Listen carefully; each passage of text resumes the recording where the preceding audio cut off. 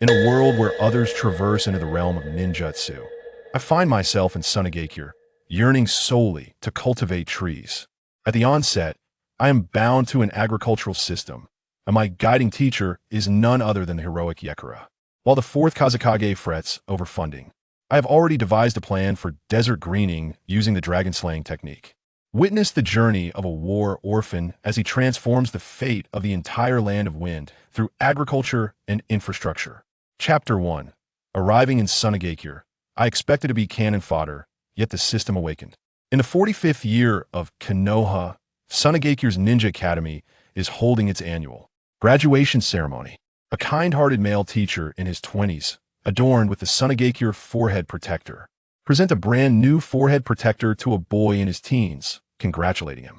Warmly, Tanakawa Shinichi, congratulations on becoming a qualified genin. Ding!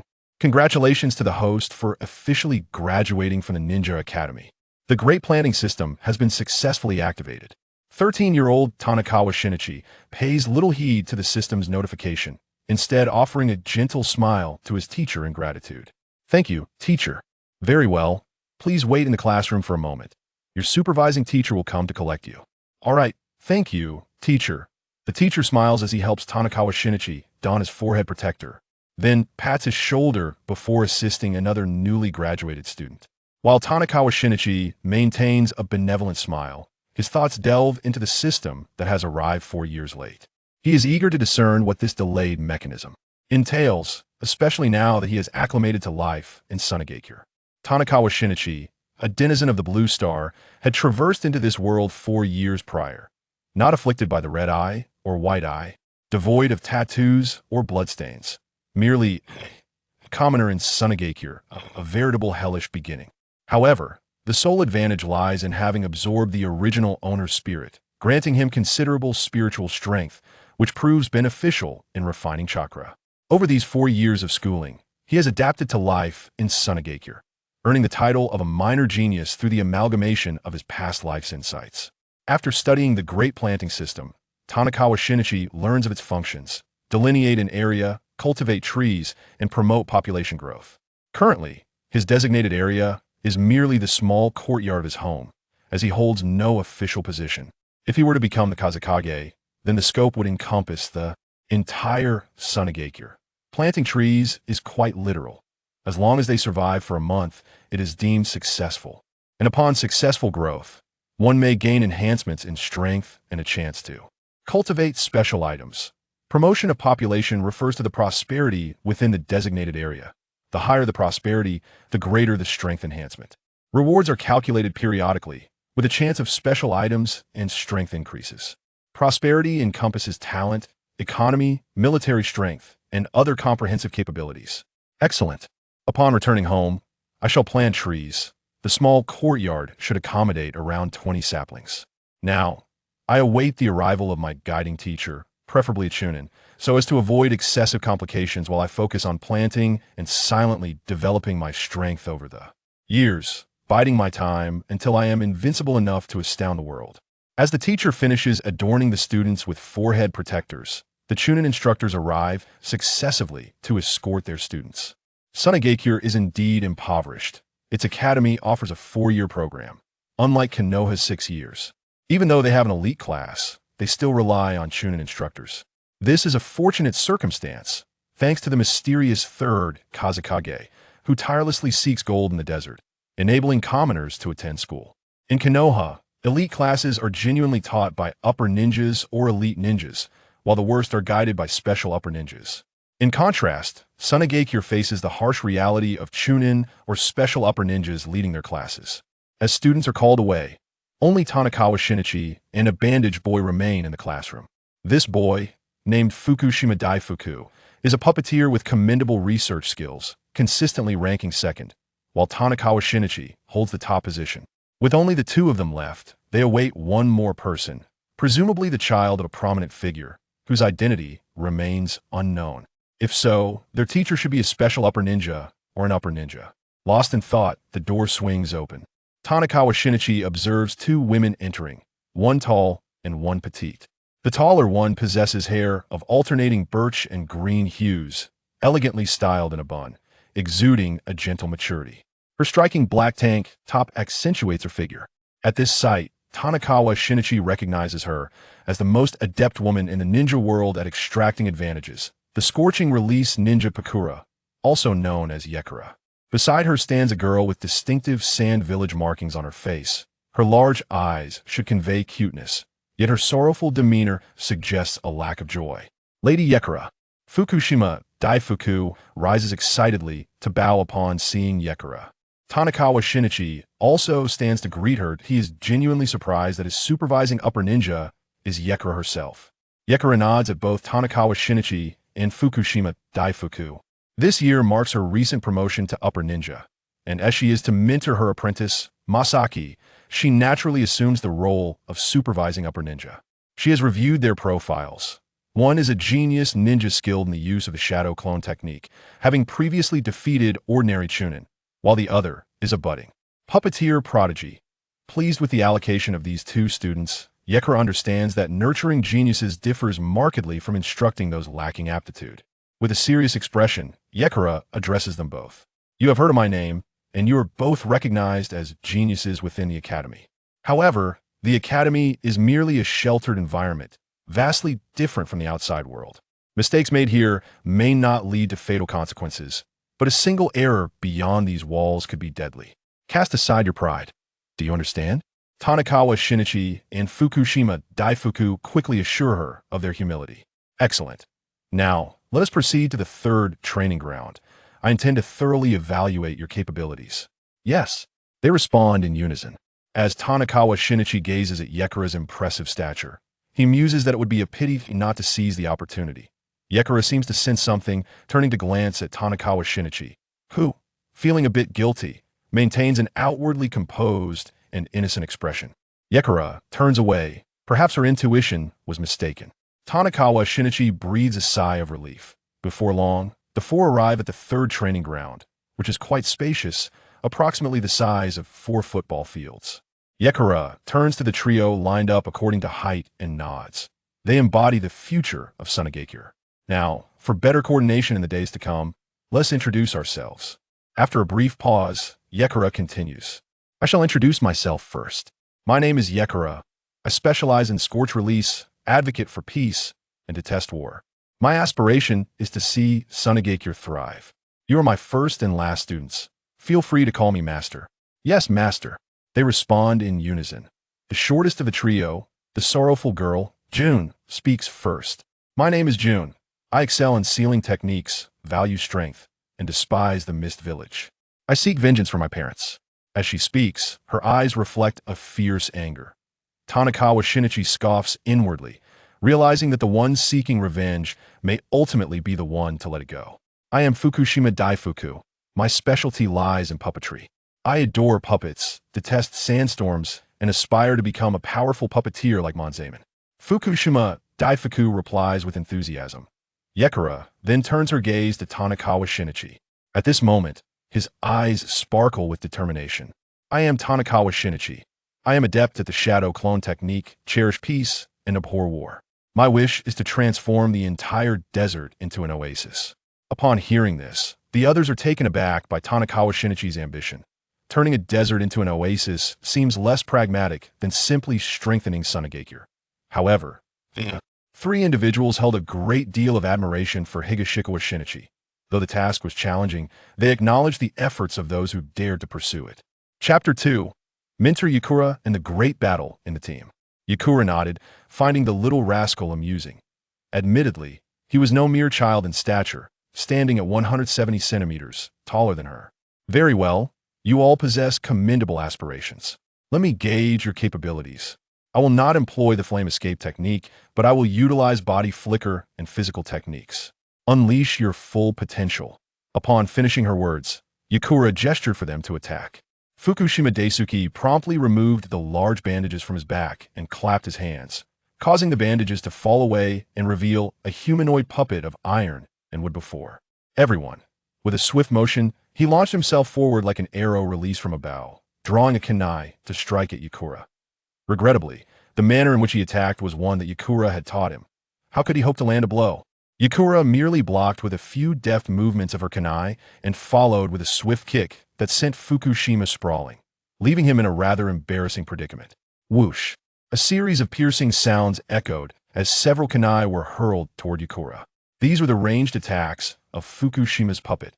Higashikawa Shinichi shook his head at the straightforwardness of their assaults. Ninjas were not meant for direct confrontation. He swiftly formed hand seals, summoning 6 shadow clones that scattered in different directions, all while throwing kunai to complement Fukushima's onslaught. Yakura, wielding her kunai, elegantly parried their attacks. Iron Sand. Fukushima's puppet opened its mouth wide, unleashing a torrent of fine iron sand toward Yakura. Too slow. With a graceful leap, Yakura evaded, casually tossing 2 kunai that struck directly at Fukushima. Fukushima ordered his puppet to defend. Whoosh! Another puppet charged toward Yakura. This was the little rascal's transformation technique. In an instant, Yakura recognized it as Higashikawa's substitution technique.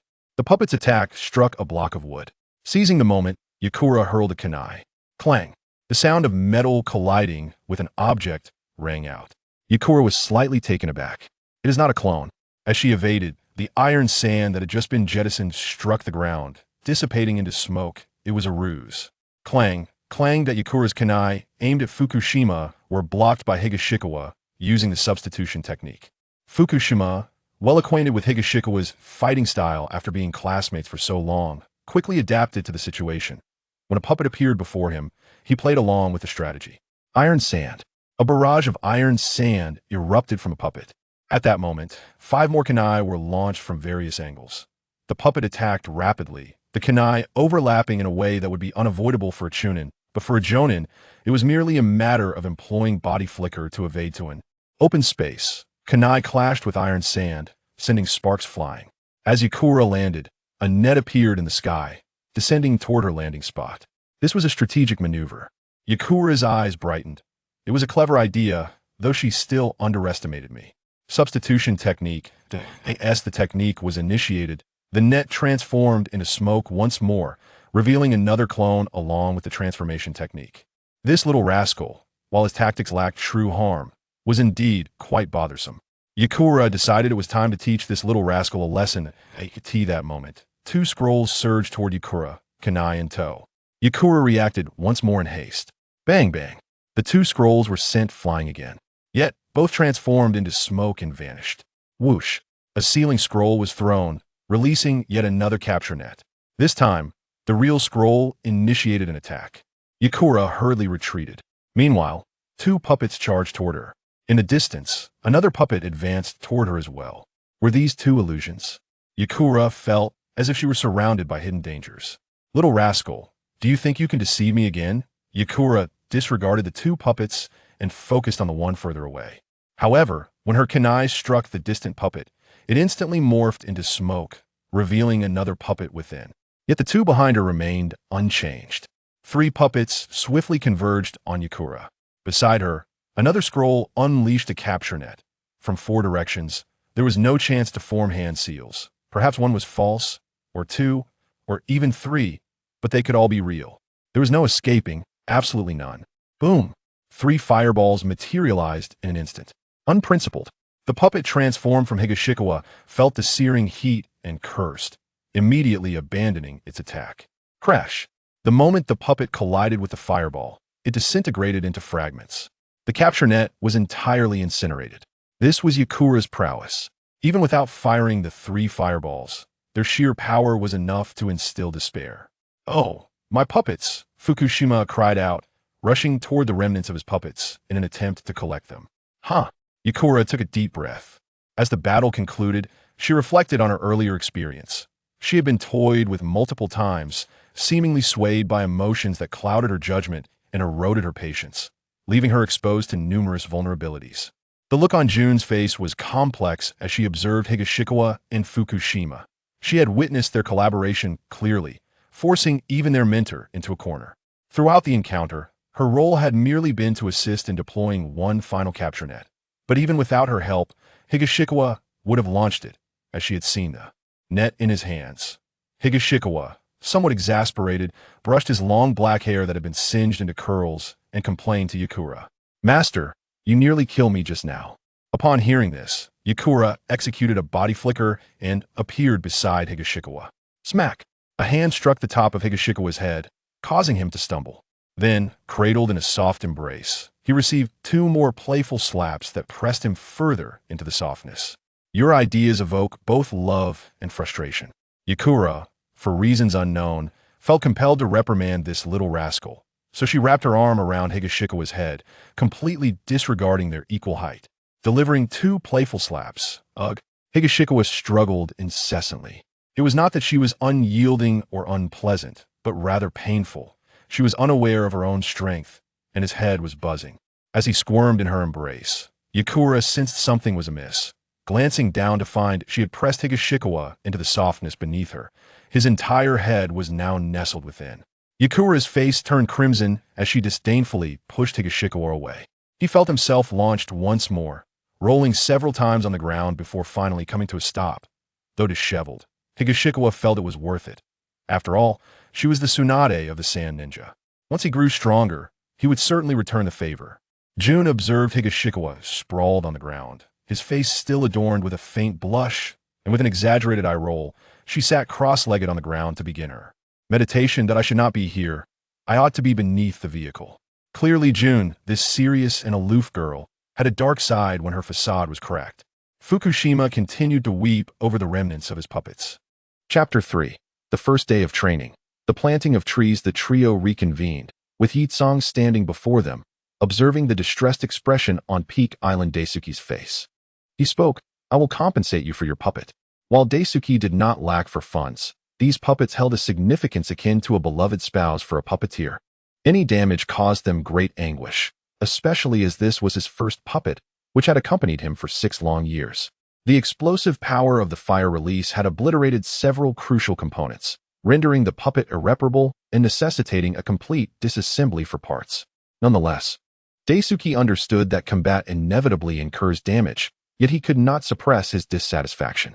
Yitsong, unfazed by Daisuke's mood, proceeded to address the others. 1. You remain as impulsive as ever. Remember, you are a ceiling ninja. In the past, lacking teammates might have excused your recklessness, but now that you have allies, your duty is to observe the enemy and coordinate strikes at opportune moments, rather than charging him blindly. The emotionless girl, Sanshur, lowered her head, quietly absorbing the lesson.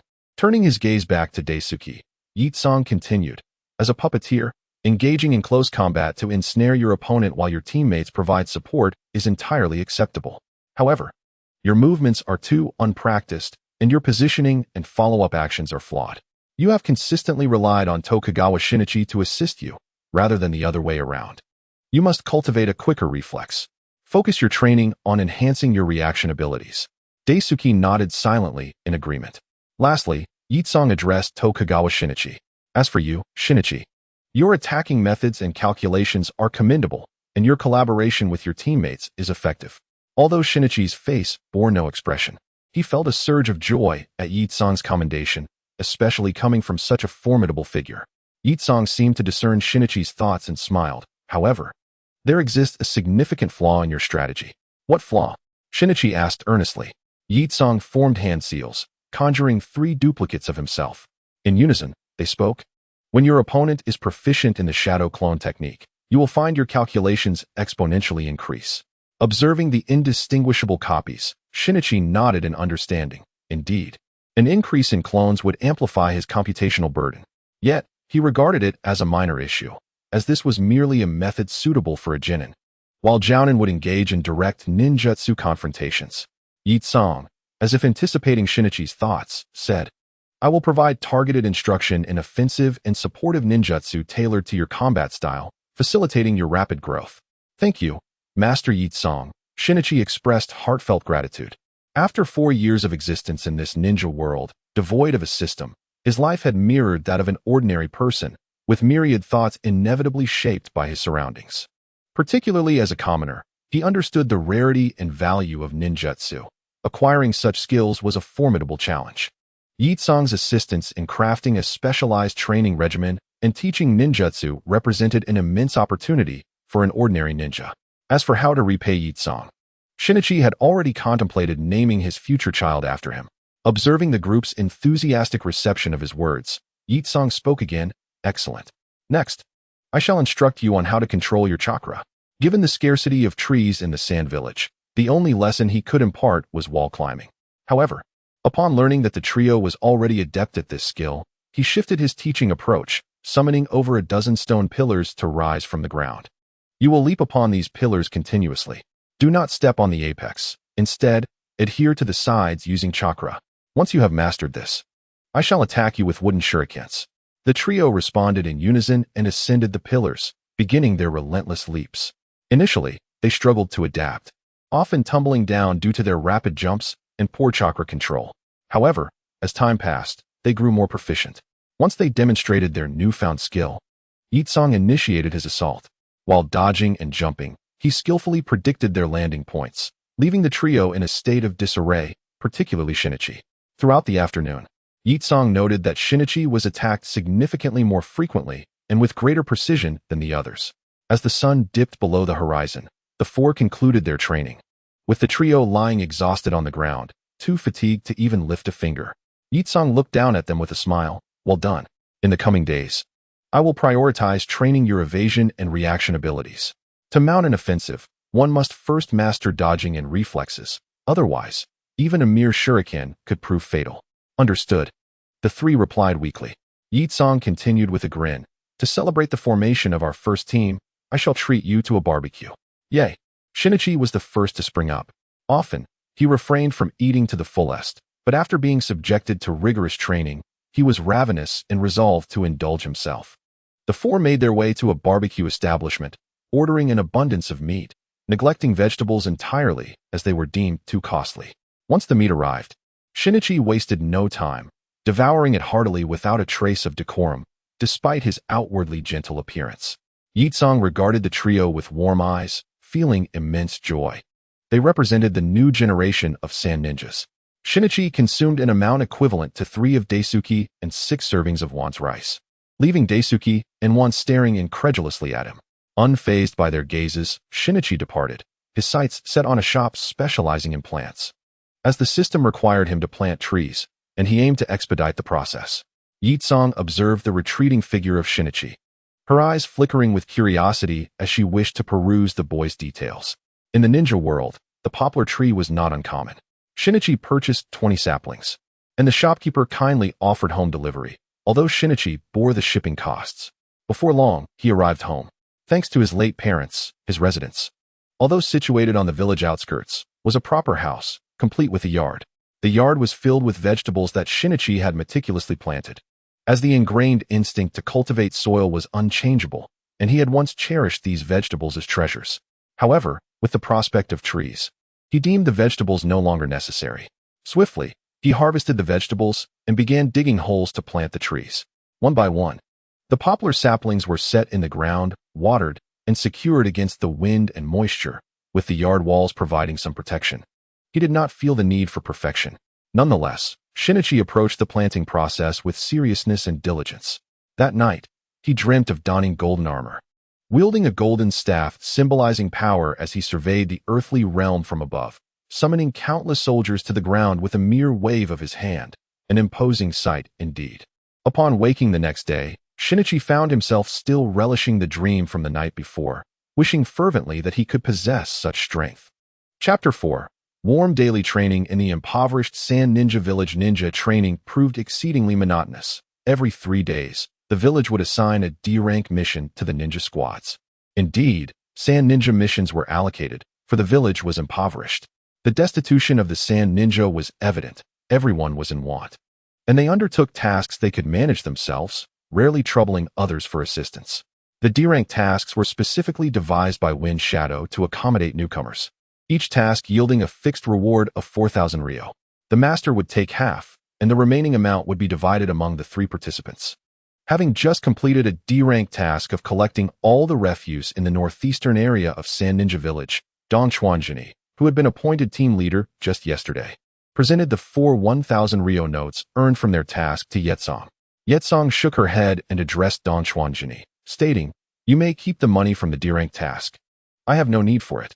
If I find myself short on funds, I shall undertake an A-rank mission."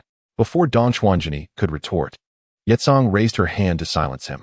I have no interest in money. My only wish is for you all to train diligently. The mission beyond the village in 3 months is your true objective. I hope you will not let me down. Yes, Master, Don Chuanjini and the others responded quickly. This is the way of the Sand Ninjas. Newly graduated ninjas must undergo concentrated training for 3 months to maximize their strength before they can leave the village. It's not that they overly cherish the lives of Sand Ninjas, but rather, there are limited tasks available, and every ninja must be nurtured to the utmost to ensure the completion of future missions. After all, the village itself takes a cut from these endeavors. This is the stark reality of elite training. Alright, to celebrate our first team's successful completion of the initial task, I shall treat everyone to grilled meat. Hooray! Thank you, Master.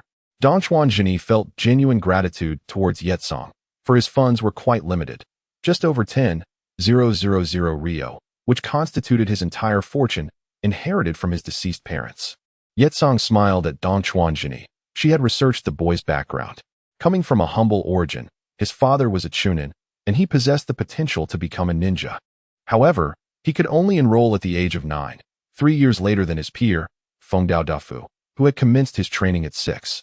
Nonetheless, this boy had managed to secure the top position in the academy, relying solely on a meager pension and the free resources provided by the school. Yetsong was acutely aware of the intensity of the training over the past few days. Given Don Chuanjini's already modest physical capabilities, without proper nutritional supplementation, a week of training could leave him utterly exhausted. The treat of grilled meat was primarily to care for Don Chuanjini. Fengdao Dafu lacked financial concerns and consumed less, but Don Chuanjini truly ate like a ravenous child. Don Chuanjini felt Yetsong's kind consideration and, overwhelmed with gratitude, had already decided on the name for his future child. The nourishment offered by Yetsong deepened his appreciation. The following morning at the training ground, Don Chuanjini arrived, holding a rose, and presented it to Yetsong. Wan's eyes widened in astonishment. What was he attempting? Was he about to become a renegade? This was truly exhilarating. Fengdao Dafu also wore a shocked expression. Yetsong had already contemplated how to decline Don Chuanjini's gesture without hurting his feelings. With utmost sincerity, Don Chuanjini addressed her, Master. You are like the most resplendent rose in the desert, beautiful and powerful, adorning the desolation. The presence of someone like you in Sand Ninja Village is indeed a blessing. This rose, purchased with my earnings from yesterday's task, is the most exquisite bloom I could find, symbolizing my unwavering intentions. I hope to become a respected strong warrior under your guidance. Alas, the anticipated confession had not materialized. Wan felt a pang of disappointment. How dull. Fengdao Dafu. With an expression of knowing, thought, this is the Don Chuanjini I know, willing to sacrifice everything to grow stronger for the village. Although such declarations might sound insincere in the Blue Star, the Sand Ninjas were not versed in romance, especially not with someone like Yetsong, who had earned the respect of countless ninjas through her formidable prowess. Rarely did anyone express such sentiments towards her. Coupled with Don Chuanjini's earnest demeanor, Yetsong felt an unexpected twinge of guilt. Though her expression remained somewhat frosty, she found his words quite endearing. She gently accepted the rose from his hands, yet remarked, Little brat, even if you flatter me today, the weight training remains unchanged. Indeed, even Yetsong, a formidable woman, would become a paradoxical mix of appreciation when her beauty and her career were complemented. Don Chuanjini earnestly replied, Master, you misunderstand me. How could I possibly evade training? I merely voiced my thoughts. Please allow me to follow in your footsteps and fight alongside you. Yetsong gently stroked the fresh petals of the rose, glistening with morning dew, clearly just purchased without having endured any jostling. In the future, refrain from buying such frivolities. With that money, you could acquire a kunai, which would enhance your odds in battle. Hee, I will do so next time. Don Chuanjini chuckled sheepishly, scratching his head, with one hand holding the rose. Yetsong retrieved a scroll with the other, causing 6 weighted leg straps to tumble to the ground. The sheer weight stirred up a cloud of dust. These were 10 jean leg weights. Today, each of you shall wear 2. Once equipped, we will continue practicing evasion on the stone pillars. After 2 days of training, the number of stone pillars had increased to over 30. Though 20 jean of weight may not seem excessive, once donned and while running, it felt akin to moving through water laden with resistance. During training, Jini noticed Yetsong carefully cradling the rose as she made her way briskly out of the training area. A smile crept onto his face, and his pace quickened. One observed Yetsong's retreating figure and then caught sight of Jini's smile. With a roll of her big eyes, she resumed her training undeterred. Approximately half an hour later, Yetsong returned to the training ground. Excellent. It seems you have successfully acclimated to the added weight. Now, we shall proceed to offensive training. Yetsong produced a specially crafted wooden kunai once more. Thus, misfortune befell Jini. One kunai for him, one for Wan, another for Jini, and one for Fengdao Dafu. And they began the cycle anew. By the end of the day, Jini was covered in bruises, having been thoroughly battered. Nonetheless, the training yielded remarkable results. Unlike the previous day, Yetsong did not treat them to grilled meat. They simply concluded their training and returned home. Although Jini felt pangs of hunger, he did not dwell on it, realizing that even with Yetsong's wealth, it was implausible for every meal to consist of grilled meat. The last feast had cost her 90,000 Rio, a sum largely due to the specialty meats. Even a single Asuma could consume over 200 meals. Indeed, it seemed that in every world, there existed greedy capitalist dogs. Chapter 5. Reward Settlement Day. Magnetic control. Upon returning home, Jini inspected his poplar tree, relieved to find no issues. This was his opportunity to alter his fate. Without a system, not only would he struggle to become strong, but he could not even prevent Yetsong's death. She still owed a debt to the two children. He must grow stronger. That night, Jini fell into a deep sleep, utterly exhausted, collapsing onto his bed without dreaming. The days of training flowed by like water, and in the blink of an eye, 10 days had passed. Basic physical conditioning was complete. Yetsong looked at the trio with satisfaction. I am very pleased with your performances. Our training will now advance. We will focus on physical conditioning in the morning and cooperative training in the afternoon.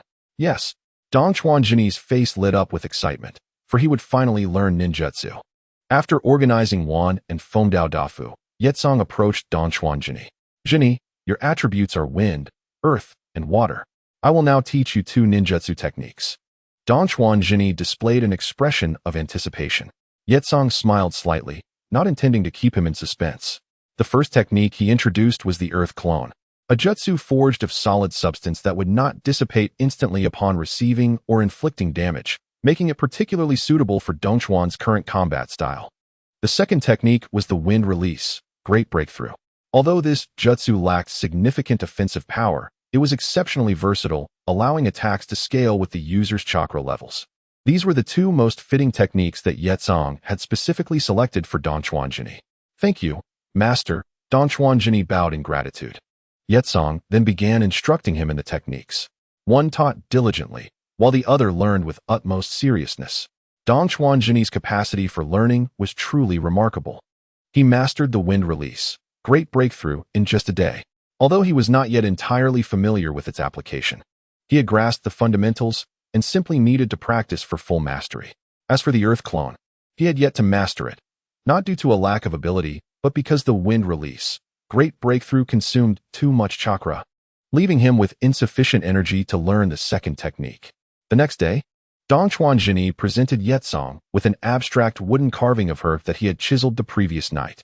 Upon seeing the abstract representation, Yetsong felt no inclination to accept it, finding it rather unappealing. Jini scratched his head sheepishly, saying, You taught me jutsu yesterday, and I had no idea how to express my gratitude since you lack for nothing. Thus, I carved this wooden figure. I know it's not very good, but I promise to destroy it, and, once I improve my carving skills, create a better version for you. As he spoke, he began to withdraw his hands. However, Yetsong promptly reached out to take the wooden carving from Jini. With a serious tone, she said, Do not feel obligated to gift me anything.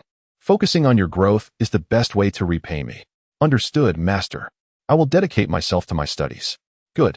Now let us continue with the training. Yes, Master. Jian rolled his eyes at the scene, finding it all too predictable. Today, Jini successfully learned the earth clone technique. Perhaps due to his proficiency with the clone jutsu, he exhibited a much higher level of mastery compared to the wind release, great breakthrough. Yetsong felt a sense of satisfaction.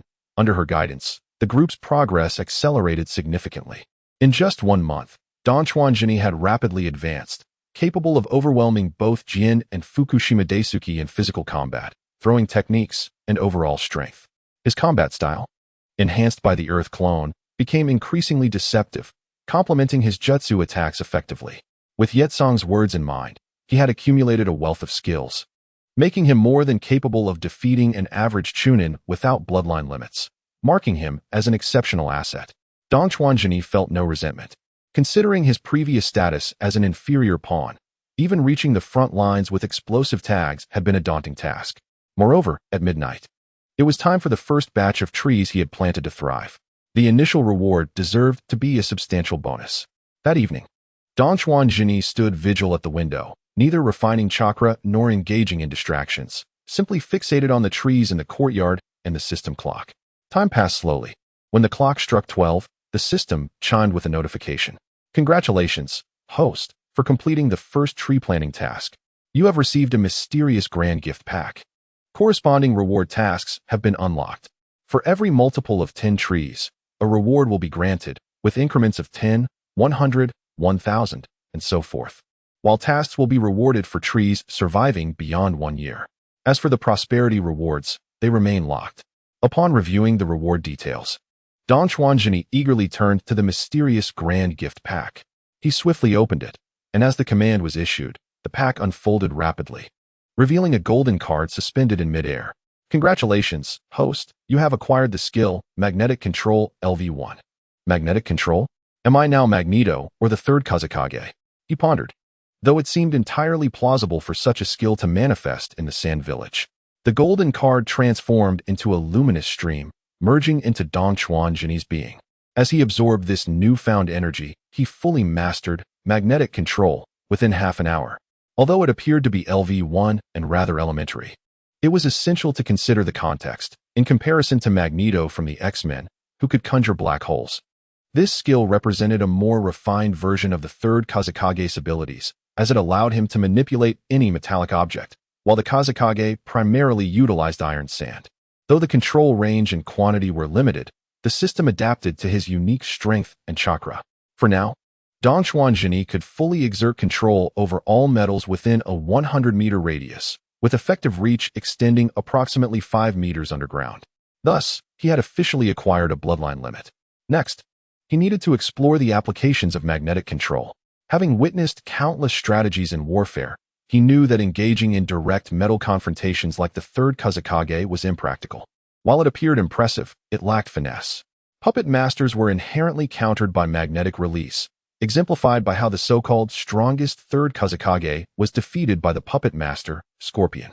Dong Chuanjini found this scenario utterly perplexing.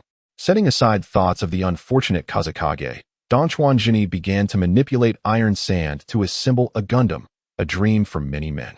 In a world where ninjas were fragile, robust defenses were essential. That night, Dong Chuanjini forewent sleep, engrossed in crafting his Gundam. He even perfectly replicated the Dragon God model and recreated the Dragon Sword. Unfortunately, these were merely ornamental. They were too large to pilot. The only usable creation was an Iron Man suit, which provided some level of defense, but lacked sufficient chakra for continuous magnetic-assisted combat. As for chakra, he contemplated the possibility of sealing the one tail within himself to extract chakra for 24 hours. Chapter 6. The Scorch release must also be passed down in the Sand Village. Yetsong gazed at Dong Chuanjini, who bore dark circles under his eyes and appeared exceptionally pale, yet strangely enthusiastic. This peculiar combination of fatigue and excitement reminded her of the faces of those who were dominated by their baser instincts. Yetsong's eyes widened. Could it be that Dong Chuanjini had already matured? He was her most promising disciple. Blessed with both talent and intellect, his growth could undoubtedly position him as a cornerstone of the village. With the right guidance, he could serve as the village's strategist, a prospect Jin would not allow him to overlook. As his mentor, Yetsong felt compelled to counsel him. He was still young and should not succumb to distractions. Now was the time to harness his burgeoning strength. However, she could not discuss this in front of Jin and Daisuke. After accepting a task, she instructed Jin and Fukushima Daisuke to proceed on their mission, leaving Dong Chuanjini behind. Dong Chuanjini looked at Yetsong with confusion as Jin and Daisuke departed. In a secluded location, Yetsong fixed a sincere yet reproachful gaze on him. "Jini, do you harbor any secrets from me?" Dongchuanjini froze momentarily, fearing that his secret regarding magnetic control had been discovered. Yet, he had drawn all the curtains last night, making it impossible to be seen.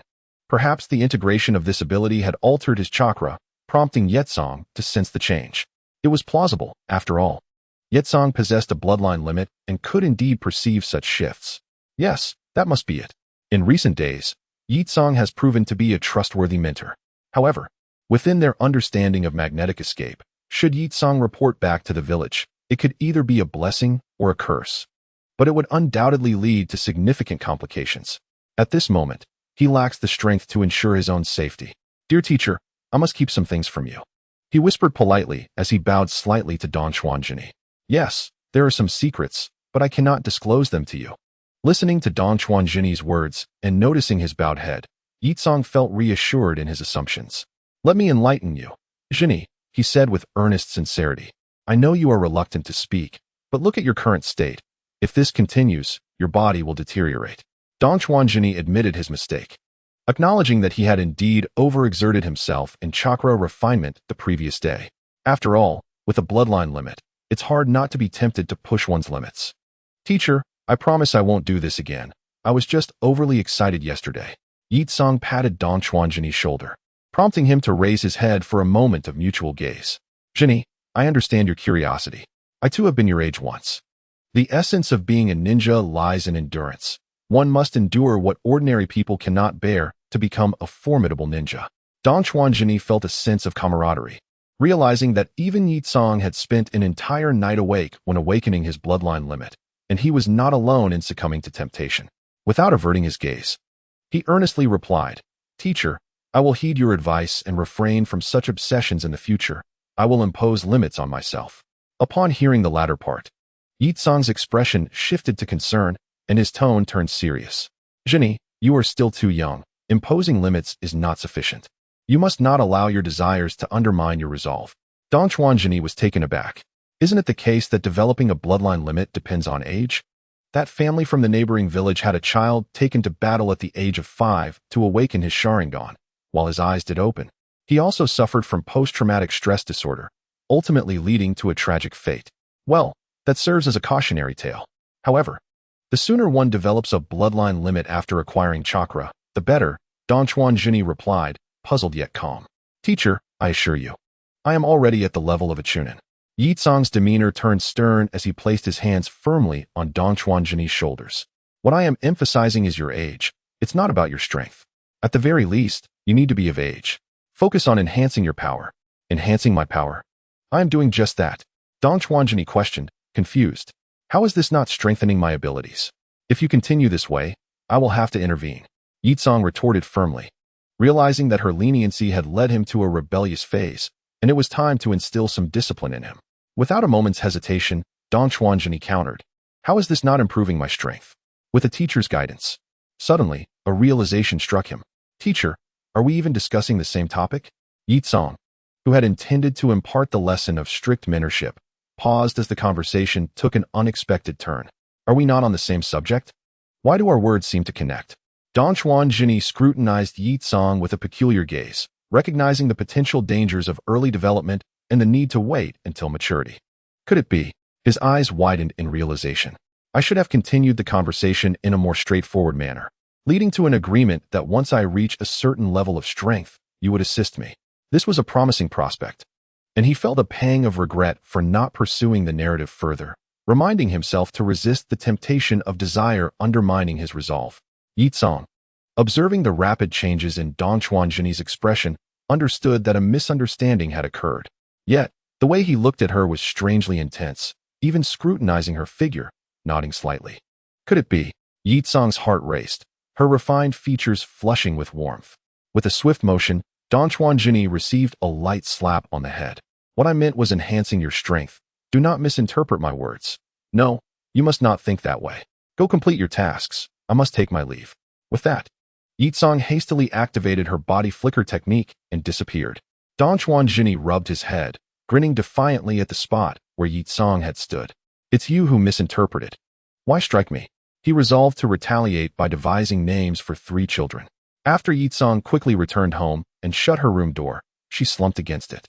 her heart racing after experiencing such an awkward moment. How would she face Shini after such an incident?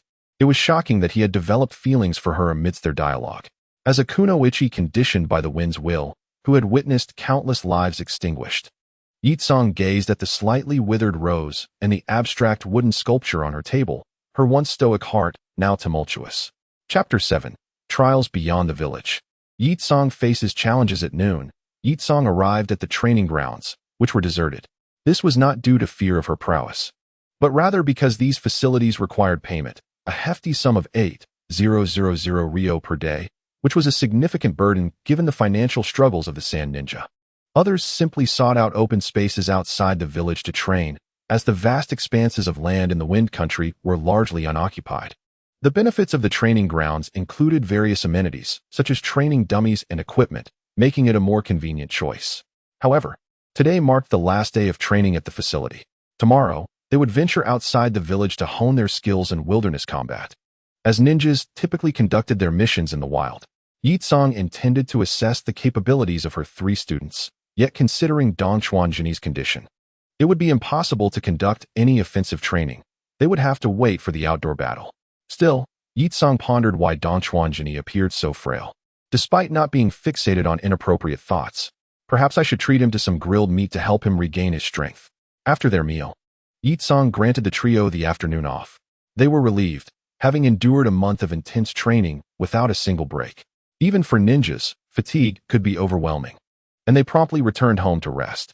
Dong Chuanjini fell asleep as soon as he got home, sleeping soundly until just after 5 the next morning. He awoke feeling well-rested but hungry.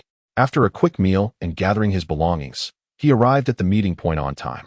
The group assembled at the village gate, preparing for an extended period in the wilderness. Upon arrival, Dong Chuanjini noticed that Yitsong and Wan had already been waiting for some time. Finally, Pingdao Dafu arrived, carrying the most equipment as a puppet master, though his storage scrolls were sufficient for their needs. Each of the 3 carried a large backpack. The group has gathered, and we shall set forth. Our destination is the Emerald Oasis, Yitsong, with an exuberant gesture, declared. The 3 companions, equally enthusiastic, quickly followed suit. As their excursions beyond the village had been few, the Emerald Oasis, a modest expanse of just over 3 miles, is located in a rather unfavorable position, where the winds howl fiercely and the landscape consists solely of grassland devoid of trees. Nevertheless, the sheltered area prevents the relentless sands from completely engulfing it. Upon reaching the oasis, the group found themselves covered in yellow dust. This path is truly arduous, complained Fengdao Daifu, burdened by a puppet weighing over 50 pounds. He regretted not selecting a lighter one, perhaps around 20 pounds.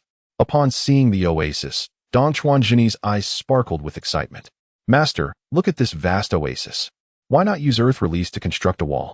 I could return to the village to procure trees and plant them all around, allowing us to free up the central grassland for fruit trees, which could generate income for us and the village. Yitsong was genuinely moved by this proposition, as his intentions were solely for the betterment of the village. However, he would not permit Dong Chuanjini's ambitions to come to fruition so easily. Very well. I shall assist you, but you 3 must impress me during this team exercise. I will refrain from using my bloodline limit and any ninjutsu of C rank or above in our combat. The trio was eager for a chance to spar with Yitsong, having made notable progress over the past month. Even Fengdao Daifu, the least improved, had developed a unique combat style, capable of donning a puppet's outer layer and engaging in dual combat. Though lacking the raw power of direct control, his mobility had significantly increased. Furthermore, they could employ shadow clone and transformation jutsu for multiple disguises and combat strategies, an idea conceived by Dong Chuanjini, focusing on close-quarters puppet mastery, which proved invaluable for him. Instead of launching a direct assault, the trio convened to strategize. The nimble Dong Chuanjini would take the lead in offense, while Fengdao Daifu would provide support, and one would limit Yitsong's ability to engage fully in the fight. After deliberating, they nodded to Yitsong, signaling their readiness to begin. The 3 simultaneously formed hand seals, summoning 2 clones each. 9 figures did not rush into battle, but instead spread out in all directions, encircling Yitsong. With a smile, Yitsong also performed hand seals, resulting in 3 clones of himself. Dong Chuanjini initiated the assault. Wind release, great breakthrough. The powerful gust stirred up a massive cloud of dust, and they all donned protective goggles, Yitsong included. The swirling sands were not merely to obscure vision, but to conceal movements. As the dust enveloped the area, Fengdao Daifu and Wan opted to cancel their clones, leaving only Dongchuanjini's Earth clone intact. Yitsong's 3 clones were also Earth clones. The 3 Dongchuanjini advanced to attack, but they were merely illusions. The clones controlled multiple shuriken, launching them from 4 directions. Earth release, Earth flow wall. With Yitsong's 3 clones and his main body, for earthen walls arose before Jini. Yet, Dongchuanjini was waiting for this very moment. Wind release, great breakthrough. The dust was once again propelled upward, and due to the walls blocking the wind, the sandstorm intensified further. 2 meters away, the chaos was indistinguishable from a swarm of creatures, with a flurry of shuriken attacking from all sides, each worth 300 ryo. They were far cheaper than kunai, which cost 1,000 ryo per set. Concurrently, a net descended from above. Yitsong's expression grew serious. Fire release, fireball jutsu. For massive fireballs erupted from Yitsong's mouth, shattering the shuriken blockade, but the earth clones vanished in the process. Although the fireball jutsu was known as a technique of mercy, incapable of killing, it effectively cleared away minor foes, as the explosions were quite destructive. Boom. The sound of the explosion sent shuriken flying. In a flurry of movement, Yitsong deftly countered the onslaught. Wind release, great breakthrough. This was Yitsong's technique, sending a gust toward the location where Dongchuanjini had just unleashed his jutsu. Unfortunately, Jini was already on the move. Wind release, violent wind palm. Yitsong transformed into a merciless jutsu machine, launching attacks in another direction. Substitution jutsu. Dongchuanjini quickly employed the technique to evade. The barrage of shuriken continued. Yitsong shifted focus, unleashing another fireball toward the swarm of shuriken. Fengdao Daifu maneuvered his puppet into the fray, while Dongchuanjini's clones and main body advanced as well. Yitsong recognized that they had utilized clones, but was unaware that they had been cancelled. Assuming they were still active, he casually hurled 2 kunai at the 2 attackers while directing his assault toward Dongchuanjini's true form. Clang. The kunai were deflected by the puppet. Iron sands surged with the gale. Wind release, great breakthrough. Behind Fengdao Daifu and the puppet, another wind release erupted. Indeed, the figure with the puppet was a clone, while the solitary Fengdao Daifu was the real one. The iron sands surged forward, propelled by the wind. Dongchuanjini deftly executed the substitution jutsu, separating from his clone, which had been a specially crafted stone placed moments before. Yitsong swiftly formed hand seals, but one denied him the opportunity as the shuriken advanced. Following the substitution jutsu, Dongchuanjini launched another attack, hurling his iron sand bundle. Wind release, great breakthrough. This was his last reserve of chakra, sending sand and iron toward Yitsong, flanking him from 2 sides, leaving Yitsong to confront only one. The other 2 flanks were swarming with shuriken. Once again, they found themselves in a precarious situation. The formation of this encirclement was no small feat. The trio had truly exhausted all their abilities, for direct tactics could not compete with Yitsong. Bang! Bang! A series of explosions resonated amidst the dust storm, smoke billowing into the air. The 3 hastily retreated. It is well known that where there is smoke, there are no injuries. Applause resonated through the swirling sands. Yitsong appeared, encircled by 3 fireballs, standing before the trio, showcasing his renowned blaze release. With a graceful stride, Yitsong approached, a smile gracing his lips, his physique reminiscent of a rose blooming in the desert, exuding a wild elegance. Quite the impressive coordination. You have earned my recognition. After a month of wilderness survival, I shall take you on a mission. Dongchuanjini and the others quickly bowed in response. Yes, master. After retracting his blaze release, Yitsong approached the trio, affectionately ruffling Wan's hair. He intended to do the same to Dongchuanjini, but their heights were equal, making it awkward. Fortunately, one was shorter, making it easier to ruffle. Dongchuanjini eagerly stepped forward, displaying a sycophantic smile. Master, about those trees. Yitsong nodded with a smile. Certainly. How many trees do you wish to plant, and where should I erect the walls? I can assist you, and I was very pleased with your performance in this assessment. I shall cover the cost of the trees. Dongchuanjini felt no embarrassment in accepting this generosity. Indeed, he relished the opportunity. The more, the better. If I could plant 1,000, I would never settle for 999. Yitsong playfully smacked Dongchuan Jini on the head. One also contemplated giving Jini a light smack, curious if it would truly feel satisfying, wondering why their master enjoyed such gestures, always smiling afterward. You are rather greedy. But this oasis is not vast, and the number of trees we can plant is limited. Let us start with 500. Will that suffice? That will be more than enough. Thank you, master. Dongchuan Jini was genuinely elated. He was satisfied with just over 100, even if it meant planting 101 trees. Immediately, he set off towards the village with the money given by Yetsong, accompanied by Fengdao Daisuke, both brimming with joy. However, Fengdao Daisuke was not as cheerful, as he had to carry dozens of pounds of puppets, for a puppet master cannot forsake his creations, much like a bull warrior never removes his mask. By around 9 in the evening, the two arrived at the Tsuifeng oasis with 6 donkey carts. The technological advancements of this world seemed oddly misplaced. While computers existed, transportation was still reliant on donkey carts and horse-drawn carriages, rather than utilizing the potential for railways and trains. Nevertheless, the trees had already been transported, and Yetsong, along with the small and large Wan, busily prepared a suitable location for Dongchuan Jini, erecting walls in the process. That night, the four began planting trees, working diligently until the early hours, managing to plant 500 saplings. Finally, they completed their task. A sleepy voice from Wan broke the silence. Dongchuan Jini looked up to see the petite Wan, just over 120 centimeters, stretching languidly. It was curious why she was so short compared to other girls her age, who averaged around 140 centimeters. However, it seemed that Wan's growth was yet to catch up, indicating that she had not reached her developmental stage. You've worked hard, Wan. Once I transform this oasis into an orchard, you shall enjoy the fruits to your heart's content. Uft, that sounds like a long wait, Wan retorted, casting a dismissive glance at Dongchuan Jini.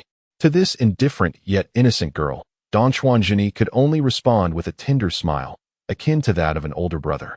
Despite Wan being merely a year older than him, after expressing his gratitude to Yetsong and Fengdao Daisuke, he meticulously checked to ensure the trees were in good condition, finally letting out a sigh of relief. Dongchuan Jini was immensely grateful to his companions and Yetsong, whose contributions had far surpassed that of a mere mentor. In the past month alone, she had spent over 3 million on their endeavors. The debt of gratitude owed to Yetsong, both in terms of finances and emotional investment, was not something that could be easily repaid. In the resource-scarce Sand Village, the tolerance shown by Wan and Fengdao Daisuke was rare, their harmonious camaraderie, characterized by mutual assistance and devoid of complaints, was indeed a rarity in his life. Was this the unique bond of the ninja world? It was rather delightful. Although Dongchuan Jini felt fatigued, he found himself unable to sleep, lying in the tent while listening to the howling wind outside and Fengdao Daisuke's snoring. Since sleep eluded him, he decided to practice his magnetic control technique. The unusual chakra fluctuations were soon sensed by Yetsong, who was not far away.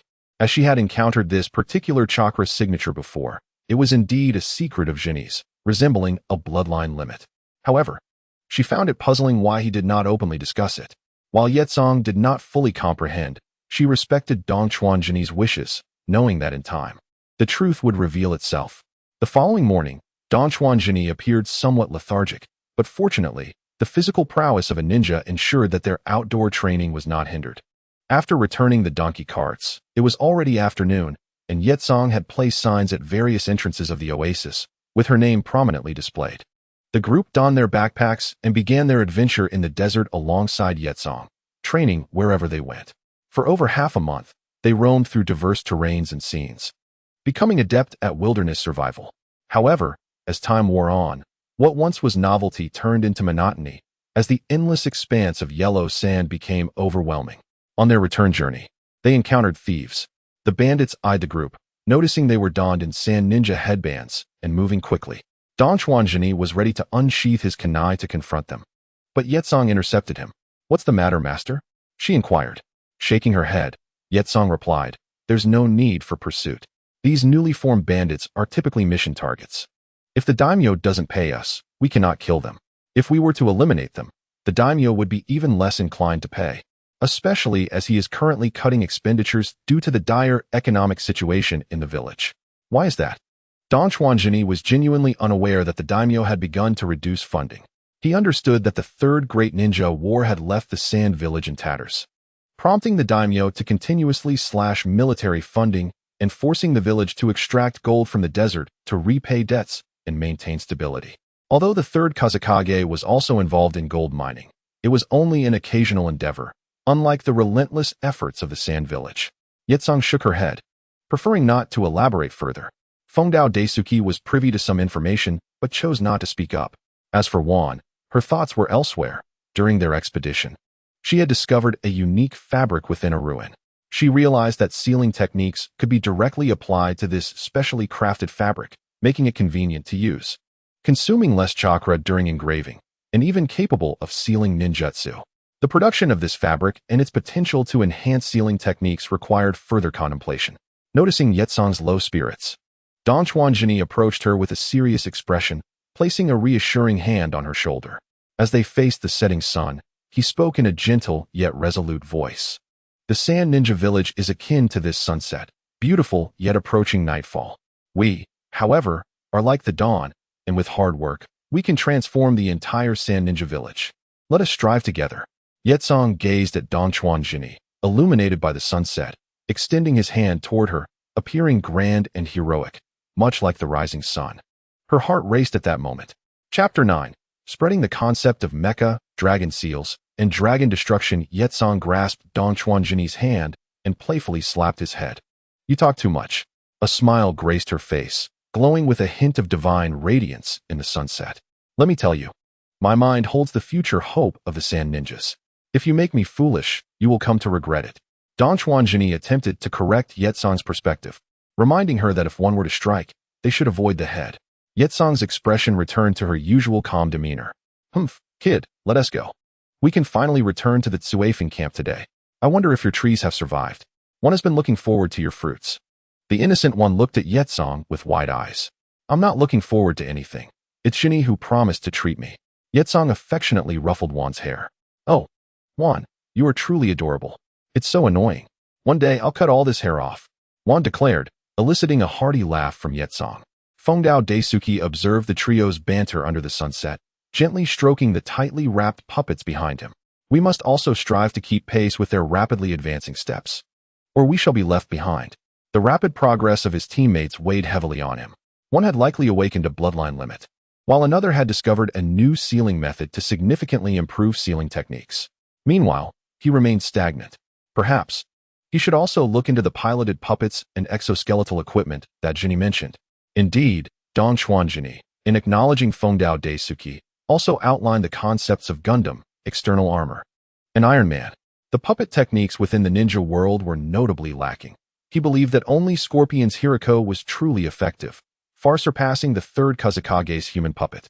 Fengdao Daisuke, initially a conservative, was resistant to such radical ideas, insisting that traditional puppetry was superior. However, one night, he inadvertently witnessed Donchuanjini controlling something remarkable, his sensitivity to chakra fluctuations heightened by his experience as a puppet master. The sensation was instinctively palpable, yet he refrained from glancing over. After a prolonged period of observation, it was highly probable that Higashikawa Shinichi had awakened his bloodline limit. However, he was neither willing nor inclined to delve into the secrets of others. The bloodline limit, to Fukushima Daisuke, was trivial, for it either existed or it did not. Yet in a desolate ruin, long abandoned for years, he had fortuitously discovered a unique fabric capable of replacing sealing techniques. This material was not only user-friendly, but also effective in sealing ninjutsu, requiring minimal chakra expenditure during its engraving. Although the method of its production remained a mystery, its research potential was undeniably substantial. Furthermore, he had even gleaned some insights from his studies. It was clear to him that if he did not innovate new puppet techniques and continued on the same path, he would only attain the rank of Jonin in 2 decades, a prospect intolerable for someone of his caliber. Thus, Fukushima Daisuke made a decisive choice. He would tread an uncharted path, aspiring to become a formidable force and to keep pace with his comrades. He hastened forward, embracing the setting sun. By 8 p.m., they returned to the Emerald Oasis.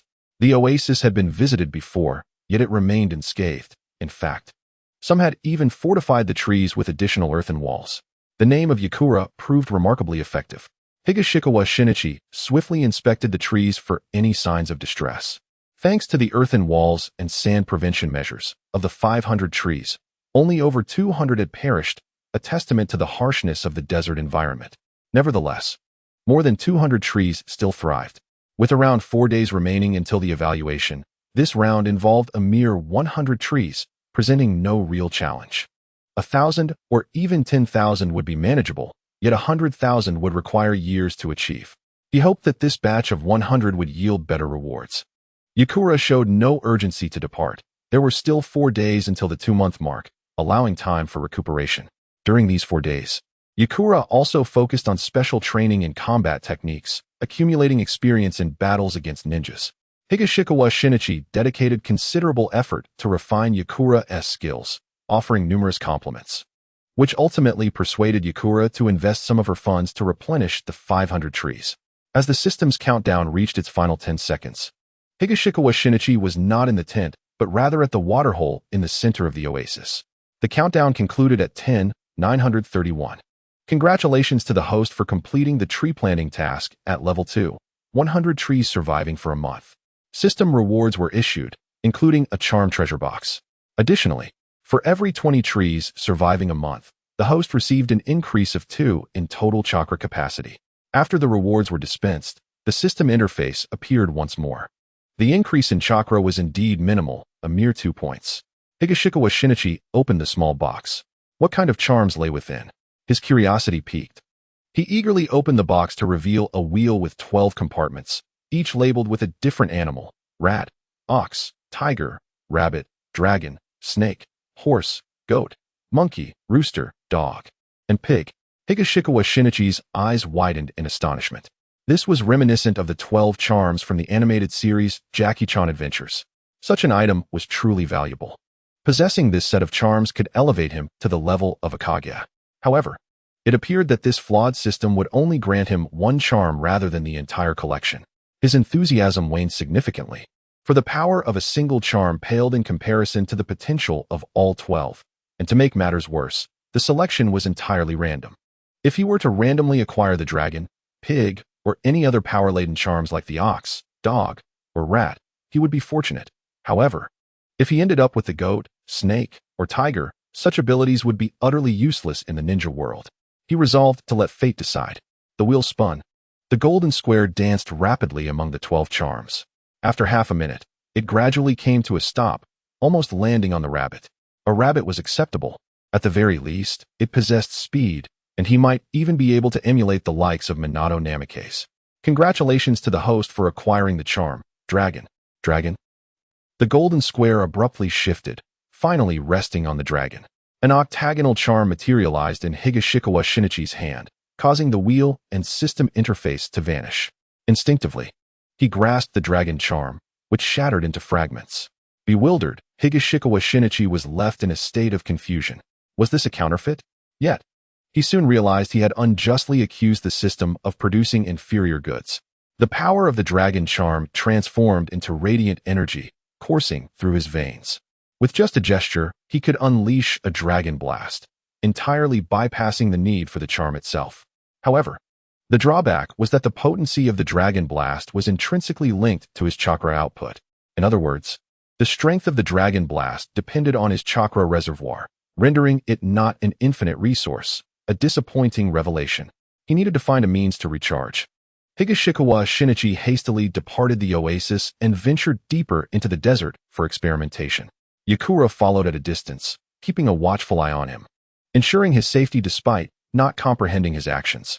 Before long, Yakura witnessed a scene that left her astounded. Higashikawa Shinichi, without forming hand seals, raised his hand, unleashing a column of high-temperature energy that detonated upon contact with the ground, creating an explosion comparable to a C-rank ninjutsu. Was this a self-developed ninjutsu? Or perhaps a manifestation of a bloodline limit? Moreover, the explosive nature of the fire column bore a striking resemblance to Scorch Release, yet Higashikawa Shinichi lacked fire affinity chakra. Chapter 10. By the Will of the Divine Tree. Deceiving Yakura once more, Yakura was taken aback, yet she continued to silently observe Higashikawa Shinichi's training. He was indifferent to her gaze. He had no fear of being watched. If time was any indication, the Ninja World War would erupt in a few years, and his prowess was bound to surface. As long as the magnetic control ability remained undisclosed, the revelation of the Dragon Blast was inconsequential. In fact, after testing its power, Higashikawa Shinichi contemplated revealing it voluntarily, for the Dragon Blast proved to be an exceptionally versatile attack technique. With his current strength, fully unleashing the Dragon Blast's power rivaled that of a B-rank fire-release ninjutsu, making exposure of its existence inconsequential. After all, in the eyes of others, its power was not overwhelmingly formidable, but for him, it was more than sufficient. What he lacked now were chakra and battle experience. Fortunately, time was still on his side. After a lengthy period of contemplation, Higashikawa Shinichi decided to return, planning to reflect further in the tent. Yakura naturally followed him back to the camp.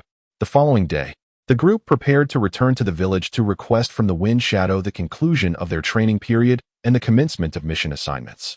The village remained impoverished. As the top jonin, Yakura had not undertaken any missions in the past 2 months, and the village showed no urgency. After all, A-rank missions were highly sought after. And with Yakura's absence, others were eager to take on tasks that she would otherwise have fulfilled. Over the past 2 years, Yakura had matured significantly, only accepting S-rank missions. But during peacetime, such tasks were scarce. Fortunately, S-rank missions offered substantial rewards, enabling her to sustain herself for a year or two with just one. Master, I have a ninjutsu I'd like you to examine. Having contemplated throughout the night, Higashikawa Shinichi resolved to disclose the Dragon Blast to Yakura. He required her assistance. Otherwise, he could not possibly cultivate enough trees within 3 years to ascend to the level of a Kage. While he could not reveal the system, he could certainly share the secret of tree cultivation. With magnetic control as his trump card, he was already on firm ground, and the task of planting trees could easily be attributed to the divine tree's influence. Yakura seemed to sense his intentions and promptly accompanied Higashikawa Shinichi deeper into the desert. Meanwhile, Jun and Fukushima Daisuke continued to pack their belongings. Before long, Higashikawa Shinichi and Yakura arrived in the desert. He turned to her earnestly and declared, "Master, I possess a ninjutsu I have developed, which I have named Dragon Blast." Yitsong was certainly aware of the situation, yet he nodded and said, "Show me your ninjutsu." "Very well." Dong Chuanjun raised his hand and unleashed a Dragon Blast towards the adjacent sandy ground, causing a significant amount of chakra to dissipate.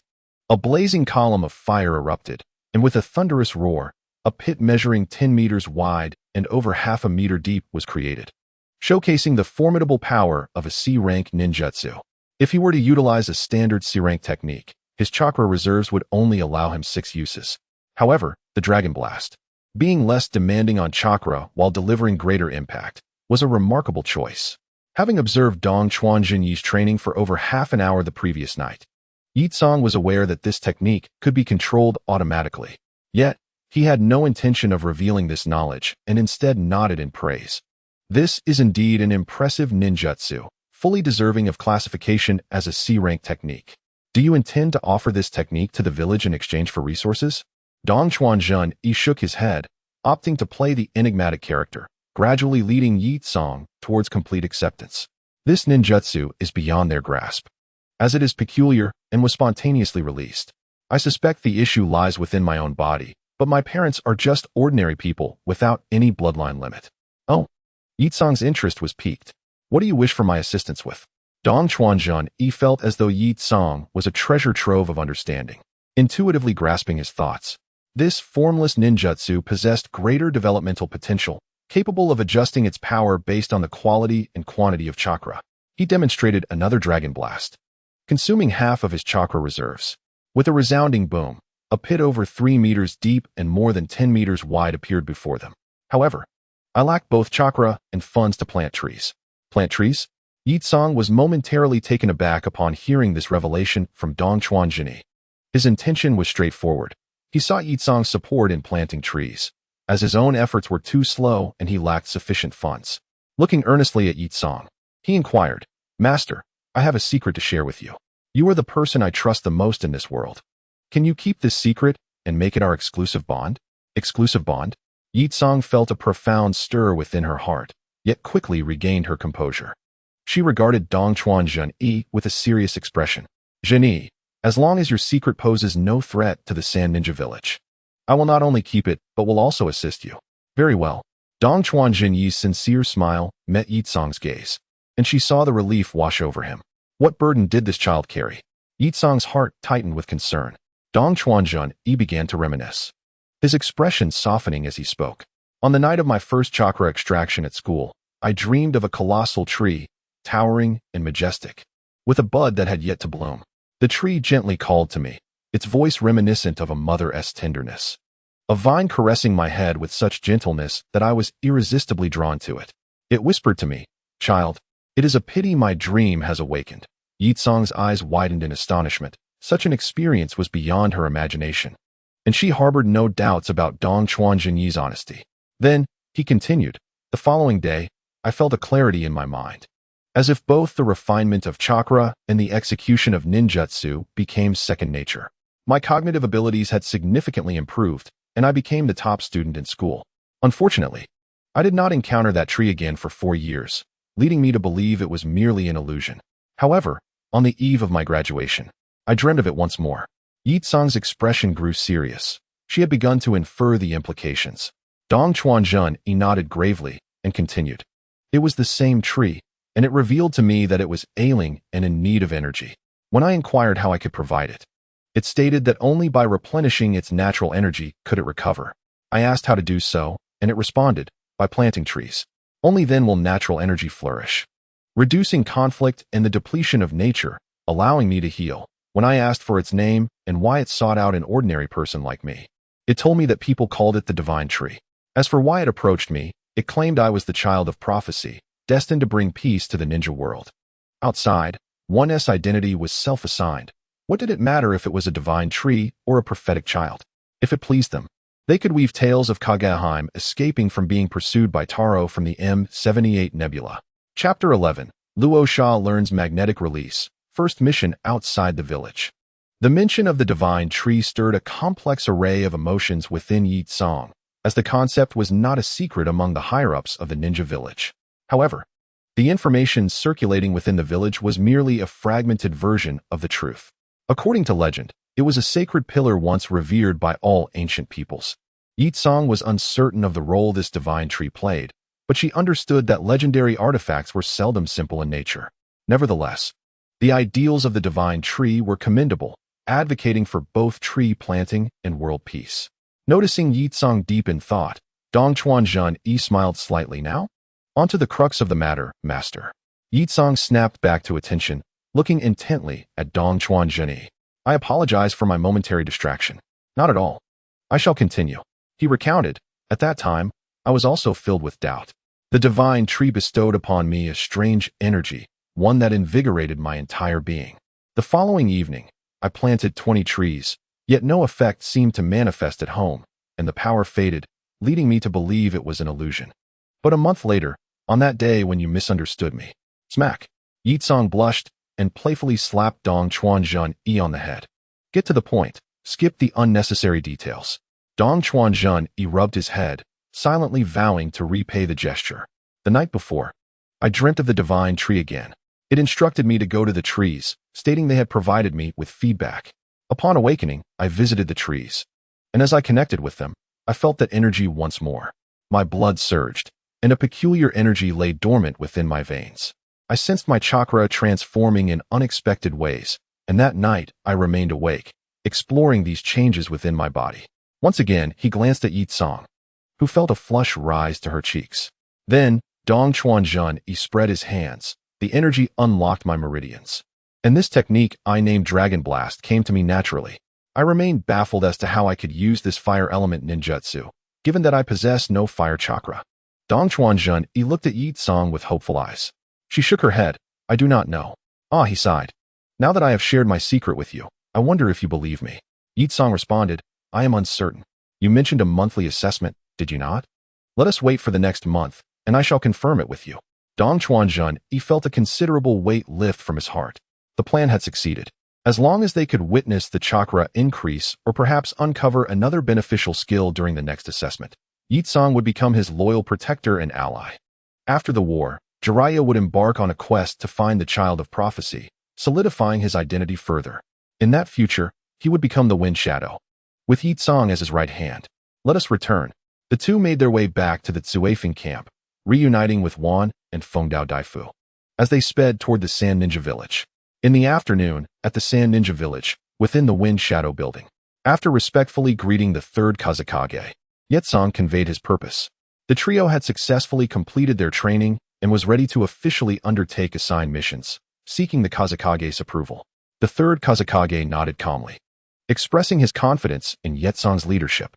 In that case, you shall lead them to accept the mission tomorrow. Of course, Kazekage, Yetsong replied.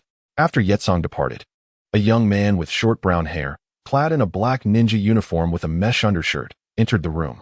Master, I have now mastered the magnet release, gold dust technique. A smile appeared on the calm face of the third Kazekage. Excellent. I will now entrust you with the next task, Rasha. Rasha respectfully bowed to the Kazekage. For the village, this is my duty. Once Rasha exited, he gazed in the direction Yetsong had gone for quite some time before leaving. There were too few rivals in the village capable of contesting the Kazekage's position. Only he and Yetsong remained. However, Rasha held no ill thoughts towards Yetsong at present, considering the Kazekage's relative youth. The following day, Yetsong brought Dongchuan Jini and the others to the Kazekage's tower to accept their mission, providing no time for rest, a matter on which none of them complained. Ninjas grow only through missions. The third Kazekage held Yetsong in high regard and personally met with his team. This is your mission. Given that this is your team's first assignment, I have specially selected a practice task for you. Yetsong expressed his gratitude to the Kazekage. Thank you for your consideration, Kazekage. Dongchuan Jini and the others bowed slightly in appreciation. After exiting the Kazekage's tower, Yetsong unfurled the mission scroll. Dongchuan Jini and the others hurriedly gathered around. The task was a C-rank mission to eliminate a band of thieves comprising over 30 members who had been plundering merchant caravans in the desert, recently appearing near the Nambwa Highlands. Among the thieves were no ninjas, only 3 wandering samurai, with the rest being ordinary civilians. Not to mention Dongchuan Jini. Even one could easily dispatch them. Dongchuan Jini and the others understood this to be the Kazekage's way of providing them with a blooding mission. Yetsong remarked calmly, "This is a rather ordinary task. I will not intervene and leave it entirely in your hands." Understood, the trio replied in unison. The Nambwa Highlands were not close to Shinichi, spanning half the Wind Country, but with the speed of ninjas, they would reach their destination in just over half a day. After more than 7 hours, the 4 arrived at the Nambwa Highlands. While the journey was straightforward, locating the enemy proved troublesome, especially in the vast desert where visibility was hindered by swirling sands. However, the 4 were not overly anxious. Gathering intelligence was a vital skill for ninjas, and they separated to search. About an hour later, one reported that she had located the bandits' campsite. Dongchuan Jini and Minjima Daisuke quickly joined her. Just as the 3 regrouped, they spotted the bandit group beginning to relocate. With no elaborate tactical plans, the 3 unleashed their shadow clones and charged into the crowd. The bandits, seeing over 10 figures adorned with ninja headbands, did not dare to resist. Like popcorn popping in a pot, they scattered in all directions, their horses galloping swiftly but unable to match the speed of the ninjas. In just 3 to 5 minutes, the bodies of the 33 bandits were gathered into a single pile. One pulled out her camera to photograph the evidence, confirming that the targets had all been eliminated and the mission completed. On his first kill, Dongchuan Jini did not experience the nausea often depicted. Instead, he felt a slight discomfort, mingled with a reverence for life and a sense of detachment. After taking the photographs, Dongchuan Jini began to remove the clothing from the corpses. One was perplexed, wondering why someone who seemed to admire Yetsong would be stripping the bandits. These are all burly men, she thought. Could it be that Yetsong rejected him, leading to this twisted behavior? Minjima Daisuke, preparing to burn the bodies, was also taken aback and quickly asked, "What are you doing?" Dongchuan Jini looked at them, bewildered. "Of course, I'm looting the corpses. After killing them, aren't you going to search them for valuables?" "But they are merely civilians, lacking any significant value," he replied, shaking his head while glancing at Yetsong. Yetsong also shook his head. "After completing the mission, I will leave with the mission spoils." Dongchuan Jini, distressed, exclaimed, "Do you not understand the meaning of killing and looting for wealth? This is a saying among commoners. Once I loot, you'll understand." The 3 looked at Dongchuan Jini, realizing that commoners do not possess wealth like ninjas. Even if they were to search, it would be in their stronghold, not worth the time to rummage through these men. Soon, They were astonished. The wealth found on the 30-plus bodies amounted to over 100,000 ryo in cash, coins, and valuables. However, they were not only shocked by the amount Don Juanjini had unearthed, but also by his ruthless methods, not sparing even the teeth, digging straight into the wounds. Look, it's that simple to find valuables. Here is a map as well. I suspect it marks where these bandits stashed their loot. Would you like to join me in searching for it? Don Juanjini pointed at the gathered wealth and proudly displayed the parchment. Juan and Minjima Daisuke instinctively nodded. A C-rank mission rewards between 1 million ryo, and the wealth they had gathered was already equivalent to 2 mission rewards. Money is desirable for all, even for Yetsong, who was not in need of funds. Without needing Don Juanjini to ask again, the three gathered to examine the map. The marked location was in the Nambwa Highlands. Freshly drawn, likely indicating where the bandits had hidden their plunder. With a map in hand, locating the stash became much easier. In about half an hour, they discovered a cave, which was initially blocked by a large rock, but was easily cleared with a fire technique. As they entered the cave, they were slightly stunned by the sight of various bizarre treasures, piles of gold and silver coins, and even some books and documents. It turned out these bandits had raided a manor belonging to a minor noble named Dodo, taking everything of value. As for the claim that they had robbed merchant caravans and were being pursued by the noble's bounty, it was merely a matter of pride for the noble, who preferred to present the narrative as one of righteous indignation rather than admitting to being robbed. Excluding some rare antiques, the gold and coins alone amounted to over 900,000 ryo. This was merely a minor noble's estate. If it were this affluent, the noble's liquid assets would surely exceed 10 million ryo. There are hundreds of minor nobles in the Wind Country, and the higher-ranked nobles number in the hundreds as well. One can only imagine the extent of their wealth. Yetsong's envy was palpable. The annual budget for Shinichi was only around 100 million ryo, and recent cuts had made things even tighter. The treasures taken could sustain Shinichi for decades. You see, if we had burned the corpses with a fire technique, the treasure map would be lost. They all nodded in agreement. Don Juanjini chuckled. However, I still recommend using puppets to search the corpses. Otherwise, if you trigger an explosive tag, it could end poorly. The group turned their gaze to Minjima Daisuke, who was filled with helplessness, realizing he had inadvertently entangled himself in their plans. After sealing all the valuables within sealing scrolls, Yetsong detonated the cave with a few fire techniques. It was already evening, making it unsuitable for travel, so they sought a sheltered spot to spend the night. The following day, they returned to Shinichi. The rewards for C-level tasks are significantly greater than those for D-level tasks, amounting to a staggering 50,000 taels. However, in light of unexpected gains, this sum pales in comparison. The C-level task consumed an entire day and night, with Yitsong earning 400,000 taels, while the others received 200,000 taels each. The treasures are currently in Yitsong's possession, and they will be sold at a later time. With few tasks available, the group is not in a hurry to accept new assignments. Don Juanjini has not engaged in training. Instead, he has taken his earnings to purchase trees.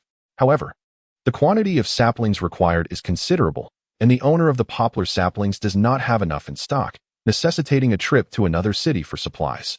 With 200,000 taels, he can purchase over 2,000 saplings. Don Juanjini decides not to linger in the village but informs Yitsong of his intention to train at the Triumphant oasis, to which Yitsong wholeheartedly agrees. Juan and Fengdao Daisuke also wish to accompany him to the Triumphant oasis. One can practice anywhere, focusing on the study of fabrics and sealing techniques, which require a quieter environment. Fengdao Daisuke, on the other hand, has recently faced scolding from his father for straying from traditional paths while researching new puppets. But he longs for an opportunity to escape the village. The team sets off once again for the Triumphant oasis.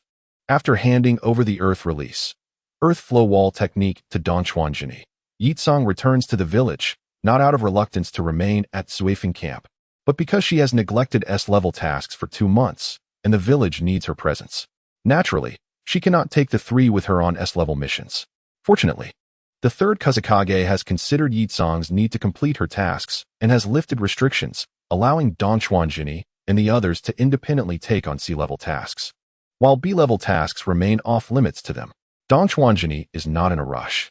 He begins planning the earth flow wall according to the number of trees and the locations of the planting pits, while Juan and Fengdao Daisuke focus on their respective studies. each engrossed in their own pursuits. Days later, over 300 trees arrive at the Triumphant oasis, along with a supply of water. Donchuan happily pays the final amount and begins planting according to his plan, utilizing his earth clone technique. The task of planting over 300 trees consumes a full day and night. Following the planting, he commences the care of the trees, particularly those on the outermost perimeter. If not for the limitation of his chakra, he would have raised the earth walls to a height of 100 meters to create a sand barrier, establishing a rainforest amidst the desert. Although these two worlds are distinct, there are definitely connections to be made. With ample time and no need to undertake missions elsewhere, Donchuan dedicates himself to nurturing the trees. After 2 days, he finds himself with some leisure time. Rather than rushing into training, he seeks out Fengdao Daisuke, who is currently immersed in research on external armor. Daisuke is working on a wearable combat armor that features defensive plating on the upper body and 24 mechanical arms extending from the back, capable of executing ordinary attacks while also releasing shurikens, iron sand, and poison. This design is inspired by Dr. Octopus from Spider-Man, representing the simplest form of external armor. How is the research coming along? Donchuan asks with a smile as he sits beside Fengdao Daisuke. Daisuke, momentarily interrupted, is not displeased. Instead, he enthusiastically raises a wooden board and begins to elaborate. There are no issues with the research, and I can indeed create the external armor you described. However, simultaneously incorporating iron sand, poison, shurikens, and other hidden weapons into one mechanism poses a challenge. I plan to use 4 arms, each serving a distinct function, which will simplify installation and avoid overly complex designs. Donchuan pats Daisuke on the shoulder with an encouraging smile. That sounds promising. Just ensure that your mechanical arms are sturdy enough. They must serve both offensive and defensive purposes. Daisuke nods, continuing with his excitement. I intend to use a special alloy throughout. It is remarkably strong, yet half the weight of ordinary iron. Although its defensive capabilities may be limited, I can create 2 additional mechanical arms equipped with high-strength small shields for protection. Excellent. Keep at it. Once you succeed, you will be a pioneer in the reform of puppetry in Shinichi, and your name will be celebrated throughout the village. You may even earn a dedicated page in your family's genealogy. Absolutely, I will strive diligently. Daisuke is stirred by the thought of having a page in the family record. If he could create the versatile and formidable Iron Man or an impressive Gundam as described by Shinichi, achieving such an honor would be a dream come true. Hearing this exuberant declaration, Juan, who is studying sealing techniques, cannot help but roll her eyes. Ugh, such childish fantasies. Oh, Juan, are you still focused on fabric research? If I were you, I would abandon it and explore card designs instead. Just imagine, a single card thrown could become a net, unleashing countless shurikens and kunai, so much more dazzling than your fabric attacks. Upon entering Juan's tent, Donchuan begins his pitch. Juan shoots him an exasperated glance. Not interested. Look how impressive this is. Donchuan exclaims, tossing a metal plate casually. Several plates fly swiftly, slicing open the tent. If the plate contains sealing techniques, once thrown, it could activate seals, transform into explosive tags, or even apply poison, effectively laying out formations from a distance. After all, a metal plate makes for an excellent weapon. As Juan sees the 2 gaping holes in her tent, a wave of frustration surges within her. She draws her kunai and charges at Donchuan. Hey, I was only trying to help, he exclaims, dodging with exaggerated shouts. Do you know how difficult it is to repair a tent made from this material? Realizing he has crossed the line, Donchuan makes a hasty retreat. Juan, unable to keep up, returns to her tent in a fit of frustration, stitching the fabric with fierce precision, as if she were stabbing Donchuan himself. Once the tent is mended, Juan resumes her study of the fabric. However, her gaze drifts to the metal plates nearby, pondering their greater utility compared to the fabric. Yet, she recalls that fabric is essential for sealing ninjutsu, which is her true focus. Donchuan shrugs. To him, sealing techniques appear formidable, yet aside from a few powerful ones, most require close combat, raising doubts about Juan's ability to master such techniques. Perhaps it would be better for her to don the persona of a card master, specializing in explosive, sealing, and poison cards, while exploring other attributes later on. Nevertheless, he decides to prepare some cards in secret and showcase them to Juan, hoping to capture her interest. A week passes, and although Yi Tsong has yet to return, Fengdao Daisuke successfully completes the wearable combat armor. He dons a standard black armor on his upper body, supported by two metallic arms over 3 meters long, each equipped with circular discs measuring over 30 centimeters. The other 4 arms, also over 3 meters long, sway behind him like tails. With a triumphant smile, Fengdao Daisuke addresses Donchuanjini and Wan. What do you think of my armor? Donchuanjini gives him a thumbs up. This is genuinely impressive. I'm curious about its capabilities. Shall we spar to find out? Absolutely. Fengdao Daisuke replies enthusiastically. Wan, however, is less impressed, finding the many appendages rather unattractive. The metallic arms resemble human legs, guiding Fengdao Daisuke toward the desert, as combat is prohibited in the oasis. He has witnessed the heartache on Donchuanjini's face when a tree perished, and he would never let his friends suffer such distress. The 3 individuals swiftly arrived at a location near the desert. Higashikawa Shinichi performed hand seals, summoning 3 clones. Peak Island Daisuke stood firmly on the ground, manipulating 6 metallic arms that swayed continuously, exuding an extraordinary metallic aesthetic. Higashikawa Shinichi initiated an assault with wind release, great breakthrough. The 3 clones simultaneously unleashed their jutsu, stirring up a vast expanse of yellow sand. Rather than directly employing Dragon Explosion, he merely fed techniques to Daisuke, testing the durability of this external armor. As the metallic arms opened, iron sand swept forth, while Daisuke retaliated with his own wind release. Great breakthrough. The earthen wall rose, blocking most of the iron sand. Crash! Crash! 2 metallic arms pierced through the earthen wall, instantly deploying shurikens and kunai. The shielded arms struck the earthen barrier with great force, shattering it. At that moment, Higashikawa Shinichi had already positioned himself behind Daisuke, executing another great breakthrough. The 2 metallic arms quickly moved to intercept. Although the great breakthrough was blocked, Daisuke was still sent flying. However, his 6 metallic arms prevented him from falling, absorbing the shock and allowing him to land in a combat stance. After a moment of panic, Daisuke launched a counterattack, sending kunai sweeping towards Higashikawa Shinichi. Shinichi chuckled, finding the encounter amusing, far more engaging than battling a simple puppet master. Utilizing the body replacement technique, he evaded all attacks. As the earthen wall was breached by Daisuke's metallic arms, the clone technique successfully activated. Numerous clones surrounded Daisuke, drawing kunai and launching them at him. 2 shielded metallic arms swiftly blocked the kunai, while the other 3 struck at the clones. Though the metallic arms measured only 3 meters, the kunai and shuriken could be thrown from a distance. 1 metallic arm remained stationary, guarding Daisuke, containing toxic smoke and thus refraining from attack. Higashikawa's clones desperately dodged, but the metallic arms constantly shifted positions, ultimately being overwhelmed by the sheer number of shuriken and kunai. Daisuke, your armor is an absolute advantage against those below the Chunin level. Next, we shall test the resilience of Jutsu. Are you prepared? Daisuke's voice echoed from afar. No problem, bring it on. Chapter 14. The Return of Yakura and a New Mission. Daisuke, allow me to demonstrate my newly developed Jutsu, Higashikawa Shinichi announced. Yoru's eyes widened in astonishment at the mention of a new Jutsu. You graduated from ninja school less than 3 months ago. Are you joking? Dragon Explosion. Higashikawa raised his hand, unleashing a pillar of intense flame. Yoru rubbed her eyes in disbelief, suspecting she had misinterpreted the scene. As it appeared, Shinichi had not performed any seals. The development of a new jutsu was already impressive, but he had executed it without seals. Daisuke was equally taken aback by the concept of a non-sealed jutsu. Fortunately, the 6 metallic arms were agile enough to narrowly evade the attack, which instead struck the ground, creating a massive crater over 3 meters wide. Daisuke was drenched in cold sweat. The speed and power of the attack were terrifying. Had it struck him, it would have been catastrophic. Higashikawa raised his hands once more, declaring, another attack is imminent. 2 dragon explosions surged towards Daisuke. He could not afford to be distracted, hastily attempting to evade. However, the searing flames approached too rapidly. He barely dodged one, while the other fire pillars sealed his escape. Daisuke had no choice but to brace himself with his shield. Crash!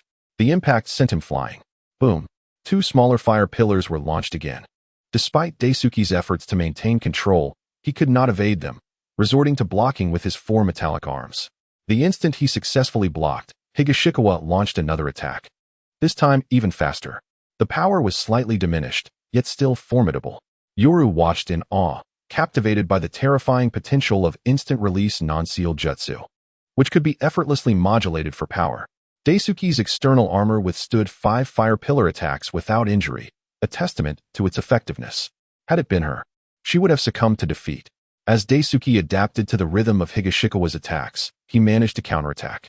Although he ultimately fell to the changing pace of Shinichi's assaults, it was evident that the external armor had proven successful. Daisuke, bruised and battered, was exhilarated beyond measure. He rushed towards Higashikawa, laughing joyfully. It truly works. I have succeeded. Had Daisuke relied on his previous puppetry skills, he would have been overwhelmed by Shinichi's traditional attacks, without even needing the dragon explosion.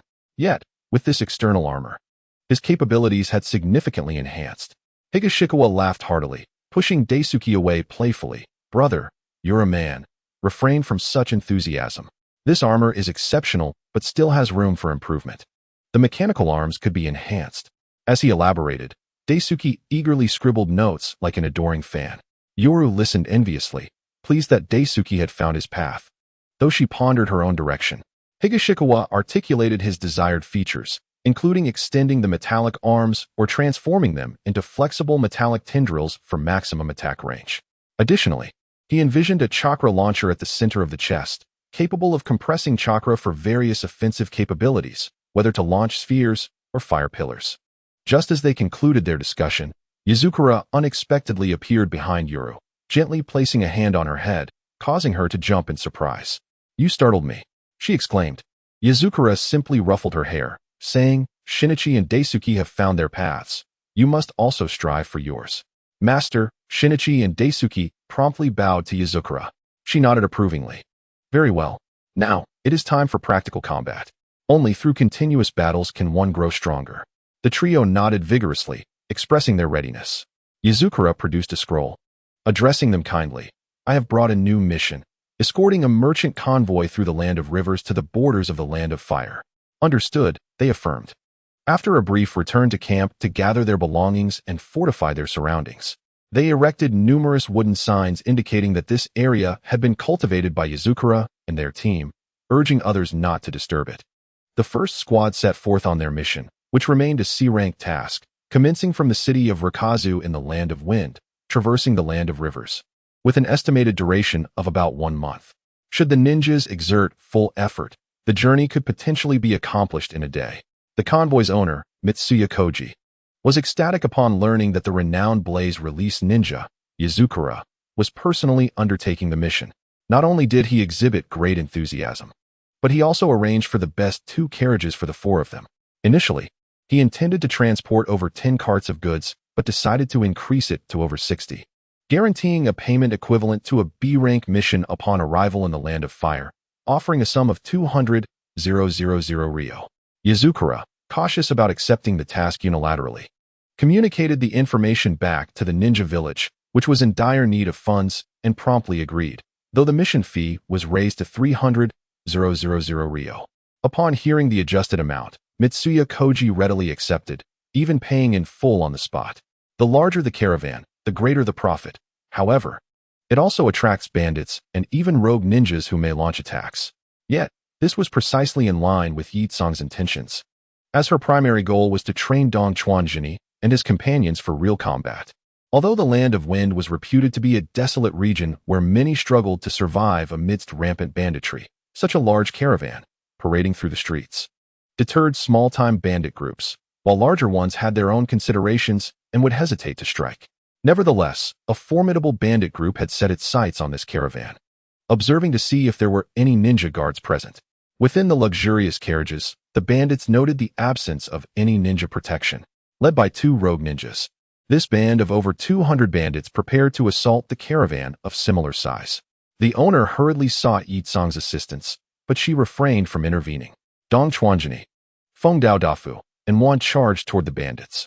Dafu, you take on those 2 ninjas. It's a good opportunity to test your octopus armor. Don't worry, I'll support you from a distance, Dong Chuan instructed. Excitement gleamed in Feng Dao Dafu's eyes. There are at most 2 chunin. I can handle them myself. With a swift motion, he removed the bandage, revealing the external octopus armor. As mechanical sounds clicked, the armor was successfully donned. and Feng Dao Dafu lunged at the two leading ninjas. Meanwhile, Dong Chuanjini and Wan directed their efforts toward the ordinary bandits. Chapter 15, A Soul's Inquiry. Shattering Yitsong's illusions, the battle progressed smoothly, as they were merely a group of bandits with decent combat skills. Both Wan and Dong Chuanjini possessed the strength of Chunin.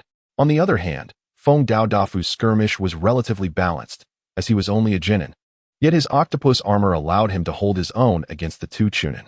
Dong Chuanjini felt a surge of joy as the two Chunin revealed their forehead protectors, indicating they were not ordinary rogue ninjas, but defectors from the Mist Village. Although it was unclear why they had fled to the Land of Wind, which hindered their water techniques, their combat capabilities were undeniably formidable, being seasoned Chunin. As the duo witnessed Dong Chuanjini and Wan dispatching their subordinates, they attempted to flee. However, Dong Chuanjini refused to allow their escape. Just as they sought to retreat, he unleashed the dragon explosive attack.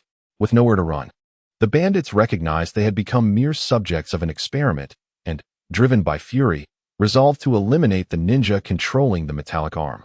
Feng Dao Dafu felt immense pressure facing the two ninjas, but fortunately, the effectiveness of their water techniques was significantly diminished here, allowing him to endure. This situation persisted for approximately 10 minutes, culminating in one ninja being fatally pierced by the metallic arm, while the other, utilizing two explosive tags to destroy a metal limb, was also slain on the spot. Once the battle concluded, Dong Chuanjini called out to the exhausted yet exhilarated Feng Dao Dafu. Dafu, don't forget to loot the bodies. With a smile, Feng Dao Dafu acknowledged, realizing that his octopus armor was adept for both combat and scavenging. Recalling the profits from his previous looting, he eagerly set to work. Dong Chuanjini, smiling, remarked to Wan, Wan, I think you should learn the technique to extract information from the brains of corpses. Wan shot him a withering glance. If I could learn that technique, I would have done so already. Dong Chuanjini attempted to ruffle Wan's hair, but she evaded him, baring her teeth as if ready to bite.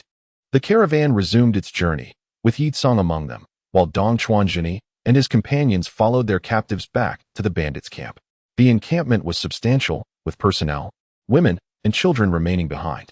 The trio harbored no sympathy. To them, be they young or old, all were to be eradicated. Dong Chuanjini, who believed in the necessity of completely eliminating the enemy, and the other two, raised in the sand village with a ninja education, were resolute in their actions.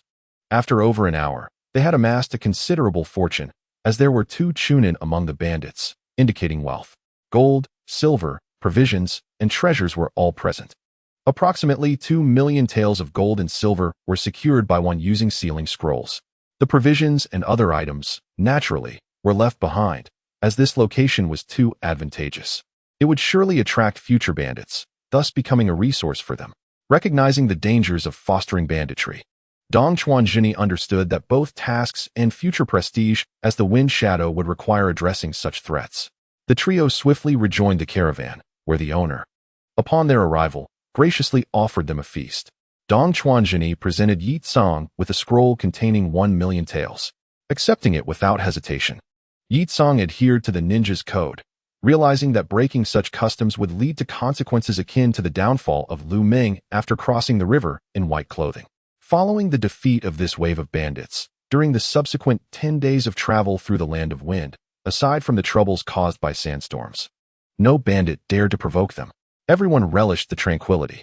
This situation continued until they reached the Land of Rivers, where the endless yellow sands began to diminish, revealing various mountains, crevices, and a gradual increase in flora. Observing this, Dong Chuanjini spoke to Yitsong. As long as we continuously establish massive sand barriers in the desert, planting numerous trees behind them and clearing pathways, we can significantly alleviate desertification. If our generation cannot alter the desert, then let it be the work of 2 or 3 generations. Eventually, we will transform the entire desert into a vast forest.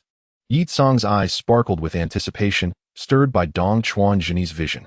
Wan echoed her enthusiasm, having grown weary of the boundless yellow sands. Yitsong softly said to Dong Chuanjini, then, once you grow stronger and become the Wind Shadow, all this will come to fruition. Dong Chuanjini gazed intensely at Yitsong, seizing the moment to inquire about a matter that had long puzzled him, why she had never aspired to the position of Wind Shadow and allowed herself to be constantly directed by others. Master, Why did you not become the Wind Shadow? Both Yitsong and Wan were momentarily taken aback, as this was a path they had never contemplated. Yitsong gently shook her head, a flicker of unwillingness and helplessness crossing her eyes. The land of wind is a man's realm, and the circumstances do not permit a woman to ascend as Wind Shadow. Moreover, I am already one of the few elite shinobi in the Sand Village, and over the past year, no one has sought to follow me or join my ninja squad. Meanwhile, Lo Sha's team has grown to over 20 members, and the third Wind Shadow favors him greatly. I have no opportunity. If I were to harbor ambitions for the position of Wind Shadow, it would surely lead to a civil conflict. A civil war in the land of wind, regardless of who emerges victorious, would leave the nation severely weakened, inviting attacks from neighboring countries to obliterate the Sand Village. The Sand Village is my home, and I cannot allow its destruction. In truth, this situation is not without its merits. As a solitary figure, I pose no threat to Lo Sha, thus entirely avoiding the emergence of internal discord. Dong Chuanjini shook his head, perceiving her as a foolish woman, bearing the burden of her own virtue. Yet, he thought, the ninja world did not accommodate such ideals. However, if you wish to prevent internal strife without wielding your own power, then any unforeseen changes, such as the onset of war, would inevitably position you as the leader of the resistance against the enemy. Should you triumph in battle, you would become the village's hero, and the public support would inevitably threaten Lo Sha's standing, making you his primary target. Yitsong's complexion suddenly paled, for Dong Chuanjini's words rang true. She had spent considerable time with Lo Sha.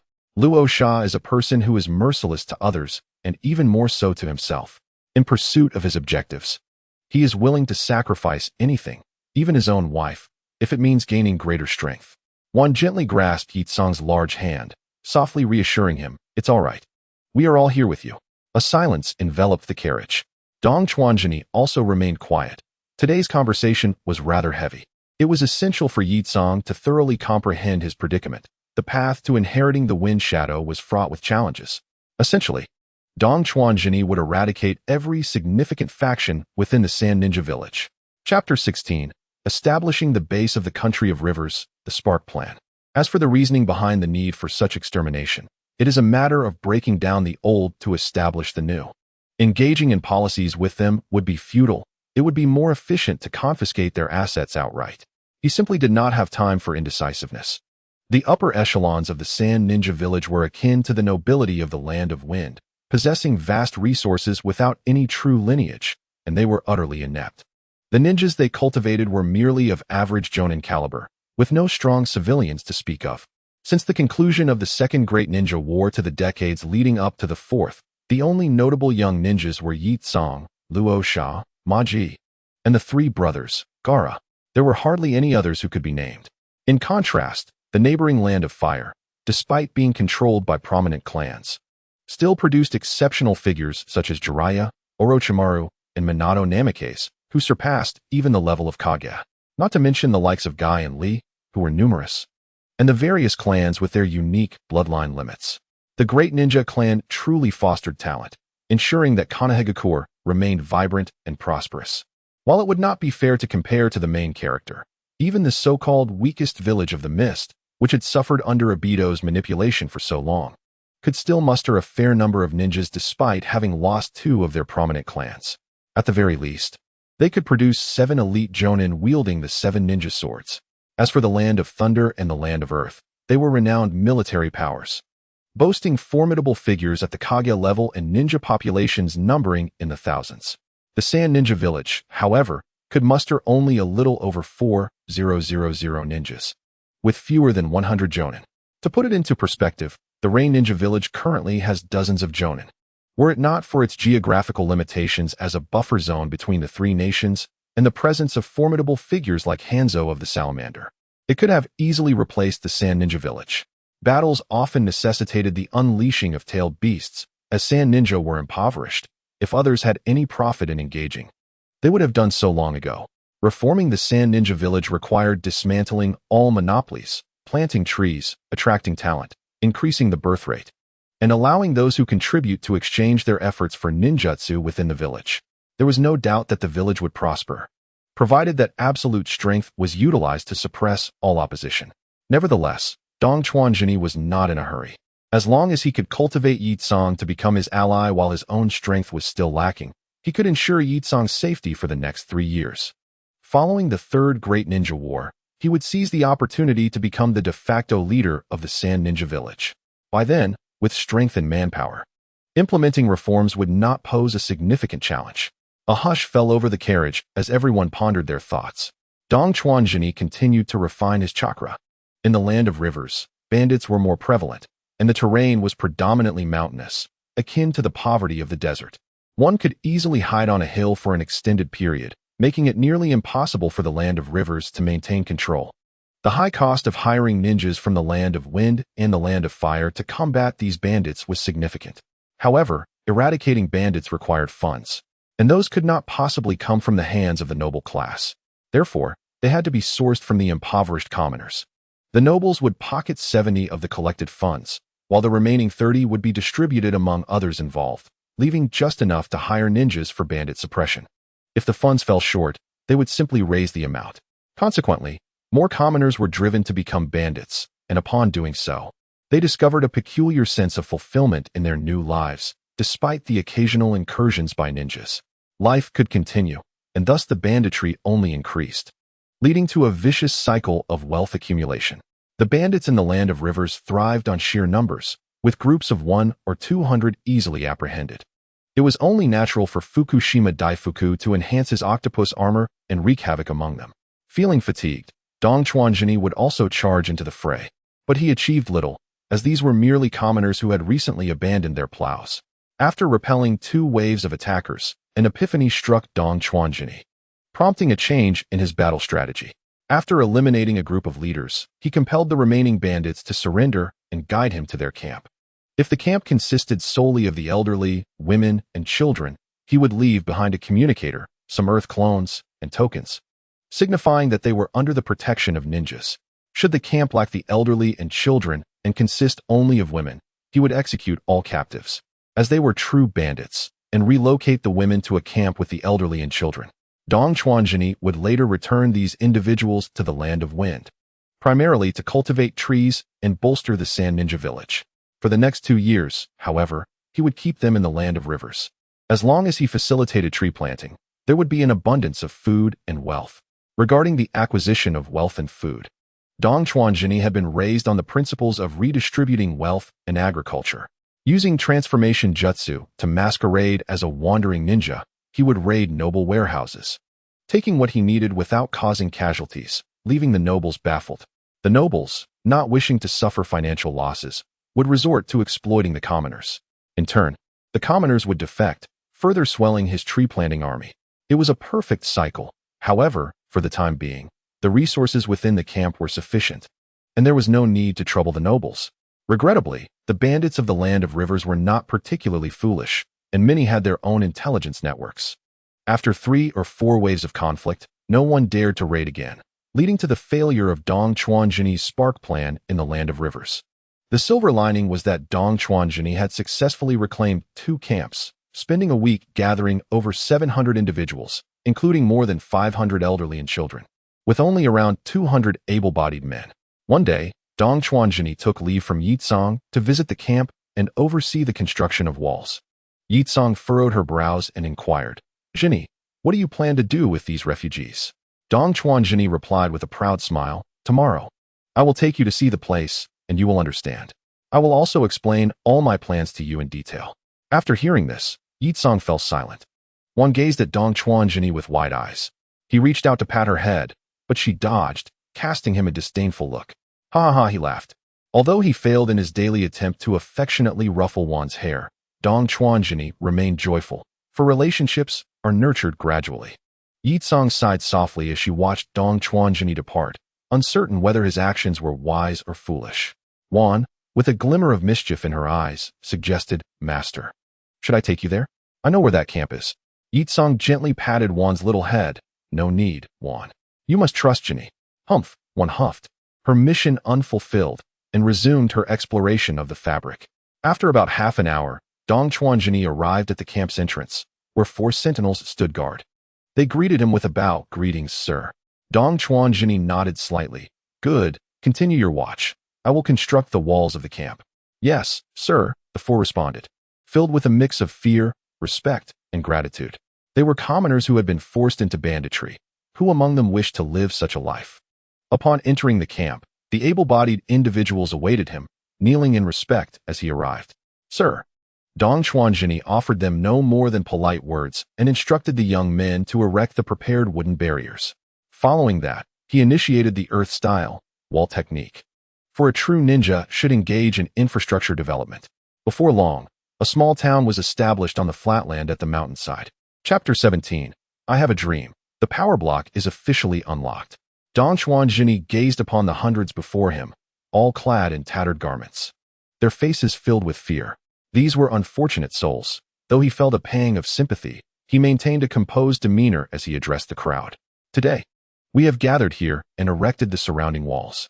From now on, you shall live safely within these confines, under my governance. The crowd murmured in agreement. Yet a few strong men immediately knelt and cried out, Thank you, my lord, for your mercy in granting us a safe haven. Dong Xuanjini felt immense satisfaction. These clever men would become leaders in the future. The people also knelt in gratitude. The power block had been unlocked, and the prosperity system initiated. Dong Xuanjini was elated, realizing that this unexpected fortune would greatly facilitate his journey to strength. Since this area had been recognized by the system as his domain, he resolved to alter his previous management approach. This was his primary base, and he intended to cultivate it well, opting not to relocate to the Sand Ninja village, but rather to develop this place thoroughly. With sincerity, Dong Xuanjini spoke to the crowd, Rise, for within this camp are ordinary people struggling to survive. We are all alike. I, too, am a commoner, an orphan child of fate, fortunate enough to become a ninja. Yet, my childhood was no different from yours. The crowd raised their heads, looking at Dong Xuanjini, whose expression was laden with sorrow. Seeing the effect of his words, he continued, Though I am now a ninja, I have endured many injustices and hardships from the lowest rungs of our village. My parents sacrificed for the village, yet all I received was 50,000 ryo. 50,000 ryo. I was merely 6 years old then. Do you know how exorbitant prices were in the village? A small loaf of pure wheat bread, the size of a child's fist, cost me 50 ryo. I could only afford one loaf a day, forced to lie in bed, conserving my strength, and when hunger struck, I would sip water to prolong my endurance. The crowd was taken aback, astonished by Dong Xuanjini's account. 50 ryo for a loaf of bread was unimaginable, especially when bread in their country only cost 10 or even 8 ryo. Dong Xuanjini's words resonated deeply within them, not just for the sustenance he provided, but because this man before them shared a background as dire as theirs, yearning for a better future for all. As his speech drew to a close, Dong Xuanjini acknowledged a man who was the first to surrender to him. This man cried out, I have an elderly mother, a crying child, a disabled brother, and a sick sister. Dong Xuanjini recognized this as the spark of a brilliant plan. This individual, whose name he recalled as Dejin, was also an adept performer of rap. Once, he had lived in comfort, with a house and land, until a tax collector, in collusion with local bullies, seized his home and fields. His father and grandfather were killed, and his mother and sister fell victim to the bullies, but he managed to escape just in time. Dong Xuanjini beckoned to Dejin. I know you. Dejin, do share with us why you chose to resort to banditry. Dejin, quick-witted, had concocted a tale to deceive Dong Xuanjini. Following Dong Xuanjini's command, Dejin stepped forward, sat on the ground, and began to rap. I once lived by the city of Huaga, with a house and land, a life of endless joy. But then the tax collector came, ruthless and unyielding, colluding with officials, seizing my home and fields. The music indeed struck a chord with the crowd, and as he rapped, fists clenched, they could relate deeply to his plight. After Dejin finished, Dong Xuanjini observed the crowd's emotions had been thoroughly stirred. He then called upon several of the most passionate individuals to express their feelings to the audience. Half an hour later, the crowd was fully engaged. While happiness may vary, sorrow creates a bond among people. It was now Dong Xuanjini's turn to win their hearts. Employing a subtle illusion on a few of the leaders, techniques he had recently learned, he stepped onto the platform and passionately declared, Friends, today I speak to you. In the present and future, though we face numerous challenges and setbacks, I still possess a dream deeply rooted in the ideals of peace. I dream that one day, everyone will have land to cultivate and be able to fill their bellies. I dream that one day, There will be no burdensome taxes, and everyone can afford to raise their children. I dream that through labor, people can earn their keep, don new garments, and leisurely watch their children exclaim, "Look at those beautiful clouds, just like my flowered dress." Today, I have a dream. I dream that one day, the elderly will be cared for, the sick will receive treatment, everyone will have a home, and we will lead lives of self-sufficiency and joy. I dream that the elderly will be supported, and the young nurtured, seeking not wealth but the health and happiness of our families. Dong Chuanjini's voice grew louder. Are you willing to follow me towards our envisioned world of unity? A chorus of weeping arose from the crowd, and the leaders, under the influence of the illusion, knelt before Dong Chuanjini. Long live Dong Chuanjini. I vow to follow you forever. The crowd echoed in unison.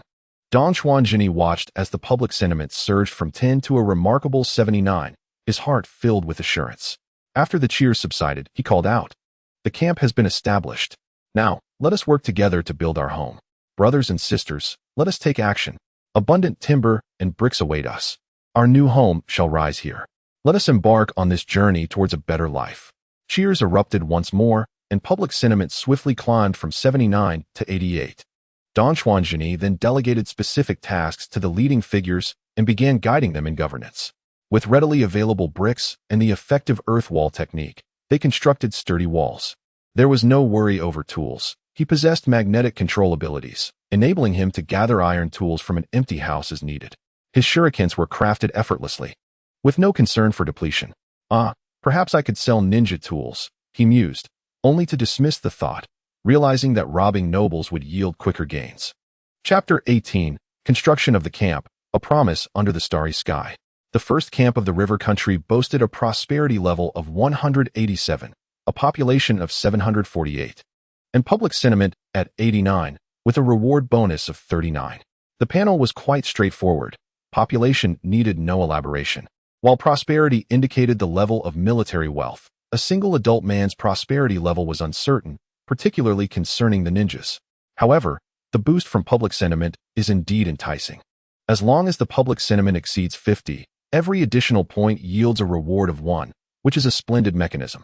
For an entire day, Dong Chuanjini collaborated with everyone on extensive construction efforts, ultimately erecting several large tents capable of sheltering over 700 people from the elements. He also constructed a portion of simple housing to serve as template rooms. After a long day of labor, he enjoyed a modest meal of porridge with the others. Upon returning to the convoy, he felt fatigued from the day's exertions, changed into clean clothes, and washed up briefly before collapsing into sleep in Yitsong's carriage. Wan watched as Dong Chuanjini occupied her bed, her small fists clenched in frustration, contemplating whether to confront him.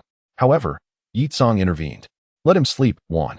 Dafu's carriage is filled with parts, leaving him no room to rest. Come, take me to your relocated camp."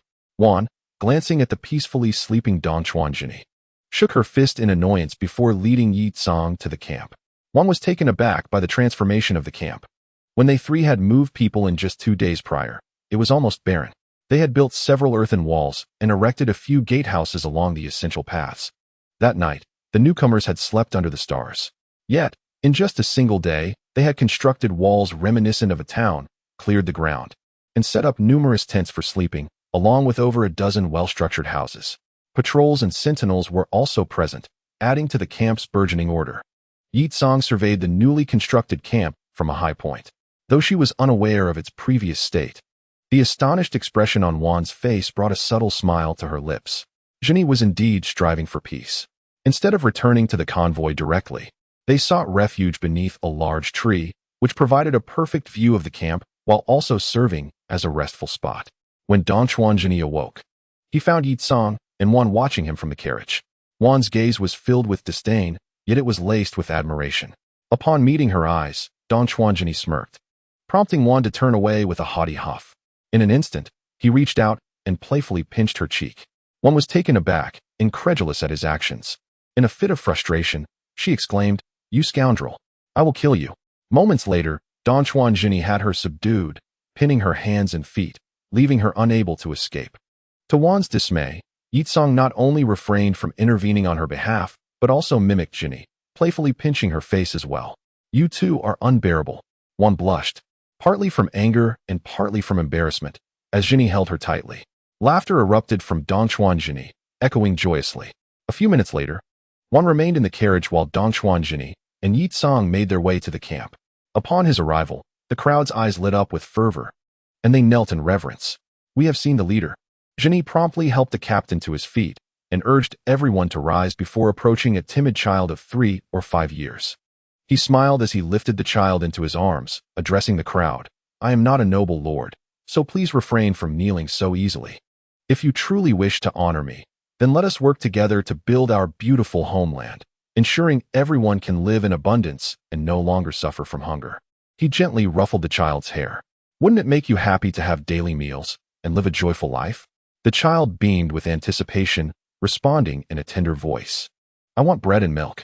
Laughter rippled through the crowd as Dongchuan Jini replied, "There will be bread, and there will be milk." The crowd's smiles mirrored the innocence of the child, radiating warmth. Yi Tsang observed the scene silently, taking in the joy of the people and the child's innocence. Another busy day concluded.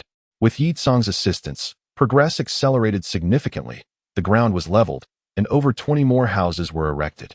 Today's primary task involved systematically designating areas for housing, parks, and other facilities like restrooms. The plans were in place, and construction would proceed according to the blueprints. Yi Tsang did not question how so much iron was acquired for the buildings, trusting that Jini would explain in due course. After a day of hard labor, everyone enjoyed a meal before retiring for the night. Dongchuan Jini convened a meeting with several captains, discussing the day's events, addressing how to handle various matters, and outlining the construction of the city while ensuring safety protocols. Yi Tsang listened intently, intrigued by Jini's adeptness in governance. If they could establish the base effectively, it would be a tremendous asset for managing the village. Once the meeting concluded, Dongchuan Jini and Yi Tsang ascended the mountainside, gazing over the camp. Under the starlight, Jini pointed to the camp and said, "See how it can accommodate at least 3,000 people? Given the opportunity, I will relocate 1,000 more here to populate the area. I have inspected the valley's land and found it suitable for growing crops. While it may not sustain everyone, planting fruit trees and raising livestock will allow for self-sufficiency. In a year or two, this could become a paradise." Looking at the stars, Jini continued, envisioning a brighter future. "If we were in the land of wind, we could gradually plant trees around the oasis, conquering the desert bit by bit, like sparks igniting a fire. 1, 2, 10. Hundreds. Once we transform the desert into an oasis, we will eradicate significant portions of it." His voice rose with fervor, filled with passion. "We are the largest nation in the region, and then we shall become the most prosperous nation on the continent. Our people will no longer suffer from hunger. The warriors of the village, our descendants, simply need to safeguard the nation to live in peace and harmony, allowing our children to grow without the fear of conflict over resources. With fewer great ninja villages to contend with, true peace will gradually come to us." Yi Tsang was moved, contemplating the village's gains and losses, while Jini envisioned the entirety of the land of wind. If it could be realized, the innocent laughter of the children from the camp echoed in her mind. At that moment, she felt a hand grasp hers, prompting her instinctively to withdraw. "Do not pull away. Do you not wish to transform Shinichi and the land of wind into a prosperous place? Do you not desire a peaceful and harmonious environment for our children?" Dongchuan Jini's gentle, yet resolute voice resonated in her ear. Yi Tsang's heart raced as she gazed into Jini's sincere eyes under the starlit sky, sensing a deep-seated ambition that seemed to encompass the universe. Her eyes softened, and she ceased to resist, allowing him to hold her hand, though her heart quickened even more, pounding clearly beneath the stars. Chapter 19. The Perfect Jinchuriki Physique. Unveiling magnetic release, just as Dongchuan Jini attempted to pull Yi Tsang into his embrace, she struck him on the head, leaving a mark. "Hands to yourself. You deserve that," he yelped, wincing in pain. The previously intimate atmosphere was abruptly dispelled. The novel did not depict it this way. It should have indicated that one was leaning on my shoulder. Yi Tsang chuckled lightly but quickly regained a serious demeanor, rising to address Dongchuan Jini. "Let us return to the caravan. One is still awaiting us." "Oh," responded Dongchuan Jini. One observed the two returning and, with a curious tilt of her head, inquired, "Did you not stay over there?" Dongchuan Jini raised an eyebrow and replied with a smirk, "Yesterday, I truly learned what a bed is. It was exceedingly comfortable. Why would I wish to spend the night outdoors?" Wan's fists clenched in frustration, yet she could not contend with the man before her. Dong Chuanjun refrained from commandeering Wan's bed again and dutifully returned to his own vehicle. Feng Dao Daifu appeared disheveled, vividly embodying the term dedicated engineer. Facing the cramped interior of the carriage, Dong Chuanjun felt a hint of exasperation.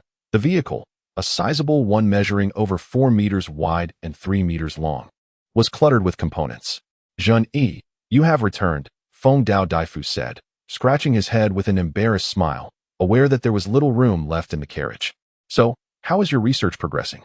Upon hearing this, Feng Dao Daifu eagerly spoke at length, articulating his findings with clarity. Dong Chuanjun listened attentively. Feng Dao Daifu's research skills were indeed impressive after days of study. He had not only resolved the issue of the octopus machine's tentacle flexibility, but also successfully engineered the energy concentrating device in its chest. However, the chakra accumulation at the chest remained somewhat sluggish. Moreover, he had added 2 machine guns to the shoulders, capable of firing iron balls wrapped in explosive tags, resulting in significant destructive power, though they could only launch 6 at a time before requiring reloading. Despite solving these issues, his current technical limitations rendered the half-body armor impractical due to its excessive weight, necessitating the creation of full-body armor for adequate protection. Unfortunately, materials were insufficient, requiring a return to the village to procure what was needed, which was quite vexing. Dong Chuanjun reassured Feng Dao Daifu, mentioning that the camp had been established, and that they could eventually plant trees suitable for puppet masters, such as ironwood and blackwood, which were harder than iron yet lighter. "Which trees to plant is not trivial," he remarked. A week passed, and the caravan was merely 3 to 5 days away from the Land of Fire, where the ninjas of Konoha would take over. Sand ninjas were prohibited from entering the Land of Fire, as it would be deemed an act of war, except for rogue ninjas, who could traverse anywhere. Should they be slain, there would be no justification. Throughout the week, he aided in constructing shelters within the camp, and all families and individuals were now housed, leaving only the secondary development of the town, a task delegated to several team leaders. Upon his return from the desert, he would commence agriculture. At that time, Dong Chuanjun would need to borrow provisions and currency from a minor noble family to navigate this challenge. "Master, tomorrow night is the day for feedback from the Divine Tree. We must return to the Emerald Wind Grove. I need to connect with those trees to receive the feedback." To enhance the authenticity of the performance, Dong Chuanjun insisted that merely touching the planted trees would yield responses. Yi Tsang's expression turned grave. She held a deep apprehension towards such legendary entities as the Divine Tree, yet the potential benefits compelled her to heed its significance. "Very well. We shall set out for the Emerald Camp early tomorrow." That evening, Yi Tsang imparted a few instructions to Wan and Feng Dao Daifu before departing with Dong Chuanjun. Feng Dao Daifu, unusually, did not engage in assembling the mecha, but focused intently on his role as a guard.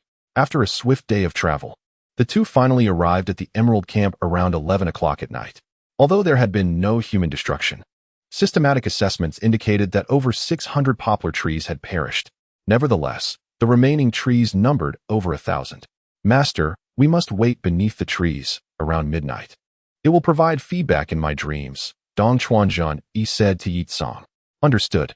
Yi Tsang regarded him with a serious expression, her hand poised over her kunai, prepared for action. Dong Chuanjun, undeterred, spread a blanket and reclined beneath the tree. As time passed, both awaited the arrival of midnight. Ding! Congratulations, host, on achieving the tree planting task of 1,000 trees. Reward: perfect Jinchuriki physique. Ding! Host's monthly tree survival assessment is complete. A spatial ring measuring 20 by 20 by 20 meters has been awarded. Instantaneously, a surge of chakra and vitality surged within Dong Chuanjun's body. Yi Tsang's eyes widened in astonishment as she gazed at him, realizing this was the Divine Tree's gift. The explosive increase in chakra subsided after half a minute, and upon inspection, Dong Chuanjun noted that his chakra had more than tripled, now equivalent to that of an ordinary jonin.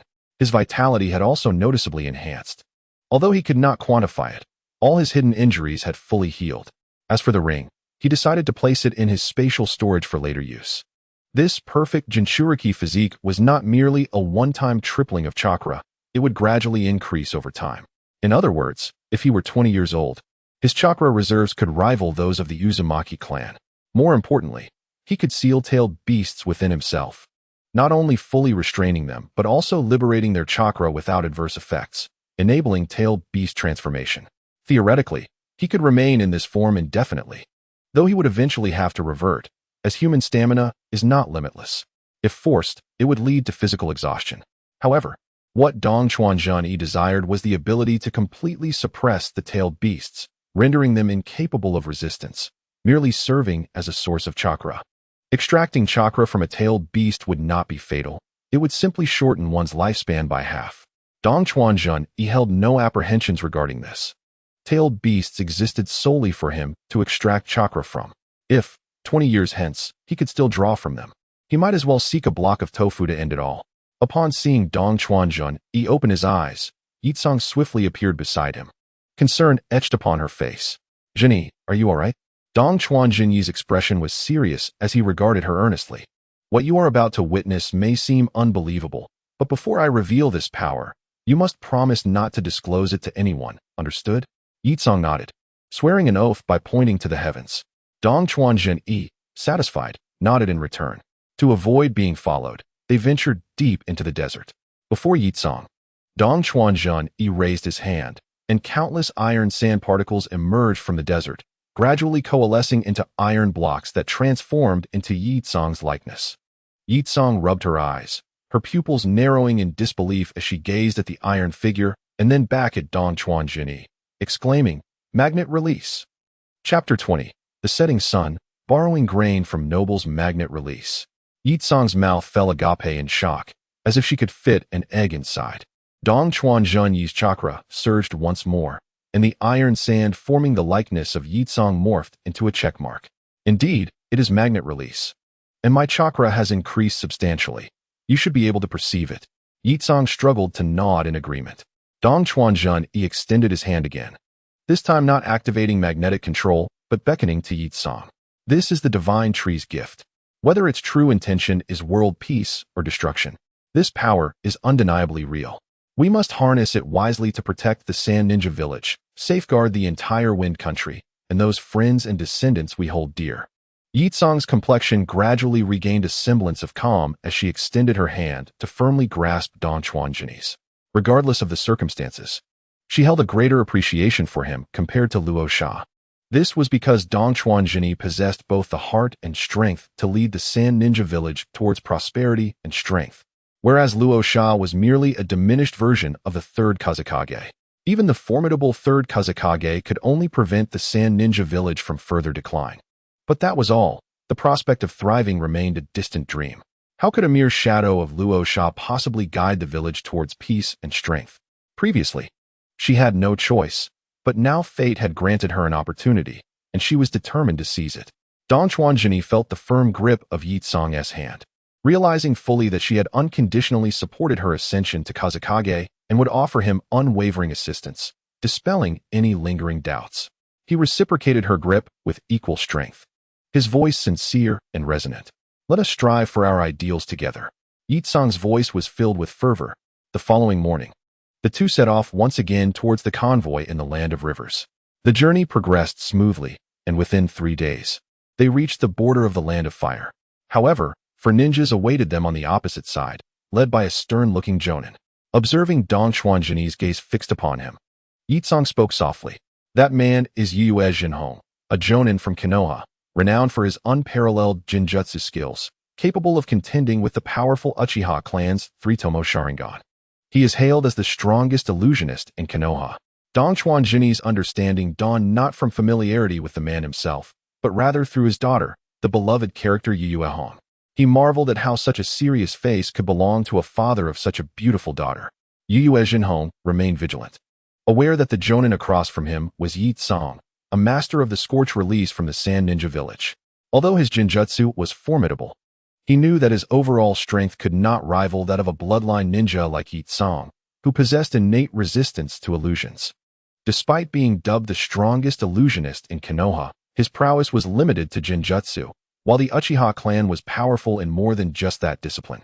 And there were at least 43 Tomo Uchiha clan members currently. Dong Chuanzhen could only observe. His desire to test Yue Jinhong's strength was overshadowed by the ramifications of engaging in combat at the border of two nations. a conflict he was not yet prepared to face. The two parties remained in place until the convoy completely entered the land of fire, at which point Jun took a photograph. Only then did the four ninjas depart. Once Yi Tsong had left, Yue Jinhong wiped the cold sweat from his brow, exhaling a sigh of relief. It was fortunate that the escort mission was led by Yi Tsong in the land of fire. Otherwise, the situation could have turned perilous. The three genin beside him looked at their teacher with a mix of fear and curiosity, asking, "Teacher, is that sand ninja truly so formidable?" Yue Jinhong nodded. "Indeed. That individual is Yi Tsong, a powerful scorch-release ninja from the Sand Village. We must be diligent in gathering intelligence." Dong Chuanjini briefed Yi Tsong and the others before departing for Camp 1. Jun looked at Yi Tsong with curiosity. "Let us go to the village to report our mission and then seek out some escort tasks in the land of rivers or the land of wind." "Very well." Jun replied obediently. Dong Chuanjini returned to Camp 1, not due to an impending conflict, but because the food supply was only sufficient for 2 more days. The barren land offered no crops to cultivate, which required considerable physical labor. Although morale had not yet diminished, the lack of provisions would inevitably lead to a decline. Rather than return to the camp empty-handed, Dong Chuanjini decided to seek out a noble in the land of rivers to borrow some food or funds. Shortly thereafter, he arrived at a town governed by the Asakusa clan, which boasted a population of over 30,000. Disguising himself with a transformation technique, he assumed the appearance of a young ninja identical to Yue Jinhong. Satisfied with his reflection, he strode confidently into the town. The common folk scattered upon seeing a ninja, fearful of provoking a ninja lord. Even the local bullies were considerably more subdued, recognizing that they could not afford to cross a Konoha Jonin. Dong Chuanjini checked into an inn, ordered a room, and requested some food. After dining, the sky gradually darkened. In the dead of night, he stealthily traversed the town, quickly locating the grain storage facility. Though it was not the private treasury of the Asakusa clan, it was a public granary, and it would suffice. The 20-square-meter storage could hold a significant amount of grain. Quietly infiltrating the granary courtyard, he found 2 guards on duty. With a swift flick, 2 shuriken materialized, piercing their skulls without a sound. The large lock on the door was no match for his magnetic control, melting away and transforming into several shuriken that he collected. Upon opening the granary door, Dong Chuanjini was astonished by the sight before him. The storage was far more modest than he had anticipated. With only 4 large bins containing approximately 2,000 pounds of grain each, the total amounted to merely 4 tons. Even with careful rationing, it would last the populace only a week. Displeased, yet recognizing the necessity, he collected all the grain, realizing that the small amount he managed to gather was woefully inadequate. Determined, he made his way to the Asakusa noble's residence. The Asakusa household housed over 50 warriors accompanied by fierce dogs. However, for someone of Dong Chuanjini's caliber, evading them was a trivial task. The private treasury was relatively easy to locate, given the higher standards required for grain storage. In one courtyard, he swiftly dispatched 4 warriors, then slipped inside. Upon entering the private treasury, Dong Chuanjini learned a new phrase: wealth to rival a nation. Chapter 21, 9,000 becomes 180,000 tons. I have become the great sage of balance. The scene before him was akin to a public granary, with hundreds of meticulously arranged bins, and even a second level. Dong Chuanjini was exhilarated. Using his magnetic control, he opened all the grain bins and began collecting. After half an hour, he had emptied the first level entirely and proceeded to the second, filling his storage ring to capacity, leaving only a thin layer of grain behind. As he gazed upon the third level, his eyes gleamed with desire, though he knew he could not carry that much. Note: the storage ring measures 20 meters in all dimensions, approximately 8,000 cubic meters. With his eyes filled with greed, Dong Chuanjini departed, knowing that with the 6,000 tons of grain, the 1,000 people in his camp could sustain themselves for over a decade with 3 meals a day. Was this the legacy of the nobility? No, he needed to act swiftly and make another trip. Dong Chuanjini hurriedly made his way to a cave, where countless iron sands gradually transformed into a massive iron structure that adhered to the cave walls, forming an iron repository. Grain quickly filled the cave. Though the cave was not very large, it was sufficient to empty half of his storage ring. At the cave's entrance, he sealed the entrance with iron blocks and covered it with dirt. Returning to the noble's residence, he found the second level of grain had been emptied. Upon entering the third level, he discovered a substantial amount of grain, albeit slightly less than before. His storage ring was filled to capacity. The third level was left with only remnants, as there was no fourth level to explore. Taking advantage of the cover of night, Don Chuanjini fled. The following morning arrived. A warrior rushed in, loudly exclaiming to a stout middle-aged man, "Sir, there is grave news. The guards at the public granary have perished, and the provisions are gone." The middle-aged man was the head of the Asakura family, who calmly consumed grapes offered by a maid, responding with indifference, "It is merely the public granary. If the food is lost, so be it. We must offer those troublesome commoners a means of survival, allowing them to understand that we too have no provisions, thus preventing their unrest. You go and disseminate this information." The Asakura patriarch intended for this man to spread the word. Suddenly, another individual dashed in, drenched in sweat, trembling as he knelt before the head of the family, too fearful to speak. The Asakura patriarch, visibly displeased, remarked, "How can one accomplish great deeds in such a flurry? Speak, what has transpired?" The man stammered, "Sir, there is trouble. The private granary." He hesitated to continue. The Asakura patriarch, now agitated, shoved the maid aside, who fell to the ground in pain but dared not cry out. He approached the warrior with a fierce tone, demanding, "What has happened to the private granary? Speak immediately." The warrior, steeling his resolve, declared, "All provisions from the private granary are gone." The Asakura patriarch's eyes widened in shock, and he let out a roar of frustration, striking out in anger. The other warriors quickly rushed to assist him. Regaining his composure, the Asakura patriarch shouted, "Search for answers. Investigate how such a vast quantity of food could simply vanish. It must still reside within this city. Dispatch agents to the villages of Konoha and Sunagakure to enlist the aid of shinobi. I demand their demise." The Asakura patriarch's fury was palpable, his entire being twisted with rage. The warriors promptly set off to execute his orders. Meanwhile, Higashikawa Shinichi reveled in his newfound fortune, envisioning how he could aid thousands with such abundant provisions, believing that if they endured the first year, they could achieve self-sufficiency. Upon returning to the camp, he did not extract all the food at once, but instead allocated several tons as rewards for those who had excelled in camp construction over the past few days. While it was termed a reward, everyone received a share, albeit varying in quantity. With the provisions secured, the morale of the people soared. Shinichi seized the moment to procure farming tools, prompting the community to begin tilling the land for planting. Each adult received 1 acre, while even children over the age of 12 were allotted a share. Enthusiasm filled the air as the able-bodied and determined widows commenced measuring the land, creating a bustling atmosphere. Shinichi provided the necessary tools, and after 3 days of labor, the land was finally prepared. Shinichi grew increasingly influential, as his expertise became indispensable for tasks such as blasting rock. The dragon explosive technique proved remarkably effective, creating a sizable pit in the mountainside to serve as a water reservoir, given the scarcity of water in the area.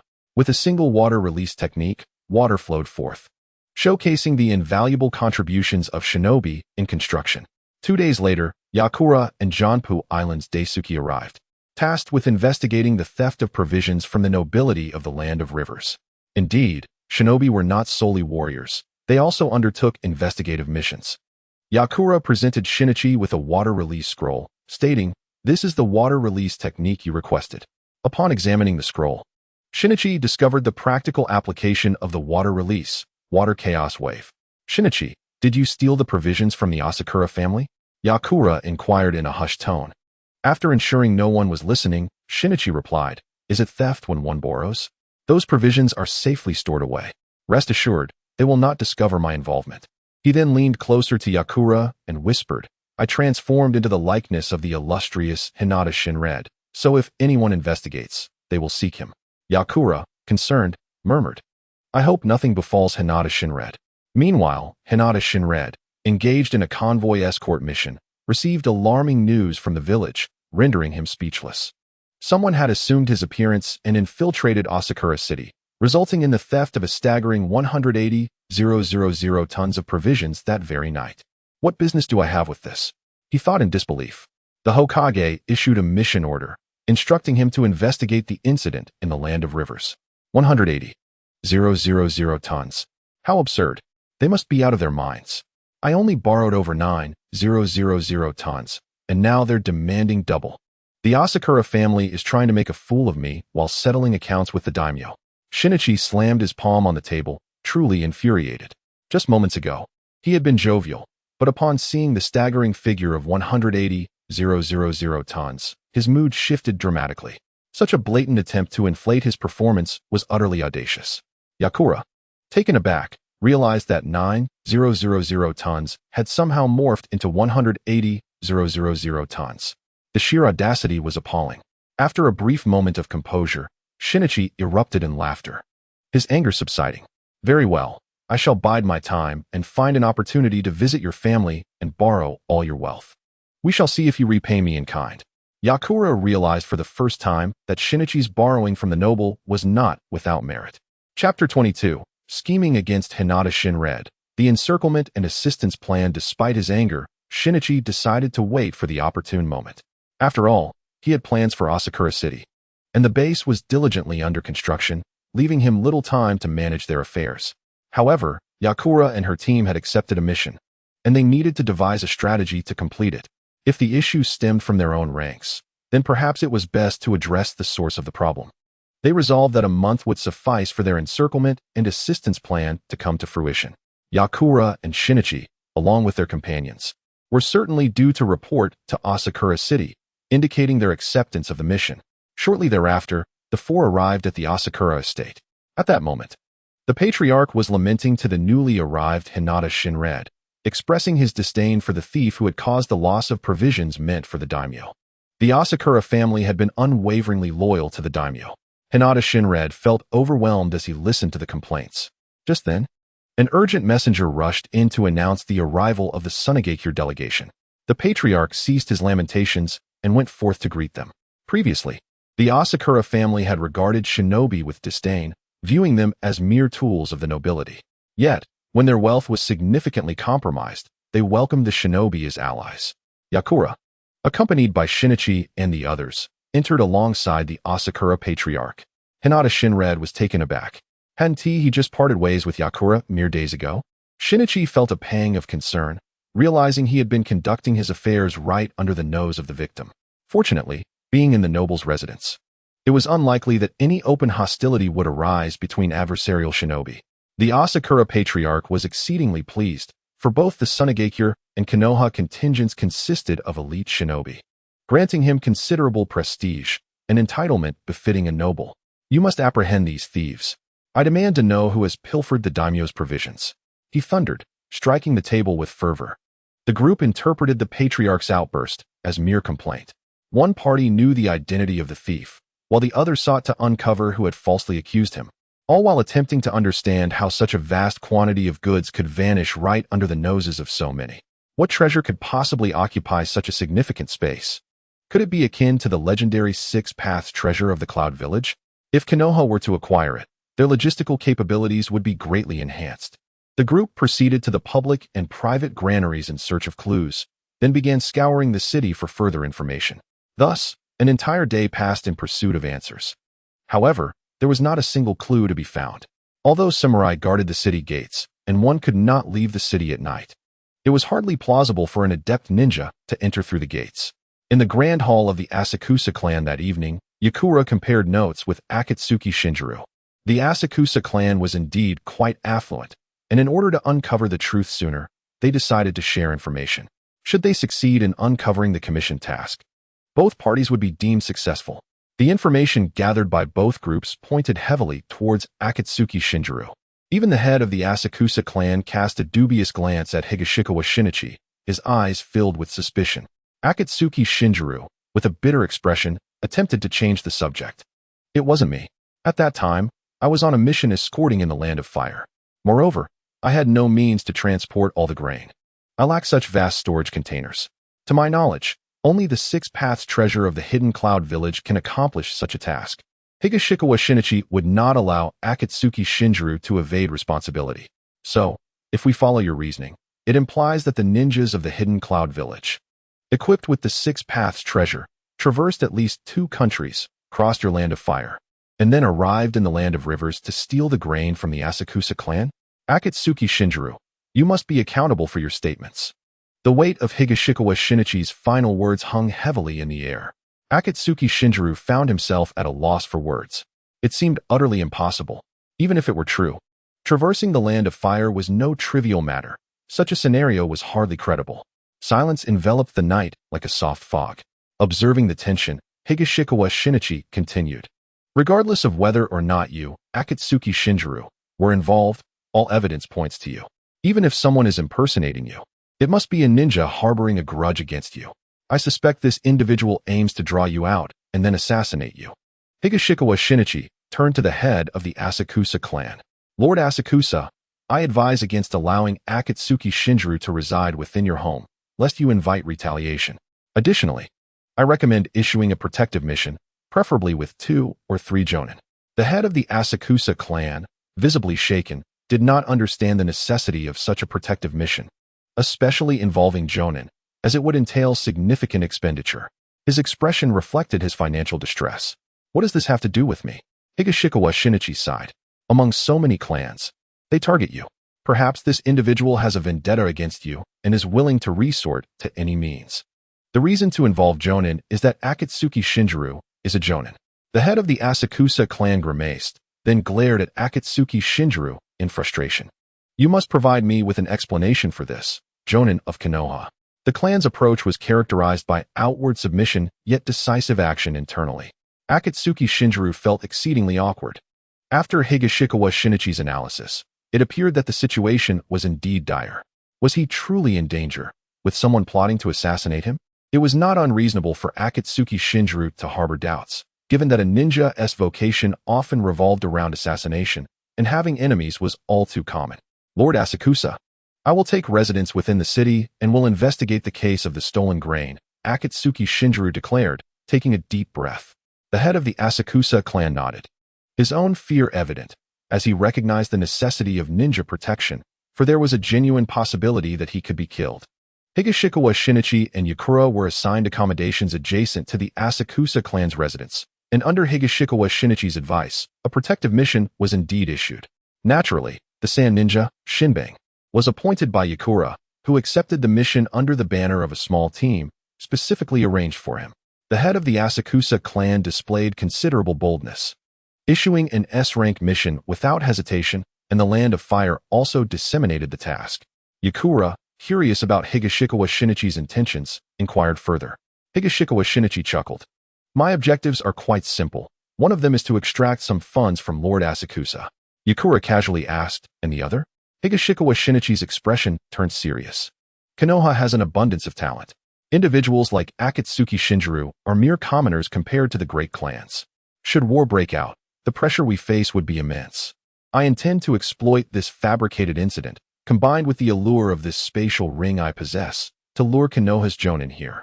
I will ambush them on their way and eliminate a few, thereby weakening Konoha's strength regardless of whether war commences or not. After all, their heroes are my foes. Higashikawa Shinichi's eyes burned with intensity. Even if Akatsuki Shinjiro's father were involved, it would not deter him. When the opportunity arose, one must strike. Yakura exemplified the notion of doing everything for the sake of the village. Do you require my assistance? Higashikawa Shinichi shook his head. I am merely a chunin. No one would suspect me. You simply need to keep an eye on Akatsuki Shinjiro. Chapter 23. The Arrival of Namake's Minato and the Elimination of Root Ninjas. The following day in the Hokage's office, the once mighty third Hokage, Sarutobi Hiruzen, took a contemplative puff from his pipe, perusing the intelligence sent by Akatsuki Shinjiro. He found himself in a quandary. The sand ninja, known as Higashikawa Shinichi, was likely speaking the truth. Someone was targeting Akatsuki Shinjiro, or perhaps even Konoha itself. Yet the temptation of a spatial treasure capable of transporting 180,000 tons of goods overnight was substantial. Such an artifact could sustain an entire army of ninjas with just 2 jonin. While the risks were considerable, the potential rewards were enormous. Contemplating this, Sarutobi Hiruzen called out to the empty space, "Bring in Minato." "Yes," responded an Umbu ninja, who promptly departed. Moments later, a man with tousled blonde hair and a gentle smile entered the room. "Hokage-sama." Sarutobi Hiruzen smiled at Namake's Minato and handed him a scroll. "This is a protective mission. Your task is to safeguard Jonin Shinjuru while also seeking a treasure that possesses storage capabilities akin to the Six Paths treasure of the Hidden Cloud Village's Amber Purification Bottle. We must secure it within Konoha to prevent ambitious individuals from acquiring it and inciting war. Understood, replied Namikaze Minato, his expression growing serious. He recognized that a treasure with storage capabilities akin to the Six Paths treasure was a weapon of war. After Minato left, Sarutobi Hiruzen took another puff from his pipe and called out once more to the surrounding air. An umbu appeared. After issuing a command, the umbu vanished. Shortly thereafter, 3 umbu left Konoha, heading towards the land of rivers. Clearly, Sarutobi Hiruzen had prepared for both overt and covert operations. Half an hour later, in the depths of Konoha, Shimura Danzo, still unbandaged, received news from the land of rivers.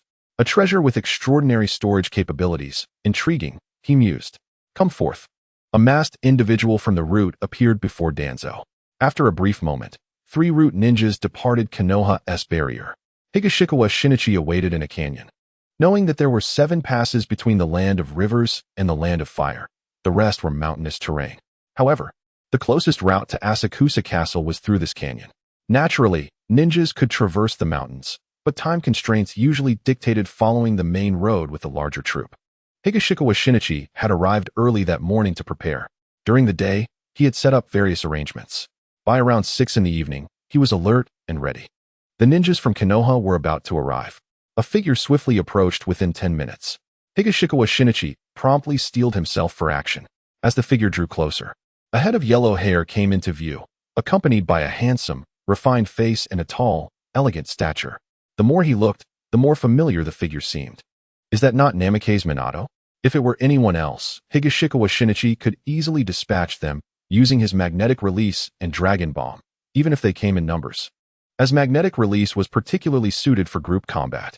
Even the likes of Kakashi Hatake and Jiraiya, both formidable figures of the Hokage caliber, would dare to confront Shinichi Tokugawa, knowing they could retreat if the odds were against them. However, when it comes to Minato Namikaze, despite not being at his peak, Shinichi believes he could inflict significant damage. Yet, even if he were to lose, Minato could effortlessly escape with the Flying Thunder God technique, vanishing without a trace. As the saying goes in fantasy novels, time reigns supreme over space. If it weren't for the Nine Tails incident that held Minato back, along with his responsibilities towards his village, son, and wife, he would undoubtedly survive.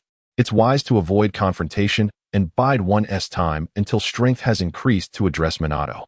Observing Minato's departing figure, Shinichi felt a tinge of disappointment. After all, it was a carefully laid trap, only to be thwarted by a formidable opponent. Moments later, as Shinichi prepared to tidy up and withdraw, he sensed distant fluctuations of chakra energy. Instantly, he perked up. A white raccoon mask, umbu. This piqued his interest. Umbu ninjas were still ninjas, and eliminating them held greater significance than taking out regular jonin. With no distinctive white, blonde, or red hair typical of protagonists, they were ripe for demise. The 3 umbu ninjas, unsuspecting and complacent, were caught off guard. Suddenly, a barrage of shurikens, accompanied by explosive tags, launched into the air. Boom! A deafening explosion ensued. Ninjas, despite their formidable prowess, could fall victim to a mere kunai in the neck, sealing their fate. Caught unawares, the trio suffered grievous injuries from the blast, further compounded by the magnetic control of Shinichi. Countless metallic needles materialized within mere meters, and their attempts to evade were futile. They were swiftly perforated, meeting their demise in an instant. To prevent any potential self-destruction or retaliatory techniques, Shinichi conjured several long blades and dismembered the fallen into countless pieces. Truly a gruesome spectacle. The entire confrontation and subsequent dismemberment transpired in under a minute. With ease, a metal broom appeared, sweeping away the remnants, while a spade followed to dig a grave, completing the task seamlessly and even compacting the earth. Having accomplished this, Shinichi did not rush to retreat. Instead, he continued to lie in wait.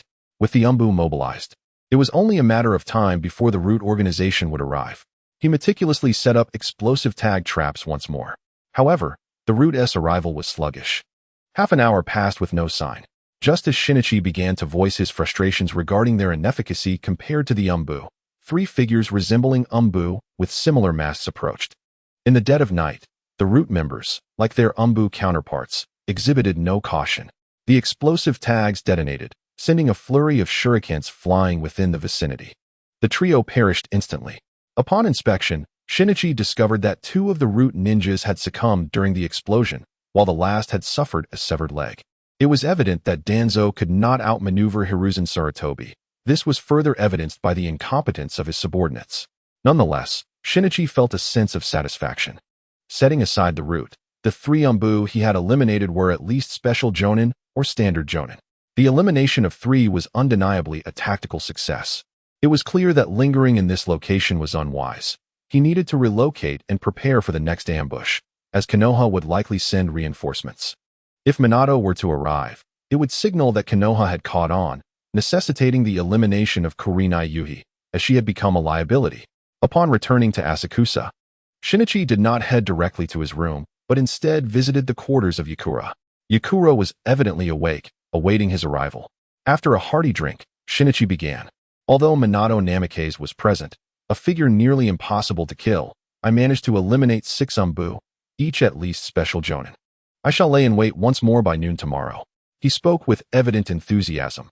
After all, each jonin eliminated was a significant loss for Konoha, requiring considerable time and resources to replace. Yakura was not particularly surprised. With your magnetic abilities, it would indeed be unusual to struggle against a standard jonin.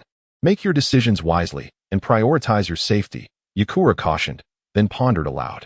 By the way, Shinichi, what can you tell me about Minato Namikaze? Why is he deemed so difficult to kill? Minato developed the Flying Thunder God technique over the years and rarely employs it on missions. It's understandable for one to be unaware of such secrets. His rise to fame began during the Third Great Ninja War, where his reputation as the yellow flash sent shivers through the hearts of his foes, striking terror into the ranks of the sand. Shinichi divulged, I've gathered all information regarding Konoha's jonin through my recent exchanges. Minato has mastered the space-time technique developed by the second Hokage, Tobirama Senju. With just one technique, he can escape the battlefield unless engaged in a speed contest. Without space-time ninjutsu, one cannot counter it. While I can nullify the shurikens inscribed with the technique, who knows how many he has deployed outside. Hence, killing him outright is virtually impossible. Yakura expressed mild astonishment. The Flying Thunder God technique was well known among the higher echelons of ninja villages, and Tobirama had eliminated many adversaries through its use. Had it not been for the intervention of the 6 paths tools wielded by the brothers Kin and Jin, Tobirama would have likely survived. Will Minato pose a threat to your plans? Shinichi waved dismissively. Not at all. If he investigates the deaths of the Umbu, I'll eliminate Kurenai and conclude this operation. Should you require my assistance, do not hesitate to inform me. Certainly. The following morning, Minato arrived at the Asakusa family residence, carrying a mission scroll. Although the head of the Asakusa family regarded this young man with disdain, he acknowledged him upon revealing his jonin status. Shinichi observed Minato closely. He was undeniably handsome, exuding an air of refined elegance. As Minato noticed Shinichi's gaze, he returned a warm smile. Greetings, I am Minato Namikaze. We shall need to collaborate closely on this mission. Indeed, there are only misnamed titles in this world, yet the moniker of Little Sun truly radiates warmth. Hello, I am Shinichi Tokugawa. Jonin Namikaze, it is an honor. Shinichi offered a thumbs up to Minato. Minato chuckled heartily, and Yakura nodded subtly in acknowledgement. I am Yakura, a user of the Scorch Release technique. Minato immediately recognized Yakura's identity. His reputation had soared in the Sand Village, as there were few bloodline limits within their ranks. Minato regarded Yakura with a degree of caution. With the Scorch Release as protection, it would be exceedingly difficult to approach him, particularly for an assassin like himself who favored close-quarters combat. Following their introductions, Minato took his leave. As Shinichi watched him depart, his murderous intent intensified. In a few years, if Minato no longer required shurikens to utilize his techniques, he would have no weaknesses, rendering him exceedingly difficult to eliminate. Alas, his current strength was inadequate. Minato then entered Kurenai Yuhi's chamber. Kurenai, do you suspect this to be a scheme by the Sand, especially since they even dispatched Yakura? Kurenai, her expression grave, shook her head in denial.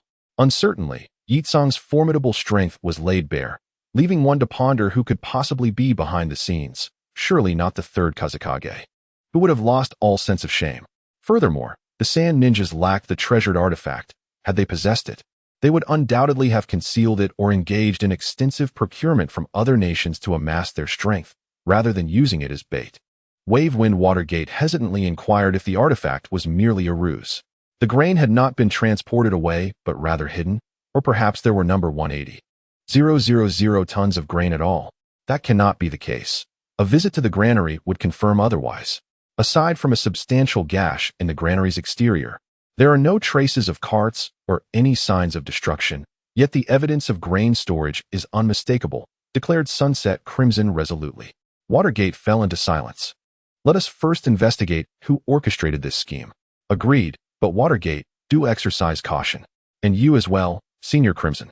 Watergate smiled faintly, appreciating the trustworthiness of Senior Crimson, who seemed to have transformed into a delightful young ninja. He hoped that Senior Crimson would witness the blossoming of Hong. The hope of Konohagakure. At midday, far away in Konoha, Sarutobi Hizashi, pipe in mouth, furrowed his brow in contemplation. Unless on a particularly distant mission. Umbu assignments like the one in Asakusa required daily updates, especially since one was expected today. Yet, the time for a response had already elapsed. Had something gone awry? While Hizashi hesitated, Danzo seethed with fury. Incompetence. They have perished. The biological technology of the root was impressively advanced, possessing a mechanism for assessing the life and death of its personnel. This morning, attempts to summon them yielded no replies, confirming their demise. Naturally, Danzo was furious. Although the root organization claimed to boast over 100 members, only about 20 possessed true combatability, with 13 being officially recognized ninjas. Among these, one was a jonin, while the others, though special jonin, were not part of the official roster. The loss of 3 meant a 10% reduction in strength, and their deaths were shrouded in mystery. No more of my root ninjas can be dispatched. I must devise a plan to send Umbu ninjas instead. In the Hokage's office, Sarutobi Hizashi made a decisive choice. He could not afford to send Umbu, as their numbers were already limited to just over 60. Losing even one was a significant blow. This was his direct subordinate force. A Hokage without Umbu had no authority. He needed Danzo's root to investigate. Chapter 25. Regrets, Shadows. In the death of 6 Umbu ninjas, Sarutobi Hizashi and Shimura Danzo were indeed 2 kindred spirits, their thoughts aligned. Just as Hizashi prepared to summon Danzo, the door to the Hokage's office swung open, revealing Danzo himself, holding intelligence reports. Hizashi's eyes brightened. Almost in synchrony, they spoke. Hizashi, I have something to discuss regarding the treasure. Danzo, I have something to discuss regarding the treasure. The two paused, taken aback. Hizashi, being the Hokage, quickly regained his composure. You go first. Danzo felt a flutter of anxiety, but proceeded to share the details. After he concluded, he looked expectantly at Hizashi. Hizashi nodded in agreement, then seized the initiative.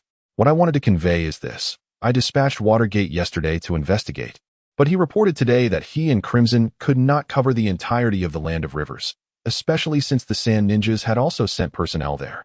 I initially intended to deploy Umbu, but given the recent stirrings from the Cloud Ninjas, I lacked the strength to send them to the Land of Rivers. Hizashi gazed at Danzo, who urged him to send his people to investigate the situation in the Land of Rivers. Danzo's eyes widened in disbelief. It was I who intended to send you to investigate the Land of Rivers. How did this become my responsibility? You know my situation. My route is already investigating the Mist Village and cannot spare personnel. If I could do so, I would certainly dispatch a team to investigate such a precious artifact. The two seasoned veterans, trained by the same master, found themselves at an impasse. A moment of silence ensued as neither wished to meet the other's gaze. Ultimately, Danzo broke the silence. Hizashi, did the Umbu you sent also fall? Sarutobi Hizashi took a deep breath from his pipe, exhaling slowly. Indeed, there has been no word. Yet the message from Crimson confirms the artifact's authenticity. However, it is undoubtedly a trap, a bait laid for us. Danzo, a hardliner, would have acted differently had he been in the Hokage's position. He would have dispatched a large force to infiltrate thoroughly, exposing all plots under the weight of strength rather than lamenting losses. Slamming his hand on the table, Danzo declared, Hizashi, if this artifact is genuine and they intend to deceive us, we must send a team of ninjas to the Land of Rivers to conduct a thorough investigation, severing their reach and demonstrating that Konoha cannot be dishonored. Without a moment's hesitation, Hizashi rejected Danzo's proposal. Danzo, we cannot proceed this way. It would incite unnecessary turmoil. Peace is hard won. Danzo slammed the table again, raising his voice. Hisashi, do you comprehend how vital this artifact is? With it, we would face no logistical burdens and could win countless battles. Hisashi responded with equal firmness. Danzo, I am the Hokage, and the decision rests with me. We cannot deploy such numbers. You will regret this, Danzo retorted, his face darkened with anger. The two exchanged heavy breaths, yet Danzo remained, for while they could quarrel, both desired what was best for Konoha and sought the retrieval of the artifact, which held immense implications for the war. The only sound in the room was the puffing of Hisashi's pipe. After a lengthy silence, Hisashi proposed, Danzo, you send 6, and I will send 6. We will jointly investigate the events in the Land of Rivers. Agreed, Danzo nodded. Thus, they reached an accord, each arranging for their respective teams to take action. A 12-member elite ninja squad, comprised of both Root and Umbu, was more than sufficient to annihilate a small nation. Meanwhile, Higashikawa Shinichi yawned in boredom. No ninjas had arrived today. Only a steady stream of carts passed by. He lay in ambush not at the original canyon, but along a vital thoroughfare near Asakusa. Although it was relatively close to Asakusa, the scale of battle would ensure that Sunset Crimson and Wave Wind Watergate would hear it. This location was strategically ideal. The original entry point would undoubtedly be scrutinized, and stealth was paramount, as all information would be reported by the Umbu. As Shinichi anticipated, the Umbu ninjas split into 3 small teams, entering the Land of Rivers from 3 different directions, while the Root ninjas took a more ruthless approach, traversing through the mountains and forests to ensure their entry. The following dawn, shortly after 5, as the first light began to break, Shinichi awoke, his mind razor-sharp. For this was the time when Konoha's ninjas were most likely to arrive. Another half-hour passed. 6 Umbu ninjas spread out in a formation resembling a wild goose, ensuring they would not be eliminated all at once. This time, the Umbu truly struck gold. Dong Chuanjun did not hesitate as they entered the encirclement. Over 800 explosive tags erupted, and within a radius of several dozen meters, countless spinning shurikens appeared, trapping all 6 of them. With a thunderous roar, a yellow mushroom cloud ascended from the mountains, billowing smoke that carried the scent of death. The tremendous explosion shattered the tranquility of the morning. Several kilometers away in Asakusa City, Namikaze Minato, Yuhi Kurenai, and Yakura displayed grave expressions as they witnessed the explosion of a significant number of explosive tags. This is bad. Something has happened. Follow me. Yuhi Kurenai exclaimed urgently. Namikaze Minato, a highly skilled ninja, moved much faster than Yuhi Kurenai. After instructing Yakura to protect the Asakusa household, he swiftly headed toward the source of the explosion. Dong Chuanjun's assault concluded. Each individual was assigned over 100 explosive tags. And with such a vast area of shurikens, he had amassed over 10,000. Each person had at least 2,000 explosive tags. The impact of the shockwave and metal fragments was akin to that of a fragmentation grenade. The extensive explosion radius was fully covered, comparable to 24 rounds from a 155mm cannon. Such overwhelming force rendered the 6 ninjas, fragile beings with high offensive but low defensive capabilities, utterly defenseless. They were dead beyond recovery. Dong Chuanjun once again conjured a massive rain of iron blades, descending violently upon the ground. The 6 individuals, already riddled with wounds and severed limbs, were mercilessly reduced to mere pulp. All the iron blades dissipated, transforming into iron sand, which coalesced into a heavy sword, propelling Dong Chuanjun swiftly into the mountains. 2 minutes later, Namikaze Minato arrived at the battlefield, observing the cratered ground, marred by deep gouges and littered with flesh and blood. He was accustomed to the harsh realities of life and death as a ninja. However, what truly shocked him was the sight of a shattered ninja headband lying on the ground. This half-headband belonged to the Leaf Village. Chapter 26. The emergence of the Leaf Village threat theory. Namikaze Minato's expression darkened considerably. With Leaf ninjas dead, the scene indicated that more than one life had been lost. But who could inflict such widespread damage? The ground appeared as if it had been hewn by blades. Wait a moment, blades. Namikaze Minato suddenly realized something. Few individuals could achieve such extensive and precise devastation. Not to mention, there was indeed someone in the Land of Rivers capable of such a feat, the 3rd Kazekage. Namikaze Minato gasped. The 3rd Kazekage. Yuhi Kurenai and Yakura rushed over. Yuhi Kurenai exclaimed in astonishment. Yakura, who had previously regarded Namake's Minato with apprehension due to his incredible speed, was equally taken aback by this revelation. Yuhi Kurenai, ever the experienced jonin, immediately positioned herself beside Namake's Minato, drawing her kunai in vigilance toward Yakura. Yakura also unsheathed her kunai, eyeing the two with caution, feigning ignorance. Namake's Minato. What do you mean by the Kazekage? Namake's Minato, known for his calm demeanor, understood that without a thorough investigation, he could not unjustly accuse a village leader, even if it was another village. After all, the Sand Ninja was one of the 5 great nations. Moreover, who would leave such conspicuous evidence? This clearly raised suspicions. Senior Kurenai, Jonin Yakura, please remain calm. There must be some misunderstanding. Someone is attempting to provoke a war between the leaf and the sand. What do you mean? Yakura asked gravely, her eyes fixed on Namake's Minato. Yuhi Kurenai also looked at him, eager for his explanation.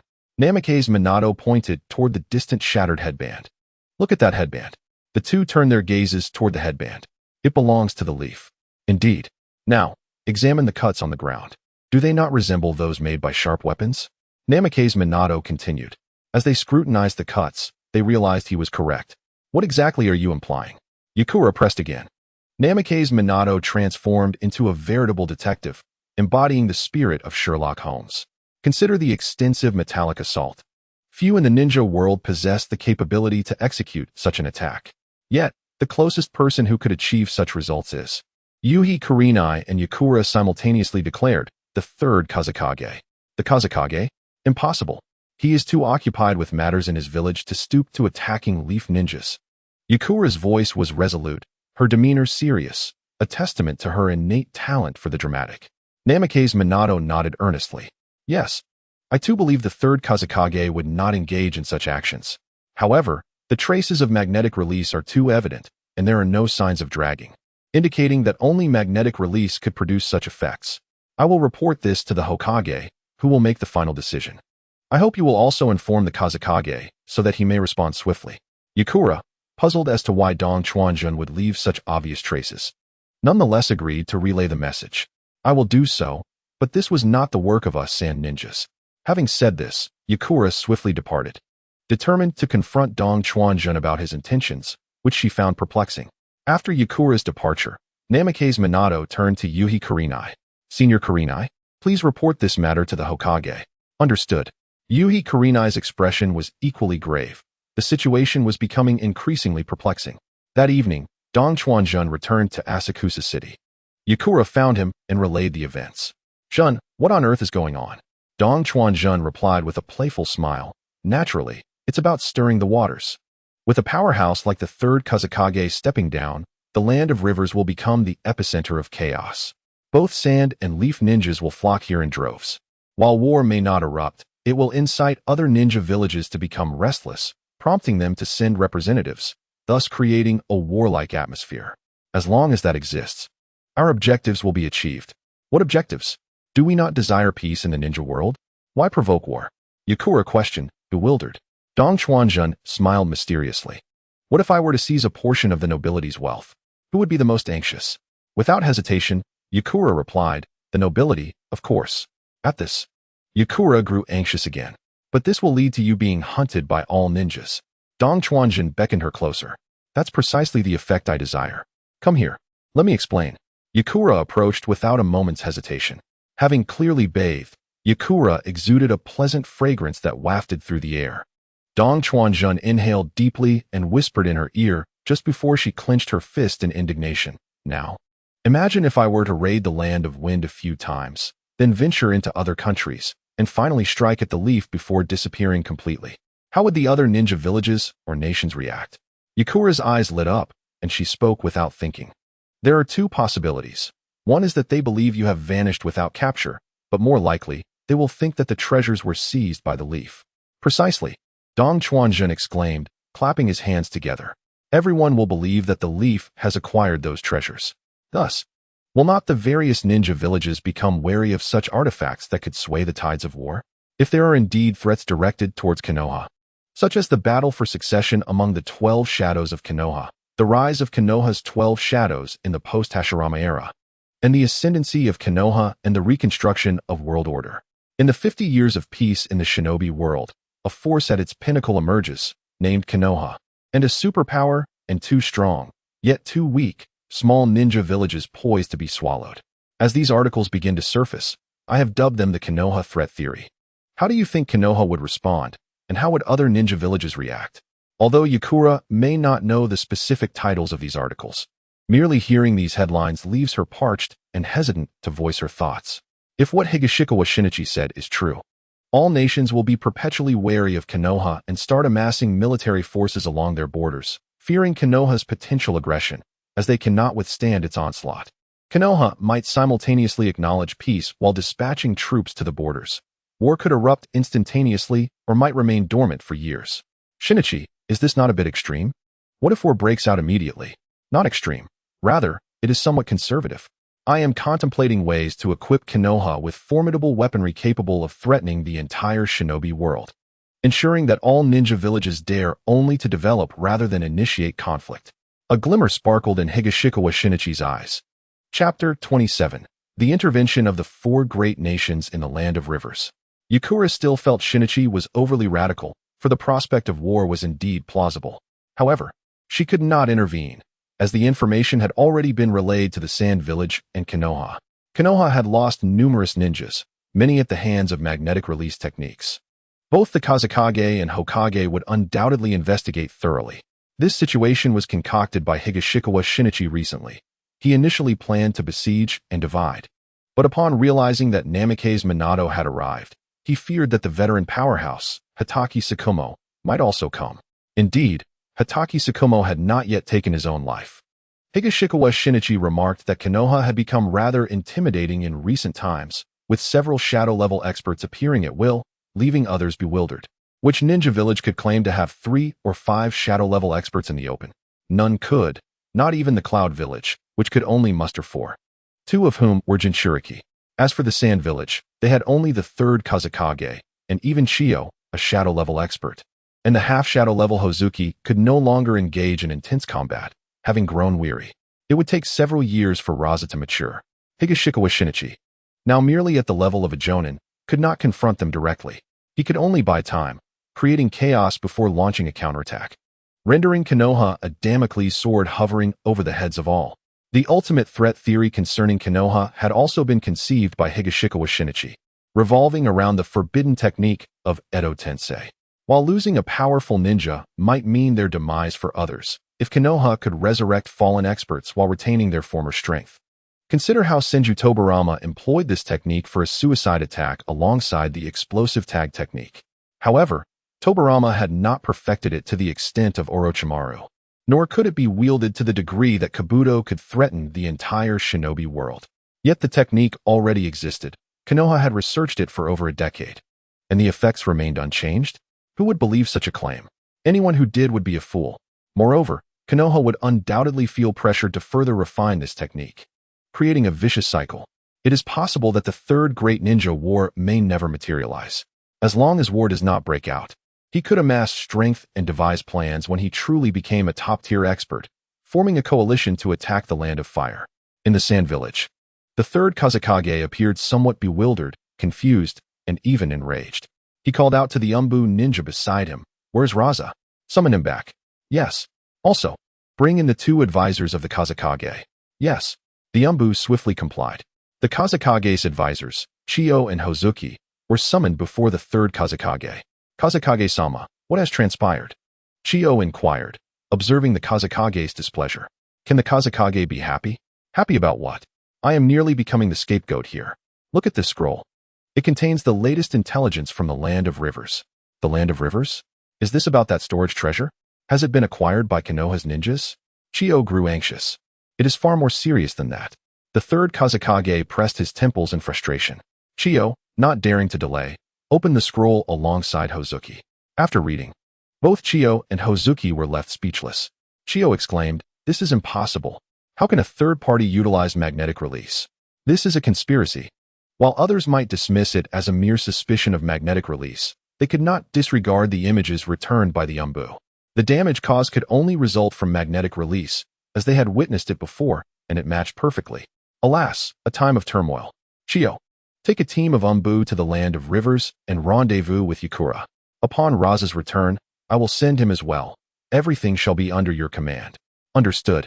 Kazekage-sama, Chiyo replied hurriedly.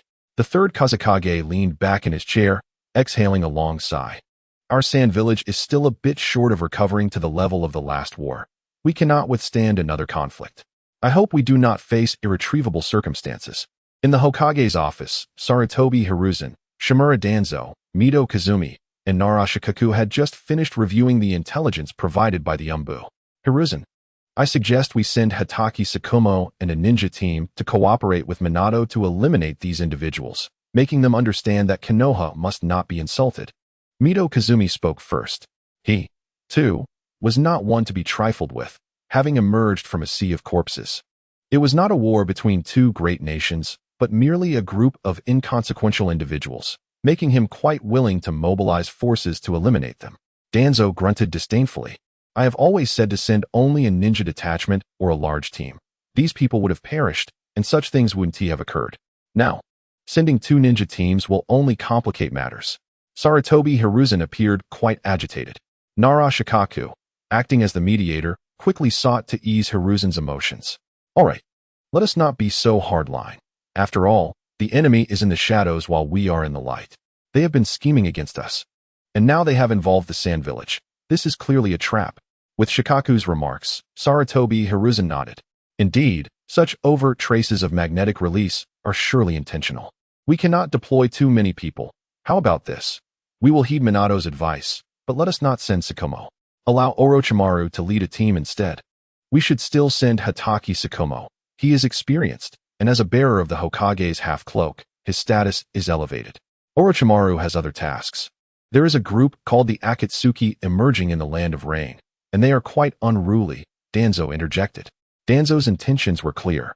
He needed Orochimaru to assist with his experiments, while the potential acclaim for Hatake Tsukumo did not concern him. He had already devised his plans, and Hatake Tsukumo must perish.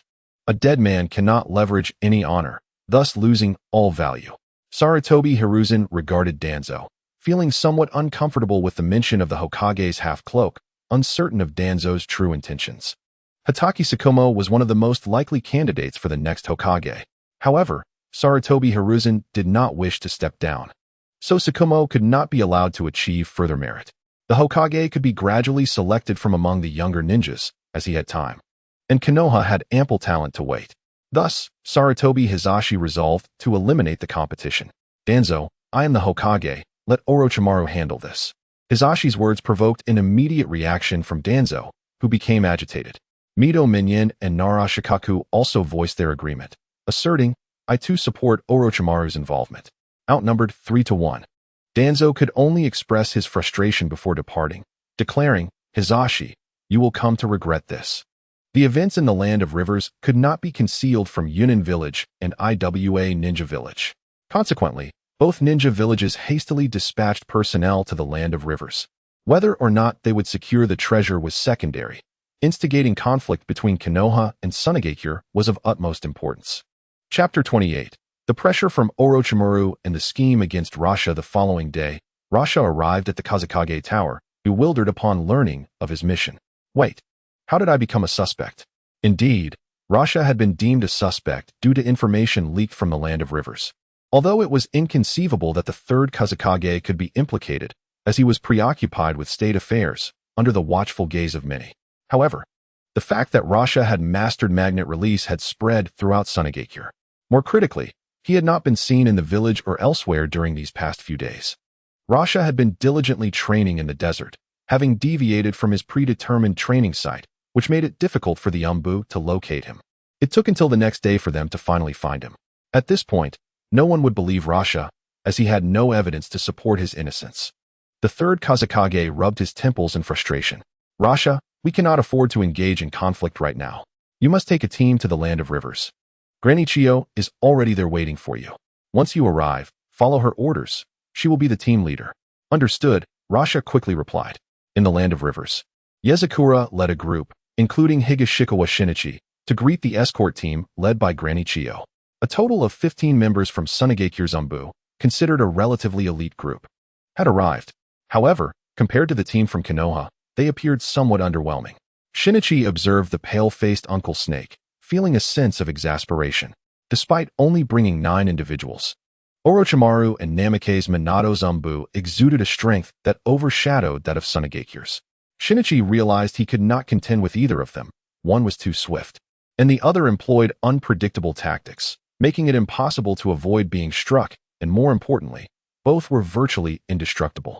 Orochimaru's dissatisfaction was palpable as he was summoned from his research on wood release, which had yielded promising results. Chiyo, facing Yakura could indeed prove challenging, he remarked, his tongue flicking out to moisten his lips. His words bore a veneer of humility, yet his gaze was dripping with mockery, clearly doubting Chiyo and Yakura's capabilities. Chiyo remained unfazed, as if untouched by his taunts, while Yakura readied his kunai for defense. The Umbu from both sides began to adopt a cautious stance. With a smile, Orochimaru gestured for his Umbu to relax. There is no need for such tension. This esteemed Granny Chiyo from Tsunagekyur is a lover of peace. Chiyo reciprocated, urging her Umbu to lower their weapons. To my surprise, Orochimaru, you have personally come to investigate this matter, she remarked. I had no choice. The old man insisted on my presence. After all, we have lost over 10 Umbu here, and it is imperative to uncover the truth. Not just anyone can threaten Konoha. Orochimaru's demeanor shifted, his eyes turning sharp and cold, unleashing an overwhelming pressure upon Chiyo and Yakura, causing their expressions to change. One was weakened by age, while the other, a mere elite jounin, had yet to experience the crucible of large-scale warfare. Though they could potentially contend with Orochimaru, he was not alone. Minato and Akatsuki were also present, prepared for battle. Once Yakura and Chiyo had readied themselves for combat, Orochimaru retracted his imposing aura, assuming a benevolent demeanor. There is no need for alarm. Esteemed members of Tsunagekyur, my comments were merely directed at those unworthy of concern, not at your esteemed village. However, should any connection to Tsunagekyur arise, Konoha would not hesitate to act, albeit with some inconvenience. Minato, Akatsuki, let us return, Orochimaru said. Both nodded in agreement, following him. As Konoha's members departed, the expressions of Tsunagekyur's team darkened significantly, even Chiyo's countenance revealing her discontent. Orochimaru's words were not merely veiled insults. They openly denigrated Tsunagekyur. Yet, Chiyo recognized the truth in his statement. Konoha indeed regarded all other ninja villages with disdain. Even if all 4 villages were to assault Konoha simultaneously, the current Konoha could still deploy 12 elite shinobi to defend. Chiyo chose to swallow her anger, vowing to remember this affront. Once Rasha and Yakura matured, although she and her brother would be aged, they could still strive to obstruct 1 or 2 elite shinobi. Meanwhile, Shinichi swallowed hard, contemplating the true power of elite shinobi. No, this was not merely the strength of elite shinobi. It was the unique pressure exerted by Orochimaru. Even without the various immortality techniques he later acquired, he was undoubtedly among the most formidable shinobi. Orochimaru had fully inherited Sarutobi Hizashi's legacy. All that Hisashi could master, Orochimaru could as well. And even that which Hisashi could not, Orochimaru had mastered. Previously, Shinichi had believed he could match Orochimaru equally, but now he found himself outmatched.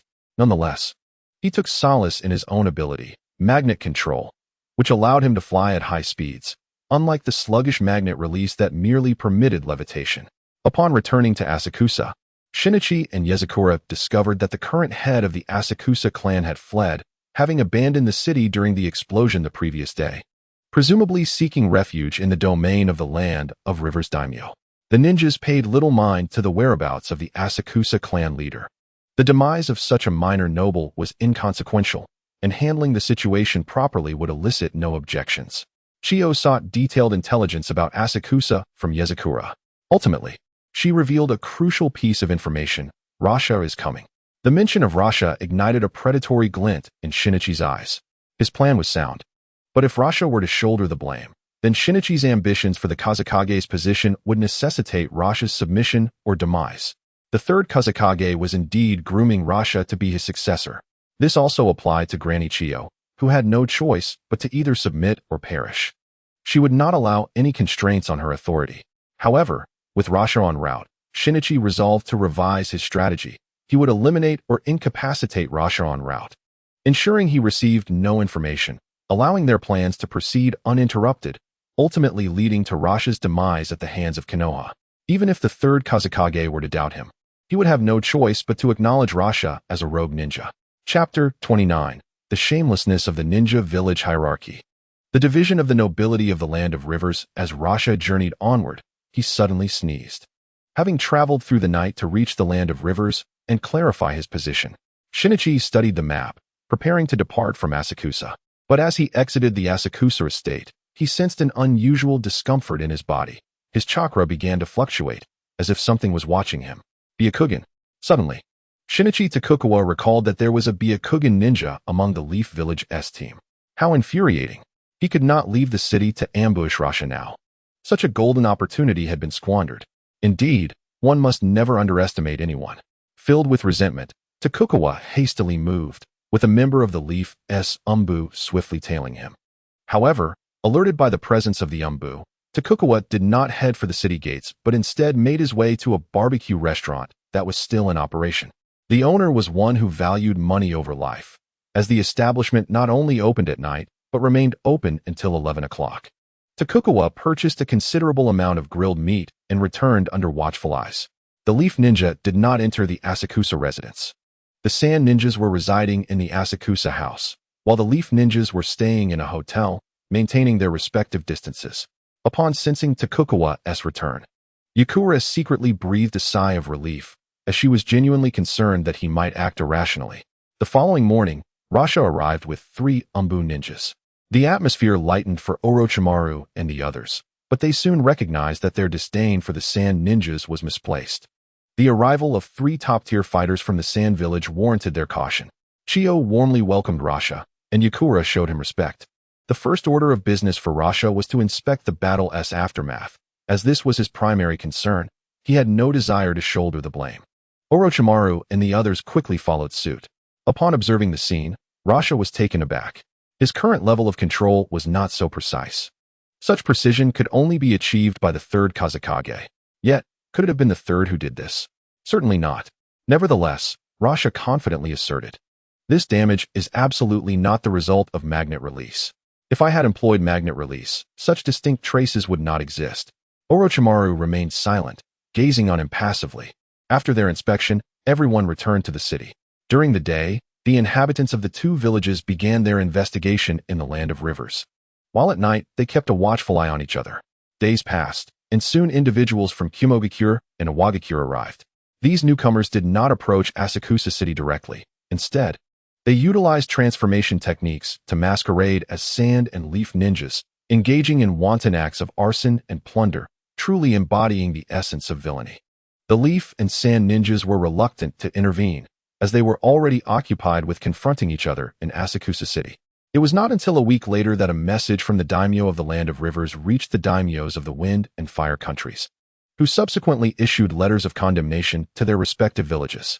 The orders from the daimyos were not to be ignored, yet a divergence in opinion arose. The Leaf Village directed its ninjas to eliminate the imposters masquerading as Leaf Ninjas from the Land of Rivers, while the third Kazekage seized the opportunity to request funds from the daimyo, as the Sand Village was impoverished and had already seen budget cuts. This did not sit well with the daimyo of the Wind Country. He was incensed that while he expected action, they were instead requesting money. "Is this a request for funds? How dare you slap me in the face? If word gets out that my ninjas cannot maintain order, where will my dignity lie?" Thus, a stalemate ensued, and Orochimaru and his cohort grew increasingly frustrated, caught between a rock and a hard place. Keeping a watchful eye on the Sand Ninjas would surely provoke them, especially given the previous impersonations by individuals posing as Sand Ninjas and Leaf Ninjas. Now, chaos reigned as ninjas from Iwa, Kumo, Kiri, Aim, and Kusa emerged.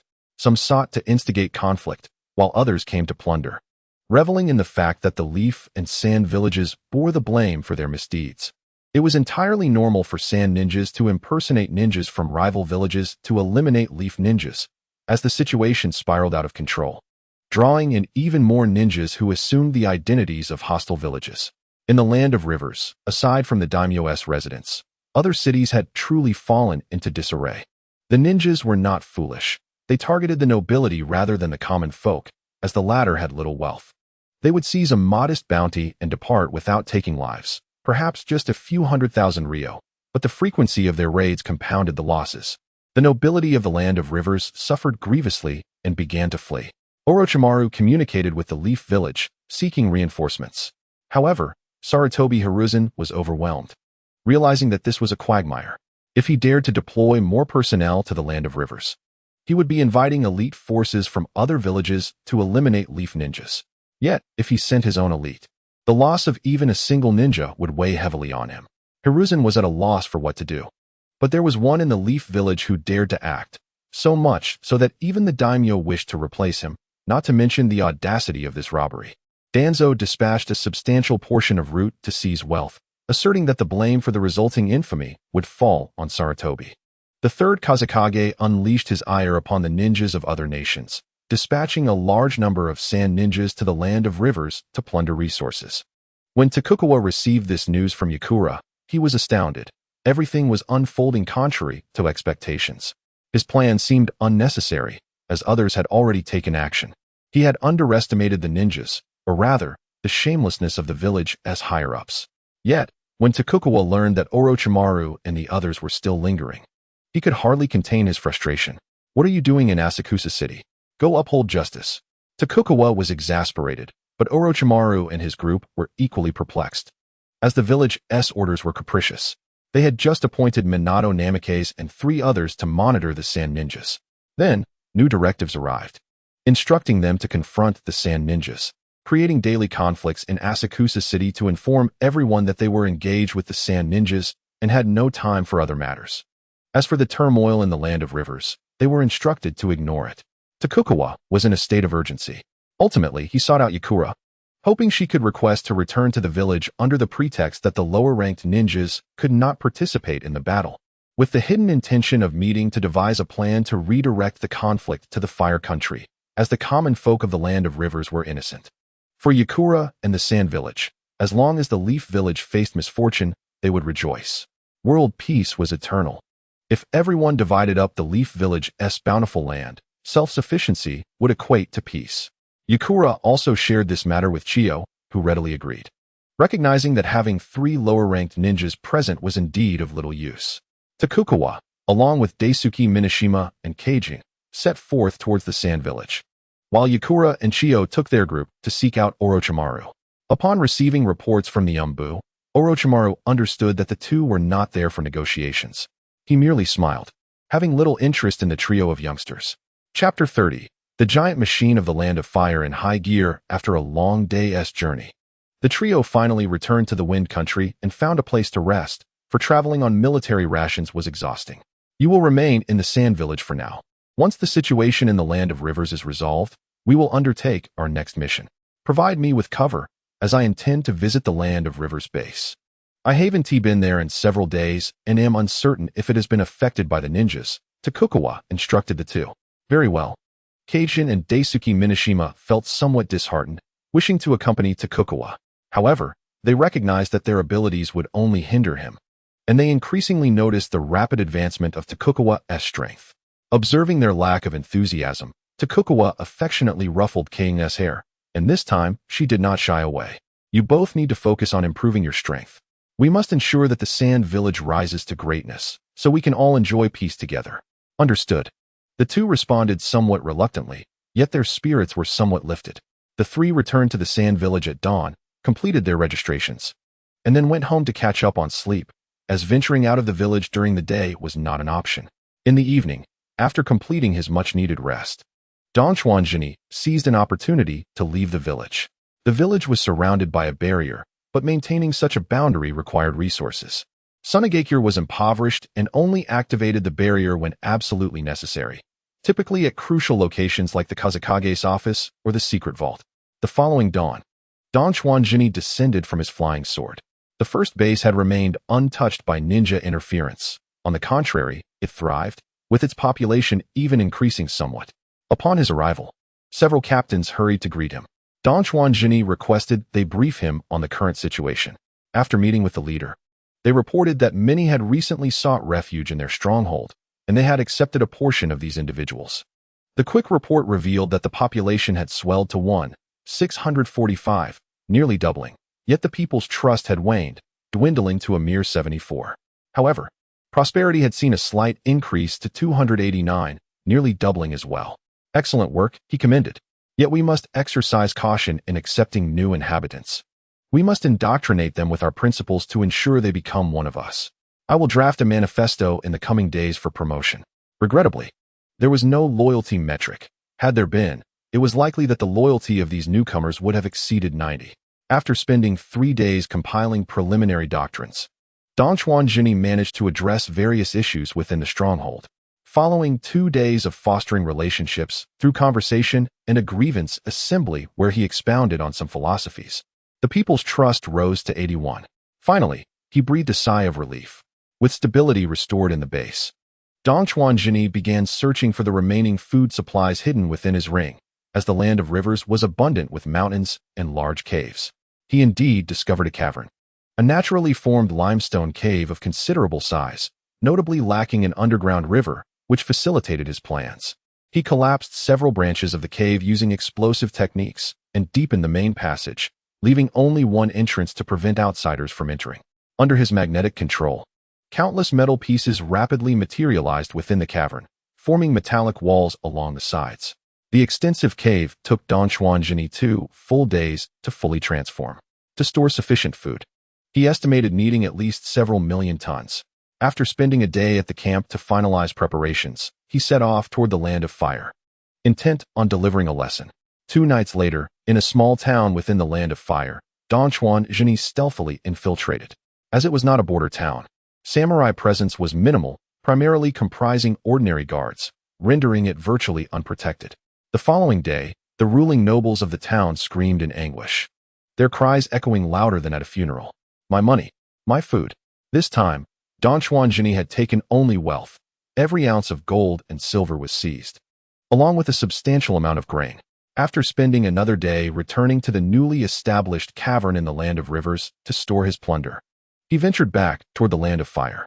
Sarutobi Hiruzen grimaced at the intelligence reports before him. He was increasingly frustrated with these bandits, wishing they would confront him directly with real weapons instead of targeting the nobility. Such cowardice was unbecoming. With no other recourse, he dispatched agents to assess the damage inflicted on the unfortunate noble. However, a day later, Sarutobi Hiruzen's frustration boiled over as he punched through a table, creating a sizable hole. Damn it, he cursed. His ire was compounded by the news that a noble from a border town had been robbed, this time of food supplies while their wealth remained untouched. He ordered the return of Orochimaru, stating that they could no longer remain in the land of rivers. These brigands intended to challenge them directly. Hours later, Orochimaru received the message and promptly departed for the land of fire, realizing that their homes were at risk. Chiyoraza and others were perplexed by Orochimaru's withdrawal, but Yakura understood the implications. Jinni had succeeded. Only after Orochimaru's departure did they learn of the theft from 2 nobles in the land of fire. Curse Konoha, this is a satisfying turn of events, one remarked. At last, Konoha faces the consequences of its actions. When Donchuan struck for the 3rd time, employing magnetic techniques to obliterate multiple nobles, Konoha's true strength and capabilities were laid bare. The daimyo of the land of fire and the nobility stood united against the threat posed by Konoha's ninjas. Hundreds of cities in the land of fire began hiring ninja for protection, and Sarutobi Hiruzen and Danzo took the situation seriously. Major cities were now protected by elite jonin, and every exit from the land of fire was guarded by ninjas, with even smaller towns boasting at least 3 chunin for defense. Ninja patrols monitored key transportation routes throughout the expansive land of fire, which had entered a state of heightened military alert. With over 6,000 assorted ninjas securing the land of fire, it was evident that Konoha could muster an equal number without hesitation, a testament to its current zenith. After 2 days of reconnaissance in the land of fire, Donchuan gleaned invaluable information, narrowly avoiding detection. Is this truly the extent of the land of fire's power? He mused, filled with trepidation. Realizing he could not act directly, he decided to propagate the threat posed by Konoha, titling his first book, My 10 Years of Travel in Konoha. As Konoha and Shinichi withdrew, coupled with the land of fire's state of emergency, the land of rivers began to stabilize. Yet, the nobles of the land of rivers fled in droves, with only the bold daring to return. resulting in a near-total collapse of order. Thus, the ambitious Dongchuan Jinni embarked on his grand endeavor. Chapter 31. Raza faces blame again. My 10 years of travel in Konoha published. As the war machine of the Land of Fire roared to life, the specter of war once more loomed over the shinobi world. Sarutobi Hiruzen, in a fit of rage, sent a vehement missive to Shinichi, demanding the surrender of the culprit Raza, threatening dire consequences if they did not comply. The third Kazekage was equally infuriated. Damn it, where has that foolish Raza gone again? Why is he always absent when trouble arises? Indeed, Raza had once more strayed from his training location, this time to a more secluded area, eluding the Umbu for an extended period. Chiyo, Aizo, Yakura, and the Umbu Captain Takaki had gathered in the Kazekage's office, all expressing their exasperation with Raza. Why can't he focus on his training instead of wandering off? They lamented. Chiyo, I entrust you with leading 1,000 sand ninja to the border of the Land of Wind to establish a defense line. If the forces of Konoha arrive, hold the line for 3 days. I shall personally lead the main force to your aid. Understood, Chiyo replied promptly. The third Kazekage turned to Aizo. I need you to command 800 ninjas to guard against Kirigakura's potential naval assaults. Protect the line at all costs. If the enemy is overwhelming, you may retreat inland to engage them there, delaying them as long as possible. Very well, Aizo agreed, recognizing the gravity of the situation. Finally, the third Kazekage's gaze fell upon Yakura, who he wished to keep from leading defenses against Iwagakure, a role meant for Raza. Instead, Yakura would be responsible for guarding against Kirigakure, while Aizo remained in Shinichi, ready to respond to the front lines as needed. The fourth Kazekage's position was undeniably Raza's, which necessitated opportunities for greater achievements. However, the affairs of the Land of Rivers and the Land of Fire have stirred quite a commotion, while Rasha remains elusive time and again. If such matters cannot be handled properly, how can one expect to manage the entire hidden sand village in the future? Yekon, this is an order for you to lead 2,000 sand shinobi warriors and defend the rock-hidden village against attacks at all costs. There will be no reinforcements this time. Understood. Yekon's cold voice resonated, fully aware that he had resigned himself to the possibility of death in this battle. After the hidden sand dispatched approximately 3,000 troops to support both the mist and rock villages, it was evident that only 2,000 could be sent to the crucial battlefield of the Land of Fire. The hidden sand is impoverished, exceedingly so, and cannot afford to sustain such a large number of personnel. Once the operational objectives were assigned, Yekon and his companions swiftly departed to mobilize their forces. Shortly after their departure, news arrived from the Umbu. Rasha, the Jonin, had been located and was on his way back to the village. The third Kazekage slammed his fist onto the table. The sound echoed ominously. Rasha, how dare he return? I shall eventually deal with him. The third Kazekage was seething with rage. Rasha, on the other hand, was infuriated as well. After exhausting himself through training, he had merely taken a brief respite. Why were there complications again? Are the people of the Land of Fire truly so incompetent, allowing others to rampage within their territory? If only he knew who had repeatedly committed crimes using counterfeit magnet release and then placed the blame upon him. Upon returning to the Kazekage building, Rasha was met with a harsh reprimand from the Kazekage. Rasha, what is the matter with you? You are never present when issues arise, consistently straying from your training. Tell me why. I am beginning to doubt whether these incidents are of your doing. Rasha, clutching his bruised face, wore a somber expression but bowed his head in apology. It is my fault. Please allow me to go to the front lines. I will personally resist the Konoha ninja. You need not say it. I will take you along to clarify this matter. Our hidden sand village can no longer withstand turmoil, the third Kazekage declared emphatically. At this moment, he was in his prime, brimming with vigor. Yet, as he observed Rasha's departing figure, the fury on his face was replaced by suspicion. Once could be a coincidence, but twice? Each time Rasha was absent, diverging from his training path. Rasha, is it truly you? With the actions of the hidden sand village, all the other ninja villages braced themselves, hastily dispatching troops to fortify their borders. In the Land of Rivers, a book titled My 10 Years in Konoha by Dongchuan Jinni burst onto the scene. The hidden cloud, hidden rock, hidden mist, hidden sand, and other villages, as well as various factions, regardless of their identities. If you wish to uncover the truths of the Hidden Leaf Village, then look no further than this book. My decade in Konoha meticulously records all significant events, and the narrative will be woven through the accounts of the 12 most formidable shinobi of Konoha. The first among them, the third Hokage Sarutobi Hiruzen Danzo, the shadow of Konoha, a master of wind release at the root Hataki Tsukumo. The legendary half-sleeve man who was on the verge of becoming the fourth Hokage, a master of swordsmanship Orochimaru, Tsunade, Jiraiya, Minato Namikaze, Fugaku Uchiha, Kushina Uzumaki, Might Guy. Why are there 10 figures? Because the last two are legendary ninjas, Hashirama Senju and Tobirama Senju, who I have personally witnessed being summoned back through the forbidden technique. Impure world reincarnation, and the resurrected Hashirama possesses would release, though I have yet to see the other legendary ninja resurrected. Does Konoha truly lack the ability to summon another powerful figure, Uchiha Madara? Dong Chuanjun meticulously chronicled their lives and pasts, embellishing the events in Konoha based on what he gleaned from anime in his previous life, primarily enhancing the narrative's intrigue and conflict. He concluded by asserting that this is the era of Konoha, the era of the Hokage, where all other villages will fade into obscurity. Their comprehensive training systems and shinobi clans ensuring a continuous emergence of shadow-level powerhouses, even the resurgence of a Hashirama Senju or a Madara Uchiha.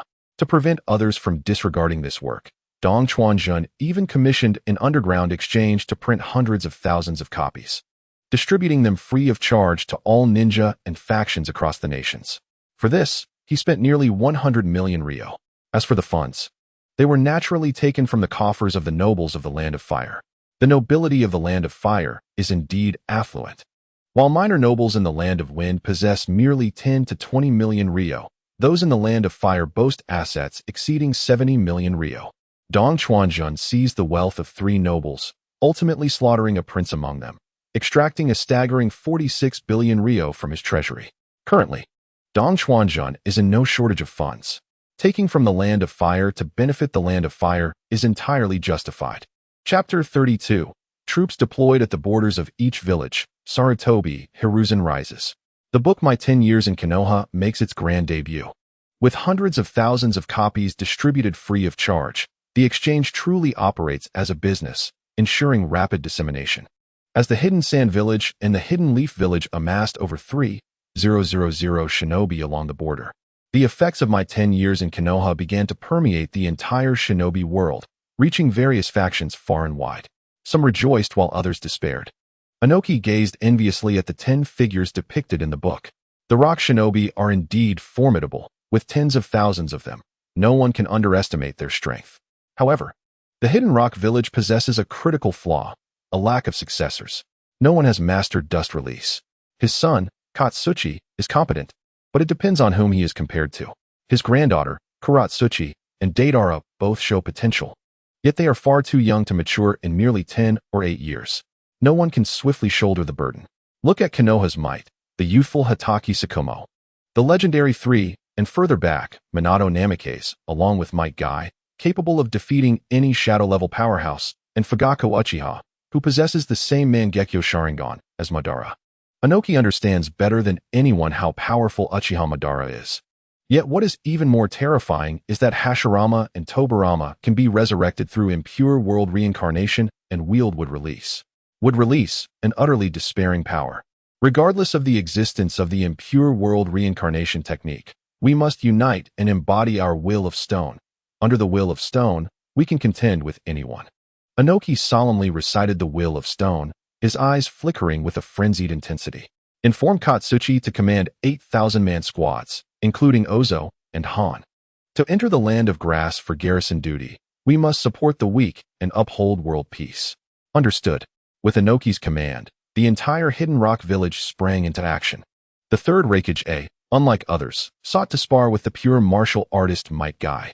However, he understood that this was not the time for challenges, but for mobilization. He believed that Inoki, being the old coot he is, would undoubtedly dispatch troops to the Land of Grass. He could not allow the Hidden Sand Village to be completely defeated. If the Sand Shinobi fell, the balance would be irrevocably shattered. With just a small contingent, they could withstand the Sand Shinobi. The remaining elite forces would be sufficient to create a stalemate with the Lightning and Rock villages. And once the war reparations from the Sand Shinobi were settled, Konoha would witness an influx of talent. Thus, with this ebb and flow, It would not be long before the two hidden villages would find themselves living under the shadow of defeat, much like the fallen hidden sand, bowing their heads for decades, ultimately becoming a pitiful state akin to other minor nations caught in a squeeze. Inform A to assemble a team led by the Wood Ninja, with 6,000-man squads. Under A's command to advance into the Land of Iron, a great war must not erupt within the shinobi world. We must preserve peace in the shinobi realm. Although the hidden mist village was enveloped in blood mist, the third Mizukage was not to be underestimated. Under the leadership of Yakura, the 7 ninja swordsmen led 2,000-strong ninja battalions into the Land of Bears. Alongside their advance, they issued a ceasefire appeal to Konoha, urging them to refrain from initiating a wicked war. A wicked war, a wicked war, what nonsense. Even the usually composed Sarutobi Hiruzen lost his temper, throwing down the intelligence report. The once mocking Danzo fell silent, as the book My 10-Year Journey in Konoha had already reached the hands of everyone present, while others were somewhat indifferent. Danzo could not dismiss the fact that the inherently malevolent Uchiha had awakened a pair of Mangekyo Sharingan. Though he had never seen Madara's Mangekyo in person, he recalled how his teacher, Hashirama Senju, would always wear a grave expression when mentioning Uchiha Madara. Hashirama's fear of the Uchiha's perversion was palpable, as all his secret techniques were designed specifically to counter them. The fire release water techniques were, astonishingly, more potent than those of the second Mizukage, even capable of overwhelming them. It was well known that the Uchiha were masters of fire.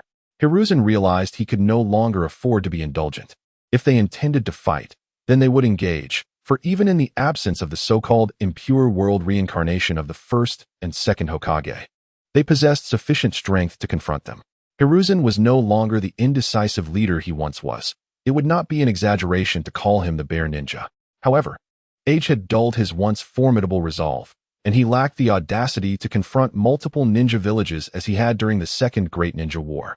Observing Hiruzen's hesitation, Danzo slammed his hand on the table and exclaimed, "Hiruzen, now is not the time for indecisiveness. They have already amassed troops at the border. Even if we wish to avoid conflict, we must prepare our defenses. We cannot cower before their full might." Danzo's words, coupled with the pressure from the 4 villages surrounding Konoha, gradually rekindled the ambition in Hiruzen's eyes. "Very well, whether for war or peace, we must prepare for battle. Old comrades, let us stand together." Hiruzen gazed at Danzo, Mido Kazama, and Nara Ashikaku, who appeared rejuvenated, as though the valiant ninjas of their youth had returned. "Let us engage in battle once more." The 3 immediately rose, visibly excited, feeling a sense of revival. Immediately notify the ANBU to summon Tsunade, gather Kakashi Hatake, Orochimaru, Jiraiya, Minato Namikaze, Fugaku Uchiha, and Shikaka Nara for a council. We must prepare for war. Several ANBUs swiftly departed. Danzo, growing anxious, inquired, "Hiruzen, should we involve the Uchiha as well?" Hiruzen's gaze was resolute as he replied, "Since he possesses those eyes, and it is known to all, we must summon him. In these extraordinary times, we require the Uchiha's power." Danzo contemplated leveraging Hashirama's authority to suppress Hiruzen, but after a moment's thought, he refrained from further comment. He aspired to be Hokage, yet he did not wish to preside over a devastated Konoha. Danzo's acceptance surprised Hiruzen, yet he felt elated that his old comrade finally understood his plight. "Will we truly win this time? We shall prevail." At the Nanga Shrine, the Uchiha clan was convening an assembly. The elder, Uchiha Shana, looked toward the clan leader's seat. "Fugaku, have you truly awakened the Mangekyo?" Dozens of red-eyed individuals gazed intently at Uchiha Fugaku. His emotions were conflicted. Had he awakened the Mangekyo? Yes, due to the death of a friend. Yet, he wished to keep it concealed. Revealing his awakening would undoubtedly incite the hawkish faction within the clan to push for action, potentially igniting internal strife that might lead to the Uchiha's dominance over Konoha. Chapter 33. Uchiha Clan Meeting, Konoha High-Level Conference. However, that wretched travelogue had made his awakening public knowledge throughout the ninja world. Had it not been for his subordinate's report, he might have remained oblivious. The book had exaggerated his power to the level of Uchiha Madara. Fugaku felt an urge to bow and exclaim his innocence. Others may not grasp Madara's strength, but as the head of the Uchiha, he surely understood it all too well. Historical records clearly delineated the cataclysmic battles between Madara and Hashirama. He possessed merely a pair of Mangekyo, with techniques that were not combat-oriented. and he could not summon the colossal Susanoo clad in armor and wings. He could only manifest a skeletal form. Moreover, gazing at the names of the other 9 Kage-level warriors, he felt utterly outmatched, unable to contend with the village should rebellion arise. Yet, with the revelation of his awakening, he could not deny it any longer. Under the scrutiny of dozens of red-eyed individuals, he nodded slightly, and soon his 3-tomo Sharingan began to spin, ultimately forming the unique eye of the Mangekyo, Fugaku's Mangekyo. Excitement, yearning, obsession, and reverence flashed in the eyes of the Uchiha clan members. Long live the clan leader! Someone shouted, and others joined in unison. Long live the clan leader! Long live the clan leader! Fugaku understood that, despite their differing factions, both the dovish and hawkish sides had placed their trust in him. Yet, he felt discontent. This trust was not genuine, but rather a consequence of his eyes. If he failed to leverage this power wisely, he would return to an even more humiliating state than before. Fortunately, Fugaku's discomfort did not linger long. An Uchiha ninja swiftly approached him, whispering in his ear. His eyes brightened, and after dismissing the messenger, his previously stoic demeanor transformed into genuine excitement, an emotion he had not felt even when he first became clan leader. Raising his voice significantly, as if to ensure every Uchiha could hear, he proclaimed, "Everyone, I have just received word that the Hokage has summoned me to a war council, and those invited include Kakashi Hatake, Orochimaru, Jiraiya, Minato Namikaze, and Shikaka Nara." Gasps of astonishment and elation erupted from the Uchiha. Even the usually solemn elder, Uchiha Shana, found it hard to believe. The significance of this war council was evident to all, given the prominence of the individuals invited. Fugaku had fully entered the highest echelons of decision-making.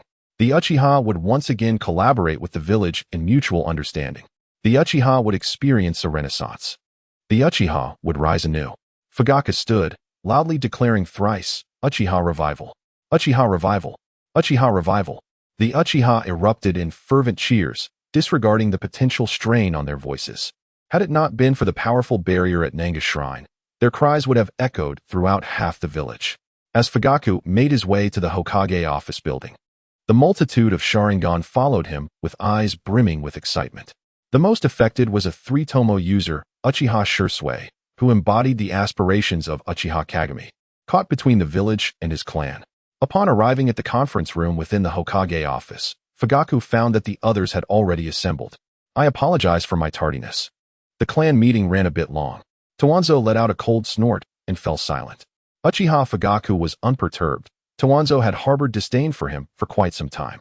Although Sarutobi Hiruzen did not wear a cheerful expression, his tone remained amicable. "Please, make yourselves comfortable. The timing is just right." Uchiha Fugaku found a vacant seat, situated between Orochimaru and Minato Namikaze, both of whom greeted him with polite smiles. Initially, Orochimaru had little regard for Uchiha Fugaku, not out of contempt, but due to a simple lack of power. However, the situation had shifted. With the Mangekyo Sharingan akin to that of Uchiha Madara, he now demanded respect. Minato Namikaze, still an elite jonin, was present purely based on the book that labeled him a contender for the title of the strongest Hokage, either the 4th or 5th, particularly due to the unparalleled prowess of the Flying Thunder God technique.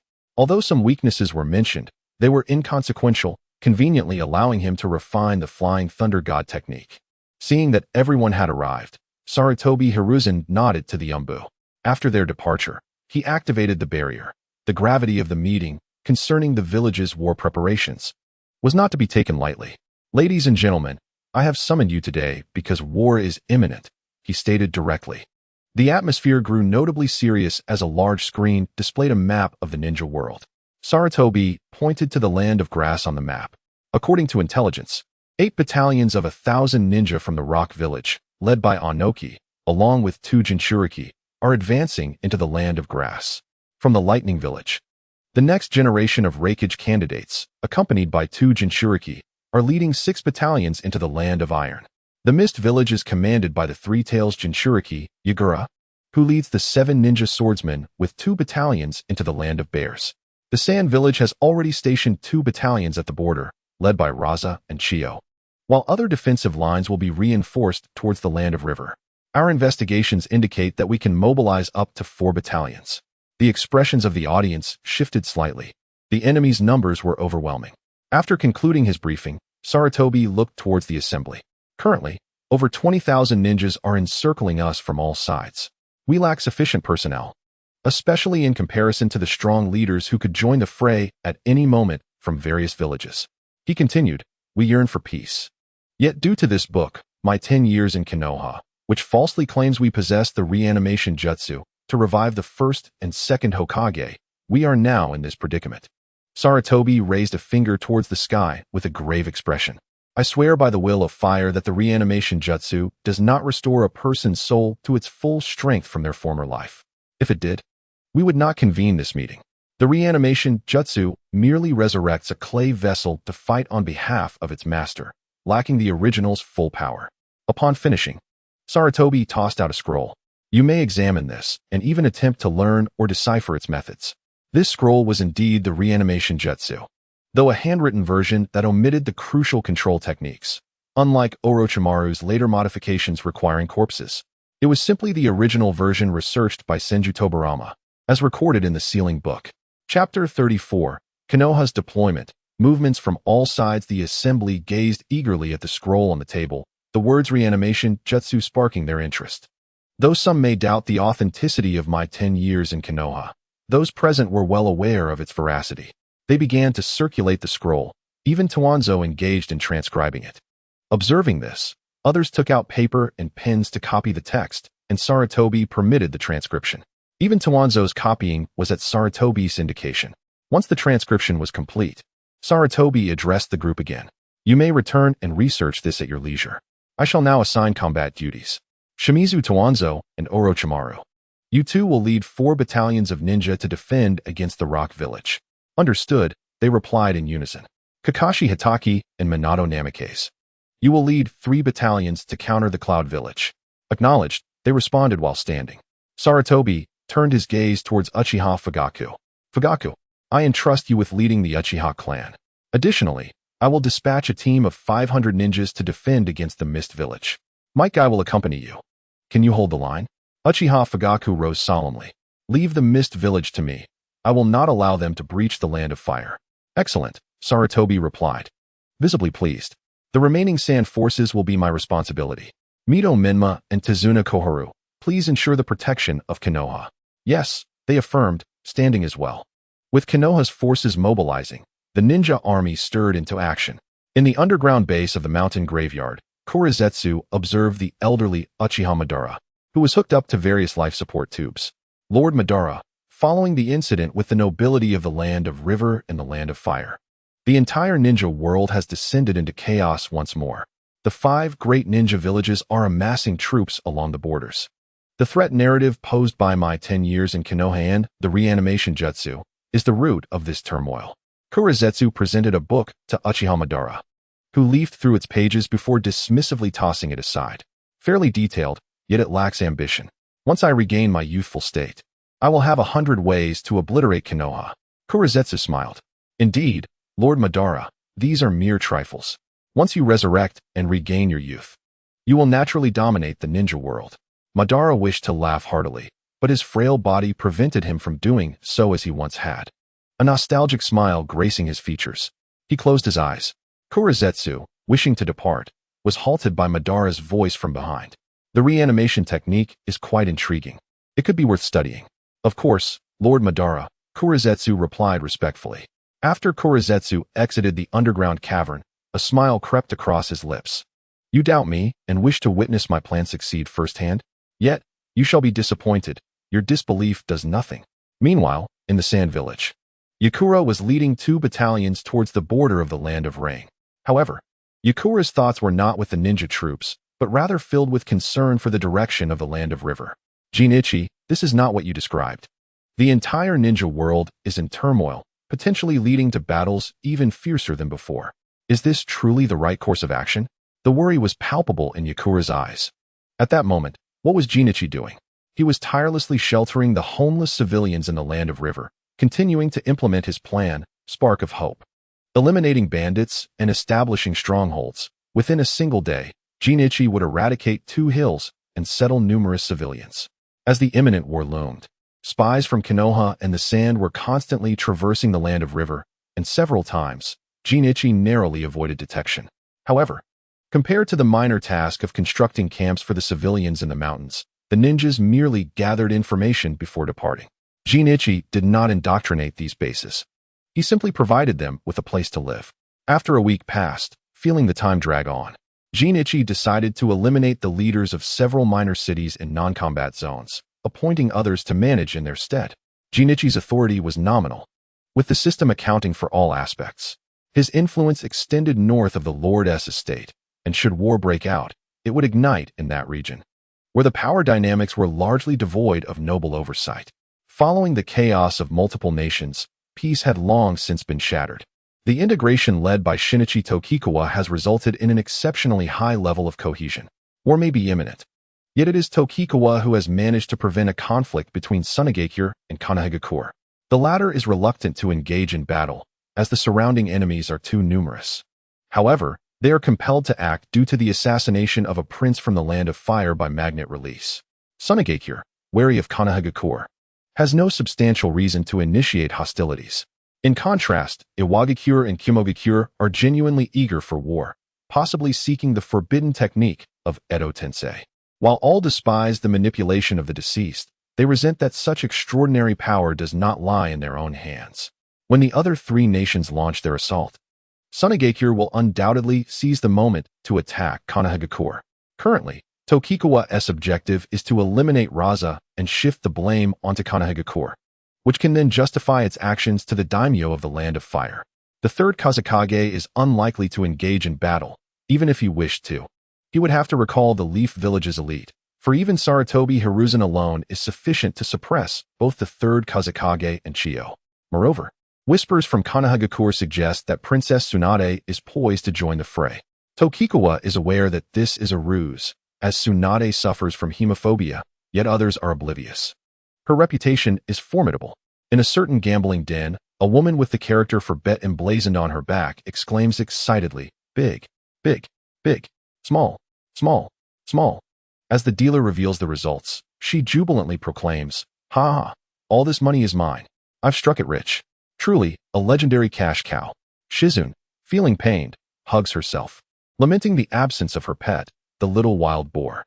It seems their funds are about to dwindle once more. Meanwhile, Tsunade, frustrated at her losses, suddenly shouts, "I'm done. This isn't fun anymore. Shizune, let us go." Shizune smiles, surprised that Tsunade wishes to leave after only losing half their money this time. "Goodbye then. If we leave, we won't lose any more money, and we won't have to sleep outdoors tonight." Just as they exit, an Umbu ninja approaches Tsunade, bows respectfully, and presents a mission scroll, saying, "Lady Tsunade, the four nations have invaded the Land of Fire. This is the Hokage's command. Please review it." Chapter 35. The Legacy of the Desert Emperor, Scheming for the Kazekage's Position. Tsunade takes the scroll, and after confirming its contents, her expression turns to one of shock. The information within is far worse than she had anticipated. Konohagakure has truly exhausted its resources. The Uchiha, Hyuga, and other clans have been mobilized elsewhere. And if they cannot withstand this onslaught, Konohagakure will be irreparably weakened. This is unacceptable to Tsunade. The village is her grandfather's legacy. Yet she is not in a condition to fight. Nonetheless, she must return. "Let us go, Shizune. We must head back to Konohagakure for now." Shizune nods in silence, as she follows Tsunade wherever she goes. Upon receiving this news, Sarutobi Hiruzen breathes a sigh of relief. Tsunade may not be able to fight, but her reputation alone can intimidate Sunagakure. The book has incited war, yet it has also ensured that the names of these individuals are known throughout the ninja world. Their deterrent power remains intact. 2 days later, Hiruzen awaits Tsunade's return. "Old man, how could you allow them to attack Konohagakure all at once?" Hiruzen's expression darkens with anger.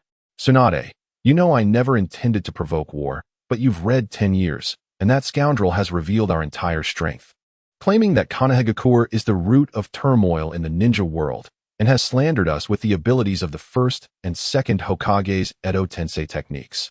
If I had access to the full powers of those techniques, I would have summoned them and annihilated those fools long ago." Hiruzen slams his fist on the desk, leaving a dent.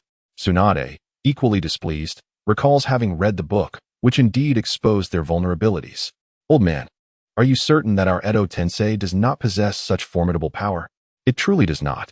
You can examine the sealing scroll. It was developed by your great-grandfather expressly to work with the exploding tag technique, and thus cannot retain the full strength of the deceased. Hiruzen fervently explains. Tsunade ultimately believes him, as he has no reason to deceive her. The following day, after Hiruzen has delegated his tasks, he departs with Tsunade and the reinforcements towards the land of rivers. Tsunade's presence on the battlefield greatly boosts morale. In the Shinichi camp, the third Kazekage, Raza, and Chiyo all wear grave expressions. Hiruzen and Tsunade have personally arrived in the land of rivers. Finally, the third Kazekage speaks. Raza, you are to lead a 1,000-man unit to seize Yugoka Mountain. Hold the high ground and secure the mountain pass. We must ensure our logistics remain undisturbed. If our supply lines are compromised, we will lose everything. We must endure until I and Chiyo can provide support. Understood, Raza replies solemnly. The third Kazekage then points to a different mountain range. Elder Chiyo, you will take another 1,000-man unit to seize the heights of Shisai Mountain, control the roads, and fortify our defenses. I will flank the Leaf Ninja from the eastern side of Dongsai Mountain. Very well, Chiyo nods in acknowledgement. In this battle, we need only to defend while Iwa, Humo, and Kiri initiate their assaults. As long as we can hold back the strength of Konohagakure, we will secure our position and even launch a counterattack to reclaim our losses. Shinichi marches resolutely towards the land of rivers, while Tokikawa remains unperturbed, as he has not established any bases in these areas, recognizing the folly of doing so during wartime. However, Tokikawa is not eager to join the fray just yet, for the day of reckoning is approaching. He has discerned that the first settlement yielded the best rewards. During the tree planting phase, he received 3 rewards: Magnet Release Control LV1, Dragon Explosion, and Perfect Jinchuriki Physique. Though the latter two are commendable, the most significant enhancement to his combat strength is indeed the Magnet Release Control LV1. This time, having just unlocked his territorial domain, he anticipates that the initial rewards will be more favorable. He hopes for a powerful ability this time. Several days pass as Konohagakure and Shinichi establish their encampments, each forming a triangular defensive position reliant on the nearby town, neither side daring to strike first, awaiting news from the battlefronts of the other 3 nations. Finally, today marks the day of reckoning for Tokikawa. At precisely midnight, the moment passes. Congratulations, host. You have unlocked your territorial domain. Current prosperity level, 340,000. Settlement rewards. Congratulations, host. You have acquired the Desert Emperor skill inheritance. Congratulations, host. You have successfully planted 794 trees, granting you 1 mystical bean. Tokikawa's eyes widen in astonishment. The mystical bean, produced by the Dragon Balls, is a miraculous item that can restore all states as long as one has breath. As for the Desert Emperor skill inheritance, which Desert Emperor is it? Tokikawa gazes at the golden orb, puzzled. However, it does have relevance to his time in the Land of Wind. Had he been in the Land of Lightning, perhaps it would have been a lightning inheritance instead, which is far superior to desert powers. With a mere thought, the golden orb instantly enters his mind. Tokikawa then receives information about the Desert Emperor, Azar, who now becomes a wild card in the game. Although the inheritance has been granted, the skills differ from those before. There are a total of 5 skills. The transformation from passivity to proactivity allows one to summon a colossal defensive tower that endures for 10 minutes. By infusing Chakra, the tower can launch attacks within its vicinity, with the power of these assaults dictated by the wielder. The Chakra distribution is split evenly. Half is sourced from the individual, while the other half derives from the energies of the universe. The remaining 3 skills closely resemble those found in conventional gameplay. The Summoning of Sand Soldiers, which possesses half the strength of the user, permits a maximum of 6, while the Sand Soldiers can teleport within a specified range. The ability to switch positions instantaneously allows the user to exchange places with the Sand Soldiers.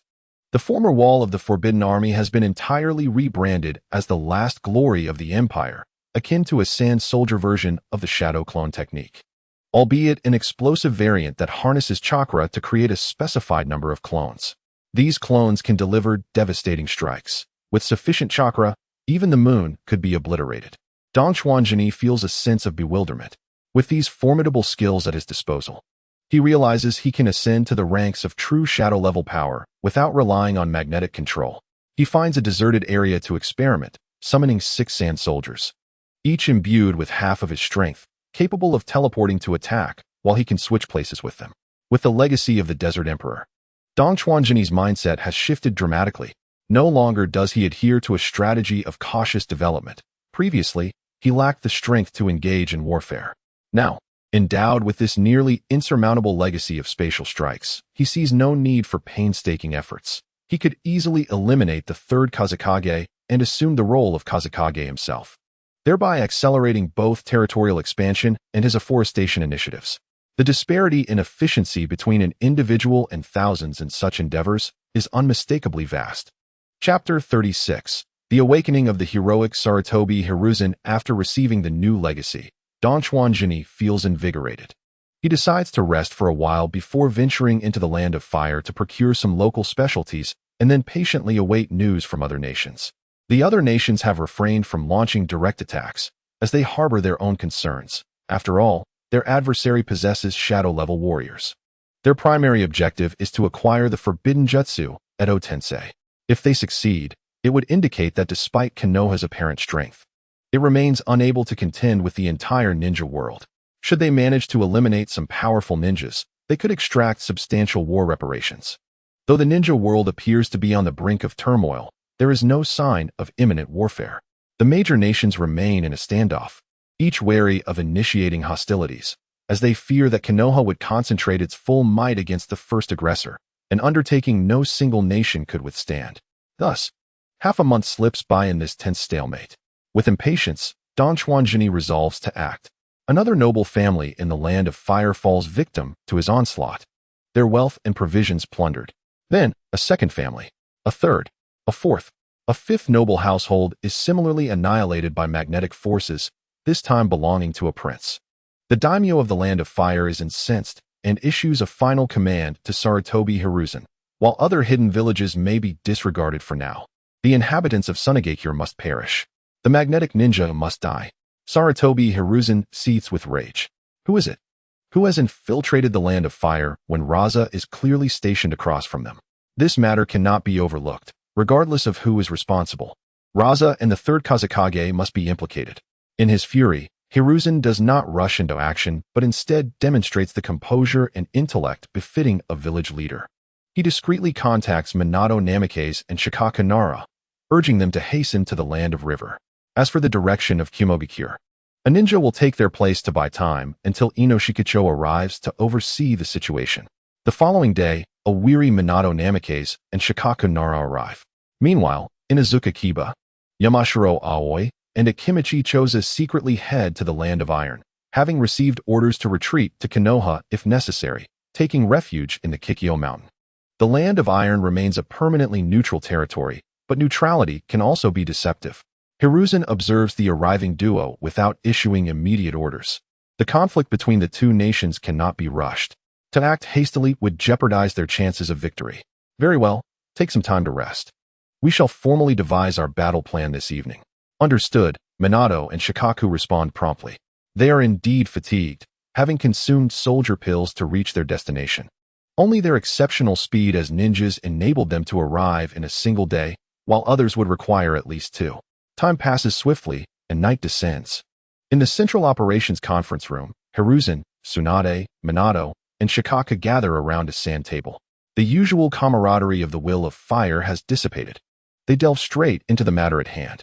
Hiruzen points to the Chiyo camp and addresses Tsunade, who suffers from hemophobia, in a commanding tone. Tsunade, lead a frontal assault on the Chiyo camp. You need not engage directly. Simply dispatch small units from the rear to harass the camp continuously. I require no casualty reports. All I need is for you to hold the line for 15 minutes. Tsunade's expression turns grave. She is privy to all of Hiruzen's intelligence and understands the gravity of the situation. A misstep could lead to distrust between Konoha and the daimyo. Tsunade is not merely Konoha's princess. She is also the close niece of the daimyo and the rightful princess of the Land of Fire. I will do it. I will endure 15 minutes with my life on the line. Very well, Hiruzen replies, his demeanor softening as he feels reassured by Tsunade's promise of support for the Chiyo camp. He then turns his gaze to Minato and Shikaku. When the battle commences, you two will lead 20 jonin to the Raza camp. I demand Raza's head. Casualties are to be disregarded. You have 15 minutes. Only 15 minutes, to return safely with Raza's head or corpse. These two are Hiruzen's most promising successors, particularly Minato, who is young and embodies the will of fire. Hiruzen is confident that Minato will not fall. They realize the gravity of the situation.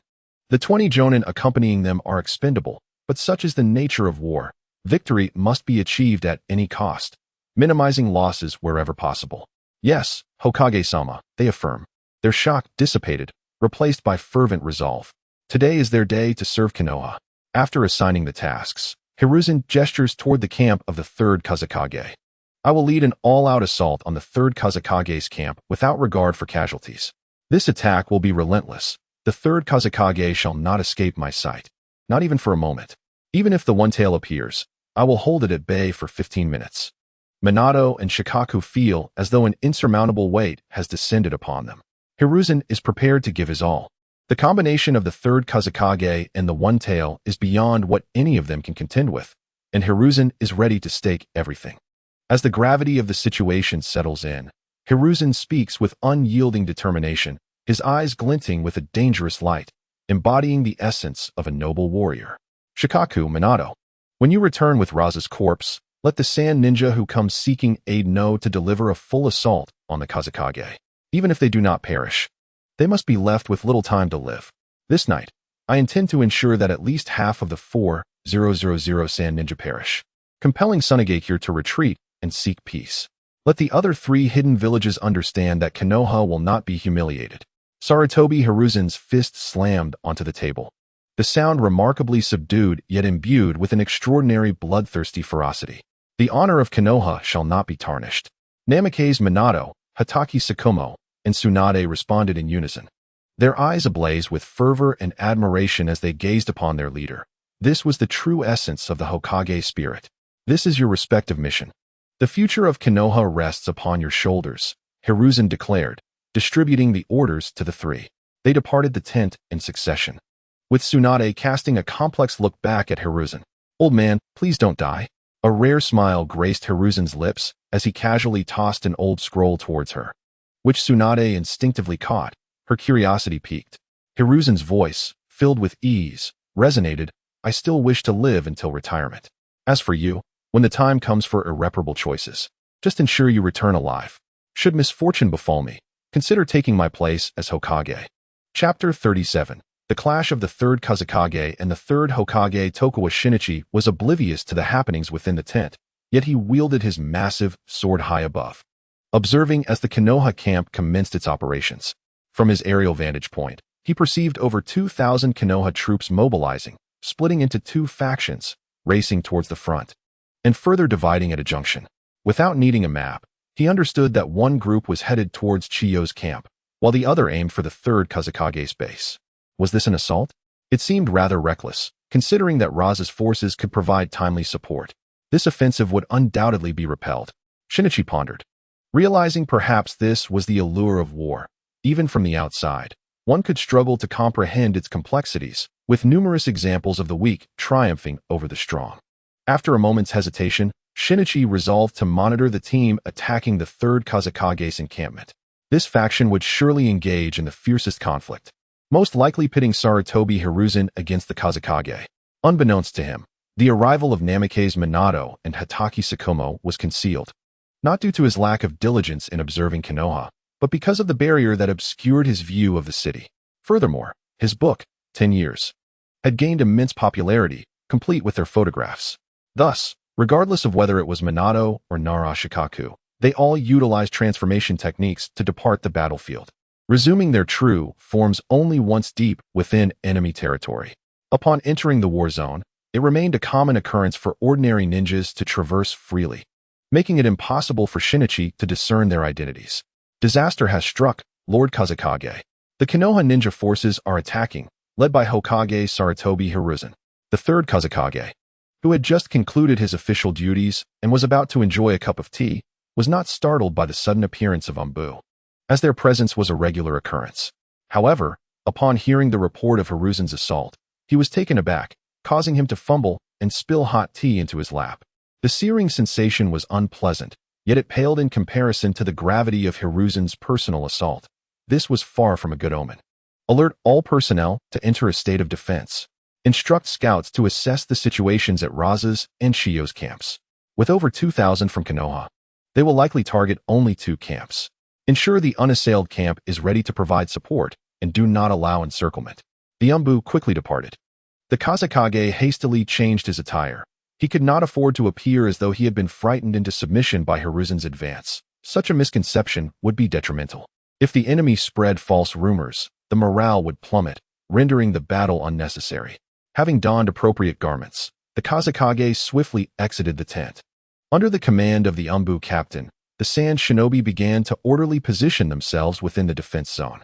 Where are Hiruzen's forces now? How far are they from our encampment? The Kazekage asked urgently. Lord Kazekage, based on my calculations, Konoha's army will soon reach the foot of the mountain. Detailed information awaits the report of our scouts.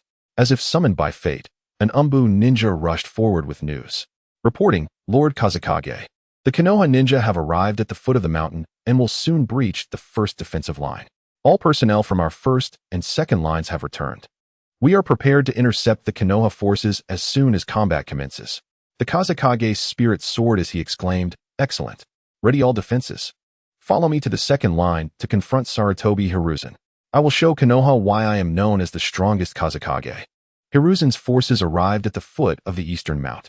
The mountain, vast yet not particularly high, featured steep, layered cliffs, and a river flowed through, ensuring a steady water supply.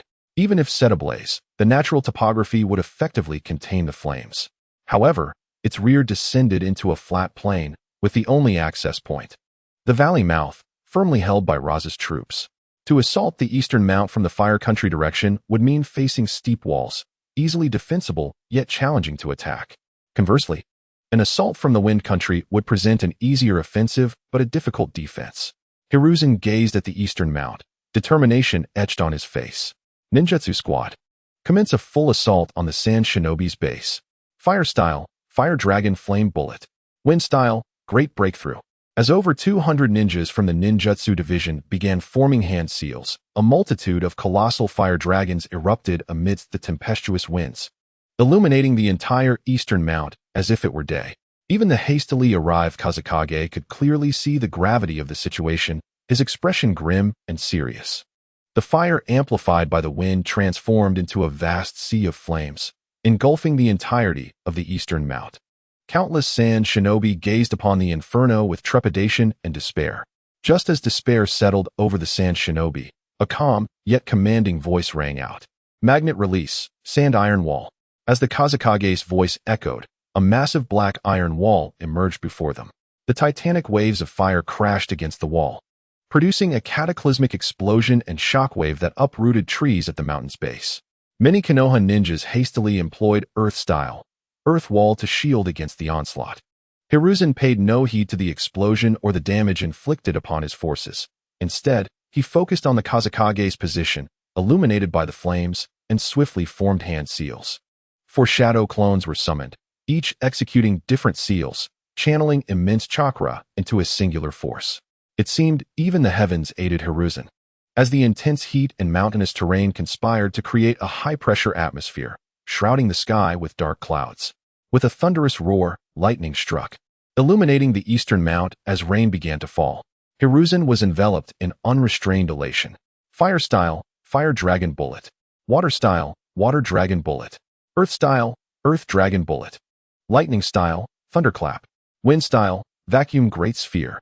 Various ninjutsu converged in the skies, the high-energy, lightning-infused chakra causing further explosions of lightning nearby, intensifying the ferocity of the 4 elemental attacks. This was the moment he had awaited. Hiruzen bellowed with fervor, 5 elements multi-shadow clone technique. Chapter 38, Double Ambush.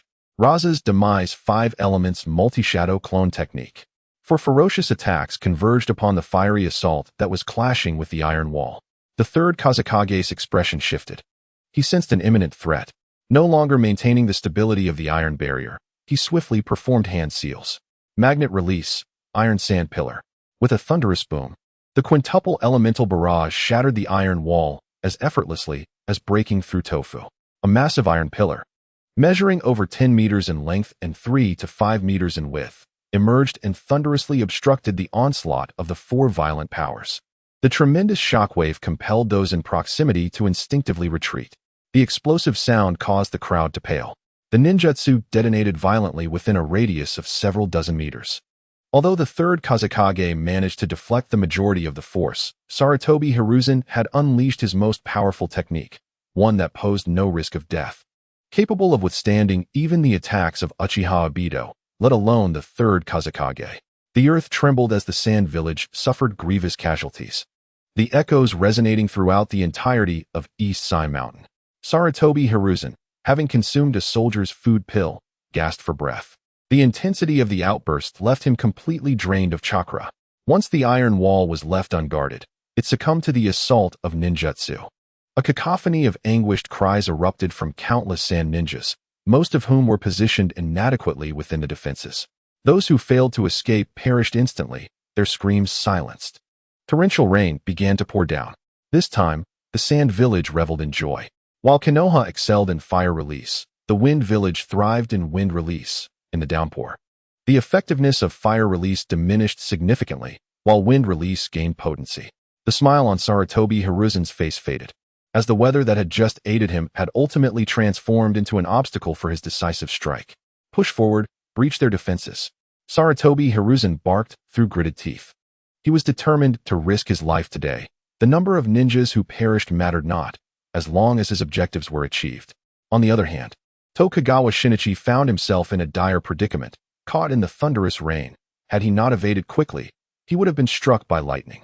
The two factions of ninjas at the East Sai Mountain camp had commenced a fierce exchange of jutsu, with some already engaging in close combat. Chiyo, feeling particularly distressed, lamented the rain, which prevented the toxins of her puppets from spreading freely in the sky. Advance. We must breach their defenses and rendezvous with Lord Third Kazekage. Chiyo commanded sharply. Tsunade, meanwhile, was inside a tent, listening to the sound of rain, while Shizune relayed various messages to her. We must delay them for 15 minutes. Yes. Tokugawa Shinichi, forced to flee the thunderstorm cloud, looked down to find himself hovering above the Raza camp.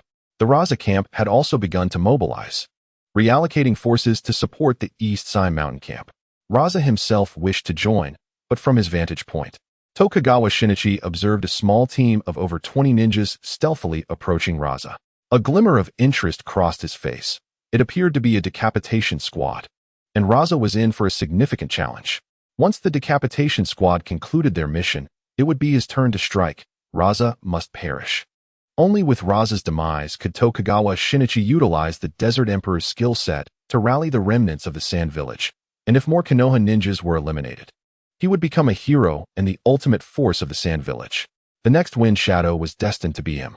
Raza was preparing to support the front lines, as the commotion of battle at East Sai Mountain was exceedingly loud. Captain, the Konoha decapitation squad has infiltrated. They are burning our supplies, and their strength is formidable. Our resistance is faltering. A ninja rushed in to report to Raza. Raza remained remarkably composed. Although he had never experienced a camp raid, he had frequently conducted assaults himself. Remain calm. I shall personally lead the charge to crush them. Others mobilized to assist Lord Third Kazekage.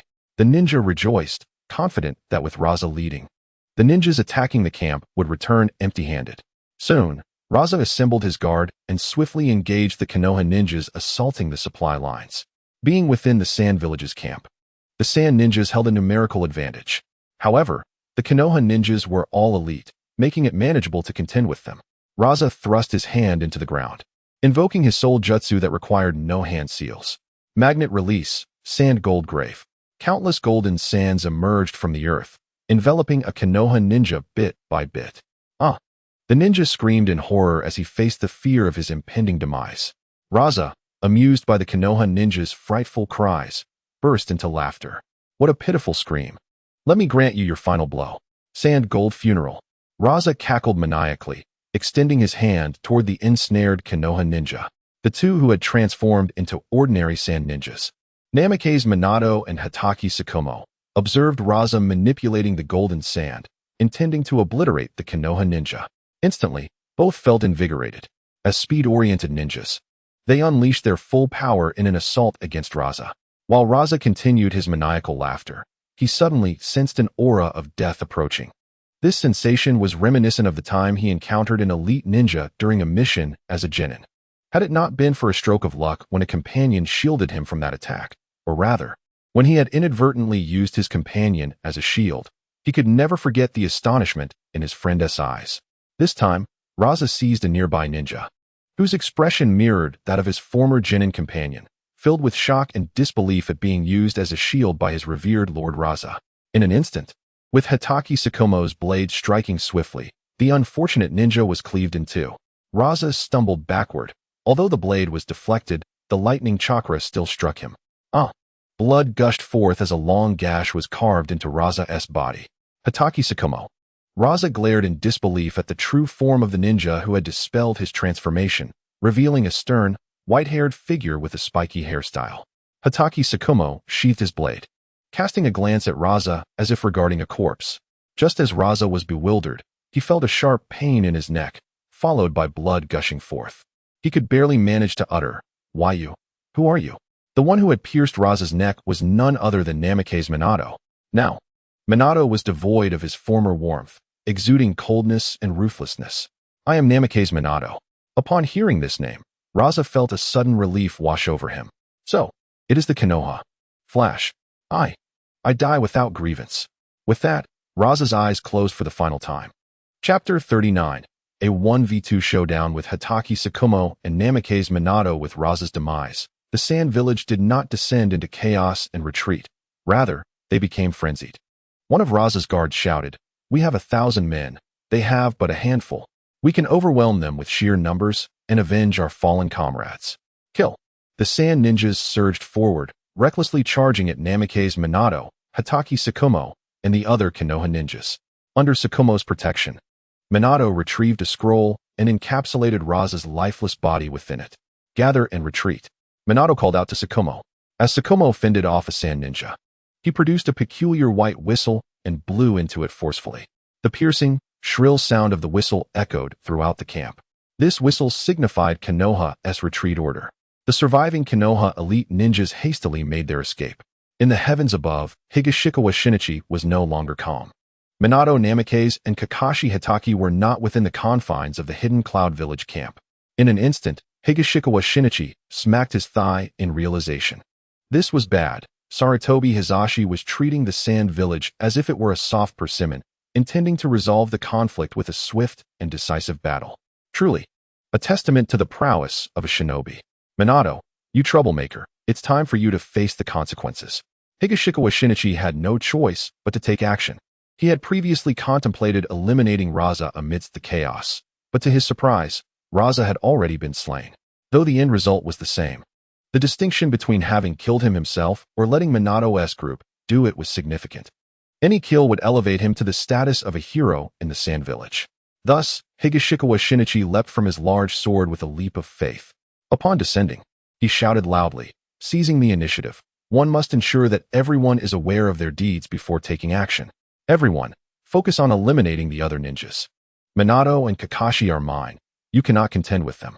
The battlefield was a cacophony of noise, but Higashikawa Shinichi's metallic loudspeaker, infused with chakra, echoed throughout the camp, ensuring that nearly everyone heard his proclamation. Minato and Kakashi simultaneously turned towards the source of the sound. This glance provided Higashikawa Shinichi with the perfect opportunity to strike. Dragon explosion, a pillar of flame, as thick as a barrel and imbued with devastating power, descended from the heavens, hurtling towards Minato.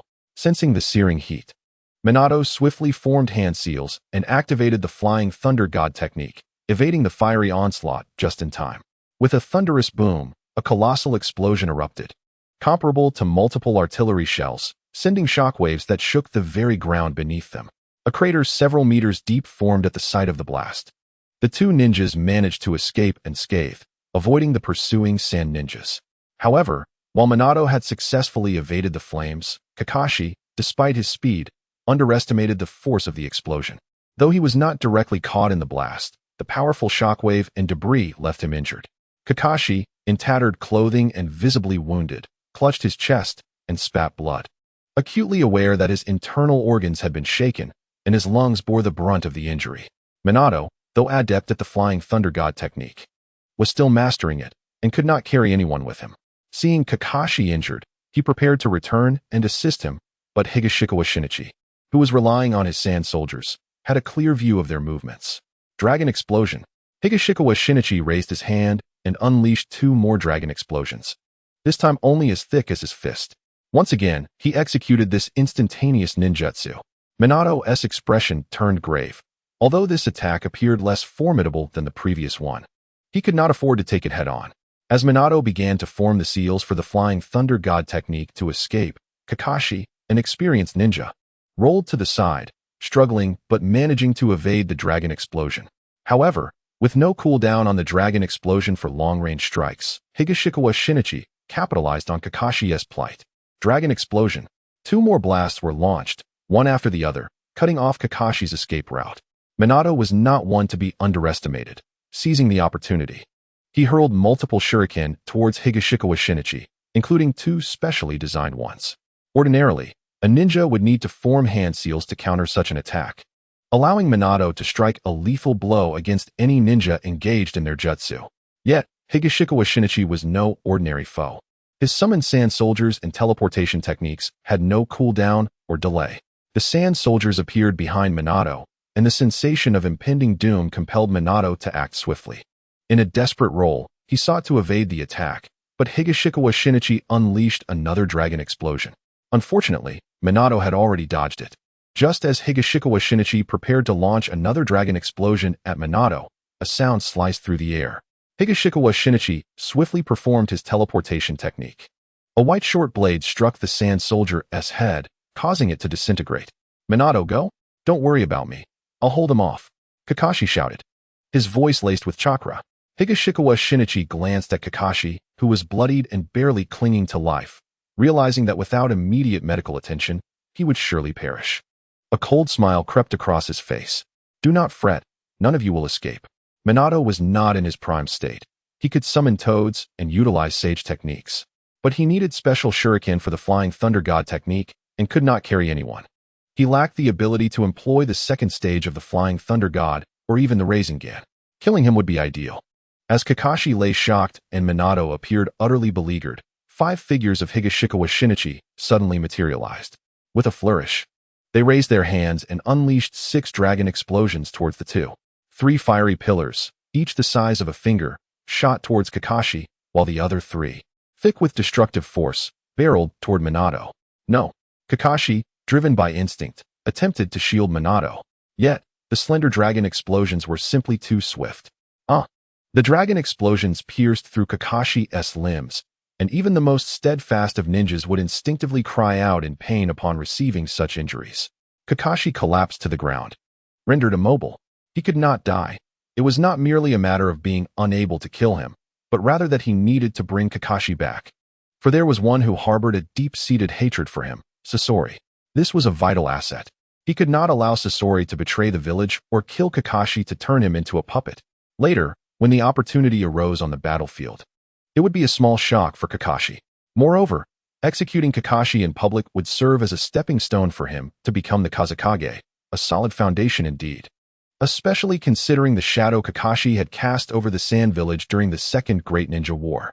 The prevailing sentiment was that any mission involving Kakashi could be abandoned without penalty. Chapter 40. Capturing Kakashi and repelling Minato. Kakashi was incapacitated. Minato, a talented ninja, had been knocked to the ground, swiftly forming hand seals for the Flying Thunder God technique. However, the speed of the dragon explosion was unmatched. In 1 second, he completed the hand seals, enough time for the dragon explosion to strike, given the proximity. In the moment before the Flying Thunder God was executed, a dragon explosion grazed Minato's side. Boom! The ground beneath Minato erupted, obliterating the area where he had just stood, the tremendous noise sending chills down the spine. As Kakashi lay on the cold ground, he wore a content smile, even as dust from the explosion settled over him. Finally, he had managed to escape. Higashikawa Shinichi felt a profound disappointment. He could not eliminate Minato this time. The next encounter would see Minato prepared, and once he was on guard, the risks would escalate. Even if Higashikawa did not reveal his magnetic control. However, his time was not yet over. He would return, and soon, he would capture Minato, allowing Sasori to turn him into a puppet. The sand ninjas watching from afar were astonished by the brevity of the battle, from the initial shout to the defeat of Kakashi and the escape of Minato. It had taken less than a minute. Their eyes were filled with disbelief. Minato's elusive movements had left them in shock. Yet the once invincible Kakashi had been so easily rendered powerless. Though these individuals were unfamiliar with Shinichi Tokugawa, they were elated to see the sand ninja forehead protector adorning his brow, feeling a sense of pride as he was one of their own.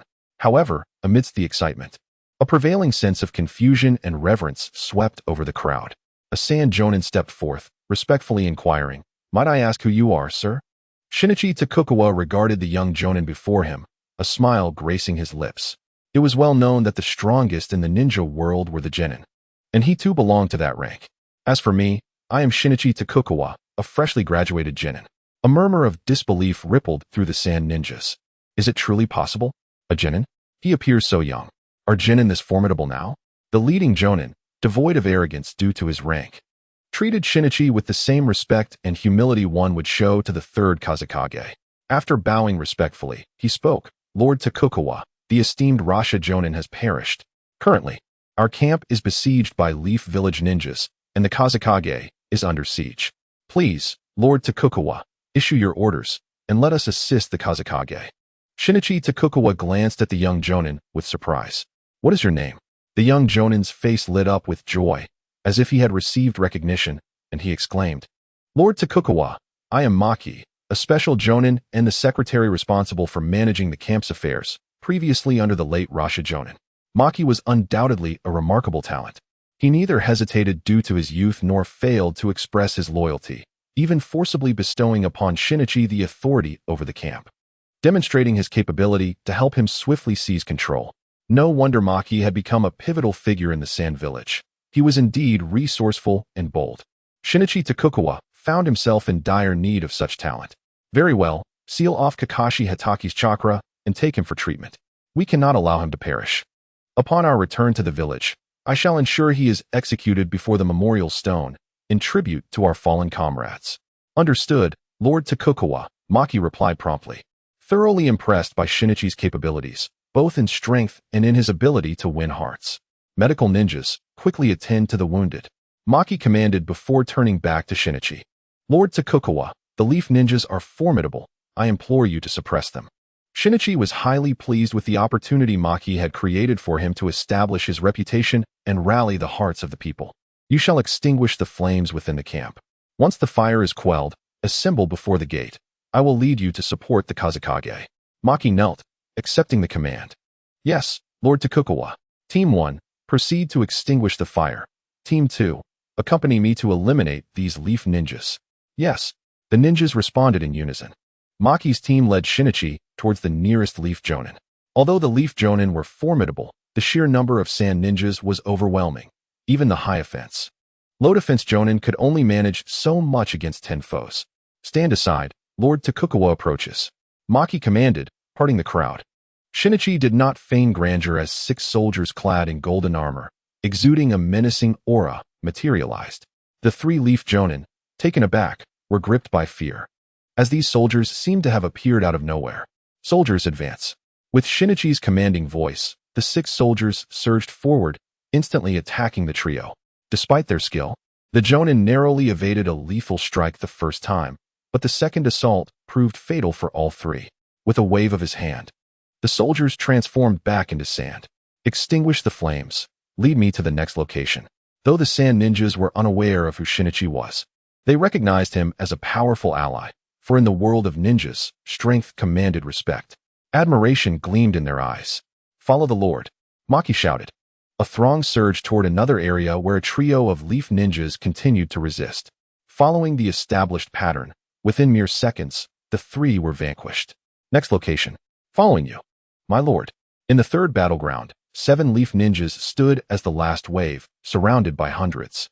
Upon Shinichi's arrival, those unfamiliar with him were momentarily perplexed by the sight of a young man at the center. What followed was an exhibition of Shinichi's prowess as he showcased the teleportation skills of the 6 sand soldiers.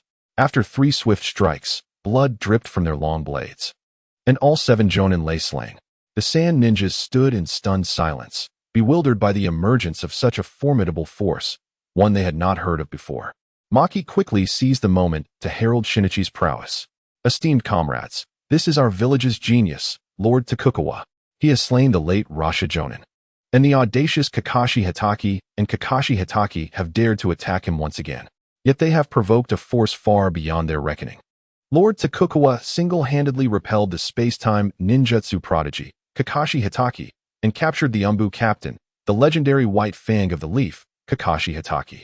The Sand Ninjas erupted in astonishment. Chapter 41. Subjugating the Camp Ninjas. Chiyo and Tsunade's renewed battle. As Maki observed the crowd captivated by his words, he urgently called out. The Kazekage is currently under siege by the Leaf's elite forces. Rasha Jonin has fallen. We require strong warriors to lead us in rescuing the Kazekage. Those willing to fight for our village, follow Lord Tokugawa. Shinichi, astute as ever, seized the moment to amplify the call. Our camp is besieged by the treacherous Leaf Ninjas, who assault us under the cover of darkness. Our comrades face persecution and the threat of death. Should our camp fall, the Leaf army will surge into the land of wind, endangering our families, our friends. I will be the first to charge into battle. Who among you will follow me to repel the Leaf Ninjas? Maki, filled with zeal, raised his fist high. We shall forever follow Lord Tokugawa. Others familiar with Maki or loyal to him echoed the sentiment. We shall forever follow Lord Tokugawa. As the chant spread, those who had witnessed the retreat of Kakashi Hitaki and the victory over 3 Jonin joined in, followed by more Sand Ninjas arriving to lend their voices. Shinichi felt immense satisfaction at Maki's actions. He was indeed a gem of a subordinate, making his duties considerably easier. As the entire camp resonated with the name Tokugawa, he understood that his momentum was building. Next, he would rescue the 3rd Kazekage, Chiyo, and repel the Leaf Ninjas. Whether he would don the golden robes would depend on Maki's understanding of the situation. Seeing Shinichi's gaze upon him, Maki nodded slightly, indicating that it was time to set forth. With his right hand raised, Shinichi gradually silenced the crowd, their eyes filled with reverence, fervor, trust, and a hint of uncertainty. Once the camp fell silent, Shinichi began his address. Esteemed comrades, today marks the commencement of a full-scale assault by the Leaf Ninjas. They seek to secure a swift victory, underestimating our strength, aiming to crush us as a mere display of power. They regard us as nothing more than a mere chicken to be slain, as a warning to others. With his chakra surging, his voice grew louder and more impassioned. Let us make it abundantly clear to that despicable and malevolent cohort of Konoha ninjas that we, the Sand Shinobi, are not to be trifled with. Today, I shall lead you in a demonstration that will resonate throughout the entire shinobi world. We, the Sand Shinobi, have never been easy prey. I implore you all to follow me as we repel the Konoha ninjas and assert our dignity. With words imbued with fervor, the morale of our camp, still reeling from the recent onslaught of war, was instantly reignited.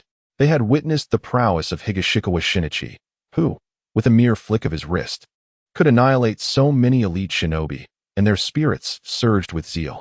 Repel Konoha. We, the Sand Shinobi, shall not be humiliated. Repel Konoha. We, the Sand Shinobi, shall not be humiliated. Repel Konoha. We, the Sand Shinobi, shall not be humiliated. Maki and the others echoed these rallying cries, swiftly joined by the other Sand Shinobi. With a decisive wave of his arm, Higashikawa Shinichi signaled their departure. There was no need for elaborate rhetoric. Those 2 words alone sufficed to convey their determination. A multitude of enraged and fervent Sand Shinobi trailed behind him towards Higashisawa Mountain. This was an all-out mobilization, leaving no one behind to guard the logistics. Higashikawa understood that not only did Konoha initiate an immediate battle, but the Sand Shinobi also had to engage in a decisive confrontation. A defeat would leave them utterly devastated, unable to recover for 2 decades. The distance from the West Sawa Mountain Camp to the East Sawa Mountain Camp was a mere 5 kilometers. In normal circumstances, a ninja could traverse this distance in just a few minutes at full speed. However, this time, the Konoha ninjas seemed reckless in their attempts to thwart the sand reinforcements. In 5 or 6 minutes, they had only managed to advance about 1 kilometer. Chiyo realized that the greater the enemy's defensive efforts, the more significant their intentions must be, and the safety of the Kazekage was at stake. The once gentle old lady transformed into a ruthless battlefield commander, issuing commands with authority. Puppet masters, do not hold back your puppets. Activate the death mode and breach Konoha's defenses to rescue Lord Kazekage. With Chiyo's orders, the Sand Shinobi's attacks turned desperate. Puppets that were damaged would self-destruct. Within mere minutes, they forced Konoha's snipers into retreat. They advanced 2 kilometers, now just 1 kilometer away from the East Sawa mountain camp. The Konoha line of defense was merely a hillside away. Capturing it would enable their support to reach East Sawa mountain. Attack with all your might. We must seize that hillside within 2 minutes. Victory shall be ours. At that moment, Tsunade, wearing an eye mask, joined Shizune at the top of the hill. This was Tsunade's strategy. Despite her fear of blood, if she could not see it, she could manage. Clenching her fists, Tsunade shouted to the ninjas below, "Hold the line. Just 5 more minutes of resistance, and Konoha will achieve victory. I shall fight alongside you all." Her voice, infused with chakra, resonated across the battlefield. And countless Konoha ninjas rallied with fervor, shouting their resolve. Konoha will prevail. Chiyo, hearing Tsunade's rallying cry, also urged her sand comrades, "Just 5 minutes. If we can breach their defenses within that time, victory will be ours." Chiyo remained vigilant, sensing a chakra that was ever-present, locking onto her. She recognized it all too well. It was Tsunade's chakra that had once thwarted her poison techniques, rendering her unable to defeat Konoha. Tsunade, too, faced her own struggles, knowing she could only do so much. If Chiyo dared to advance, she would have no choice but to retreat, for a confrontation was futile. Chiyo, an experienced commander, would not rush heedlessly into battle. Her purpose was to restrain this formidable opponent. A direct clash between them would yield no advantage, and Chiyo was wary of the potential outcome. As the two locked eyes, issuing commands to their respective forces, Tsunade, unable to see, relied on Shizune to relay orders, resulting in delays. Nevertheless, Konoha ninjas were inherently stronger than their sand counterparts. Despite Chiyo's effective leadership, their overall combat power fell short, leading to a stalemate. Meanwhile, the battle at East Sawa Mountain was far from favorable, deteriorating into chaos. The third Kazekage had not anticipated that Sarutobi Hiruzen would unleash such a devastating attack without warning. "Do you even know how to wield your full power?" he thought, frustrated by the lack of forewarning. The third Kazekage, unable to evade, found himself caught off guard, using an ordinary iron pillar as a shield against an overwhelming attack. The sheer absurdity of utilizing a minor defense against a major offensive left him reeling. Though the fortifications were compromised, the overall defensive structure remained intact, albeit with significant injuries to the Kazekage. The second line of defense had been breached, and it should have been a moment for the third line to shine. However, the third Kazekage was already wounded in the second line.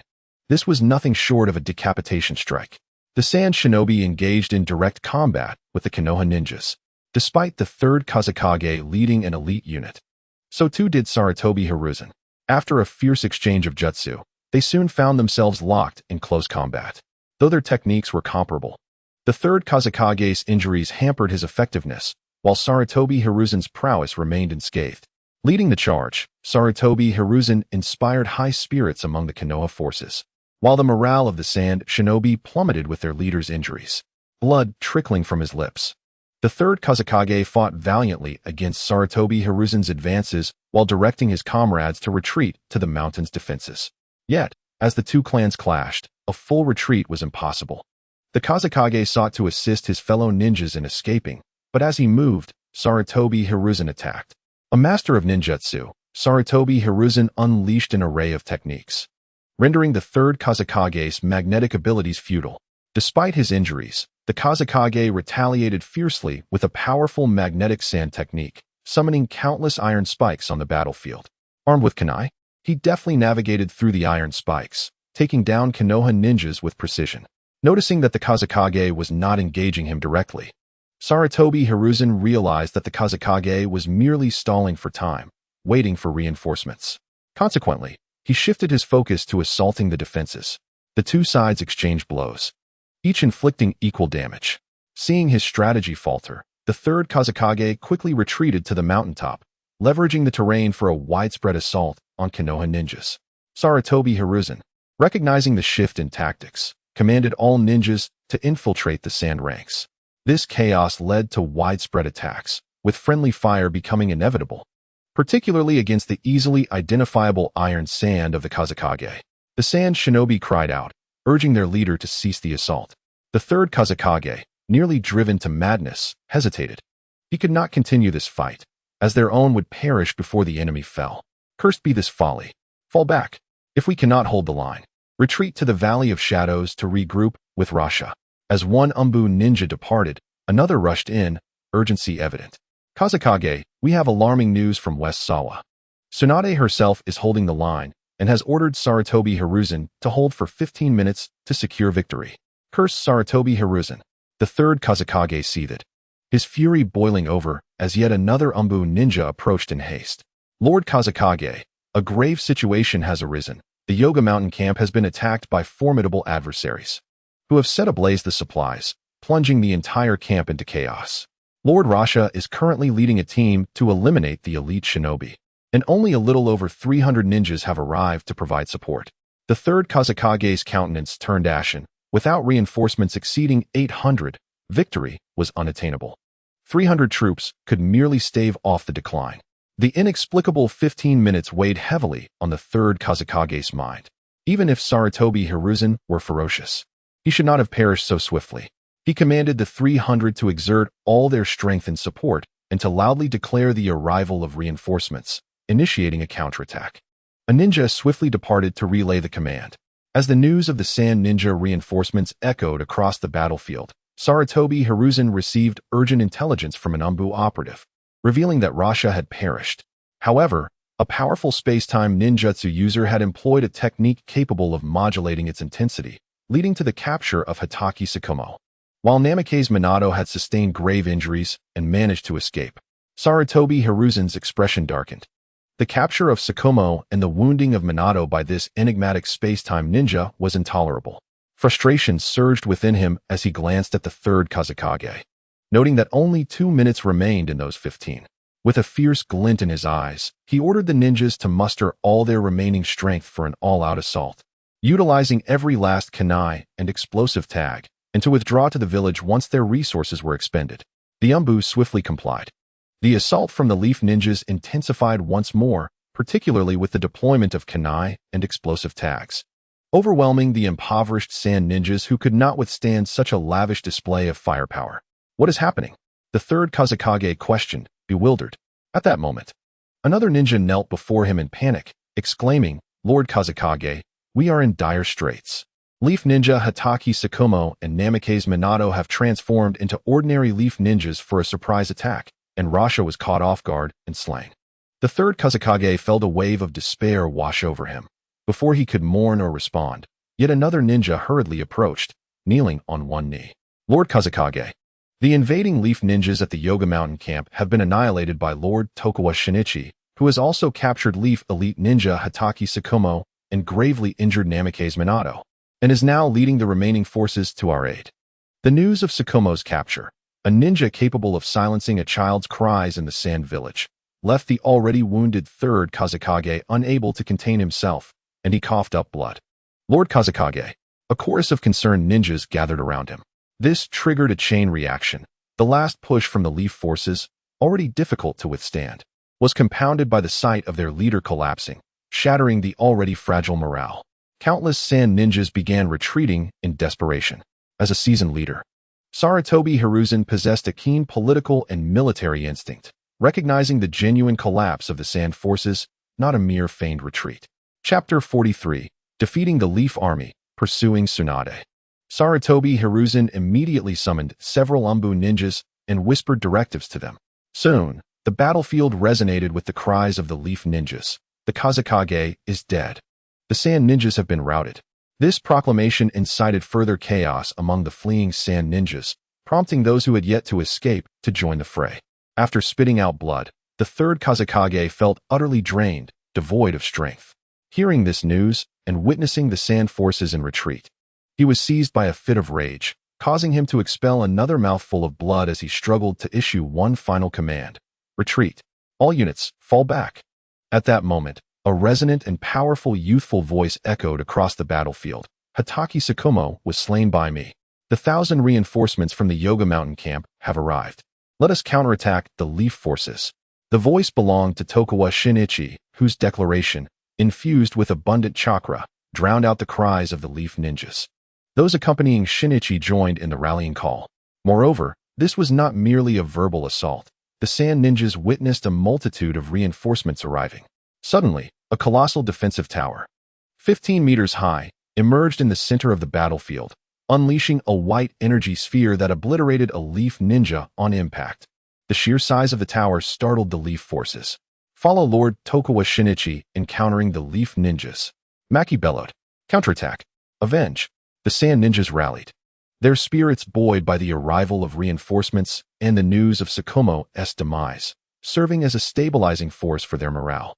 High above the defensive tower, a figure appeared, gesturing grandly, summoning legions of sand soldiers who surged towards the rear of the Leaf forces. Boom! The first explosion resonated, triggering a chain reaction akin to a row of dominoes falling. A second, a third, and soon an array of explosions ensued. The earth trembled beneath the relentless onslaught, shrouding the battlefield in a cloud of yellow sand while instilling terror in the hearts of the Leaf Ninjas, transforming their earlier elation into sheer panic. The chaos concealed the brutality of the explosions, leaving the Leaf Ninjas who had not engaged in the melee utterly decimated. Sarutobi Hiruzen's eyes widened in horror. Though he was not at the rear, he bore witness to the cataclysmic explosions, leaving almost no survivors. He comprehended the gravity of defeat in comparison to their previous gains. His loss was devastating. The ninjas scattered, dissolving into the chaos in a desperate bid for survival. Without hesitation, Sarutobi Hiruzen issued his final command, leading 4 Umbu guardians as they fled, leaving no room for hesitation. Upon hearing the news, the Leaf Ninjas sought to escape the battlefield. However, Tokugawa Shinichi would not grant them such an opportunity. Listen to my command. Exert all efforts to annihilate the Leaf Ninjas. Leave no survivors. Maki and his companions echoed the call. Pursue relentlessly. Leave none alive. The tide of battle shifted dramatically as the Sand Ninjas, once on the verge of being trounced, now pursued the Leaf forces, turning the tables in an astonishing turn of fate. Tokugawa Shinichi refrained from pursuing Sarutobi Hiruzen. He was capable of eliminating him, but sought to exploit Hiruzen's indecisive nature and penchant for compromise. Despite the battle lasting merely over 10 minutes, it was miraculous if 200 to 300 Sand Ninjas emerged unscathed, while half of the rescuing forces from the West Side Mountain Camp were fortunate to survive. The casualties exceeded 1,000. This was a staggering price of 1/5. Further losses were not what Tokugawa Shinichi wished to see. He desired a sand village that was not in tatters. The war could not continue, as both the Sand and the Leaf sought peace, with Sarutobi Hiruzen being the perfect candidate for negotiation. Had it been Namikaze Minato, Jiraiya, or Orochimaru, Tokugawa Shinichi would have pursued their complete eradication, for their existence would only bring calamity. Tokugawa Shinichi proclaimed once more, Maki, take 200 men and accompany me to confront Tsunade. The rest continue the pursuit of the Leaf Ninjas. Understood. The 3rd and 4th teams, follow me. Maki responded loudly. As for the state of the 3rd Kazekage, Tokugawa Shinichi thought little of it. His demise would be for the best, paving the way for his own ascendancy as the Kazekage. He trusted that Maki would handle the situation adeptly. Tokugawa Shinichi led his men to the battlefield, 1 kilometer away. Lady Tsunade, something terrible has happened. Explosions have been reported from the east side of the mountain, and the voices of the Sand Ninjas are echoing. It seems that Kakashi has been killed, and reinforcements have arrived. A Jonin swiftly approached Tsunade to relay the latest news. Understood. Teams 3 and 5 will provide cover while the others retreat to the camp with all their strength. Tsunade's countenance remained unchanged, devoid of any sign of defeat. She was remarkably calm, having already devised a defensive strategy for the camp. Yes, the Jonin quickly transmitted the information. The 3rd and 5th teams will cover the rear while the others make a full retreat to the camp. If Konoha ninjas could gather such intelligence, how could the Sand Ninjas not be aware of their own engagement? Chiyo immediately shouted, Kakashi Shikamaru is dead. The Hokage has fallen. Konoha has been defeated. Our reinforcements have arrived. Charge forth and entangle them, avenging our fallen brothers. Konoha has fallen. Charge. Numerous Sand Ninjas shouted as they surged towards the Konoha ninja ranks. Marky, encircle the fleeing Konoha ninjas. I will confront Tsunade. Understood, Lord Shinichi.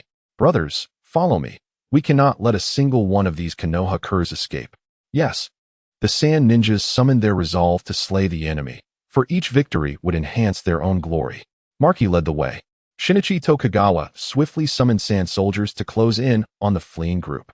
With the aid of military rations enhancing his recovery, Shinichi had regained over half of his chakra, sufficient to capture Tsunade, as she was currently unable to fight. A Konoha ninja, sprinting for his life, was suddenly struck down, letting out a wretched scream. Soon after, another, then a third, and a fourth met the same fate. Lady Tsunade, that formidable sand ninja, is in pursuit. The Jonin quickly caught up with Tsunade, calling out loudly. Tsunade felt a surge of urgency within, but her demeanor remained composed. She had just caught a glimpse over her shoulder, realizing that the man possessed a unique space-time ninjutsu, one from which no one could escape. As Tsunade glanced back, Shinichi's eyes met hers, filled with surprise and greed, making her aware that he was coming for her. Chapter 44. Butter Tsunade. No. Capturing Tsunade, feeling an unusual urgency, immediately handed the unconscious Shizen to the approaching ninja. The ninja instinctively caught her, puzzled, as Tsunade spoke. Take her back to the camp. The others will scatter and return. I will hold them off. The ninja's face lit up with joy. His inquiry was merely a means to ensure Tsunade's safety. In the ninja world, it was customary for the strong to protect the weak. All ninjas were well aware of Tsunade's prowess. Even if she could not win, she could certainly escape. Had they been in her position, they would have suffered tremendous losses. Once Tsunade's instructions were complete, she swiftly turned towards a hill. Shinichi, disregarding the others, pursued Tsunade's position. In just a few breaths, he utilized his space-time ninjutsu to close the gap. Two kunai flew towards Tsunade. She deftly evaded, halting at a distance. Competing in speed with a ninja familiar with space-time ninjutsu was futile. Since escape was not an option, she would have to fight. Seeing Tsunade assume a combat stance instead of fleeing, Shinichi smirked, standing opposite her. Konoha's princess, Lady Tsunade, I am truly delighted to see you. Tsunade scrutinized the figure before her, tall and handsome, exuding an aura of superiority, yet his somewhat youthful visage revealed his tender age. You little brat, who are you? When did Tsuna produce such a space-time ninjutsu wielder? Shinichi, unhurried, was not eager to capture her. He recognized Tsunade's immense value for future dealings. He transformed into an alien, embodying the curious spirit of a newcomer. Hee, Lady Tsunade, you've been so absorbed in your world travels that you must not know of me, a rookie. Nonetheless, since you asked, allow me to introduce myself.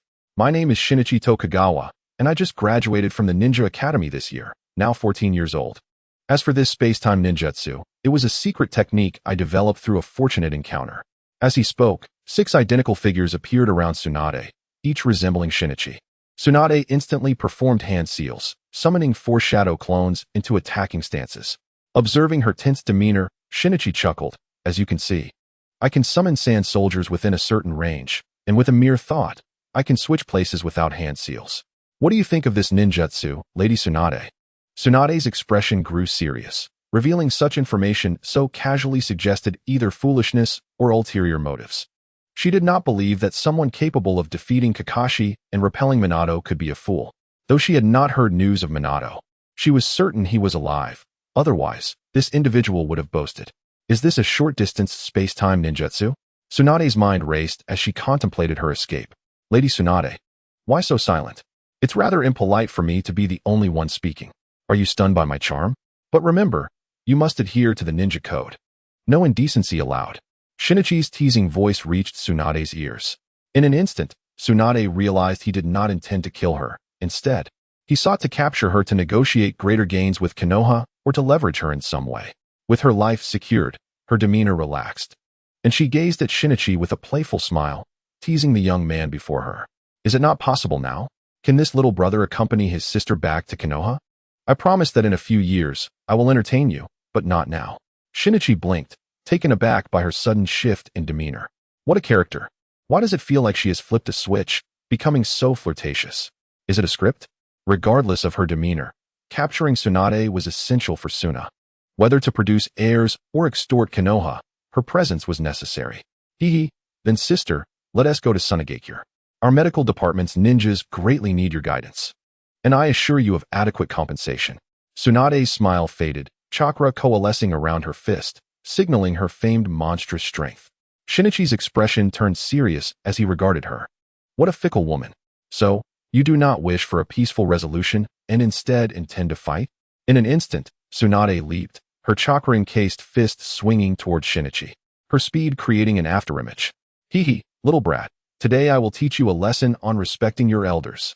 Facing Tsunade's oncoming fist, Shinichi remained unfazed. As he had stated, with a mere thought, he could shift positions. Tsunade's fist shattered the head of a sand soldier, scattering sand into the air. All the sand soldiers vanished, and 6 identical Shinichis surrounded Tsunade once more. Tsunade, unable to discern between the identical figures, was at a loss. At that moment, the 6 Shinichis spoke in unison, Lady Tsunade, come with me. Dream on, brat. Do not underestimate me, Tsunade exclaimed, launching another attack with even greater speed. Each punch created sonic booms, causing Shinichi's heart to race. Capturing her was paramount. Her chakra needed sealing. Additionally, that seal on her forehead posed a significant threat. Decades of accumulated power had even been shattered by Uchiha Madara's complete Susanoo, and he could not withstand such force. However, the skills of body substitution and sand summons rendered Tsunade, who primarily relied on single-target attacks, utterly helpless. Within mere minutes, the mountainous terrain had been pounded into a patchwork of craters by Tsunade's relentless fists and feet, leaving no semblance of solid ground.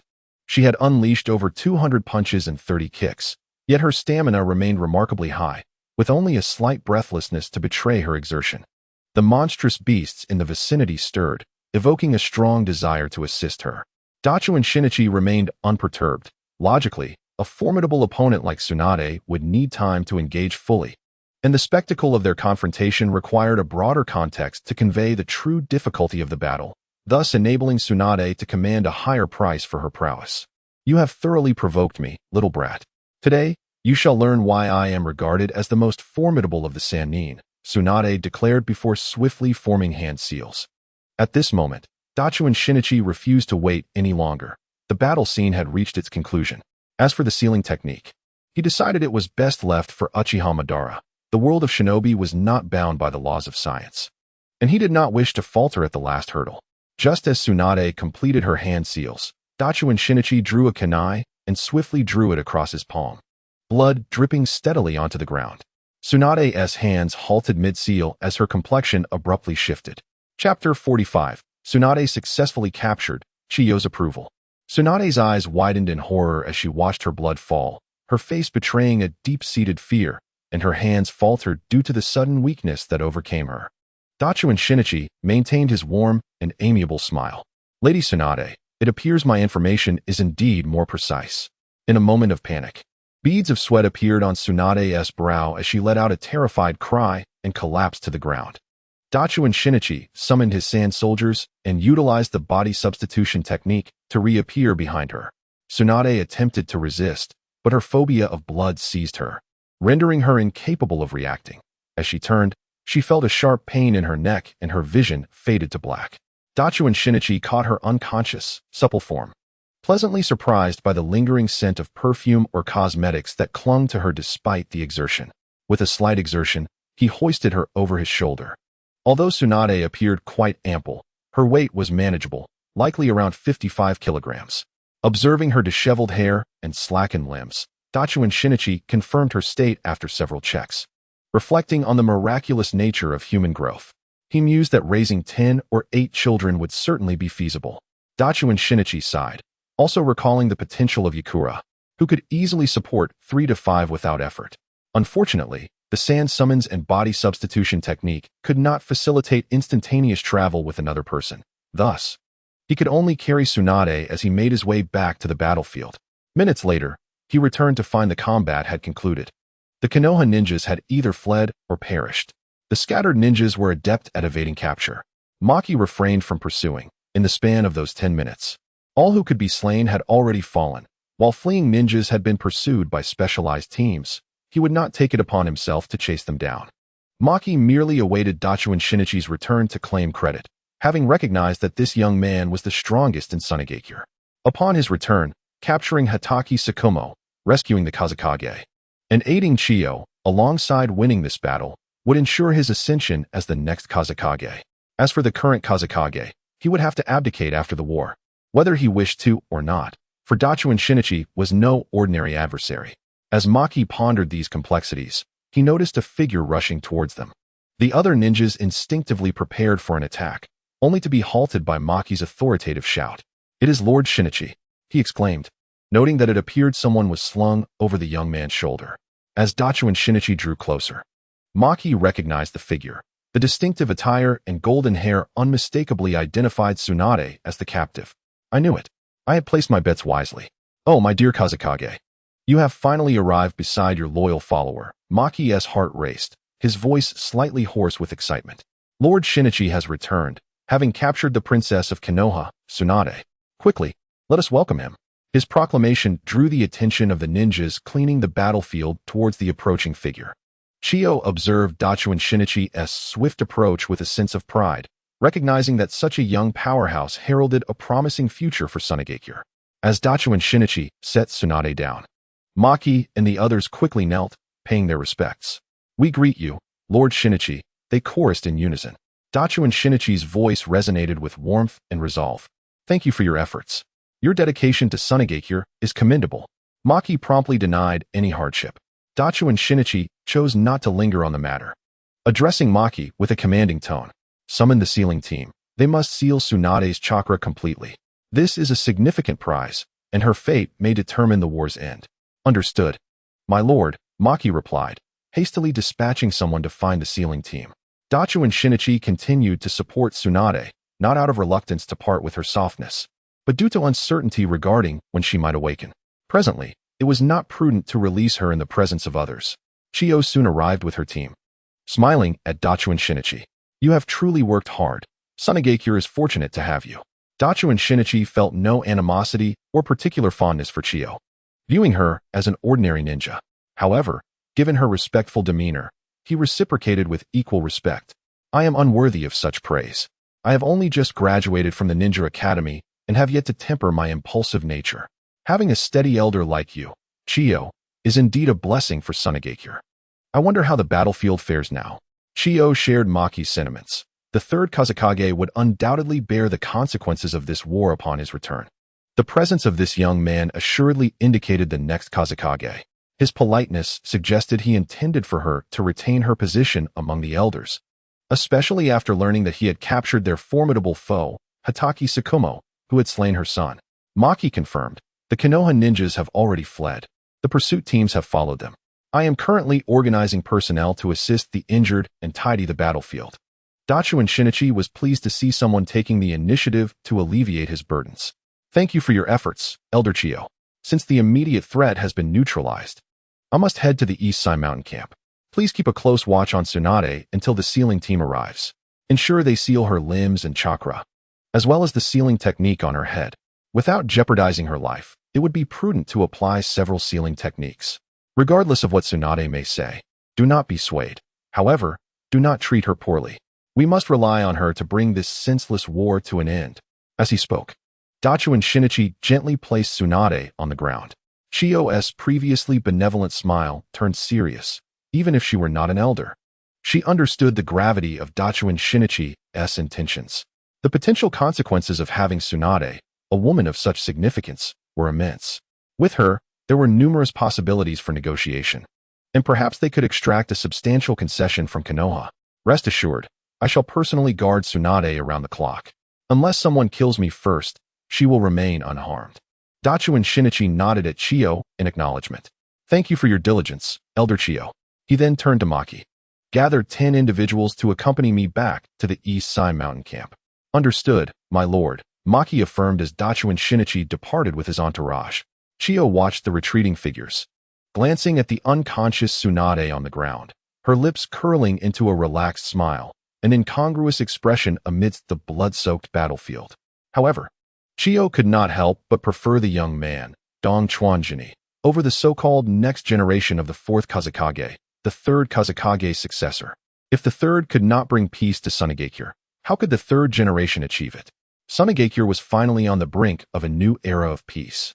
In Chapter 46, Inspecting the Camp, Confronting the Third Kazekage, Dong Chuanjini arrived at the Dongsai Mountain Camp. Much of the camp lay in ruins, devastated by the Konoha Ninja Arts class. The Konoha Ninja Arts class was indeed a formidable war machine, comprising over 500 members skilled in complex ninjutsu, adept at overwhelming enemy forces, and excelling in siege warfare. During the Second Great Ninja War, Konoha relied on this class and a plethora of powerful shinobi, managing to fend off 4 ninja villages simultaneously through a wheel of attrition. It was uncertain how many members of the ninja arts class had arrived this time, and how many had fallen in battle. One could only hope for more losses on their part. The simultaneous assault from the 4 nations presented an ideal opportunity. If they pressed harder, they could potentially create a situation from which Konoha would struggle to recover for years. This prolonged period also represented a prime opportunity for him to unify Shinichi and strengthen it thoroughly. Regrettably, Minato Namikaze had fled. Otherwise, if Obito had gone to Konoha, well, without Naruto, the Night of the Nine Tails would not have occurred. Injured shinobi and those clearing the battlefield bowed in respect upon seeing Dong Chuan Jinni and Maki approach, especially the young man before them, who had saved their lives and led them to victory. Dong Chuan Jinni nodded in acknowledgement of their reverence. As they entered one of the less damaged tents, they were met with numerous injured shinobi. The intensity of the battle here surpassed that at West Sai Mountain by a significant margin. Maki suddenly intercepted a ninja, and Dong Chuan Jinni looked on with curiosity. Lord Jinni, this is the head of the medical team, Kaido Seiji, Maki introduced. Seiji, this is Lord Jinni, who rescued our camp. Kaido Seiji quickly bowed in gratitude. Thank you, Lord Jinni. Dong Chuan Jinni waved his hand dismissively, revealing yet another warm and kind smile. No need for formalities. What is the current casualty count? Are the injured properly accommodated? Upon hearing this, Seiji's expression darkened as he sighed softly. Our village has suffered tremendous losses. At Dong Sai camp, only 157 ninjas are still standing, and 241 are severely injured and unable to fight. Dong Chuan Jinni fell silent. From a 1,000-strong ninja force, only 157 remained capable of battle. The brief skirmish had decimated nearly 1/6 of Shinichi's fighting strength. The bodies must be recovered. They must be returned home. Families need to be accounted for. We must provide compensation not only in wealth and goods, but also ensure that any children are afforded the best education. I will personally teach them. They must understand that we have emerged victorious from this war, and it is time for them to rest and recuperate. Seiji hesitated at this overstepping of authority, glancing at Maki, who nodded encouragingly. Seiji, being astute, quickly composed himself and bowed deeply. Yes, Lord Jinni, I will ensure everything is accounted for. Dong Chuan Jinni reiterated the importance of proper medical care, urging not to spare any resources. Seiji nodded earnestly. After leaving with Maki, Dong Chuan Jinni headed toward the largest tent, where the third Kazekage awaited his imminent adversary. With resolute steps, he approached, hoping the third Kazekage had some awareness of the gravity of the situation. If he did not, Dong Chuan Jinni would ensure he understood. Maki closely followed, his expression unwavering. Today, they must secure the Kazekage's position for Lord Jinni. Stop. Who are you? 2 ninja guards blocked Dong Chuan Jinni's path, recognizing Maki, but not him. Dong Chuan Jinni remained silent, casting a brief glance at the guards. Maki, however, raised his voice. How dare you? This is Lord Dong Chuan Jinni, the one who captured Konoha's Shikamaru and took the Princess Tsunade from the battlefield at West Sai Mountain. Lord Jinni is here to report to the Kazekage. Do you dare to obstruct him? Maki's threatening tone left the guards nervous and at a loss. They felt ill-equipped to confront such a powerful ally from their own village. Yet, allowing passage felt equally daunting, for they were aware of the Kazekage's standing. Just then, a weary voice called from within the tent. All right, let them in. Relief washed over the guards. Dong Chuan Jinni's eyes flickered as he stepped boldly into the tent, with Maki dutifully holding the flap open, though he did not enter. The tent was more opulent than the average, though still modest. The most notable feature was perhaps the large terrain map behind the third Kazekage, who sat kneeling before a low table, exuding an air of authority and solemnity that was palpable. It seemed the third Kazekage was unwilling to exit gracefully. Dong Chuan Jinni bowed slightly in respect, acknowledging the position of the Kazekage, as he too aspired to hold that title. Yet, to the third Kazekage, this gesture appeared as a provocation. A mere recent graduate dared challenge his authority. Still, he restrained himself, recognizing the skills of Minato Namikaze, though he had doubts. He was well aware of the prowess of Shikamaru and Tsunade. The fact that this young man had captured them was undeniable. His intelligence had become painfully evident since Sarutobi's hasty retreat. He possessed a unique space-time ninjutsu and a powerful technique capable of being wielded without hand seals, both formidable abilities. "Please, take a seat." The third Kazekage finally relented, gesturing toward the low table to his left. Dong Chuanjini, undeterred by the Kazekage's demeanor, settled himself, determined to secure the position of Kazekage for himself. The quicker he ascended to this role, the more influence he would wield, enabling him to transform Sunagakure and the Land of Wind, thereby amplifying his power further. As Dong Chuanjini took his seat, the third Kazekage initiated the conversation. "Dong Chuanjini, correct? I recall you as a pupil of the Leaf's Kakashi. It is surprising that after just a few months since your graduation, you have grown so powerful." Dong Chuanjini sensed the underlying layers in the Kazekage's words, yet maintained his composure. "Indeed, perhaps I have been favored by the Sage of Six Paths. Several fortuitous encounters in recent months have allowed me to develop various techniques. I did not anticipate such promising results. Alas, I am currently lacking inspiration. Otherwise, I might have improved my magnet release further." His light-hearted remarks struck a nerve with the third Kazekage, as if he had been slapped across the face. With a swift motion, he struck the low table, causing a crack to form. Dong Chuanjini's gaze sharpened, transforming into one of fierce intensity. The Kazekage, sensing the threat in his eyes, realized this young man truly did not fear him and posed a significant danger. The Kazekage's hand remained pressed against the table, yet he chuckled lightly. "Indeed, with your capabilities, it seems you could even master the elusive dust release." In Chapter 47, Forcing the Third Kazekage to Abdicate, Part 1. The mention of a Wagakure and dust release seemed to aim at drawing Dong Chuanjini's focus toward Inoki, or perhaps inciting him to confront a Wagakure. Dong Chuanjini's previously aggressive demeanor softened as he replied coolly, "Dust release is indeed an impressive technique, though regrettably, I lack the fire release chakra to master it. My interest lies in magnet release, as I possess wind and earth affinities. Perhaps the esteemed Kazekage will bestow upon me the magnetic release, allowing inspiration to visit me once more." The fleeting admiration that the third Kazekage held for Tokugawa Shinichi dissipated into disdain. "You are still so young.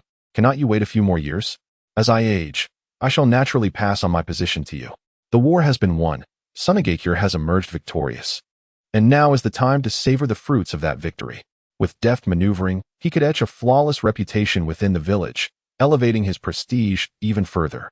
Having savored the taste of power for over a decade, the third Kazekage was loath to relinquish it. He understood that upon his abdication, with such a resolute individual before him, he would possess no authority, merely reduced to a mere weapon. Yet, if he did not step down, the remaining ninjas in the camp had already learned of Tokugawa Shinichi's achievements under the fervent promotion of that individual named Maki, who had saved their lives.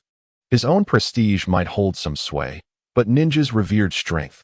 Why would they follow a defeated leader when a victor stood before them? Especially with the weight of Shinichi's reputation and his aggressive demeanor, it was almost certain that after the war's conclusion, the masses would demand his abdication, which was unacceptable. The third Kazekage resolved to soften his stance, hoping to deceive him into continuing the war. After all, he was but a youth. "Shinichi, now is not the opportune moment to learn magnetic release. We must launch a counter-offensive against Konoha. At present, Sarutobi Hiruzen is akin to a wounded dog. Together, we can easily capture him.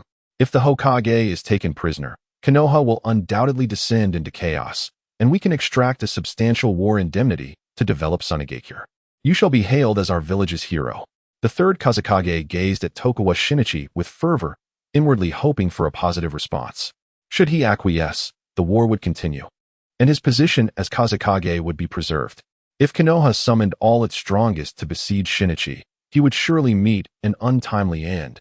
If he were Sarutobi Hiruzen, he would undoubtedly do so, for such a young and powerful Kazekage was exceedingly difficult to contend with. He must be eliminated. Unfortunately, the third Kazekage's calculations were flawed. Today, Shinichi sought the magnetic release from him, demanding his abdication. With a resounding slap, the third Kazekage's expression morphed into shock as Shinichi slammed his hand on the table, his voice infused with chakra resonating outside the tent. "Kazekage, the war has ended. Please do not continue fighting. Over half of our 3,000 Sunagakure ninjas have perished. We cannot endure another battle. We possess Tsunade, sufficient to compel Konoha to acknowledge defeat, and our remaining comrades can return home safely. Their children, wives, and parents await their return. Kazekage, I beseech you to retract the order for further war. Lowering his head, Shinichi adopted a pleading posture. As his words faded, Maki burst in, disregarding the guards' attempts to halt him, followed by several others. Upon seeing the third Kazekage, they bowed deeply, exclaiming loudly, "Please, Kazekage, retract the order for war." The individuals Maki brought were indeed capable, and they echoed his plea with chakra-infused voices, "Please, Kazekage, withdraw the command for further conflict." The third Kazekage's eyes bulged with fury. How could they say such things? Was this not tantamount to demanding his life? He was about to intervene when 6 sand shinobi materialized beside him. 6 kunai poised at his throat. One of the sand shinobi leaned in close, whispering, "Kazekage, the times have changed. Sunagakure requires a new leader, a new era. If you do not wish to abdicate gracefully, I shall ensure your abdication is most undignified. A grievous injury leading to your demise, perhaps? Of course, you could gamble that others will discover the truth of your death in time, but by then, you may well be dead." The third Kazekage's face turned ashen. He dared not move, fully aware of the spatial ninjutsu that could strike without warning and the audacity to contemplate regicide. Maki, seemingly oblivious to the tension, continued to shout. The others, gripped with fear, closed their eyes and shouted slogans. They repeated their cries, each louder than the last, as if attempting to expel all their terror, shouting until their voices grew hoarse. Such noise reverberated through the camp, reaching the ears of most ninjas, igniting chaos, especially among the injured. Those with minor wounds sought to approach the third Kazekage, while the severely injured needed assistance from their lighter injured comrades. Hokage, who had just learned of the situation, realized he was inadvertently aiding that ambitious young man. Clenching his fists, he swiftly commanded his medical ninjas, "We cannot allow the injured to approach. It is too dangerous. Follow them." The medical ninjas complied, for no one desired war, not even the cold-hearted shinobi. Moments later, the guards, witnessing the approaching ninjas, felt their hearts race. Hearing the commotion outside, Tokugawa Shinichi returned to his seat just as the sand shinobi vanished. Maki fell silent upon Shinichi's return, and the others ceased their cries, kneeling in quiet submission. The third Kazekage's temples throbbed, his face flushed with a mixture of humiliation and rage. This man was truly despicable. He needed a strategy to circumvent this predicament. Hokage was astute. Having inadvertently aligned himself with the new order, he decided to commit fully. The third Kazekage's strength was insufficient, and he would not follow, but the fourth Kazekage would possess the power to lead decisively. As silence enveloped the space, he rushed forward, lifting the tent flap. The 2 guards, unable to impede him, quickly retreated, joining the other injured, as if nothing had transpired. The third Kazekage, Tokugawa Shinichi, and Maki were now exposed to the gazes of the crowd. The third Kazekage saw the injured outside, their eyes filled with longing, pleading, and hatred, many of whom he had harmed. It was over, utterly over. The third Kazekage's once straight posture now slumped in defeat. Chapter 48, Forcing the third Kazekage to Abdicate, Part 2. As the third Kazekage's back bent in resignation, Tokugawa Shinichi stood resolute. The coup was that simple. Especially since this third Kazekage had led Sunagakure into the ranks of the defeated, while the other had uplifted it through a series of resounding victories. He had transformed Sunagakure from the depths of despair to the heights of triumph, and such a drastic transition compelled the people to instinctively desire to remain in paradise, with Tokugawa Shinichi as their sovereign. As more and more ninjas arrived, especially those who had once followed him, the disappointment on their faces pierced the third Kazekage like daggers, aging him years in an instant. With a hoarse voice, he addressed the many ninjas. "The war has concluded. Sunagakure has triumphed." Before cheers could erupt, Tokugawa Shinichi sprang to his feet, blocking the third Kazekage from view. His face lit with fervor as he raised his right hand, shouting, "Long live our great Sunagakure." Countless spectators among the sand shinobi erupted in cheers. Huzzah! Maki echoed loudly, "Long live our great Sunagakure." The others joined in unison. Gradually, the ninjas surrounding the entire tent began to raise their voices in unison, their chants resonating throughout the camp. Particularly, the sand ninjas gazed upon the young man before them, radiant like the newly risen sun, exuding vitality and strength, their eyes filled with fervor and devotion as if he were a divine being. The third Kazekage clenched his fists tightly, his nails digging into his palm until blood oozed out. He yearned to resist with all his might. Yet the young man before him had already mastered the advantageous circumstances. No one could thwart him now. After the cheer subsided, Tokugawa Shinichi continued to disregard the orders issued by the third Kazekage. Relay my command. Abandon the Dosai mountain camp. The entire army shall retreat to the Yugoku mountain camp. All deceased and wounded must return to the village. We will spare no effort to assist the injured and provide compensation for the deceased and their families. We must ensure that the heroes of our village do not suffer in silence. The tears flowed freely from the friends of the wounded and the dead. To ensure that the heroes of our village do not bleed or weep, such a poignant phrase it was. Yet, over the years, while the dead received compensation, the severely injured were left with meager sums that were quickly exhausted, leaving them to languish in despair, as the loss of ninja income meant waiting for death for their entire families. Seeing the complex expressions on the faces of the wounded, Tokugawa Shinichi raised his voice. The army will rest. In a few days, we shall commence negotiations between the victorious Sunigakure and the defeated Konoha. We will reclaim sufficient resources to support our families. A resounding cheer erupted from the sand ninjas, their spirits rekindled, filled with a sense of mission. The wounded gazed upon this leader with renewed hope. Under the guidance of Maki and others, the sand ninjas gradually dispersed, leaving only Tokugawa Shinichi and the third Kazekage within the tent. Tokugawa glanced at the despondent Kazekage, a smile creeping onto his lips. Kazekage, when I return in triumph to Sunigakure, you will know what to do. If you comply, I can grant you the dignity you deserve. You shall retain your status as an elder in the village, with wealth and honor aplenty. Of course, you will have no power, so I hope you can understand and not make things difficult for me. Without waiting for a response, Tokugawa turned and exited the tent, continuing. I hope you will remain in the tent to recuperate and refrain from actions that might jeopardize this significant victory for Sunigakure. Otherwise, I will ensure you are treated with dignity, Kazekage. After uttering those final words, he paused briefly before stepping out completely. The third Kazekage's expression shifted erratically, revealing a struggle within, yet he ultimately refrained from action, for two sand soldiers remained behind to watch him closely, transformed into the guise of ordinary ninjas. Tokugawa Shinichi could not afford to be entirely at ease, fully aware that eliminating potential threats was crucial. This was a power grab. Failure meant death. If he did not eliminate future risks, he would be akin to Jutsu, allowing the third Kazekage to orchestrate a coup. Such folly was unthinkable. The reason for keeping the third Kazekage alive while maintaining relentless pressure was that Tokugawa sought a political spectacle, a retirement of the Kazekage to allow for a new era, while simultaneously provoking his ambition, given that many prominent ninjas in the village maintained strong ties with the Kazekage. Should the Kazekage rally these individuals, Tokugawa could find himself ensnared, as only his voice should resonate throughout Sunigakure.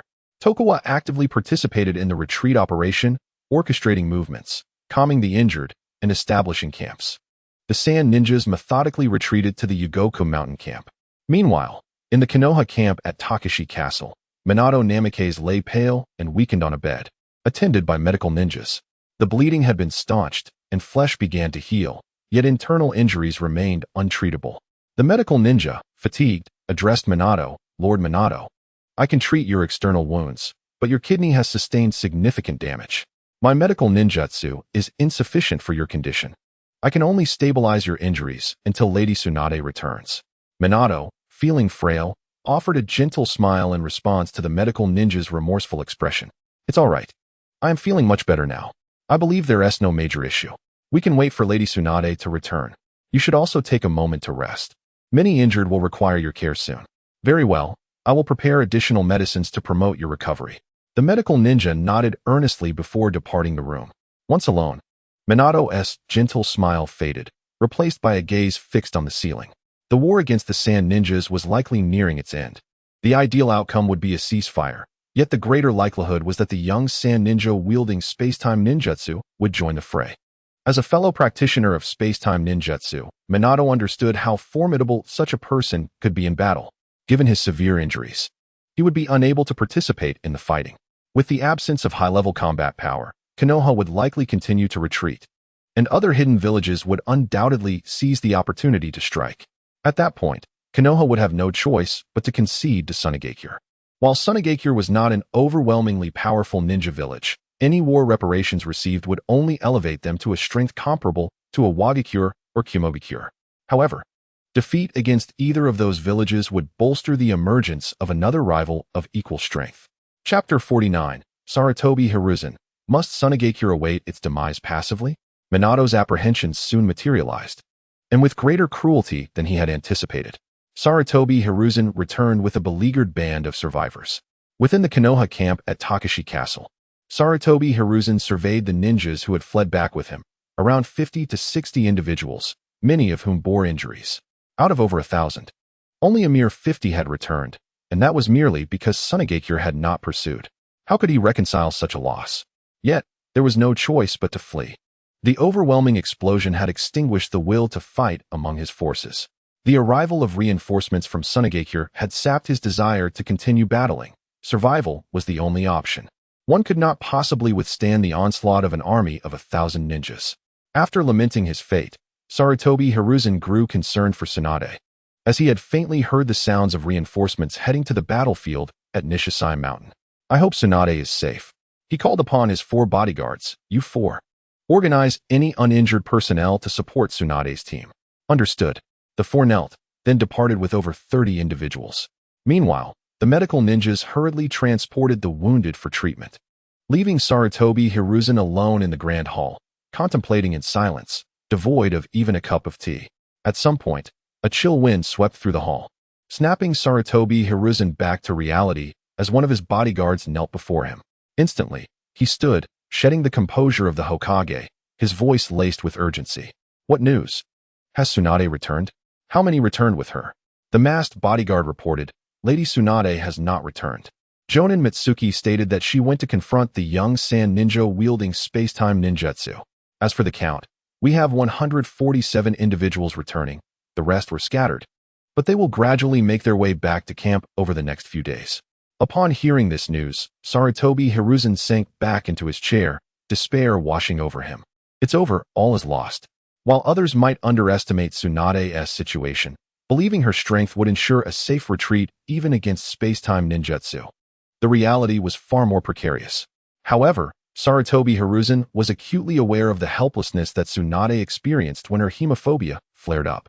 The young sand ninja undoubtedly had the capability to inflict wounds upon Tsunade, and once blood was drawn, her defeat would be inevitable. Given Tsunade's status, she would not perish, but rather be captured.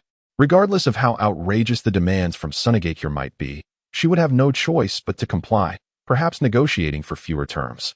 In such a scenario, Tsunade would undoubtedly lose her position as Hokage. Furthermore, with the capture of Kakashi Hatake, the loss of 2 formidable warriors, along with nearly 2,000 ninjas, would signify a catastrophic defeat for Konoha against Sunagakure, obliterating both their strength and reputation. Once this news spread, the other 4 hidden villages would undoubtedly launch simultaneous assaults on Konoha, as the once formidable deterrence of Konoha had dissipated. Instead of squeezing Sunagakure like a ripe fruit, they had been ensnared in its grasp. Sarutobi Hiruzen seethed with resentment towards Higashikawa Shinichi. His plan had been meticulously crafted, sacrificing over 1,000 ninja lives to annihilate the Sand Ninja's active forces, while simultaneously eliminating Rashi and the 3rd Kazekage. With both the 3rd and the next Kazekage gone, Sunagakure would surely descend into chaos and defeat. The war reparations would be sufficient to offset the military expenses incurred by Konoha's deployment, and Konoha would utilize this extended front to serve as a warning to others. Why did such a young ninja emerge at this crucial moment? Why could they not simply await their demise? Did they not realize that their actions would plunge all of Konoha into the quagmire of war? The more Sarutobi Hiruzen contemplated, the more infuriated he became, pounding his fist on the table with such force that it shattered, ending its purpose as a table. The Umbu remained silent, regretting their involvement in a report that had turned perilous. After venting his anger, Sarutobi Hiruzen regained a semblance of calm.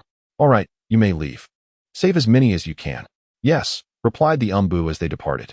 Sarutobi Hiruzen then began to draft orders, prioritizing the recruitment of shinobi, including freshly graduated ninjas, to bolster the forces at the IWA and Kumo battlefronts.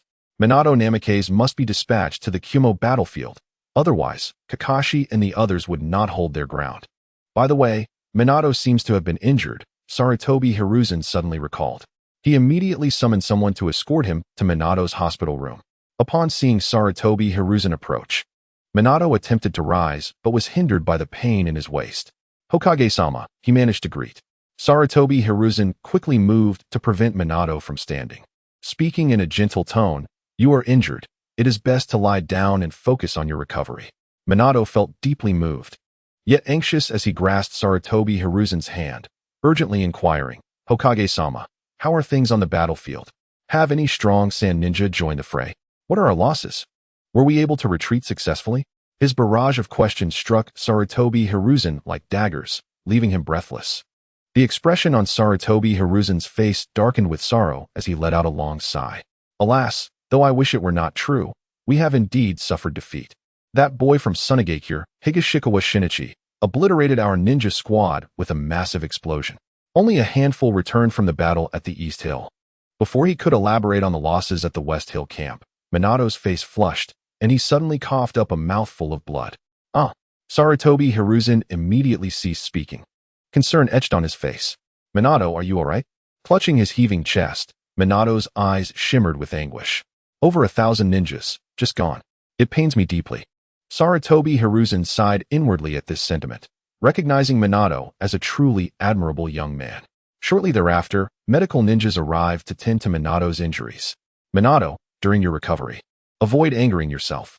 Your injury will heal in half a month. If you allow your emotions to affect your insides, it will take even longer," the medical ninja advised. The half-month recovery referred to the remaining kidney, not the restoration of both. That task would fall to Tsunade, for none other possessed the skill at this time. Upon hearing the prognosis of a half-month recovery coupled with the need for tranquility, Sarutobi Hiruzen felt a sense of urgency, knowing he needed Minato to confront the Cloud Ninja. He quickly reassured, "All right, Minato, you must focus on your recovery. Only when you are healed will you have the opportunity to seek vengeance. I will arrange for you to return to the village, and upon your recovery, you can head directly to the Cloud battlefield. I can manage here." Minato expressed his reluctance. "I want to stay. Last time I was caught off guard, but now I am prepared. My flying thunder god will surely defeat them." Sarutobi Hiruzen's expression turned grave. "Minato, I need you to recover quickly to go to the Cloud battlefield. I can hold my ground here." Chapter 50. Danzo. Yes, it is all my fault." Minato left Rashi's body behind and was escorted back to the village by Sarutobi Hiruzen. It was not suitable for Minato to remain, whether continuing to fight or seeking peace. Minato's presence would only become a burden or a blemish. This was not due to Sarutobi Hiruzen's benevolence in wanting to spare Minato from disgrace, but rather because he was the highest commander of this battlefield, bearing the weight of the village's fate. It was better to grant Minato a favor, allowing him to return with merit. Meanwhile, he, as Hokage, would bravely shoulder the blame and earn a commendable reputation. After all, a multitude of lice does not itch, and a multitude of debts does not worry. Sarutobi Hiruzen felt a pang of regret, realizing he should have called upon Danzo. Given his nature, he would have undoubtedly taken the fall, allowing Sarutobi Hiruzen to evade responsibility. "Danzo. Yes, it is all my fault." Sighing, Sarutobi Hiruzen lamented that his original plan was to decisively defeat Sunagakure under his leadership, thereby rescuing all of Konoha and elevating his prestige to new heights, ensuring that no one could threaten his position. Yet, fate had conspired against him. The night passed uneventfully. Within a tent, Higashikawa Shinichi stretched, feeling invigorated. He had slept remarkably well the previous night, thanks to the calming incense, which he deemed a marvelous find and would procure more in the future. Upon seeing Higashikawa Shinichi exit the tent, Maki, who had been waiting nearby, immediately approached to report. "My lord Shinichi, all severely injured ninjas were escorted away this morning by lightly injured ninjas, totaling 674. There remain 978 ninjas in the camp available for deployment, including 89 jonin, 623 chunin, and 266 genin." Higashikawa Shinichi nodded in approval. Not bad. With a force of nearly 1,000. We can approach New Bamboo City and ensure that Sarutobi Hiruzen understands that our Sunagakure must not be insulted. Under your leadership, we will compel Sarutobi Hiruzen to bow his head in submission. Maki flattered him further. Higashikawa Shinichi's spirits soared as he mused. No wonder the emperor favors treacherous ministers. Their words are so pleasing. Returning to the matter at hand, he inquired, what of Tsunade and Kakashi Hatake? They are our greatest treasures. Kakashi Hatake, as you predicted, attempted to take his own life, but was thwarted by our men. He is now securely restrained. Even biting his tongue to end his life is impossible. Additionally, I have dispatched medical ninjas, with 2 jonin and 6 chunin on a 24-hour watch to ensure he remains alive and well. Higashikawa Shinichi nodded slightly. Knowing that Kakashi was meant to serve as a banner when returning to the village, and he could not afford to die. And Tsunade? Maki responded. She awakened last night, and has also been secured.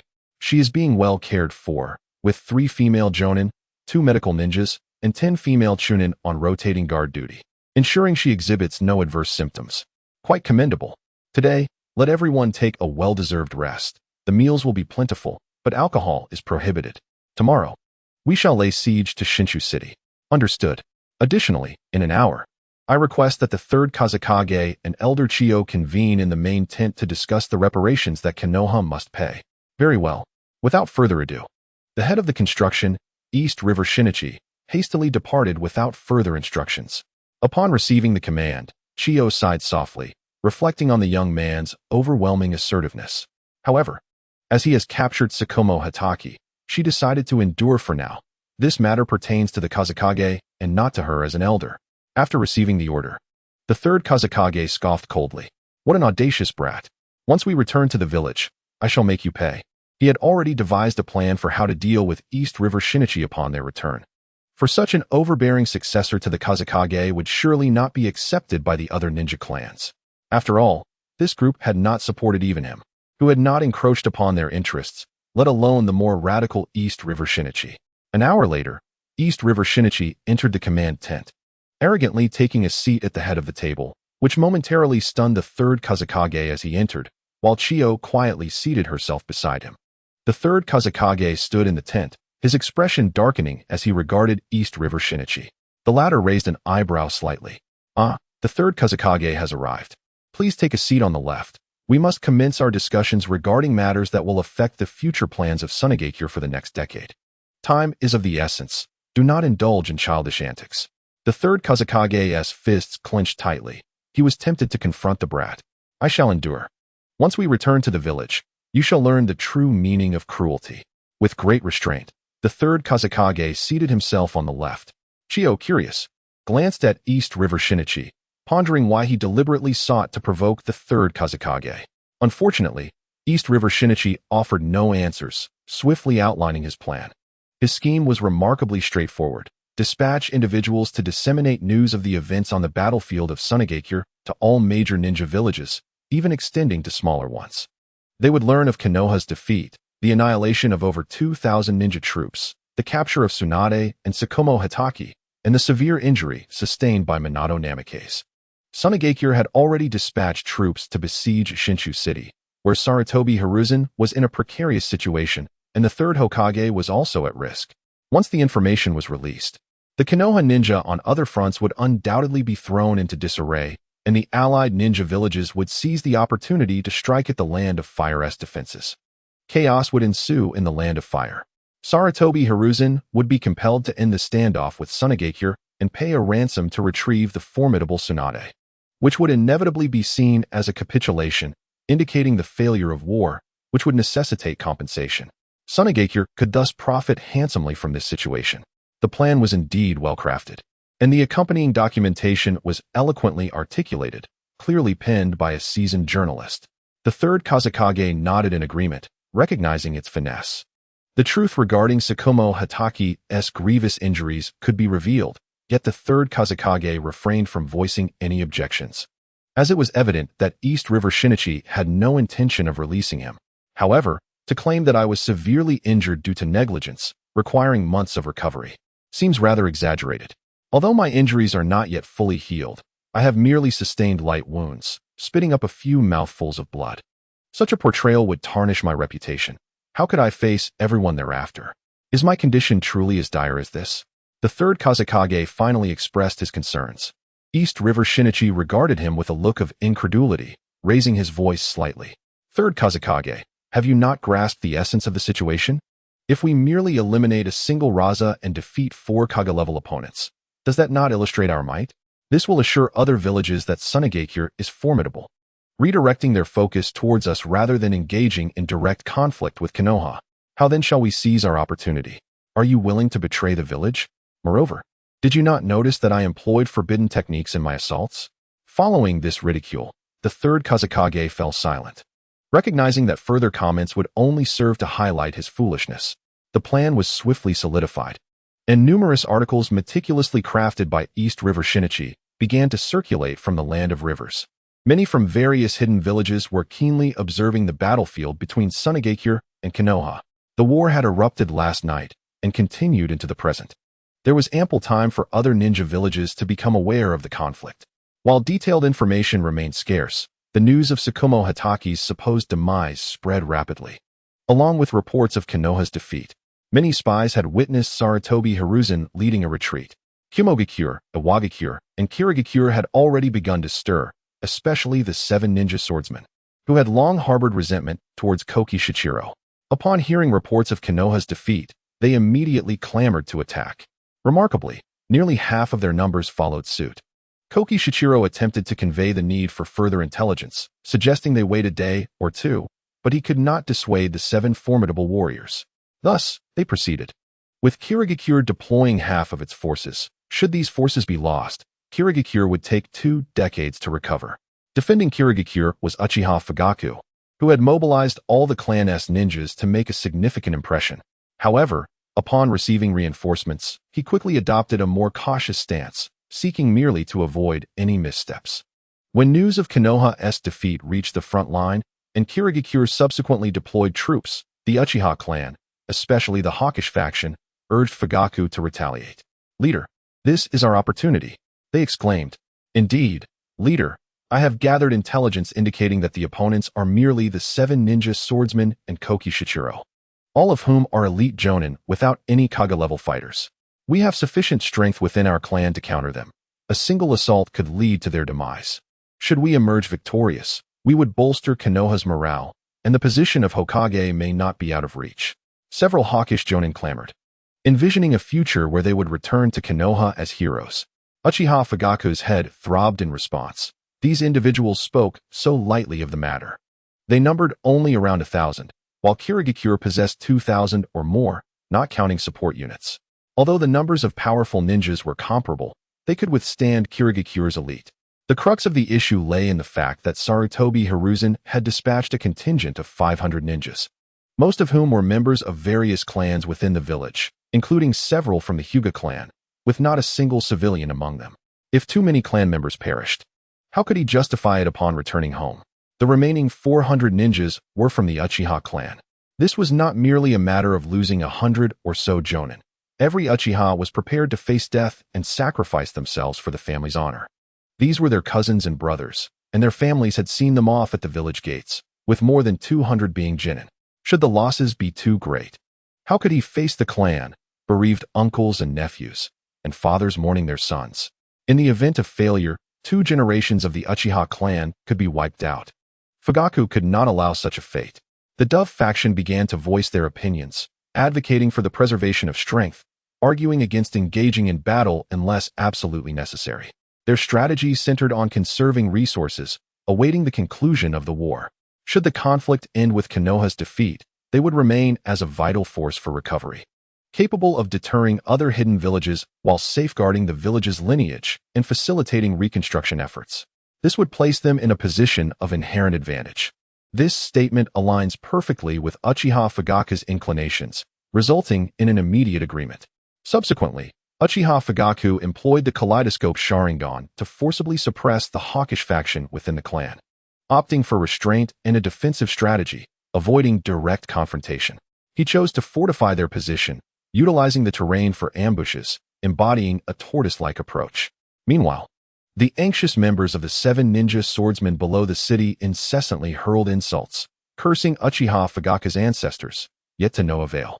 The Uchiha clan was infuriated but felt powerless. The following morning, Sarutobi Hiruzen received updates regarding the 3 defensive lines. The villages of Cloud and Rock were not in a hurry to launch an attack, Instead, they dispatched numerous ninjas to gather intelligence. In contrast, the Mist Village engaged in combat, yet Uchiha Fugaku's turtle shell tactics proved exceedingly effective, preventing the Mist from breaching the defenses of the Bear Country. Sarutobi Hiruzen, feeling somewhat relieved, recognized that as long as the Mist Village could not infiltrate, he could redirect more forces to the battlefields of Cloud and Rock. Just as Sarutobi Hiruzen began to relax, an Umbu swiftly entered. Lord Hokage, this is the intelligence we gathered concerning the Sand Village this morning. Hiruzen's previously eased demeanor instantly shifted as he urgently instructed the Umbu, bring it to me at once. The Umbu promptly presented the document. Upon reviewing it, Hiruzen furrowed his brow and, after a second glance, his expression dramatically altered. He slammed his hand on the desk, shattering the newly replaced surface. Those cunning and malicious brats from the Sand Village. They seem intent on inciting the ninjas of Cloud and Rock against us. They are threatening me. Hiruzen could not fathom why he had been so irritable in recent days. The Umbu ninja knelt silently, saying nothing. After a while, Hiruzen's fury gradually subsided, returning to his previous calm demeanor. Deploy 100 ninjas to completely seal off the land of rivers. Ensure this news does not spread for a few days. We need that time for negotiations and troop movements. The Umbu, somewhat resigned, replied, Lord Hokage. It may already be too late. The Sand Village sent out their message yesterday morning, and they have likely blocked our communications. Today, Cloud and Rock are probably already informed. Hiruzen felt as though struck by lightning, his expression blank before erupting in anger as he rose from his chair. Damn it, how could your intelligence be so lacking? We are barely 10 miles apart from the Sand Village, and you haven't received any news? What about the routes? The routes have already been dispatched to the battlefields of Cloud and Rock, as per your orders yesterday, the Umbu replied candidly. Hiruzen, torn between being enraged at himself and the Umbu, gritted his teeth and spat out. Prepare a large reception tent 3 miles outside the city, and send personnel to the front lines. When the Sand Army arrives, invite them to the tent and tell them I will bathe and change before meeting them. Understood. Lord Hokage, the Umbu acknowledged before hastily departing. Hiruzen slumped back into his chair, exhaling deeply, feeling as though he had aged a decade. After so many battles, I never imagined Konoha would face defeat, especially to a character like the Sand Village. I am the sinner of Konoha. Chapter 52. Sarutobi Hiruzen's Contemplations. Intensifying conflict approximately half an hour later, Tokugawa Shinichi led the Sand Ninja Brigade towards New Bamboo City. The third Kazekage did not accompany them, having been left behind due to serious injuries. Furious, the third Kazekage wished to take revenge, realizing he had been waiting for him, which explained the severity of his injuries. He was not allowed to partake in Konoha's surrender ceremony, denying him even a taste of victory. Lord Shinichi, 2 Konoha ninjas wish to see you. They claim to have important information, a Sand Scout reported swiftly to Tokugawa Shinichi. Shinichi's expression shifted to one of intrigue. Oh, let them come. Moments later, 2 masked Umbu ninjas appeared before him. They did not assume an arrogant demeanor but bowed slightly, explaining their purpose. The Hokage has set up a tent outside the city to welcome you, Lord Shinichi. The Hokage is currently bathing and changing and will arrive shortly.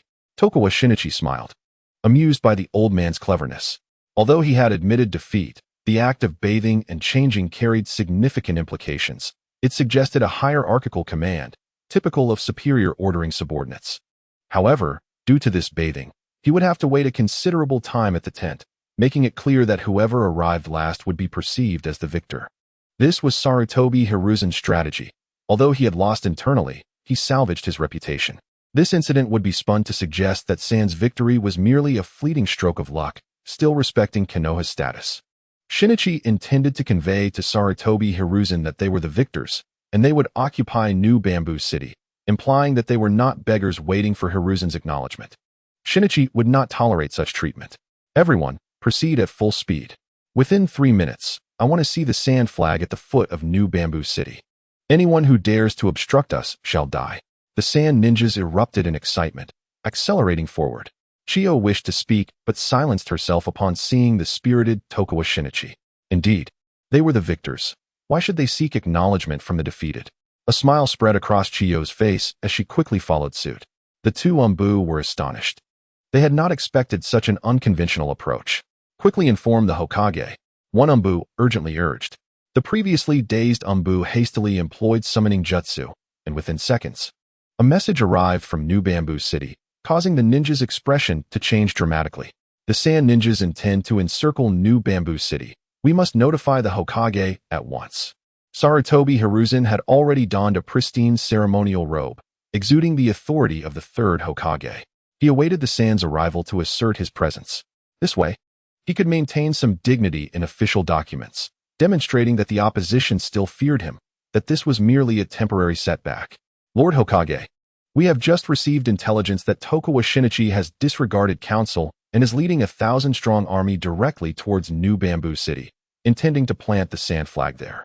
Uncertain whether it was the ceremonial robe bestowing an aura of confidence or akin to Yuan Shao's ability to thrive in adversity, Hiruzen's eyes narrowed slightly.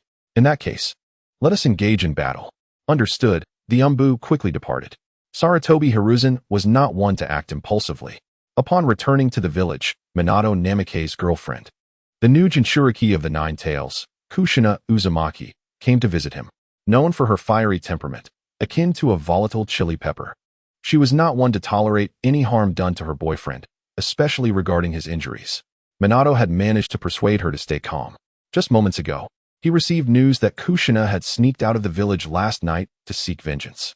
The village's strongest had been dispatched, making it impossible to keep Kushina contained. Given her temperament, she would undoubtedly travel at full speed. Although she had only recently sealed the Nine Tails, the four-symbol seal was sufficient to harness a portion of its power for combat. If necessary, she could unleash the Nine Tails to utterly annihilate the Sand Army, rendering any negotiations pointless. Even the strongest of foes would find it impossible to seize the city. Calculating the time, she should be arriving soon. As long as he could maneuver within the city's defenses and withstand for a while, he would undoubtedly await Kushina's arrival. 3 minutes later, Dong Chuanjini arrived at the gates of Shinshu City, gazing at the tightly shut fortress and the imposing figure of Sarutobi Hiruzen, clad in his ceremonial robes, exuding an aura of authority. The surrounding ninjas stood ready, as if bracing for an imminent confrontation with the Sand Shinobi.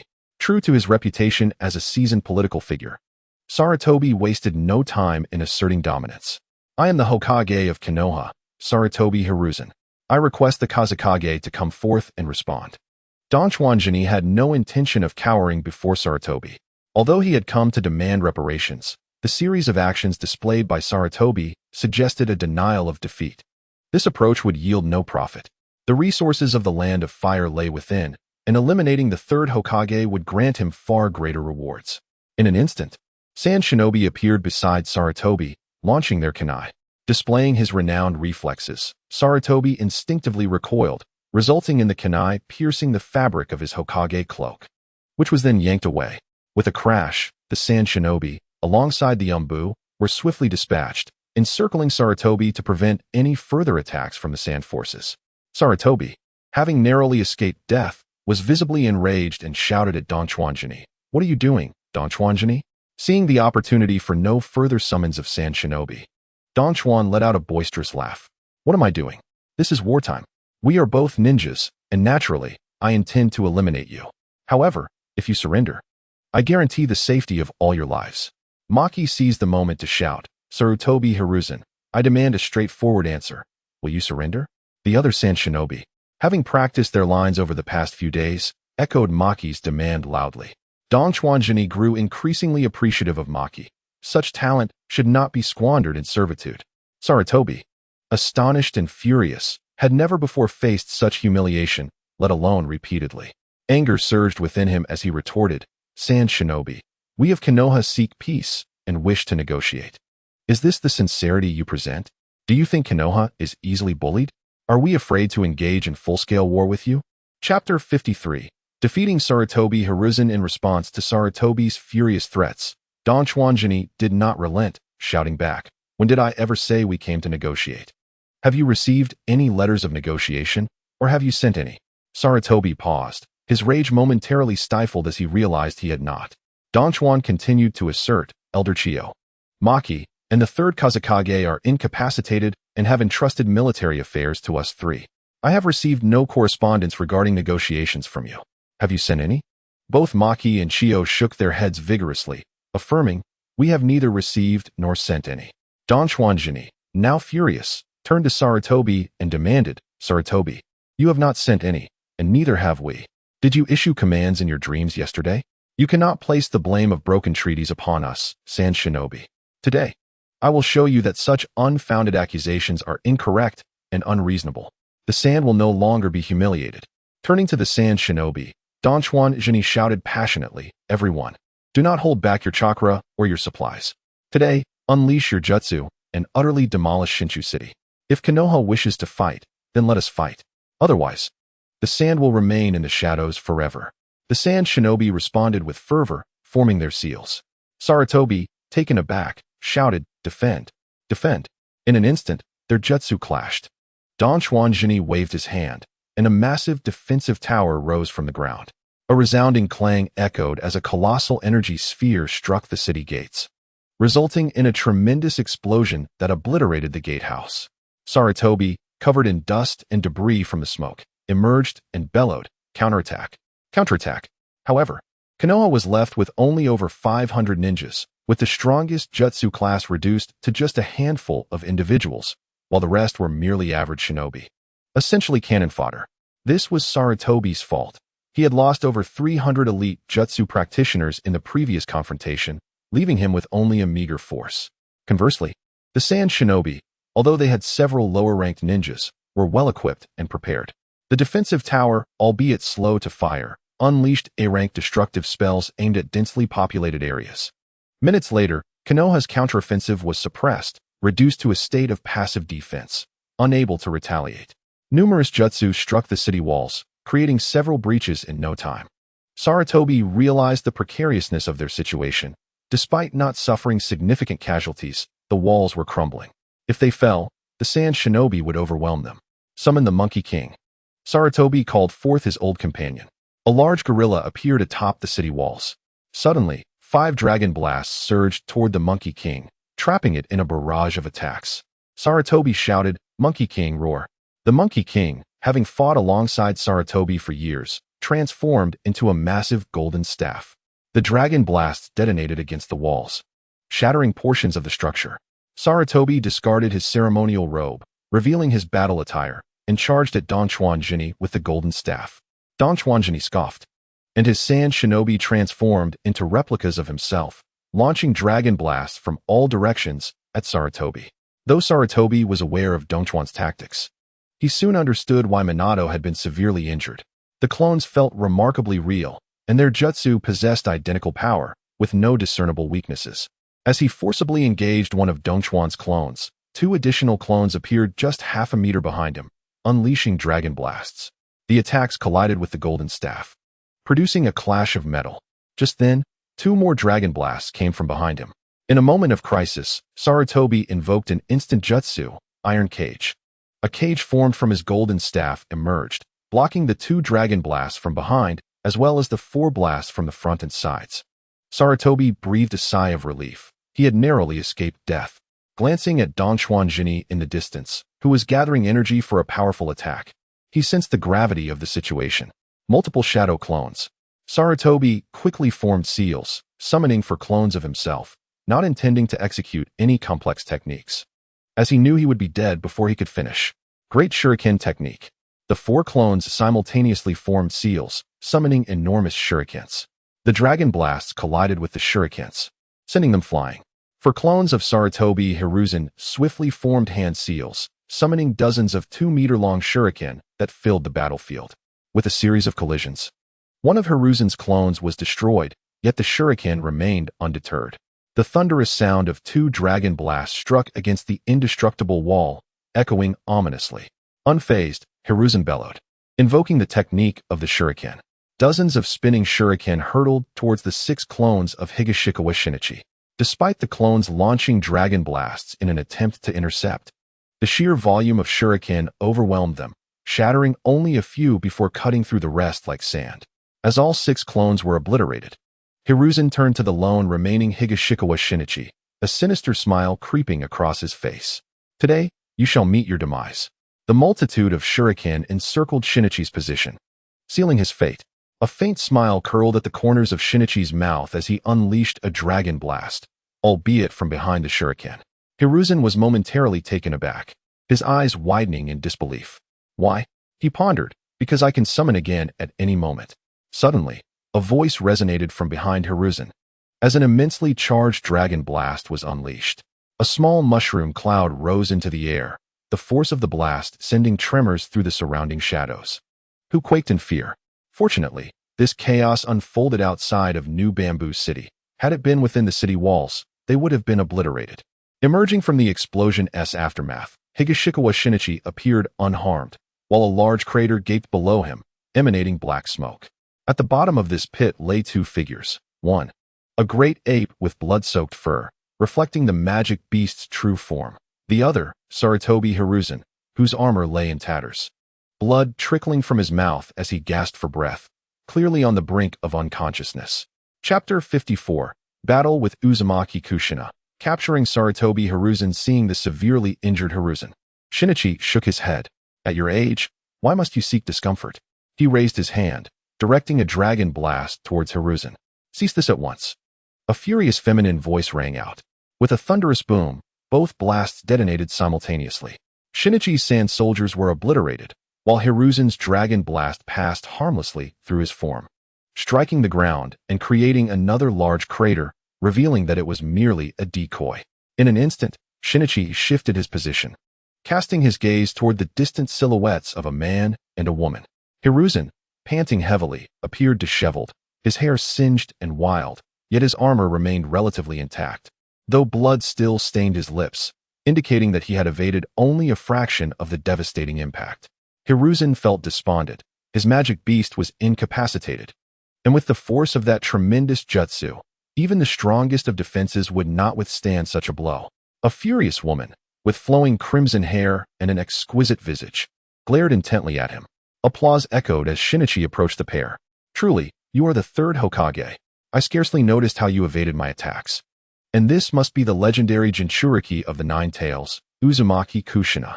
Indeed, a woman of formidable strength. Kushina would not be swayed by flattery. Her anger surged as she shouted, You are the one who injured Minato, and today, I will ensure you pay dearly for it. Just then, a colossal rumble reverberated through the air, capturing everyone's attention.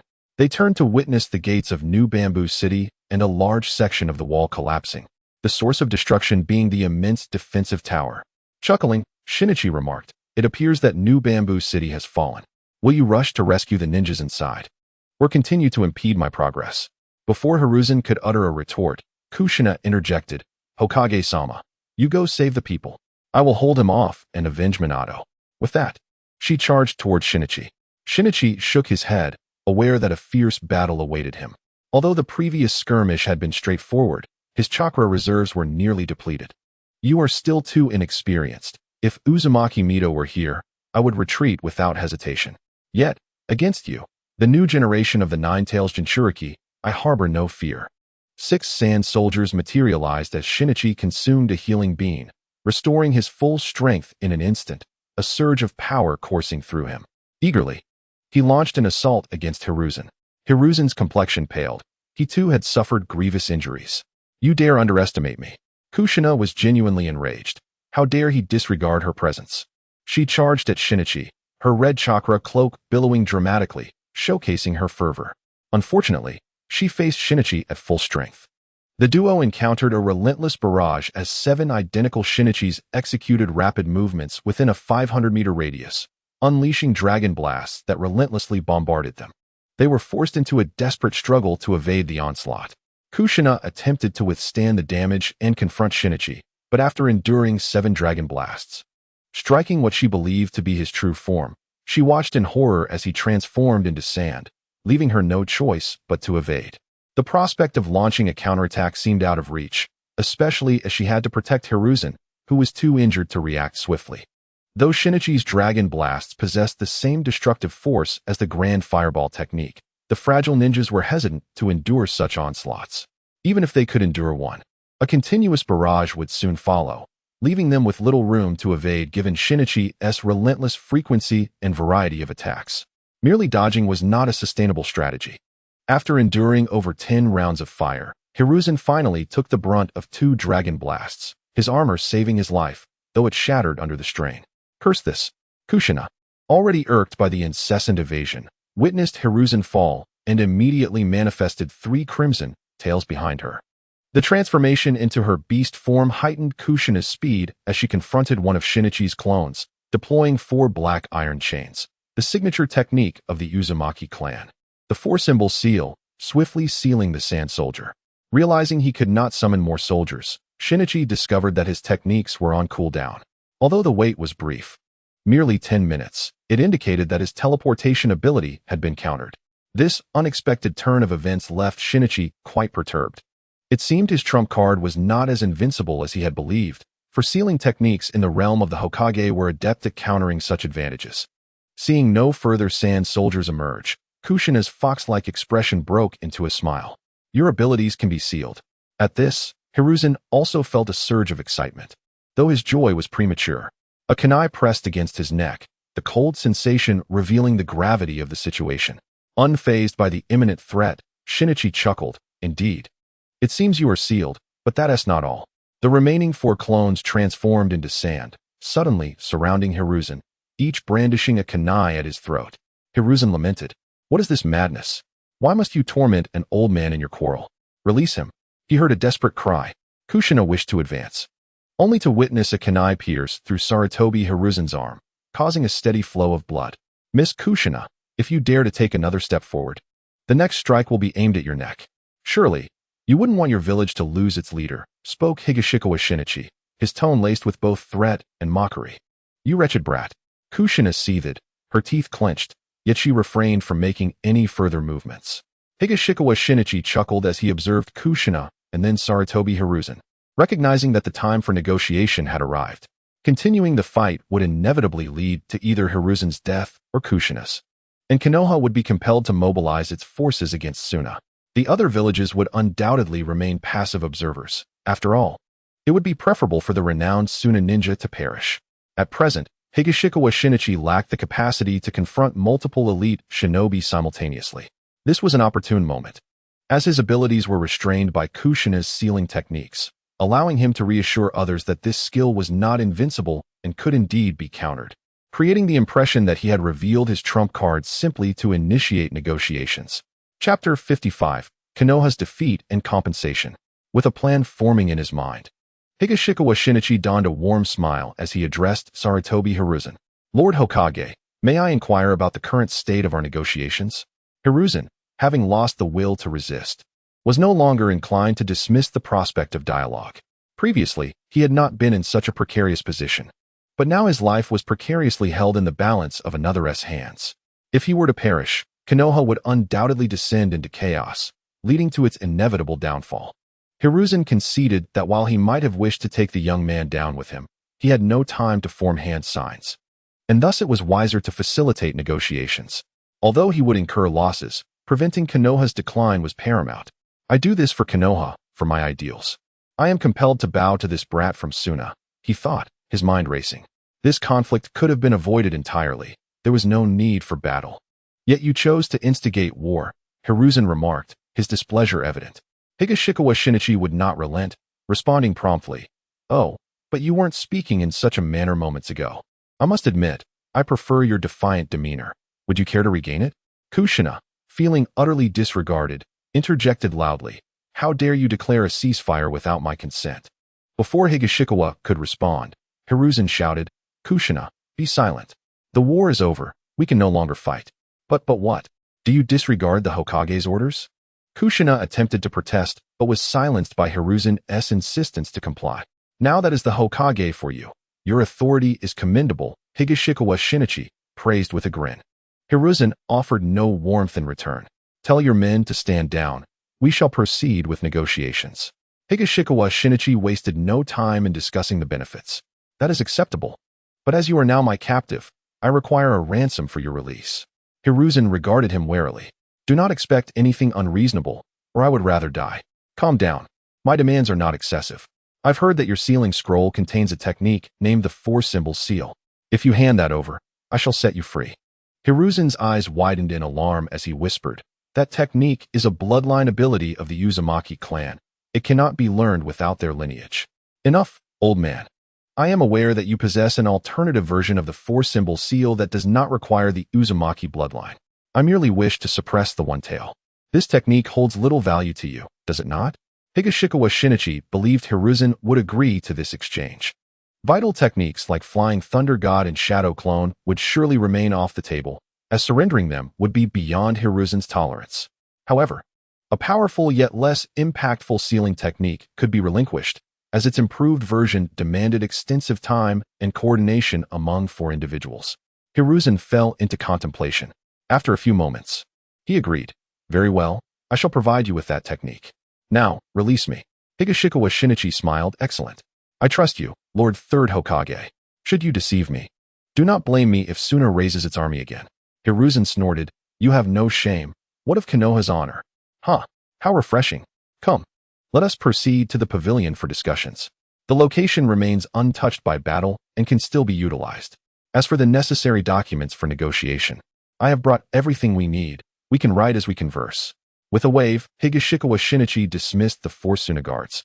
Casually draping an arm over Hiruzen's shoulder as they walked together, laughter shared between them. Hiruzen found himself at a loss for words. Thus, the war reached its conclusion. The battle in Shuju City had appeared chaotic, yet the death toll was not as severe as anticipated. Konoha had lost 30 to 40 men, while Suna had suffered the loss of 2 unfortunate casualties who had failed to evade the onslaught. At the negotiation table, Higashikawa Shinichi, adorned in an improved hanfu and wielding a folding fan, resembled an affluent traveler, while Chiyo and Maki stood behind him in combat attire, their expressions grave. Sarutobi Hiruzen remained dressed in his ceremonial robes, the Hokage hat set aside, flanked by 4 masked Dumbu, exuding an imposing presence. Nevertheless, Konoha had conceded defeat. After over an hour of amicable deliberation, Konoha agreed to pay an additional 1 billion as compensation, refusing to acknowledge their defeat, but rather framing it as a negotiation. Totaling a compensation of 63 billion ryo, alongside ceding all tasks within the Land of Rivers. Konoha would not enter the Land of Rivers without prior approval. Additionally, Konoha was to surrender all non-secret B-rank techniques and below as part of the terms to conclude the conflict. The ransom for Tsunade and Kakashi was not mentioned. Tsunade's ransom was exorbitant, and Hiruzen could not muster such funds at present, while Kakashi had become incapacitated, rendering him unworthy of a payout. The decision of whom to rescue first had left many dissatisfied. Some felt it would be better to save neither. Higashikawa Shinichi was in no rush to claim the ransom. Kakashi was destined to die, a part of the respect he commanded, and as for Tsunade, once Konoha concluded the battle, they would be able to demand more. Should they refuse, Higashikawa made it clear that Suna's environment was quite conducive to the Senju bloodline flourishing. Upon finalizing the contract with Sarutobi Hiruzen and shaking hands to mark their agreement, both parties were satisfied. Hiruzen had not anticipated that Higashikawa would ask for so little. Higashikawa conveyed, "It is not that I wish to demand more. This 63 billion is sufficient for compensations and military expenses, and it even allows for some profit. Being overly aggressive might jeopardize negotiations, and Konoha cannot provide immediate payment." Moreover, Higashikawa was eager to return to his village. Intelligence had reported that the third Kazekage had been sending multiple messages from his tent, a significant development, as he aimed for comprehensive reforms. To initiate such sweeping changes would necessitate the removal of the third Kazekage and the senior clans within the village, allowing for a redistribution of power and wealth sufficient to revitalize the community. However, such actions must be justified. Without reason, these killings would not align with moral principles. Eliminating these figures would usher in a period of rapid advancement for the village, despite a likely decline over the next 3 to 5 years. The recent assault by the 4 villages on Konoha would leave each village severely weakened, and no one would desire to provoke war during those times. The village's period of vulnerability would eventually pass, making it difficult for others to infringe upon them in the future. After discussions between both parties, Shinichi Takuchuin led the Sand Ninja to the Yugu mountain camp, swiftly relaying the results of the negotiations with Konoha concerning compensation back to the village.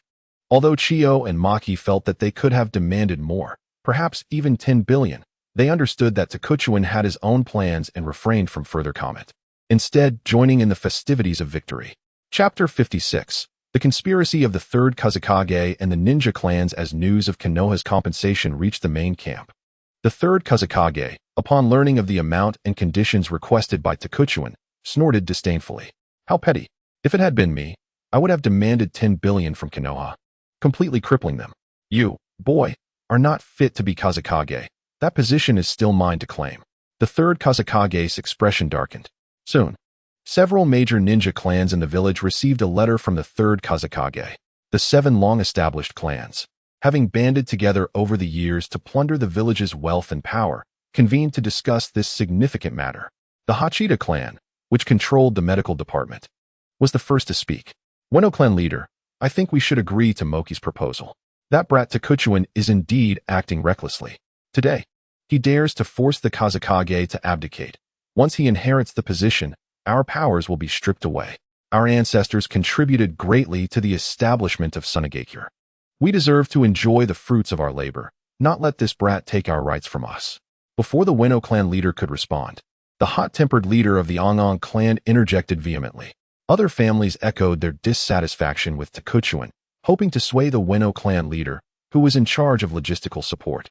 The Weno clan leader, a man in his 40s who had grown alongside Sunagakure, was more concerned about his family than anything else. I am honored that everyone trusts me. But this is not without risk. That brat Takuchuan, while arrogant, possesses formidable strength. We are unaware of Minato's true power, but we are well aware of the strengths of Shikaku and Tsunade. Though he achieved victory through a sneak attack, he wields space-time ninjutsu, which requires careful consideration. The Ongong clan leader, with a fiery temper, immediately retorted, we, the 7 clans, have over 1,000 ninjas combined. Even if he is as strong as Shikaku or Tsunade, he cannot escape a siege with so many of us. 5 other clans voiced their agreement, recalling that even the legendary Shikaku would struggle against 1,000 ninjas. The political resources relinquished by the Kazekage were undeniably enticing. With them, they could cultivate powerful clan members. Meanwhile, the Kazekage would be left with only an umbu to rely on, placing complete control of Sunagakure in the hands of their 7 clans, an irresistible temptation for any family. As the room buzzed with noise, a knock sounded at the door. The Weno clan leader frowned and glanced at the Hachida clan leader who had provided the meeting space. Did we not agree that this meeting would be free from interruptions? The Hachida clan leader hurriedly replied, that is indeed the case. But I instructed my subordinates to report any significant changes from the front line. It seems something major has occurred. Upon hearing this, the others fell silent as a ninja entered, respectfully presenting a scroll. This is the latest news from the front line. Very well, you may leave. The Hachida clan leader took the scroll and dismissed the ninja. Employing a technique unique to his clan, he opened the scroll and began to read. His expression shifted between shock and delight as he continued. The others looked on with great curiosity. Unable to contain himself, the Ongong clan leader boomed, Hachida, what does it say? Has something happened to that brat Takuchuan? With a smile gracing his face, the Hachida clan leader addressed the assembly. Good news, everyone. That brat Takuchuan has defeated Sarutobi Hiruzen and compelled him to sign a contract. Konoha has also agreed to pay reparations and cease hostilities. Joy spread across their faces, for with Sunagakure's victory, their interests would remain intact. However, the smiles soon faded. While winning was good, Takuchuan would become even more formidable. I'm troubled, the Ongong clan leader remarked. While the village's victory is indeed a good sign, this brat is so strong that we cannot possibly contend with him. The Hachida clan leader confidently declared, we can win. The others looked at him curiously. A smile spread across the Hachida clan leader's face as he continued. The intel states that Sarutobi revealed the secret to countering Takuchuan's space-time ninjutsu. While it may appear insurmountable, it is vulnerable to sealing techniques. If we seal his 6 clones, what can he do without his signature ninjutsu? At this revelation, smiles returned to their faces as they turned to the young man who was grinning widely, the leader of the sealing class, the Yamaguchi clan leader. Seeing their gaze upon him, he laughed heartily. Rest assured, I will handle his clones with my sealing class, ensuring his suffering. With laughter and excitement, the assembly envisioned how to usurp the Kazekage and seize complete control of Sunagakure. As was customary, the Hachida clan leader arranged for over 30 beautiful women to attend, with everyone fully aware of the implications. This news was, of course, disseminated by Takuchuan himself, and he made it sound effortless. One simple sealing technique was all it took. However, in reality, he had instructed ordinary sealing ninjas to seal the sand soldiers. While they could be sealed, the cooldown was extremely short, merely a few seconds. In that brief time, he could eliminate those sealing ninjas. Should he wish to escape, no one could hinder him. Even if they managed to seal his clones, he still possessed magnetic control. His trump card was reserved for such moments. The third Kazekage also received this information. He was currently hastily contacting others, planning to eliminate Takuchuin before he returned to the village, as it would be more challenging to act once he was back. However, executing a plan en route was complicated, as he was traveling with a large contingent of ninjas, leaving him no opportunity to strike. He needed to find a chance. After much contemplation, the third Kazekage devised a brilliant idea. Since he could not prevent Takuchuin from ascending, he would allow it. If Takuchuin desired to learn magnetic release, he would have to venture into the desert to do so, far from the village. He would then unite the ninja clans to eliminate that wicked brat and frame a Wagakure for the deed. The more he thought about it, the more reasonable it appeared. He promptly wrote to the ninja clans, sharing his plan and urging them to gather reliable members. Chapter 57, Inoki, Orochimaru, if you surrender, what harm is there in granting you the position of Tsuchikage? Takuchuin had not left the camp. To be precise, aside from the messenger, no one had departed the front line. Konoha's promised reparations would be fulfilled within a week. Until the compensation was received, leaving was out of the question. Maki and others had been dispatched by Takuchuin to spread the word and create momentum, ensuring that when they returned with both compensation and a large army, the impact would be even greater. Simultaneously, Takuchuin sent word to Yakura and Hyozo, instructing them to lead their teams back. There would be no further war. In recent days, Awagakure and Kirigakure have been determined to clash with Konohagakure, seeking to extract benefits from it without launching direct attacks, having already received some compensation. However, Sunagakure, buoyed by recent victories, remains undeterred by the prospect of battle. This indeed reflects the reality, as the next day, news of a humanitarian compensation agreement between Konohagakure and Sunagakure reached the other three ninja villages, prompting Awagakure and Kumogakure to mobilize their forces against Konohagakure. Although Kirigakure's assaults have intensified considerably, Uchiha Fugaku refrains from launching an offensive, instead opting to fortify the defenses within the city, relying on layered sniper positions, thereby hindering any attempts to penetrate the heart of the Land of Fire. In the Land of Grass, Danzo, upon receiving news of Sarutobi Hiruzen's defeat and the subsequent compensation, was enraged to the point of grinding his teeth in fury. How could Sarutobi Hiruzen, as Hokage, concede to Sunagakure and pay reparations? It was a disgrace, a profound humiliation. Danzo, seething with rage, slammed his fist on the table, shattering it into pieces. Hiruzen, do not blame me for being ungrateful. You are unworthy of the title of Hokage. He turned to Orochimaru, insisting, you must defeat Iwagakure. This is your moment to ascend to the position of Hokage.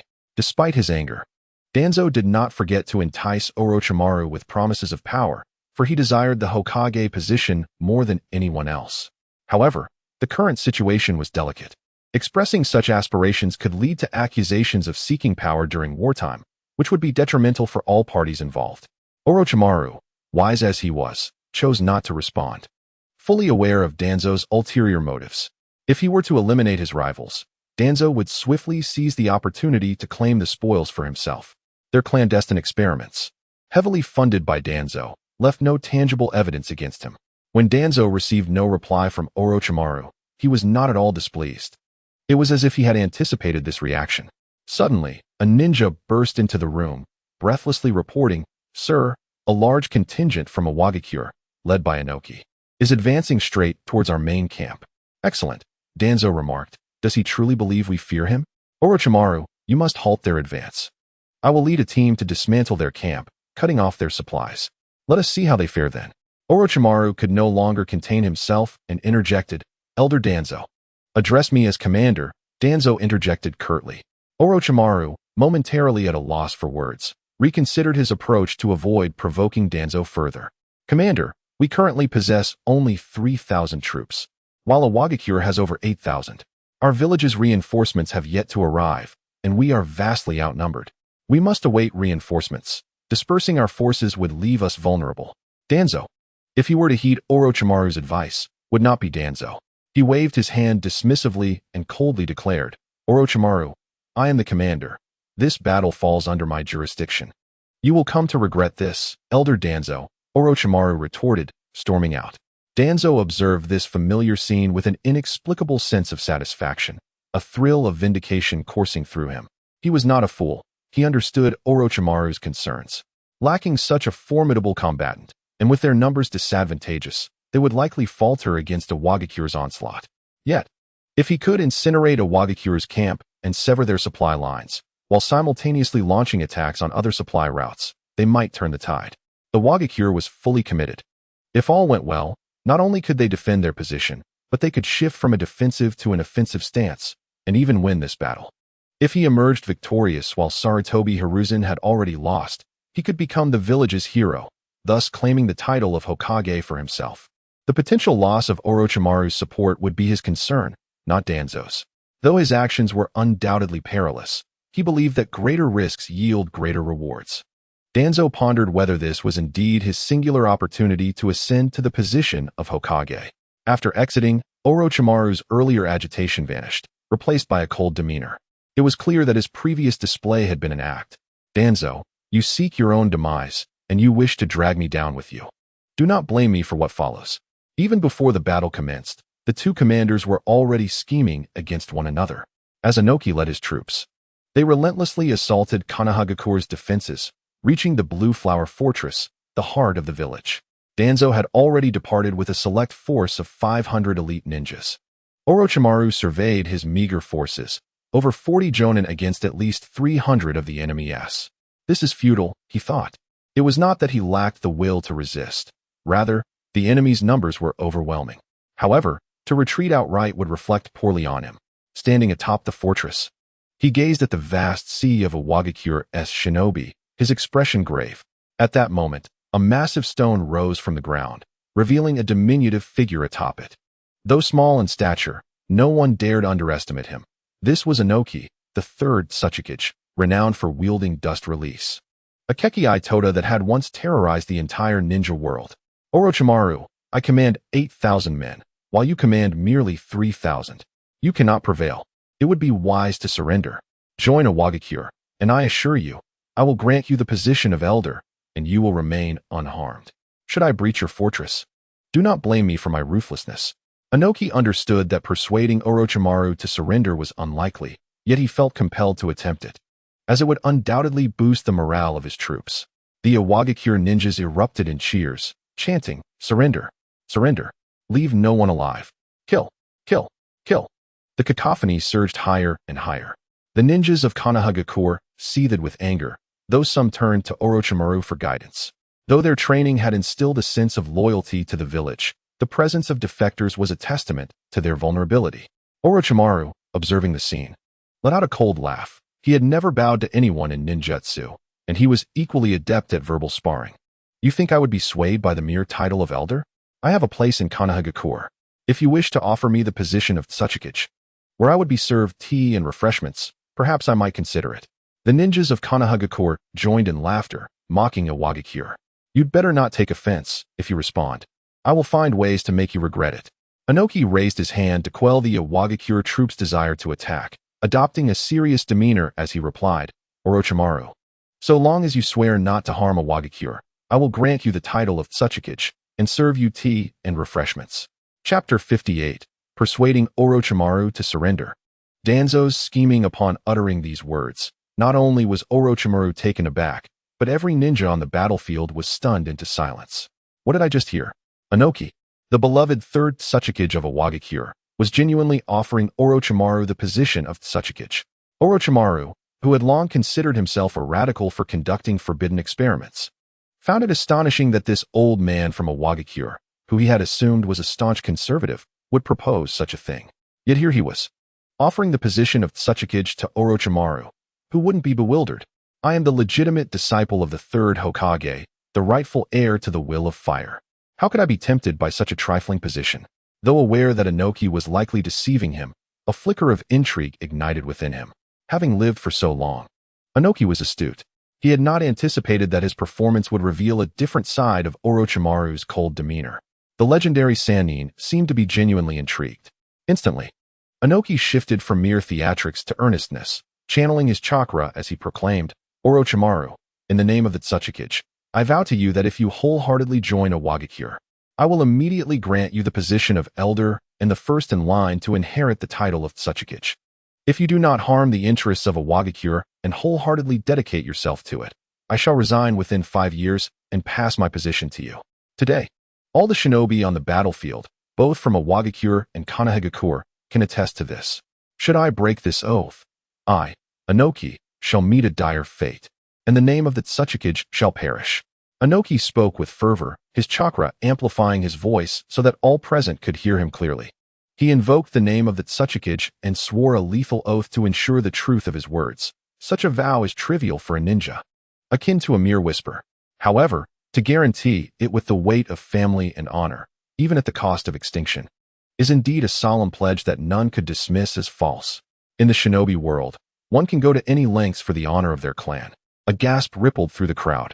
If only the Kazekage had been present, he would surely have questioned where he belonged. The ninjas of Konohagakure turned their gaze toward Orochimaru, their skepticism openly displayed. The cold, emotionless slits of his eyes revealed his understanding that regardless of victory or defeat, he would be met with suspicion. Should he triumph, Konohagakure would be obliged to grant him equal status. Failure would cast doubt upon his resolve, leading others to wonder if he harbored ulterior motives. To prove his innocence, he would need to eliminate Inoki, yet at this stage, he felt incapable of doing so, at best managing a stalemate. Orochimaru replied with clarity, Lord Kazekage, let us refrain from such discussions on the battlefield. We are both shinobi, and I shall not betray my village. Yet, even he did not believe his own words. Were it not for the need for experimental materials, he would have long since fled, conducting his experiments in secrecy, hindered by the occasional trivial mission. However, he had been sincere prior to the death of Rope Tree, offering a silent apology to his former self from over a decade ago. Inoki, unfazed, laughed heartily. I shall grant you 3 days. I hope you will withdraw your forces by then. He chuckled, allowing the rocks to descend before bending at the waist, exclaiming, Oh, my back. Instantly, the atmosphere on the battlefield shifted from tense to absurdly comical. The Wagakure retreated to establish a temporary camp 3 miles from the fortress using earth jutsu. Inoki's words were genuine. He was indeed willing to pass his position to Orochimaru, and the 3-day period was real. This was a trap devised the night before, designed to elicit a response from Orochimaru, regardless of whether he acknowledged it. News of Sarutobi's defeat and surrender in Sunagakure spread to the Wagakure camp, prompting Inoki to berate Kuratsuchi vehemently. Why must the best successors always come from elsewhere, rising through the ranks of Konohagakure? How fortunate it would be if they had their own capable shinobi. Inoki would gladly resign on the spot. Alas, there are no what-ifs. After his anger subsided, Inoki quickly formulated a strategy. Based on his intelligence on Danzo, a man willing to employ any means to achieve his goals, he orchestrated a plan to lure him out. Kuratsuchi, Old Zetsu, and Han, along with over 300 Wagakure jounin, lay in ambush within the camp, ready to strike with a decisive attack to break the Konohagakure forces. Inoki led his army forth. Danzo would certainly seize this rare opportunity for victory. If he engaged, he could swallow this elite team whole. To buy time for Danzo, Inoki had planned to confront Orochimaru first. If Danzo did not engage, an all-out assault from a Wagakure would surely lead to victory, regardless of whether the plan succeeded. The odds were in their favor, with 8,000 against 3,000, and the enemy devoid of hope or direction, lacking the fortune of a nation behind Orochimaru or Danzo. However, today's probing revealed Orochimaru's hidden intentions. Everything aligned perfectly. If Orochimaru agreed to his terms, it would be a grand triumph. Upon returning to the fortress, Orochimaru sensed the tides of morale shifting, faced with the encroaching Wagakure forces, who would remain untroubled. Nevertheless, a 3-day ceasefire was fortuitous for Orochimaru. Perhaps Danzo would meet his end, though the likelihood was nearly non-existent since he had not witnessed Kuratsuchi and the other Jinchuriki on the battlefield. Danzo, upon arriving at the camp, observed the presence of individuals within. Accompanied by 2 of his clan members, he quickly discerned the situation. Sir, there are over 300 here. Among them about 100 with chakra levels indicative of jounin, and 1 with an enormous, chaotic chakra resembling a Jinchuriki. Kuratsuchi and the others were not naive. Aware of Konohagakure's Byakugan, they ensured their resources were not concentrated in one place. Others remained in a nearby city, ready to return within 10 minutes for a counter-ambush. I knew these individuals would not remain idle. Spread out and ascertain if other peaks harbor foes. We shall assault the camp tonight, Danzo commanded coldly. Yes, the others replied, setting off to carry out his orders.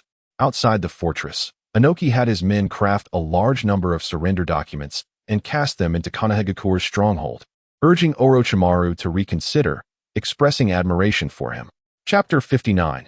Danzo's Laughter and Downfall. Although Orochimaru endeavored to collect the surrender documents, their sheer volume rendered him incapable of retrieving them all. The Wagakure had truly invested heavily, disregarding costs in their campaign against the fortress. As the afternoon wore on, anxiety gripped the hearts of all. No ninja wished to engage in a losing battle, for they all had families to consider. Within the fortress, Orochimaru recognized that the land of grass was untenable, compelling him to retreat the front lines back to the land of fire, where they might revive their fighting spirit in defense of their village and nation. Orochimaru began to study the most suitable defensive locations within the land of fire and ultimately settled on a site, Naya City, a gateway to the heart of the land of fire. It was not only defensible but also extended the front lines significantly, thereby exacerbating a Wagakure's logistical pressures.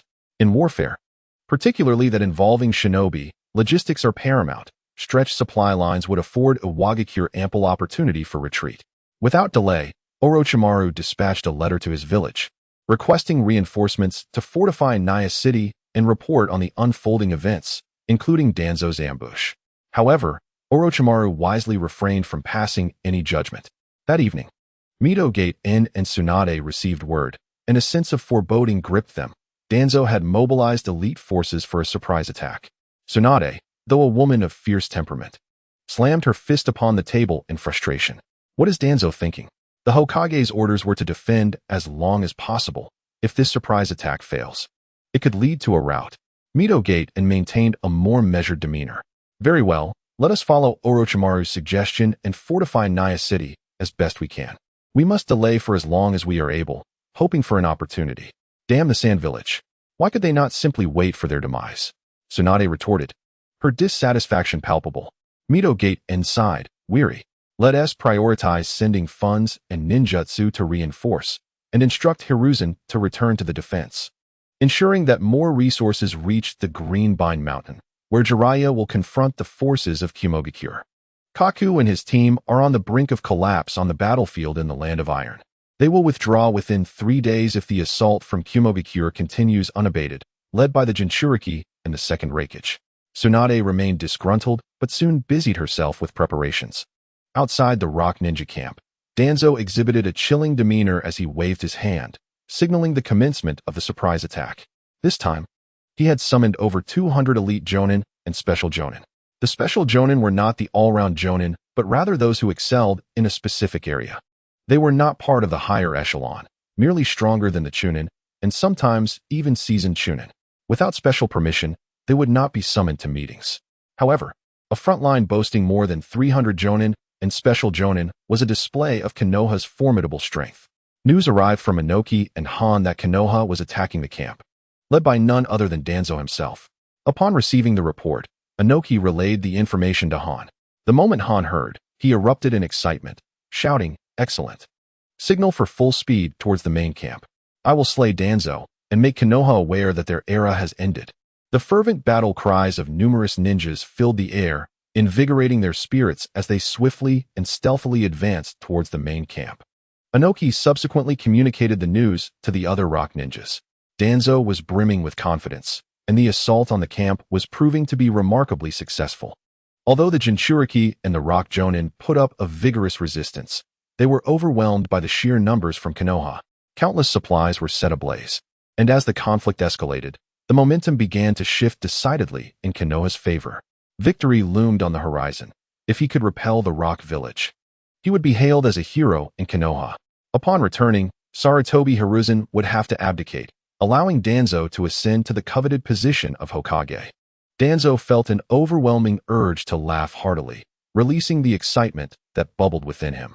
Although he currently lacked the Sharingan and would release, his combat prowess was still impressive, particularly his mastery of wind release techniques, which he had refined to an art form. Meanwhile, Han, The Jinchuriki of the Five Tails was not at his peak either. He was not a perfect Jinchuriki and sometimes found himself at a disadvantage against Danzo. The camp was engulfed in flames and explosions, creating a scene of utter chaos. Danzo remained oblivious to the fact that the rock ninjas were primarily focused on preserving their lives rather than safeguarding their resources. Just as the Konoha ninjas were heading towards the largest supply depot, a root jonin rushed over with alarming news. "Sir, this is a trap. Over 200 rock ninjas have arrived outside, all jonin, led by another Jinchuriki alongside Han."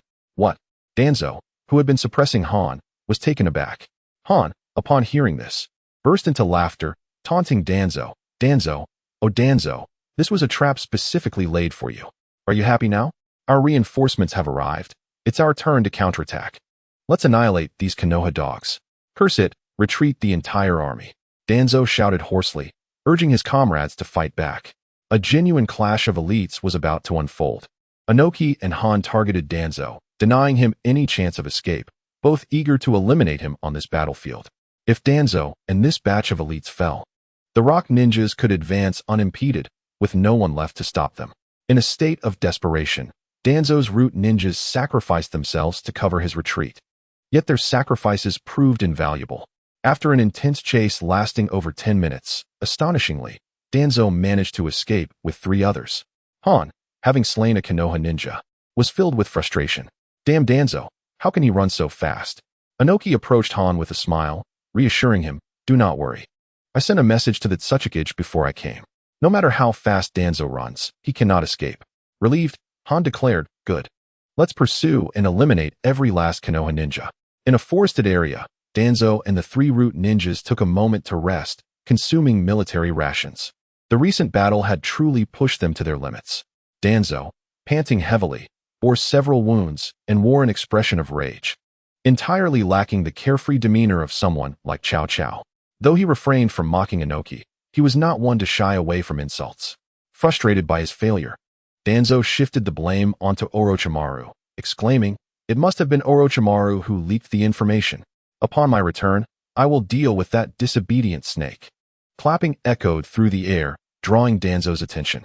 Emerging from the shadows was Inoki, accompanied by dozens of jonin. Inoki, amused by Danzo's startled expression, noted that had Danzo not just insulted Orochimaru, he would have launched a surprise attack. Now that Danzo had spoken ill of Orochimaru, Inoki preferred to wound him instead, allowing Danzo to escape inadvertently, which would lead to further conflict with Orochimaru. Should Orochimaru consider defecting to the Rock Village, even if he did not, at the very least, a shadow-level powerhouse would be leaving Konoha, harboring resentment. Indeed, Danzo Shimura, the shadow of Konoha, was astute. Yet today, he found himself in an inescapable predicament. "Orochi betrayed you, and I promised him the position of elder in the Rock Village and the successor to the Kazekage." Danzo's earlier panic transformed into sheer terror and disbelief. "Orochimaru plans to defect to the Rock Village? No, no, no, this isn't defection. It is merely that Konoha fails to treat its strong with the respect they deserve. It is our acknowledgement of talent that has swayed Orochimaru." Inoki corrected him, shaking his head. Danzo's fury intensified. He felt personally slighted, thinking that Orochimaru could negotiate surrender while he could only meet death. "I refuse to surrender. I am destined to become Hokage. Inoki, if you wish to kill me, let us see if you possess the capability. Show me the true power of your dust release, which you claim to have perfected," Danzo bellowed, his movements swift. Wind release, vacuum great sphere. He unleashed a lethal technique. In this era, even those with bloodlines typically needed to perform hand seals, but Inoki was an exception. He did not require them. With a swift motion, he executed a dust release attack. The collision of their jutsu summoned a tempest, sending debris, leaves, and branches swirling through the air. The other rock jonin also launched their own jutsu against Danzo and his companions. The scene was nothing short of chaotic, with the elements of wind, fire, lightning, water, earth, and countless shuriken intertwining in a cacophony of explosions. For an ordinary ninja, survival would be improbable. However, for Danzo, who possessed an array of secret techniques and root training, as long as a formidable opponent did not eliminate him instantly, the flashy jutsu, while spectacular, would not be enough to defeat him. With one arm, one eye, and several lives as the price, Danzo successfully activated a teleportation technique. As the smoke dissipated, there was no trace of a body, not even remnants of flesh. Inoki merely stated, "Danzo is dead, let us return to the camp." The rock ninjas, observing their leader's mood, felt apprehensive and refrained from celebrating, dutifully following him back to the camp. Meanwhile, upon realizing that Danzo had been surrounded, Orochimaru received a distress signal from the fortress. He did not refuse the call for assistance, and personally led a contingent of approximately 100 men to rescue Danzo. This group consisted of individuals who had previously expressed skepticism towards him and even openly opposed him. What purpose did it serve to keep such individuals alive? Orochimaru was not known for his mercy. The 100-man squad was comprised of ninja clan offspring who looked down on commoners, aware that Orochimaru's intentions were anything but altruistic. Yet, they found themselves in a predicament. Should they refuse to comply, Orochimaru could easily justify their execution on the spot. Faced with certain death either way, they resolved to conspire against him, hoping that their numbers might afford them a chance at survival. As a result, they dispersed throughout the fortress and began to shout loudly. Orochimaru colluded with the rock ninjas, leading to Elder Danzo's demise. Although these individuals shouted in conscious separation, hoping to incite more to conspire against Orochimaru, their intentions were merely impulsive, inadequately prepared, and under the watchful eye of Orochimaru himself. Naturally, he is a ruthless figure. Countless venomous serpents emerged from the shadows of these individuals, their lethal fangs rendering them speechless. However, this was just a fraction of the dissenters. Many more, including their friends and family, were driven together by Orochimaru. Despite the pleas and curses of these ninjas, Orochimaru had no intention of sparing them. In a brutal massacre lasting over 10 minutes, a total of 314 ninjas perished. Yet, after such carnage, the entire fortress fell entirely under Orochimaru's control, leaving only his voice echoing within its walls. Once he had dealt with these individuals and unified the fortress, he decisively retreated towards the land of fire, taking everything he could with him and setting time devices for what he could not. When Inoki returned to the camp, the entire fortress was engulfed in flames, and he received a detailed report from his subordinates about the events that transpired. Inoki sighed at the sky, now tinged red by the fire. Konoha truly deserves its reputation as the premier village in the ninja world, had Orochimaru been in command during this assault. We of Awagakure could not have so swiftly breached Konoha's defenses. He commanded the entire army to rest for the night, planning to invade the land of fire the following day, demonstrating to Konoha what it means to conquer at first sight. Long live Awagakure! Many ninjas joyfully shouted in response, and Inoki felt an unusual sense of satisfaction. Deep beneath Konoha's roots, a disfigured, bloodied humanoid being, missing an arm and unconscious, was brought in. The guarding root ninjas hurriedly approached to investigate, only to be taken aback. It was Danzo. Medical ninjas. The entire root organization plunged into a frantic effort to save Danzo. The following morning, at the Hokage's office in Konoha, Mito Gate and Tanami Kamachi received intelligence from Orochimaru, inciting both anger and frustration. Indeed, Danzo had failed. A full 500 elite had been lost, and this group of ninjas had proven more hindrance than help. Orochimaru's methods were excessively extreme. Why could he not have retreated first? Tanami paced the room in dissatisfaction, muttering incessantly. Mito Gate, equally vexed, interrupted her with irritation. Stop pacing. Quickly send a message to Hisashi, urging him to extricate himself from Sunagakure. We need his strength. Why are you so angry? It's not my fault. Go blame Danzo. Fine, I apologize. Let us just get Hisashi back as soon as possible. Within Shinjuku Castle, Sarutobi Hisashi clutched the letter he had received the previous day, detailing Danzo's ill-fated attempt to ambush the main camp. He nearly choked on his own fury. Danzo was nothing short of a fool. Was he courting death? As for Orochimaru's betrayal, even a dog from Konoha would shake its head in disbelief. Upon receiving the news, Sarutobi Hisashi immediately dispatched orders for Orochimaru to hold his ground. After a tense morning, more news arrived, but this time it was grim. Danzo's 500 elite had been ambushed, his life uncertain, and Orochimaru had led a retreat under the cover of night. Now heading towards Nate Castle, Sarutobi Hisashi's rage surged, and he felt the urge to pound the table before him, but instead, he coughed up blood and fainted. Several Umbu rushed to his aid. After a while, he awoke, lying in bed, his face pale and furious. Danzo, you are a disgrace to Konoha. Saratobi Hisashi desperately wanted to strike Danzo, but he was entirely incapacitated, for Tokugawa Shinichi restrained him, preventing him from moving. If he left, Tsunagakure would declare war. Saratobi Hisashi found himself at a loss for words. After the anger subsided, he regained his composure. He ordered Uchiha Fugaku to switch from defense to offense, urging him to swiftly resolve the situation in the mist battlefield and provide support for the Iwagakure front. Furthermore, he instructed Kushina to head to Nate Castle to assist Orochimaru. Once Minato recovered, he was to proceed to the Kumogakure battlefield and ensure that Jiraiya held the defensive line. Chapter 61. Compensation received, Orochimaru and Jiraiya in desperation. Saratobi Hisashi's orders were swiftly disseminated. A couple of days prior, Uchiha Fugaku had received a commendation letter from Saratobi Hisashi, which he used to quell the hawkish faction within the Uchiha clan. The joy Fugaku felt during these days was unprecedented. Having the entire Uchiha clan listen to him was exhilarating. However, that night, the joy faded. He received a letter from Saratobi Hisashi commanding him to engage in battle, specifically to defeat the mist. Was this an attempt to burden him? As he hesitated, someone burst in with urgency. Clan leader. Reports from the Iwagakure battlefield indicate that Elder Danzo's fate is unknown, and Orochimaru has led his forces toward Nate Castle. The following day, Narashikaku could no longer withstand the pressure and would likely retreat to regroup with Lord Jiraiya. This trio of blows left the conservative Uchiha faction in stunned silence. How could it feel like Konoha was on the brink of collapse? 3 out of 4 battlefronts had crumbled. Was this truly the mighty Konoha?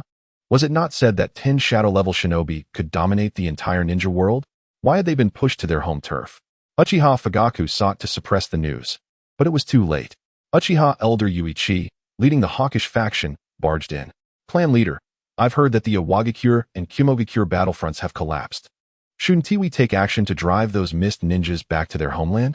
If we can defeat the mist first, the Uchiha will be renowned throughout Konoha, proving that without us, Konoha would not win a war.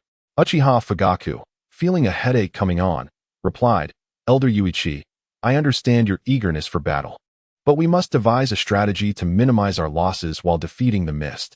Once you provide me with a plan, we may mobilize. Charging into battle without a strategy is reckless. While the Uchiha are strong and fearless, we should not throw our lives away meaninglessly. Uchiha Yuichi felt awkward. He had come solely to provoke Fugaku, never expecting his support for mobilization. Now he found himself at a loss, having no plan to present. Observing the uncomfortable Yuichi, Fugaku let out a sigh of relief. Very well, Elder Yuichi, please take a seat. We shall discuss how to engage the mist and swiftly defeat them to assist our allies on other fronts. Uchiha Yuichi nodded in embarrassment. The next day, Kumogakure breached the fortress in the Land of Iron. Narashikaku led the remaining ninja forces to regroup with Jiraiya at the Green Knot Mountain. The Wagakure advanced into the Land of Fire as if it were uninhabited territory, swiftly encircling Nate Castle. The entire ninja world was abuzz. The once invincible Konoha had crumbled so easily.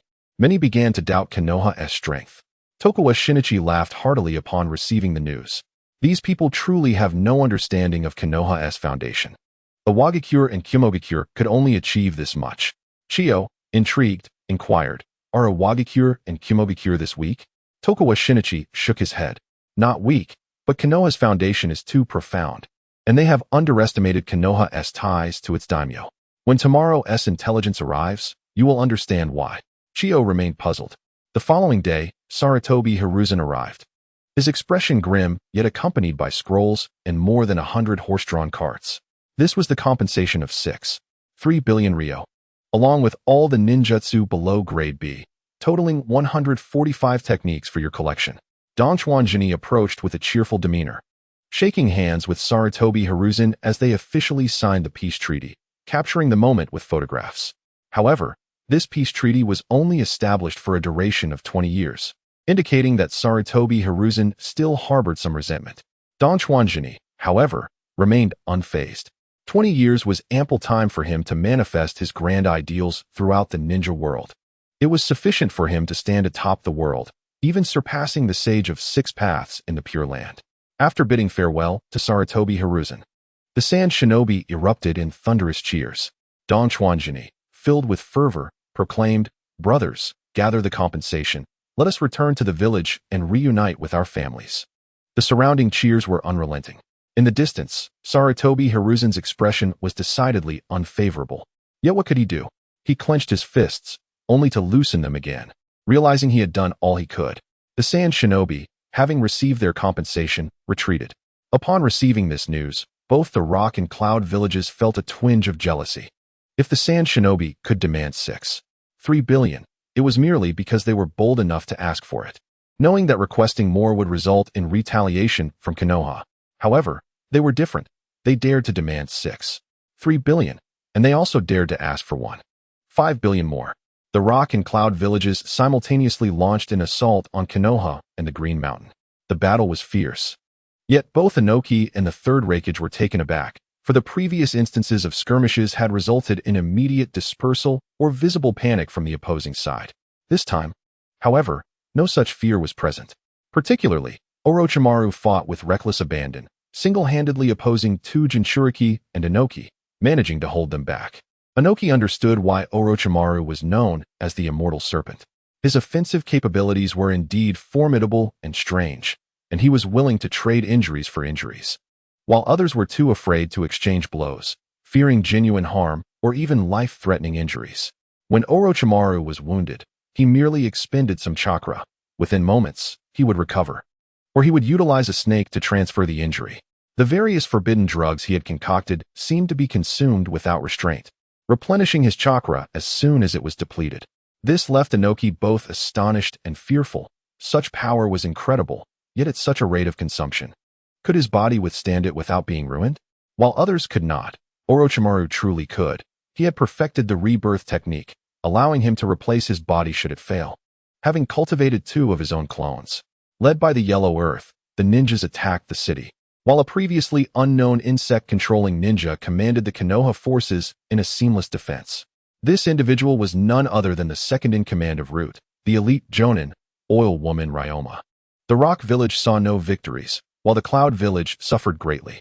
Jiraiya made them understand what sage arts truly meant, demonstrating the essence of risking one's life and fighting to the bitter end. Under the siege of the Fourth Reikage, the Two Tails, and the Eight Tails, Jiraiya's desperate tactics left the 3 of them shaken. They had come to battle for money, not to confront Jiraiya in a life-or-death struggle.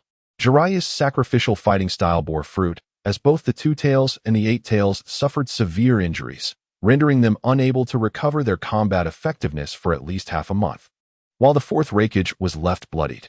Naturally, Jiraiya also bore significant injuries, rendering him incapable of further combat. He had staked everything on his disciple, Namikaze Minato, and his teacher, Sarutobi Hiruzen. Both Jiraiya and Orochimaru had gambled their ninja careers, hoping that Konoha, the village they had nurtured, would triumph in this war.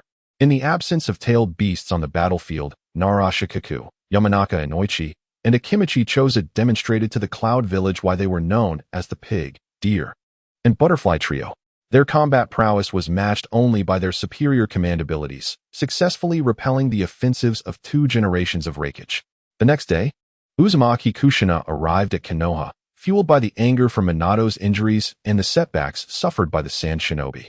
She immediately activated her tailed beast transformation and employed the exquisite adamantine sealing technique, leaving the 2 Jinchuriki from the Rock Village unable to lift their heads. Orochimaru felt a significant reduction in pressure as he launched a ferocious assault, causing Inoki to retreat under the overwhelming momentum, abandoning any thoughts of a head-on clash and opting for a more measured approach. After several days of intense fighting, the 2 battlefields settled into an eerie state of peace. Chapter 62, Triumphant returned to the village. Reunion with Yakura and others in the battlefields of the Cloud and Rock villages. An uncanny peace had emerged. Meanwhile, the Sand Shinobi welcomed a grand celebration throughout the village. In just a few days, Dong Xuanjini led his entire army of camel-mounted ninjas and over 200 oxen-drawn carts towards the Sand Village. These oxen had been acquired after the ninjas brought wealth and goods into the Land of Wind, purchasing them for transport back to the village. If they had brought them from the Land of Rivers, it would have taken them over half a month to return. In any case, the victorious ninja army returned, having defeated Konoha and bearing spoils of war, which was indeed cause for great joy. The entire Sand Village was engulfed in a sea of celebration. Of course, the families of fallen ninjas were less jubilant, as many had lost husbands, sons, or fathers, the pillars of their households. Fortunately, they received corresponding compensation measures, whether in monetary form or subsequent village welfare benefits, ensuring their livelihoods would be secure for the rest of their lives. Yakura and Kaizoku led the ninja team along with the villagers out of the village to welcome the returning heroes. Particularly, Yakura gazed at Donchuanjini, who rode the tallest and strongest camel, filled with pride and excitement, knowing he had played a significant role in his upbringing. Although it had only been 2 to 3 months, it was enough for Yakura to feel a sense of pride. Daisuke and Jun, genuinely happy for Donchuanjini, also felt a twinge of melancholy, as their strengths paled in comparison. One was a hero who had consistently defeated 3 Kage-level opponents and led the village to victory, while the 2 of them remained mere lowly genin. Such a disheartening disparity would leave anyone feeling despondent. Donchuanjini had now become the village's hero, with the crowd cheering his name. The third Kazekage stood to his left, smiling outwardly, yet internally consumed by a seething hatred. Watching Donchuanjini, who stood a rank above him, he longed to pierce him with a kunai. All the accolades and glory should have belonged to him. As Donchuanjini approached the welcoming crowd, a loud-voiced ninja shouted, "Welcome our battle heroes home." The crowd erupted in applause, cheers echoing throughout. The ninja army gradually arrived at the village gates, where flowers and cheers continued to rain down. Donchuanjini, smiling widely, waved to the crowd, and upon spotting Daisuke and Jun, he joyfully called out to them. As the crowd turned their attention to the 2, Daisuke and Jun shook off their despondency, puffing out their chests. After all, these were their comrades, and they could not let them down. After giving them a thumbs up, Donchuanjini greeted others in the crowd. Among the throng, a red-haired youth stared intently at a prison cart escorted among the camels, inside which was a frail white-haired man with a severed arm. This man was, of course, Kakashi Hitaki, and Donchuanjini had thoughtfully hung a nameplate bearing Kakashi's name on his prison cart. The red-haired youth was none other than Sasori. After the war commenced, he had been taken by Kaizoku to fend off the Mist Village, and he did not resist, knowing that with Kakashi in the Cloud Village, he could not traverse the land of fire for revenge. However, just a few days upon arriving at the battlefield, he learned of Kakashi's grievous injuries and capture, prompting Sasori to seek vengeance immediately. However, he was intercepted by Aizu, who provided a rather straightforward explanation. Even if you go, you cannot directly execute him. Such a person will either be exchanged or face execution in the village. Moreover, the one who captured Tsukumo Hitaki is a young man, an ambitious one at that, who would undoubtedly not let this long-standing threat to Sunagakure slip away. This young man would bring him back to the village and execute him in front of everyone. It would be better for you to apply to personally carry out the execution of Tsukumo Hitaki. After being persuaded by Aizu, Scorpion anxiously awaited news. Finally, when the message arrived that he could act as the executioner, Scorpion was so excited that he did not sleep a wink that night. But his anticipation only grew more intense. Upon learning that the ninja army would triumph this afternoon, Scorpion eagerly waited outside the village, desperate to be the first to see the murderer of his parents. Upon seeing Tsukumo Hitaki, Scorpion's fists clenched tightly, filled with a desire to kill him at that very moment, but he was unable to act amidst the circle of ninjas. When the caravan arrived at the village entrance and dismounted from their camels, they greeted Yakura and Aizu. "Welcome back, hero of Sunagakure," Yakura said with a smile, stepping forward and extending his hand softly. Representing the ninja squad, Yakura was still dressed in the combat attire of a jonin, but he appeared to have made an effort to look presentable, his delicate face flushed with excitement, and the joy and pride in his eyes were beyond words. Shinichi Tokugawa shook hands with Yakura, his hands as rough and warm as ever. "Long time no see." A simple statement caused Yakura's heart to flutter, and the blush on his face deepened. Shinichi observed all of this with a smile and softly stated, "From now on, our village will only grow stronger. The lives of the villagers will improve, and the children will grow up carefree." Yakura's beautiful eyes sparkled as she softly responded. Shinichi did not linger on Yakura's beauty but instead shook hands with Aizu and the other representatives of Sunagakure. The crowd welcomed Shinichi and the others into the village. Amidst a shower of flowers and applause, Shinichi Tokugawa and the other ninjas walked along the red carpet toward the Kazekage building in the center of the village. Supplies were escorted from other routes to the Kazekage office, where Tsunade, Tsukumo Hitaki, and others would also be present, as the next events would unfold in the Kazekage building. Before long, the area surrounding the Kazekage building was packed with people. Nearly everyone willing to come from Sunagakure was present, as staff moved swiftly. A massive curtain appeared on the third floor of the Kazekage office, and the walls along the roadside were also adorned with curtains, as this victory would be broadcast live. As around 300 large boxes were set up at the base of the Kazekage building, the sky began to darken slightly. Shinichi Tokugawa, the third Kazekage, Chiyo, Izumaki, and other figures appeared on the spacious balcony of the second floor, which had been hastily modified for the occasion, just in time for a speech. The citizens and ninjas of Sunagakure erupted into thunderous cheers upon seeing this, unable to contain their excitement. Shinichi adjusted his formal attire. Today, he was the main character, and his clothing needed to look splendid. Stepping forward, he picked up the microphone and addressed the jubilant crowd. Ladies and gentlemen, thank you for your patience.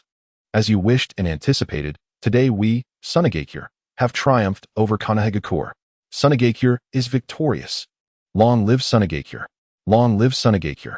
As the crowd's voices began to rise, others gradually joined in. The cheers of tens of thousands were deafening, and countless streamers descended from the sky, enhancing the atmosphere of celebration. Chapter 63. The inauguration of the fourth Kazekage reform. As the cheers gradually subsided, Shinichi continued to express his gratitude for their victory, discussing the hardships and brutality of war. Minutes later, he raised his voice, filled with fervor. We, Sunagakure, are a village that cherishes peace.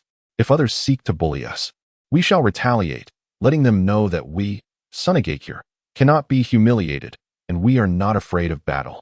If we can win once, we can win again and again. Time will prove that victory stands with justice. Shinichi raised his fist high once more. Sunagakure shall prevail. The crowd erupted into cheers once again. Sunagakure shall prevail. Faced with the fervor of the villagers and ninjas, the third Kazekage clenched his fists, trembling, for he understood that even if he were to kill Shinichi today, he would not secure his position thereafter. The speech he was to deliver was penned by Shinichi himself, a declaration of guilt that placed all blame upon his shoulders. But did he truly err?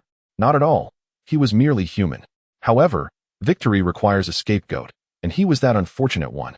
If he did not announce his abdication today, tomorrow someone would undoubtedly find a way to push him out the door, resulting in a grievous injury that would lead to his demise.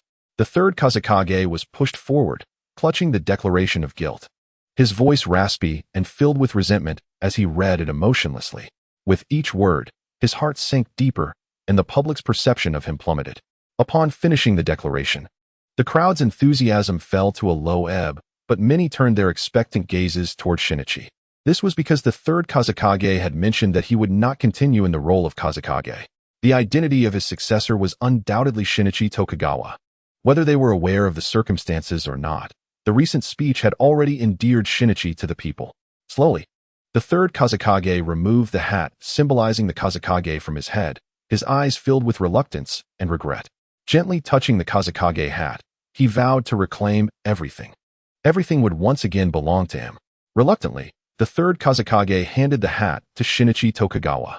The moment the hat was removed from the third Kazekage's head, the arena fell silent, with the camera focused intently on the Kazekage hat.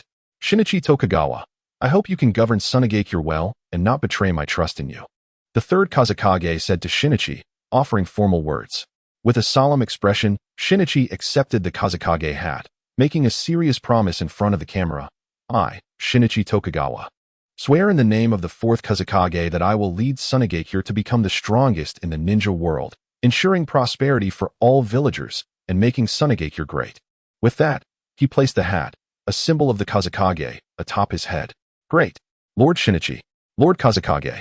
The cheers of countless people surged like waves, spreading around the village. As streamers floated once more, doves were released, balloons ascended, and an array of specially crafted fireworks lit the sky. This celebration was even more fervent than the last. Ding! Congratulations, host, for incorporating Sunagakure into your sphere of influence. The next settlement will be in 29 days, 23 hours, and 59 minutes.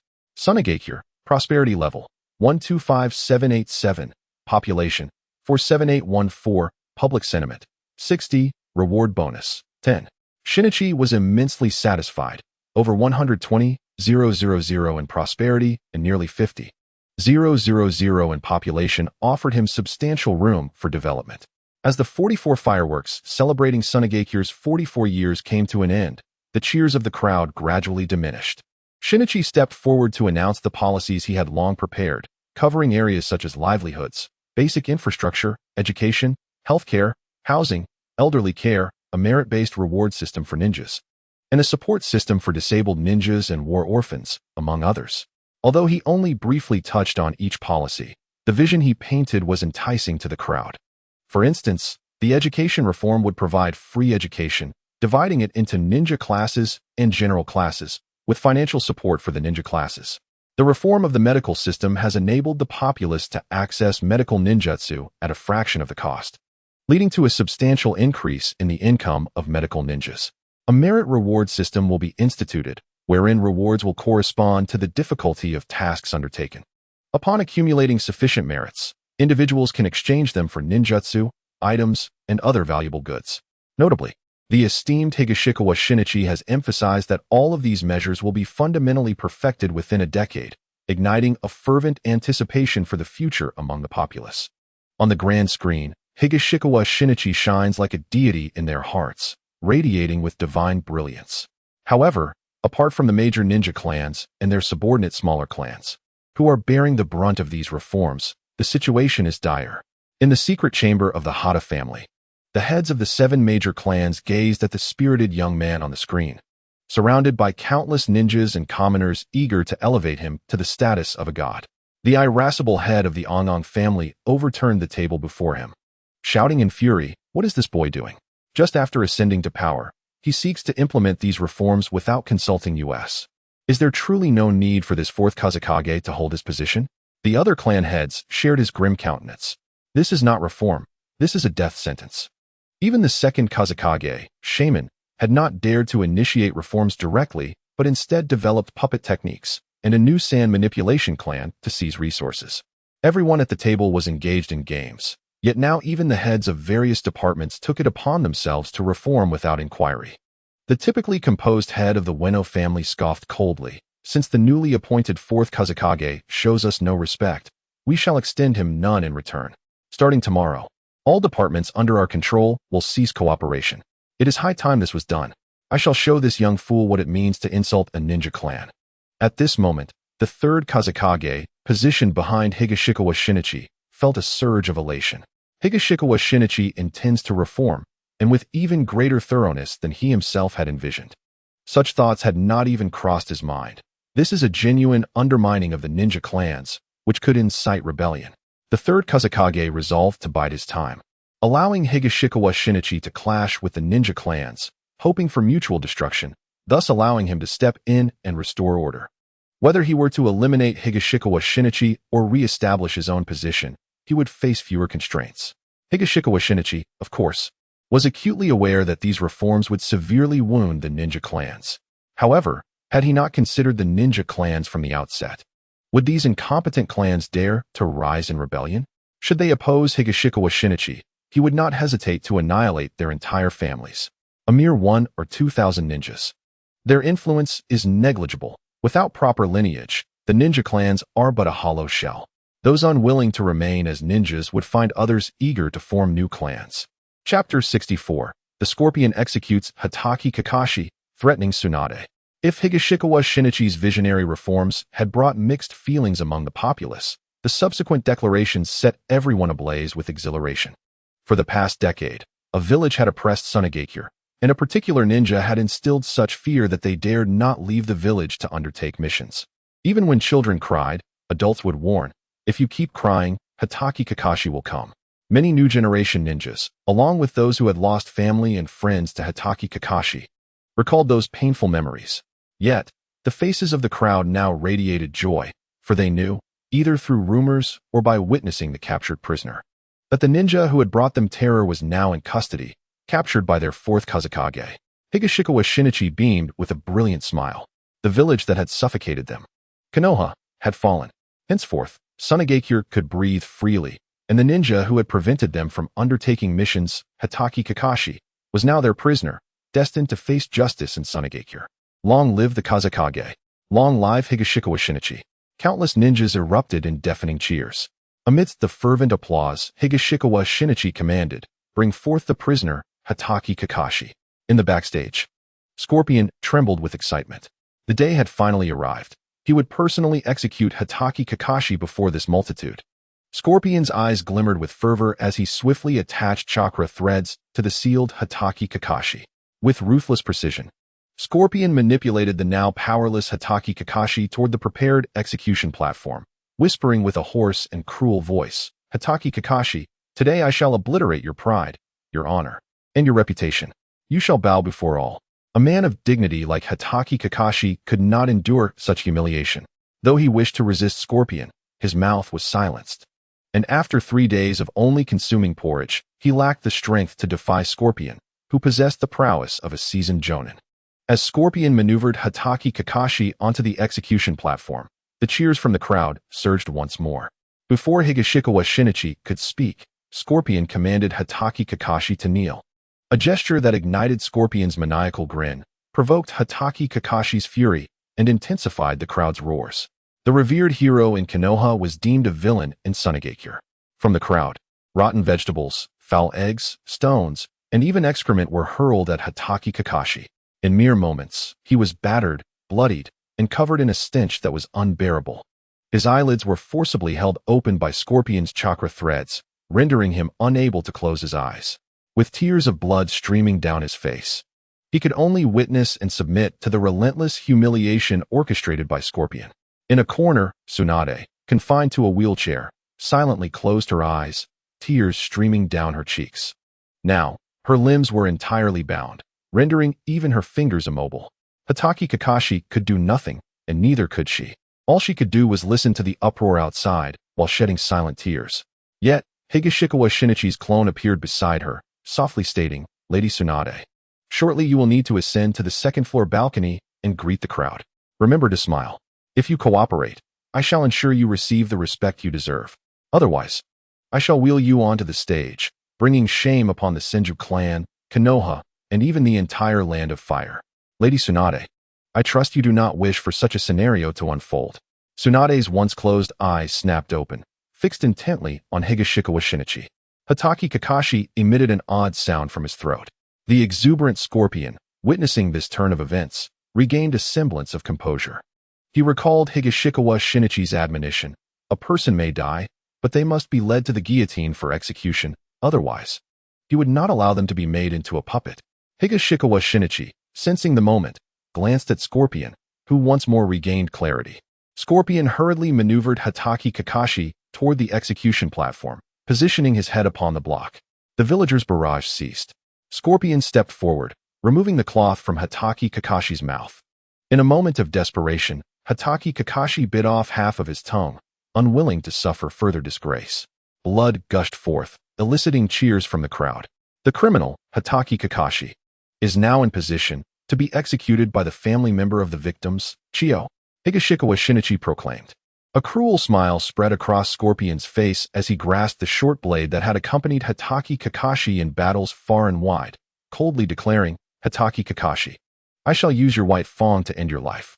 After your demise, I will transform you into a puppet, forcing you to slay Konoha ninjas and, ultimately, your own son." The still-living Tsukumo Hatake's eyes widened in shock upon hearing those words. Yet, the blade descended towards his neck. With a sharp slice, the blade cleaved through flesh, blood spraying several meters away as Tsukumo's head rolled to the ground. His eyes wide open in furious expression as if to convey a final message. Alas, he could utter no more words. Thus perished the legendary hero of Konoha, White Fang. Scorpion approached, undeterred by the gruesome scene, one hand gripping the short blade while the other lifted Tsukumo's head. In a loud voice before the assembly, he proclaimed, "I am Chio Scorpion. This man murdered my parents, and today, as their son, I have avenged them.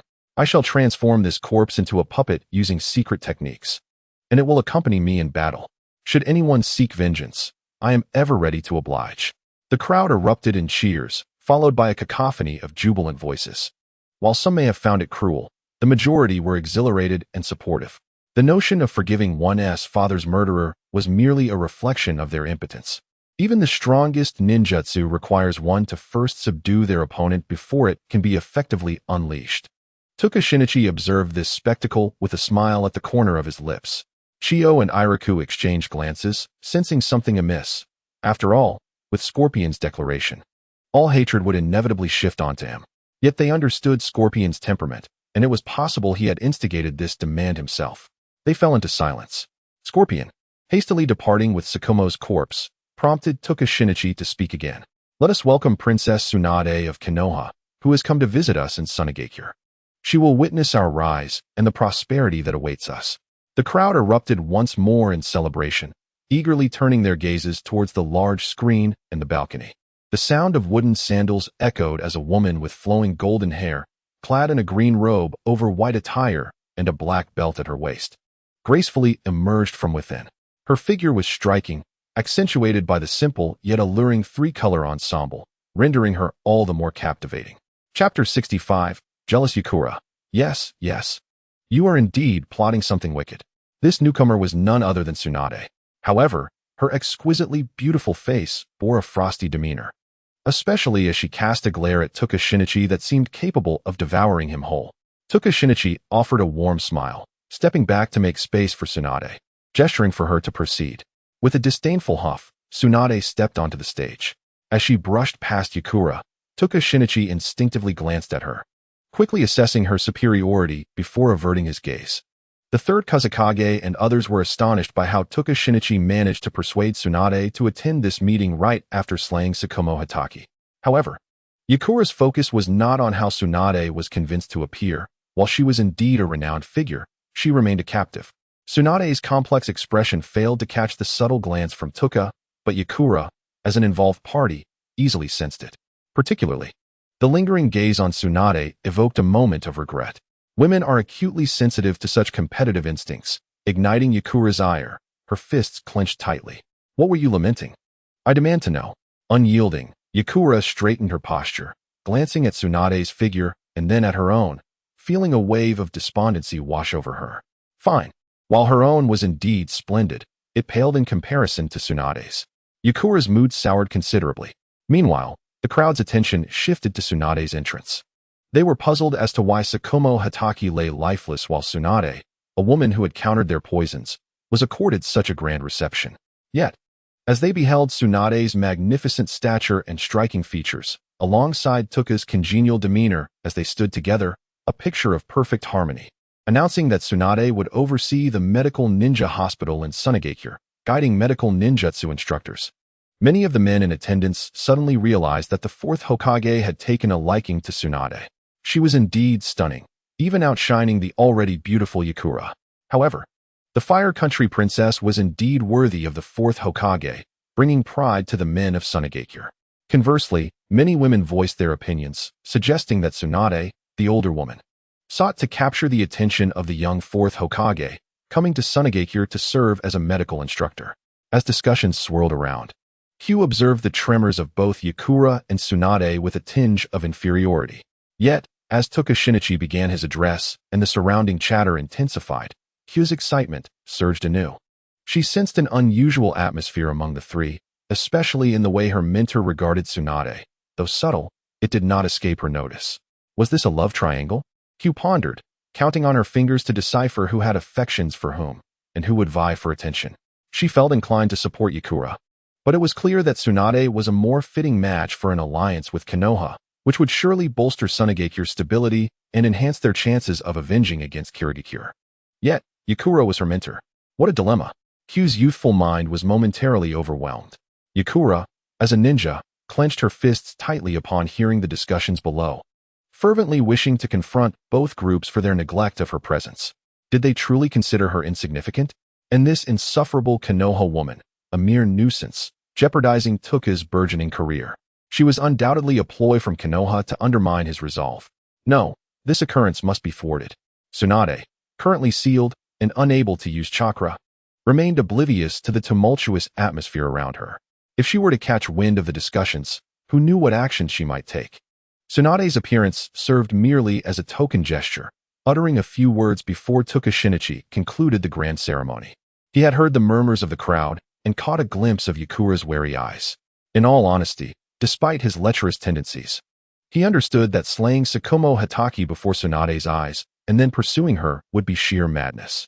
His intention in bringing Tsunade to the forefront was to provoke Konoha, igniting discord within their ranks. Both were heroes of Konoha, renowned figures who had once triumphed over Tsunade.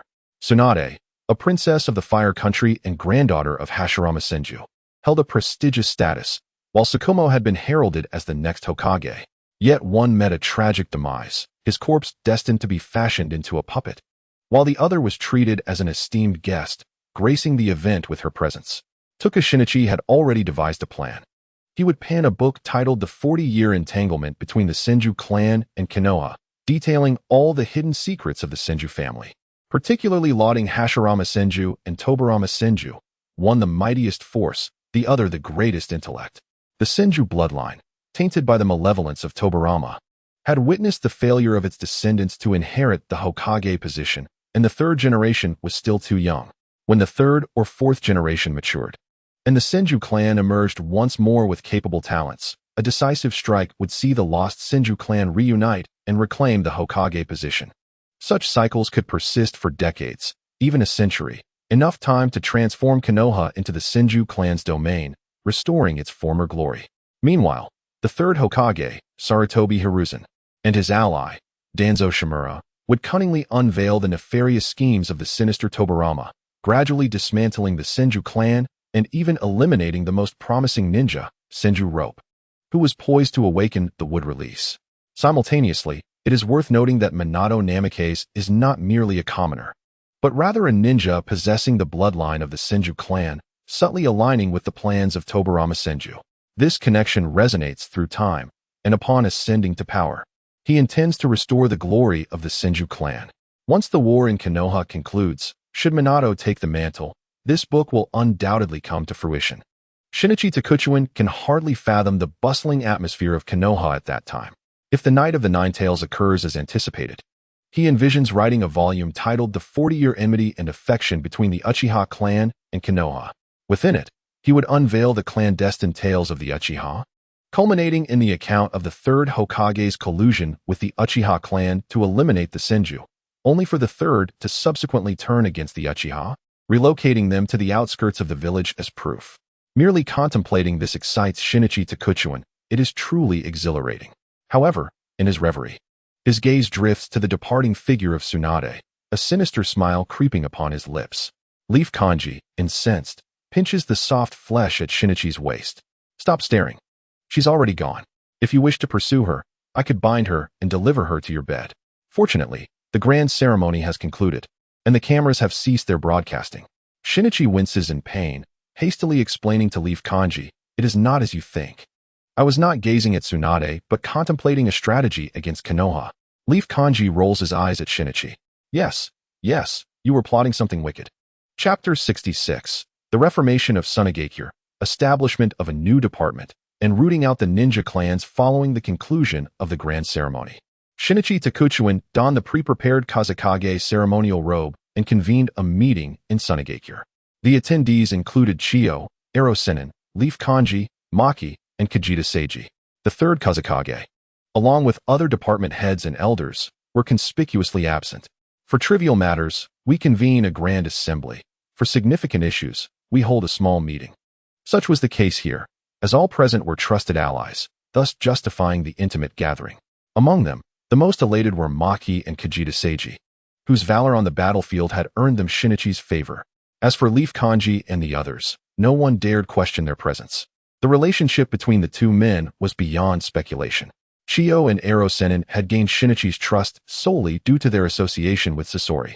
Once the protective barriers were established, Shinichi placed the Kazekage's hood upon the table with a smile.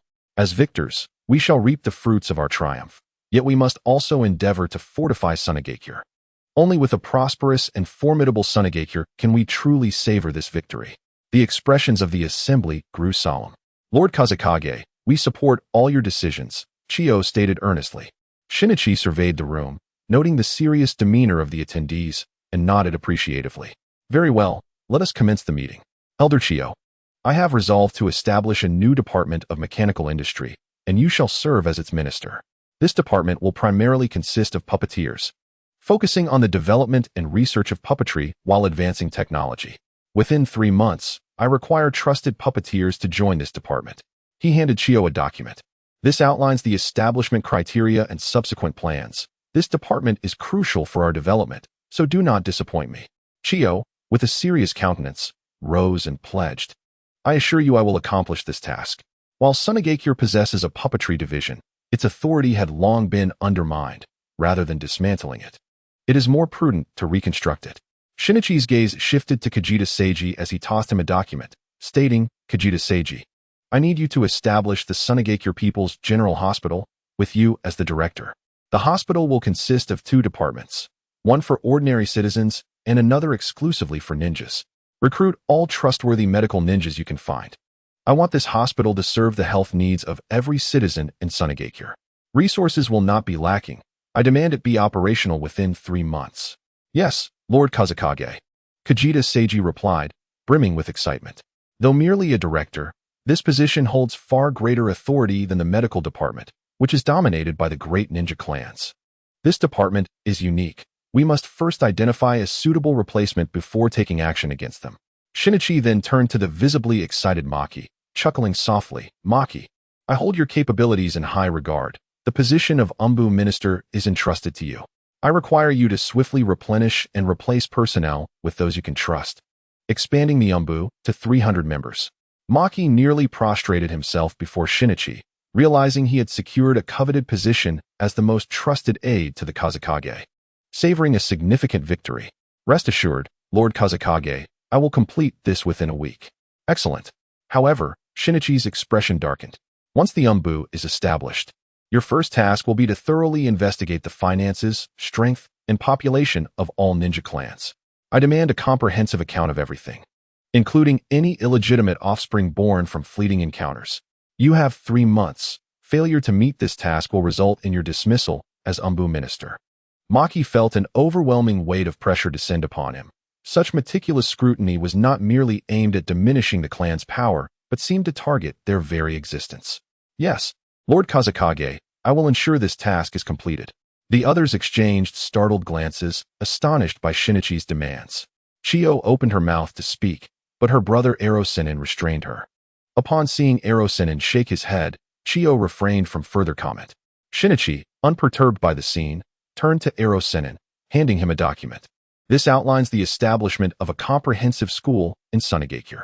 You will serve as the vice principal, creating an institution capable of accommodating all school-aged children. I will ensure resources are plentiful, and I will personally assume the roles of principal and head of the teaching staff. The curriculum will be divided into classes for ninjas and ordinary students. Those with potential but lacking skill will be placed in a ninja development class, while those without any aptitude will attend regular classes. I have detailed the necessary courses in the document, which you will need to refine. This must also commence operations within 3 months. Yes, Lord Kazekage, Erosenin replied, bowing respectfully. Finally, Shinichi turned to Leaf Kanji, who had yet to receive his assignment, and gently pushed a document towards him. Leaf Kanji, there is a vital task that requires your attention. I need you to establish the Department of Compensation for injured and deceased ninjas. This department will not only handle compensation for casualties, but also address the economic issues faced by their families. Should any issues arise concerning deceased or injured ninjas, you will be responsible for their resolution. Furthermore, all ninjas injured or incapacitated due to war or missions will automatically belong to your department, regardless of their assigned roles. You will have the authority to oversee these matters, granting you the highest level of jurisdiction outside of the Umbu. You may summon any ninja in Shinichi, excluding the Umbu, to cooperate with your investigations, and you possess the ultimate authority to enact penalties, including capital punishment. This document contains your responsibilities. Remember, you are to review all cases of injured ninjas since the founding of Shinichi. I will provide you with a team of 500 enforcement ninjas. You must recruit individuals you can trust. The gravity of Shinichi's words altered the expressions of all present. Even Leaf Kanji felt the weight of the document in his hands. The highest authority outside the Umbu, a team of 500 enforcement ninjas, overseeing all injured and disabled ninjas since the village's inception. Such power was beyond what a mere minister could wield, rivaling that of a deputy Kazekage. The magnitude of this authority intimidated Leaf Kanji, instilling fear that he might falter and hinder Shinichi's ambitions. Upon observing the situation, Donchuan Jini chuckled softly. This department is burdened with an overwhelming number of tasks, and lacking suitable personnel, I can only rely on Yetzong Shangren to shoulder the responsibilities for 3 months. After 3 months, once the fundamental reforms are accomplished, I trust that capable individuals will emerge, allowing us to gradually delineate the departments. Hearing this, everyone breathed a sigh of relief, and Yetzong's anxious heart settled. Maki took the orders and departed to organize the Dark Division. The collaboration of the Dark Division was essential for the successful execution of tasks. Donchuan Jini instructed the 4 to open the documents and personally conduct lessons to ensure their comprehension, concluding the pivotal meeting that determined the fate of Sunigakure well into the night. Chapter 67. The Reformation of Sunigakure, the Tumultuous Great Ninja Clan, Part 1. After the meeting, the most anxious were not Chiyo and her companions, who merely needed to follow the planned course of action, but rather the marginalized members of the Great Ninja Clan, who faced a multitude of challenges. The urgency of the meeting, extending late into the night, indicated to all that Donchuan Jini was orchestrating significant changes.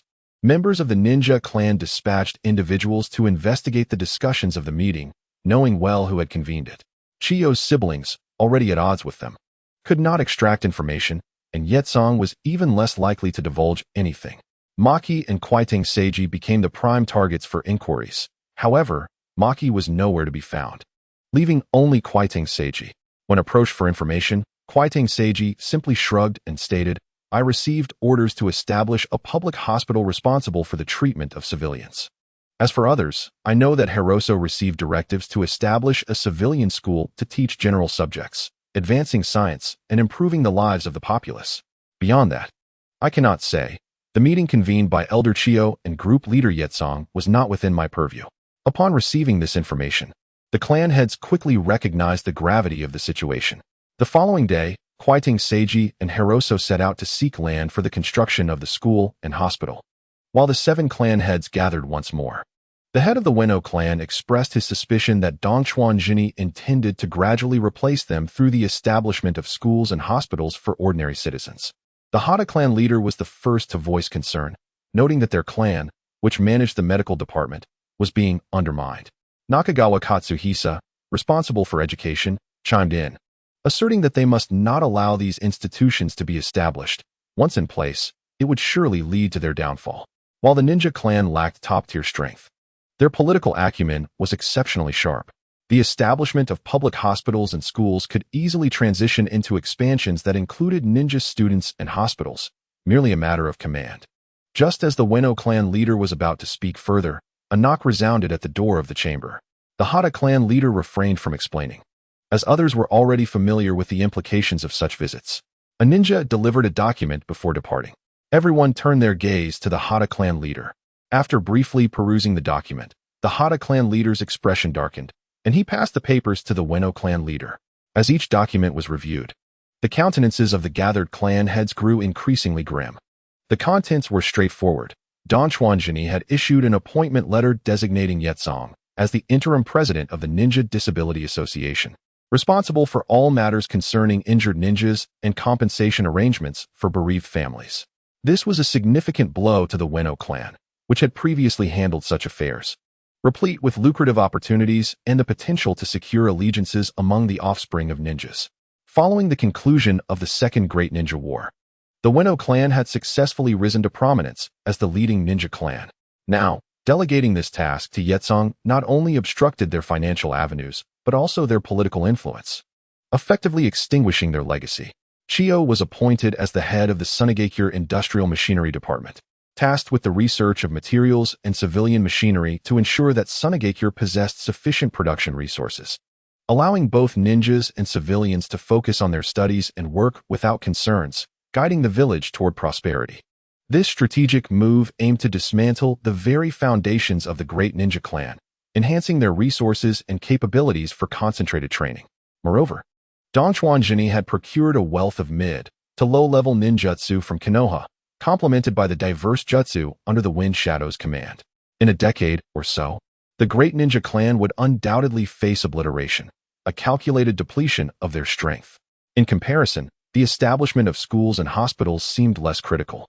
These matters could be resolved with relative ease, primarily through the creation of new civilian hospitals and the recruitment of students from Shinichi.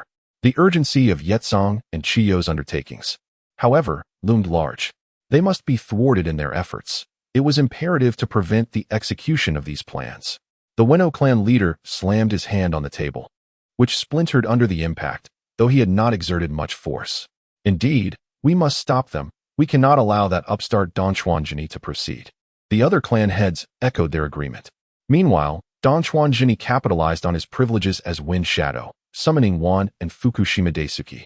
He commanded Fukushima Daisuke to establish a secret research department dedicated to the creation of innovative puppets, enlisting trusted researchers, including Scorpion and members of the puppet clan. Chiyo's department was primarily focused on researching foundational materials and civilian machinery, striking a balance between overt and covert operations. As for Wan, her role was predominantly secretarial, tasked with a plethora of responsibilities, including tedious errands that Donchuanjini delegated to her. Wan, however, rolled her eyes in exasperation. She yearned to delve into sealing techniques rather than serve as a secretary. Despite the considerable authority of the Wind Shadow's secretary, Yetsong had specifically sought her out, urging her to assist him and Jini, as few could be trusted in their circle. Ultimately, Wan was persuaded. Donchuanjini was meticulously planning the reconstruction of Shinichi, which currently suffered from a severely outdated layout, particularly in terms of its buildings, which lacked cohesive management. The founders had neglected proper planning when establishing the village, and now, the prospect of erecting hospitals and schools was complicated by their peripheral locations. Additionally, the area's insufficient greenery contributed to frequent sandstorms, necessitating the construction of windbreak walls and forests to gradually restore the surrounding environment. The camps and cities of the Land of Rivers also required ninja presence to secure them, inching toward consolidating the region under his control. The challenges were numerous, and just as Donchuanjini pondered the overwhelming tasks ahead, one knocked and entered. Wind Shadow. The Weno clan and other ninja clans have come seeking an audience, she announced. Donchuanjini smirked coldly. Inform them that I have departed the village to inspect the borders. Until the war concludes, my focus remains on the village. This is merely my shadow. If they doubt my words, they may visit my office. And I shall sever an arm on the spot, guaranteed to be sand. One found herself at a loss for words. Everyone knew the nature of his space-time ninjutsu. Whether it was himself or his shadow was merely a matter of semantics. Yet, Wan's allegiance lay firmly with Donchuanjini, harboring no fondness for the ninja clans. She promptly informed the Weno clan and others of his whereabouts. The Weno clan leader, incensed, nearly stormed over to confront Donchuanjini, eager to deliver a lesson on the consequences of underestimating the might of his fist. Chapter 68. The Reformation of Shinichi. The tumultuous Great Ninja Clan, Part 2. The Great Ninja Clans approached with fervor, their agitation palpable as they departed in a state of disarray. Yukawa Shinichi continued his planning for the sand-hidden village, aspiring to not only strengthen the village but also to plant numerous trees. If he were to undertake the task alone, it would be an arduous endeavor. However, if the responsibility were distributed among the villagers, each person could plant 100 trees annually, allowing the 10,000 residents to collectively plant 10 million trees. If more individuals were to join in this initiative, even the unfortunate Yamato would have to come along to participate in the tree planting. Setting a modest goal, the intention was to transform the desert into an oasis, and subsequently assist the Earth country in their greening efforts. After all, they too were situated on a plateau and likely lacked sufficient greenery. Furthermore, the cloud-hidden village, overflowing with martial prowess, must have suffered from food scarcity, leading to their current plight. Yukawa Shinichi and his subordinates in Sand-Hidden Village genuinely enjoyed lending a helping hand. It was believed that other nations would also welcome their efforts in tree planting, all in the name of peace within the shinobi world. It was absolutely not for any trivial pursuits or personal gains. Contemplating a brighter future, Yukawa Shinichi found himself grinning foolishly. At that moment, Hugh entered with a woman in tow. Hugh cast a disdainful glance at Yukawa Shinichi, realizing that as the Wind Shadow, he had indeed revealed his true nature. Smiling so foolishly, evidently lost in thoughts of women again. However, upon glancing at herself and then at the trembling Tsunade beside her, disdain morphed into disappointment. Hearing the commotion, Yukawa Shinichi withdrew from his daydream and gently inquired of the two, "Is there something you need from me?" Tsunade, arms crossed, spoke directly. "When do you plan to let me go?" With utmost seriousness, Yukawa Shinichi replied, 50 billion ryo. Or I will require 3 pairs of young boys and girls from the Uchiha and Hyuga clans, specifically from the main families, not the branch families. You must be dreaming. Why not include the Senju and Uzumaki clans as well? Tsunade swiftly rejected the proposal. 3 pairs of young boys and girls, in about 20 years. New Uchiha and Hyuga members would be establishing themselves in Sand Hidden Village. Would Konoha still be Konoha then? Yukawa Shinichi chuckled at the thought. What a delightful prospect. Certainly. Let us include the Senju and Uzumaki clans as well. The more, the merrier. Sand Hidden Village can afford it. Tsunade clenched her fists, but alas. She was currently bound by seals and unable to break free. Yukawa Shinichi had ruthlessly employed the diamond seal used for tailed beasts on her. Now Tsunade was powerless, only able to curse him in frustration. You little brat, do you have no shame? Yukawa Shinichi innocently shrugged. I have stated my conditions. If you do not agree, it is of no consequence. Sand Hidden Village can still provide for you. Q will give Tsunade 30 million ryo, which will count towards her ransom. Additionally, I will have the Umbu assign 20 female operatives to provide continuous protection for Tsunade's daily life, and she will reside next to the Wind Shadow office building. She shall not be treated poorly. Yes, Q obediently responded, gesturing for Tsunade to follow. Humph, Tsunade scoffed, turning to leave. Yukawa Shinichi smiled and chose not to pursue her. Returning to his reflections on the affairs of Sand Hidden Village, the leaders of the prominent families reconvened in a secret chamber, conspiring for the better part of the day. They resolved to immediately execute a plan as proposed by the third Wind Shadow, to eliminate Yukawa Shinichi and subsequently elevate the third to the position of Wind Shadow. This matter could not be delayed. The longer it dragged on, the greater the complications. Upon receiving this news, the third Wind Shadow also chuckled. On his very first day in office, mere announcements had instilled such fear among the shinobi clans that they immediately sought Yukawa Shinichi's demise. Such talent was remarkable. The third Wind Shadow held both Yukawa Shinichi and the shinobi clans in disdain, confident that once he regained power, they would meet their end. The following day, the third Wind Shadow approached Yukawa Shinichi, expressing his desire to teach him magnet release. Yukawa Shinichi promptly declined.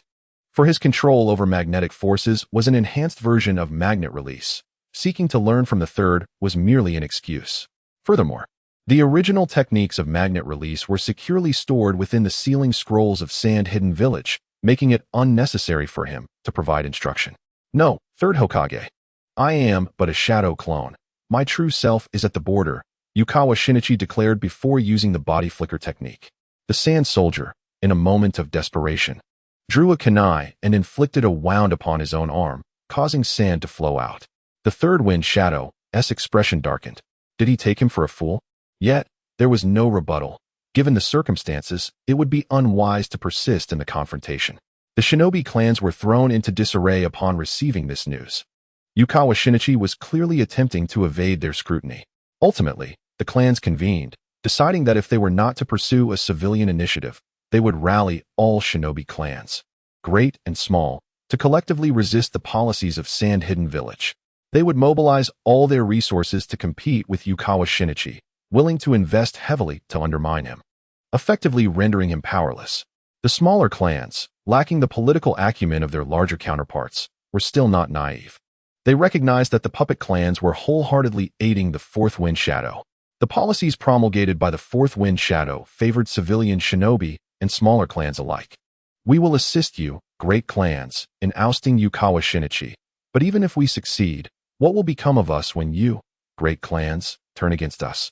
Furthermore, the number of strong individuals under Yukawa Shinichi's command far surpassed that of the great clans, making his success more probable. Should he annihilate the great clans, what benefit would they reap? The smaller clans were keenly aware of this reality. Whenever the 7 families approached a smaller clan, that clan would swiftly relay the discussions and loyalty pledges to Yukawa Shinichi.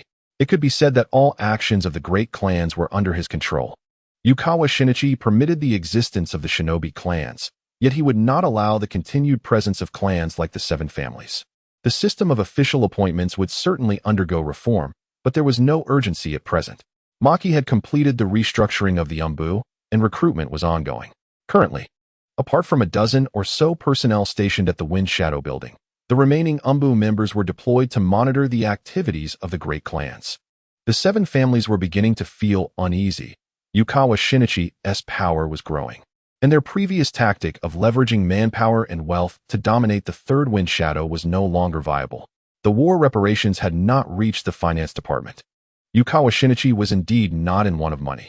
In the end, unable to resolve their internal issues, the great clans decided to look outward, choosing to ally with nobles and merchants to manipulate the prices in Sand-Hidden Village. Chapter 69, Namikaze Minato emerges.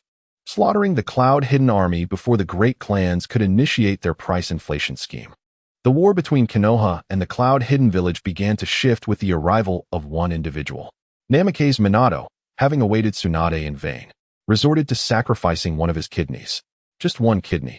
After all, he still had another. One kidney was sufficient, he reassured himself.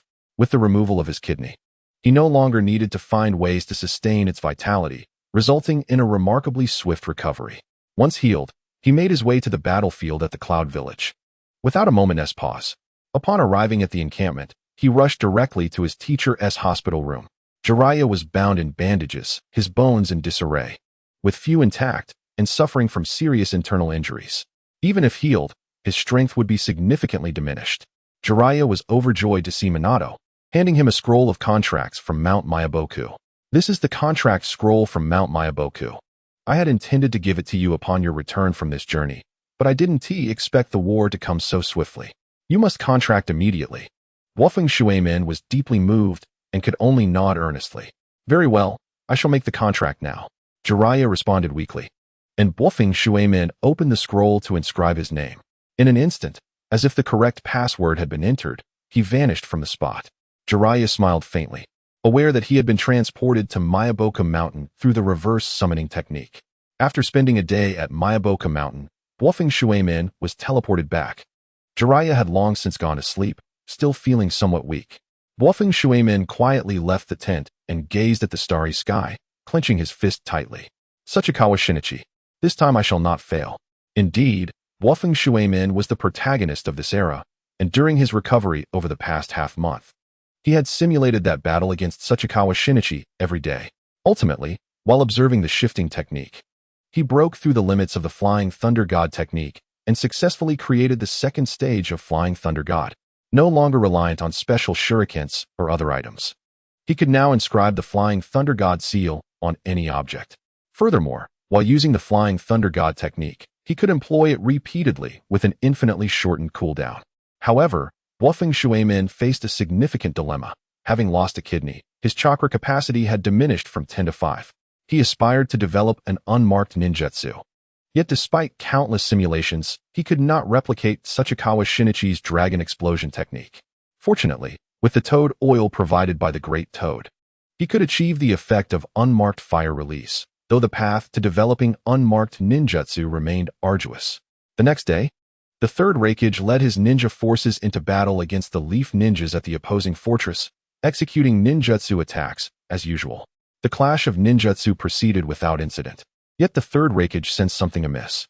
The frequency of attacks was fine, but the enemy had become far more proactive, no longer merely defending. Just as he was about to alert his comrades, he felt a wave of deathly aura wash over him and instinctively recoiled. A peculiar short blade grazed his skin, leaving a wound on the third Raikage's shoulder, blood trickling forth. To avoid misunderstandings, I clarify here that the Raikage's formidable defense and speed only manifest when he activates the lightning release body forging secret technique. Without the technique, his defenses are not as formidable. Moreover, the short blade wielded by Wofeng Shuemin is the Raijin sword of Senju Tobarama, designed explicitly to bypass defenses. A golden-haired man adorned with the leaf headband, handsome and radiant in the sunlight, executed hand seals with one hand and vanished, leaving behind a glimmer of golden light.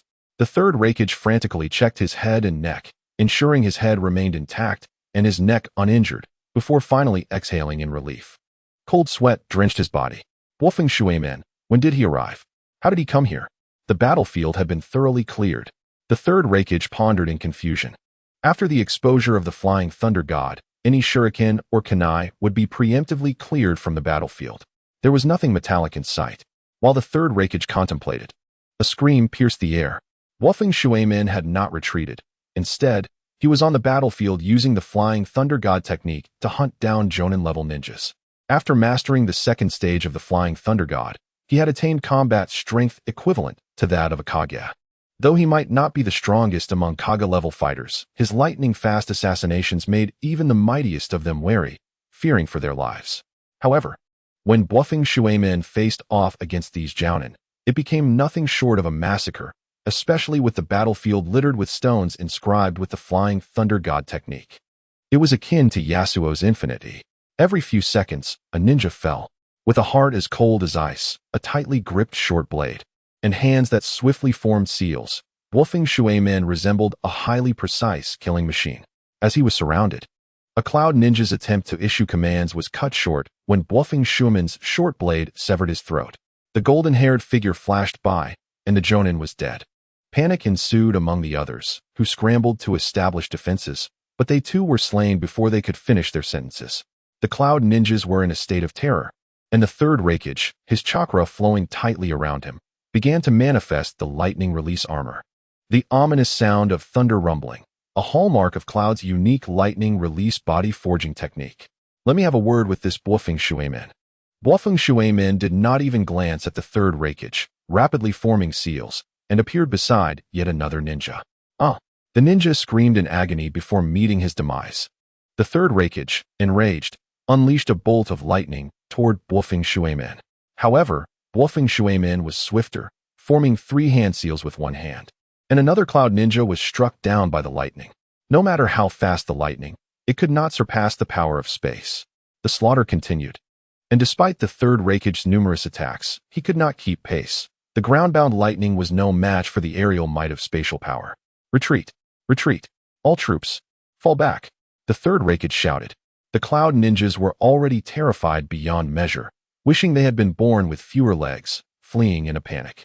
Bluffing Shuemin pursued relentlessly, even without using the Flying Thunder God, wielding his short blade to continue the hunt. The third Reikage attempted to intervene, but the chakra armor enveloping him crumbled under the unique short blade's lightning strikes, as if it were made of paper. Each blow bypassed his defenses fatally, sending the third Reikage into a state of utter disarray. Unbeknownst to him, this short blade was no ordinary weapon, but rather the Raijin sword, restored and reshaped specifically for the Flying Thunder God technique, designed to breach defenses, most notably those of Susanoo. The fact that the third Reikage had been marked with a Flying Thunder God seal during the initial attack meant that there was no cooldown for the technique. The frequency of attacks depended solely on Bluffing Shuemin's speed in forming seals. Such a high-frequency, high-penetration weapon was beyond what the third Reikage could withstand. Ultimately, after suffering significant casualties among the Umbu, the Cloud Ninjas managed to drag the battered third Reikage back to their stronghold. Bluffing Shuemin glanced at the assembled Cloud Ninjas in their camp, blood trickling from his lips, a consequence of the strain his technique had placed upon him. The Cloud Ninjas, witnessing Bluffing Shuemin's departure, finally collapsed from exhaustion, thoroughly terrified by the slaughter they had witnessed. Chapter 70. Bluffing Shuemin's Rise to Fame. Movements of Awagakure and Kirigakure. Upon returning to the main camp, the third Reikage was sent to a temporary hospital for treatment. Numerous medical ninjas surrounded him, tending to his wounds, which were tainted with lightning chakra, hindering swift recovery. However, the sheer number of medical ninjas proved advantageous, and among the combatants, only the third Reikage was injured. The rest had perished beyond hope. Killer Bee limped in, his body wrapped in bandages and leaning on a cane. Upon seeing the third Reikage's dismal condition, he curiously inquired of the nearby Umbu, what happened here? With so many witnesses, it was impossible to conceal the truth. Thus, the events of the battlefield were laid bare, revealing how Bluffing Shuemin had single-handedly routed over 1,000 Cloud Ninjas into a panicked retreat. Even the third Reikage, renowned as the strongest spear and shield, had been butchered like livestock at the hands of Bluffing Shuemin, leaving everyone in shock. This was truly terrifying. Over 1,000 had been so thoroughly intimidated. How could they possibly continue fighting?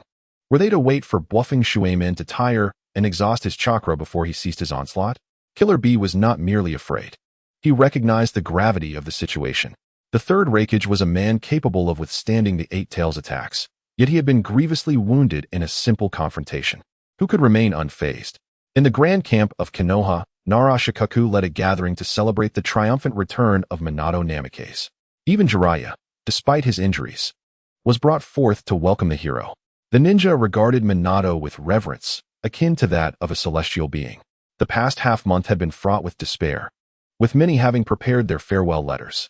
Yet, to their astonishment, a formidable warrior wielding a short blade emerged, decimating the once imposing forces of the Cloud Village, sending them into a chaotic retreat. This event ignited a fervent admiration among all ninjas, as Minato opened the path to becoming Hokage. Minato's extraordinary feat of single-handedly vanquishing 1,000 Cloud Ninja and severely injuring the third Raikage spread like wildfire throughout Konoha and beyond, leaving everyone awestruck. Who was this remarkable individual? This was Minato Namikaze. In the past, when the Sand Village defeated him alongside Kakashi, they had not even fully grasped his prowess. Many had dismissed the book 10 years as mere exaggeration, believing it elevated Minato too highly. Yet, they discovered it was not an overstatement, but rather an understatement. For his capabilities surpassed even those of Sarutobi Hiruzen.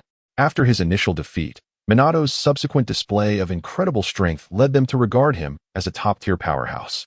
Consequently, various factions scrambled to gather intelligence on Minato, hoping to uncover any weaknesses akin to those of Higashikawa Shinichi, who feared sealing techniques. This new Minato appeared devoid of the clear vulnerabilities previously outlined in the texts, instilling panic among his adversaries, particularly within the Rock Village. On reviewing the intel on Minato, Inoki summoned Kuratsuchi and reprimanded her vehemently, expressing his profound disappointment in this heir. The Sand Village had produced a genius who single-handedly altered the course of their fate, defeating several seasoned Konoha ninjas and compelling them to surrender. Now, as Konoha faced tumultuous adversity, another unparalleled talent emerged, similarly reversing the tide of battle for the Cloud Village. How could he, who had long sought a suitable successor, feel anything but disillusioned? Did heaven forsake a Wagakure? Yet, after grappling with his confusion, Inoki resolved to intensify the offensive against Konoha. Kuratsuchi, take charge of the logistics and personally escort supplies. In 3 days, we will launch a full-scale assault on Nakage City. This attack will not consider casualties. We must breach Nakage City before the conflict in the Cloud Village concludes. Upon receiving news of Minato, Higashikawa Shinichi remained unfazed. Yes, Minato's strength was formidable, but what of it? The clash of time-space ninjutsu would ultimately lead to a stalemate. Moreover, his magnetic control was potent enough to decimate ninjas within a 30-meter radius with iron sand. Meanwhile, the rebellious 7 ninja swordsmen of the mist, upon receiving the news, reluctantly complied with Irrigation Yakura's orders. Despite their arrogance, after enduring weeks of conflict, they realized their water techniques, while advantageous against the Uchiha's fire techniques, were not enough to protect them against the numerous elite members of Konoha's clans. The critical juncture was their encounter with a carefully laid ambush tailored for the 7 ninja swordsmen, which divided the battlefield and pitted them against over 20 Uchiha jounins. In one-on-one combat, they might have held the upper hand, but when outnumbered, they found themselves struggling and ultimately faltering. The Sharingan, an eye filled with miracles, often ensnared them in illusions. Had it not been for their water techniques and the ninja blades that countered the Uchiha, they would have perished in that confrontation. Irrigation Yakura, tapping on the table with intel, surveyed the room to ensure everyone was attentive before nodding in satisfaction. As we have seen, Konoha has defeated the Raikage, and the Cloud battlefield is on the brink of collapse. We must swiftly breach Konoha's defenses and utterly vanquish the Uchiha. The most esteemed wielder of the Executioner's Blade, Kiba Jutsu, spoke first. Yakura, you dictate the course, and we shall follow your command. Yakura had awaited this affirmation, slamming his hand on the table with excitement. Excellent. Allow me to share my plan. In recent battles, I have discerned that Konoha has split its forces into 2 groups. One faction comprises the Uchiha clan, whose combat prowess is self-evident. Everyone nodded in agreement. The Uchiha were indeed formidable. While others diminished in strength as the battles wore on, their numbers seemed to multiply, their Sharingan awakening with alarming frequency. It sent shivers down their spines, leading them to hesitate in killing them. However, capturing them would only result in further retaliation from the Uchiha. Yakura continued, the other faction consists of the remaining clans of Konoha, such as the Hyuga, Nara, and Akimichi. Among others, their strength is not particularly overwhelming, and they harbor an underlying mistrust of the Uchiha. Yet, Uchiha Fugaku protects them fiercely and often excludes them from tough battles, presenting us with an opportunity. By executing a feint, I will unleash the Three Tails Isebu, leading the main force to assault the Uchiha's defenses, while the rest of you, with a contingent of 300 elite ninjas, will strike at these clans. This will undoubtedly leave them severely weakened. Even if we cannot defeat the Uchiha, we will surely open a gap in Konoha's defenses, allowing us to penetrate deep into Konoha's territory, leading to the inevitable collapse of the Uchiha stronghold. Chapter 71. Three Tails Isebu. The innately malevolent Uchiha youth Kurigane Yagura's plan was straightforward, yet without overwhelming strength, its execution remained unattainable. The seven swordsmen bore expressions of excitement. Fear not. Without the Uchiha madmen, we can surely handle these brats. They laughed heartily. Though Yagura smiled at their mirth, he felt a tinge of discontent.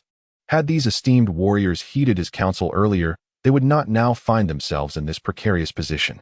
Let us toast to our imminent victory tonight, to defeat Konoha and reclaim our war reparations, he exclaimed, eliciting another round of hearty laughter.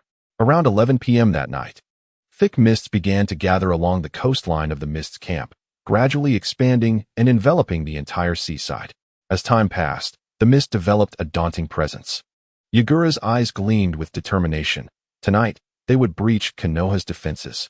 All ninjas consumed military rations to replenish their chakra, summoning wind techniques to propel toward Konoha's camp.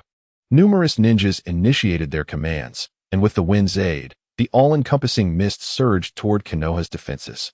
On the Konoha side, the presence of Sharingan and Byakugan was felt, as the chakra within the fog was unmasked. Who could orchestrate such a ploy if not the mist? Enemy attack. The mist has struck. Use wind techniques to disperse the mist. Do not allow them to infiltrate our tents. Countless Konoha ninjas sprang into action. Fugaku, the mist ninja, have emerged from the fog. And there is a ninja with an exceptionally high chakra level. It's Kurigane Yagura. However, we have yet to locate the 7 ninja swordsmen, reported Hinata Hayashi to Uchiha Fugaku.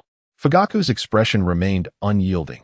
Having served as the battlefield commander for over a month, he had matured significantly, no longer the inexperienced clan leader of yore. His decisiveness was resolute. Shirzue, lead 3 small teams to probe the whereabouts of the 7 ninja swordsmen. If they are not present, they are surely scheming. Spare no effort in tracking their movements. Yes, replied Uchiha Shirzue promptly. The commands of Uchiha Fugaku were flawless. However, the issue lay with the mist shinobi. Under the astonished gaze of Hyuga Hizashi, the mist forces began to disperse and encircle the Konoha fortress from multiple angles, shrouded by the cover of mist. In the center of the battlefield, Koki Shikaru smiled at Hizashi. With the Byakugan, he wondered why so much effort was being expended to create this dense fog. It was merely a means to conceal their formation for a siege, as the assault was solely his endeavor. With eyes reminiscent of Madara's, he thought it was time for Koki Shikaru to test his strength. Suddenly, Koki Shikaru began to transform into a half-tailed beast. Hizashi's expression darkened considerably. Koki Shikaru had transformed into a 3-tailed beast, and within him resided the Sanbai, the 3 tails, which only possessed 3 tails. Why was Koki Shikaru a perfect Jinchuriki? And why had this information not been disclosed?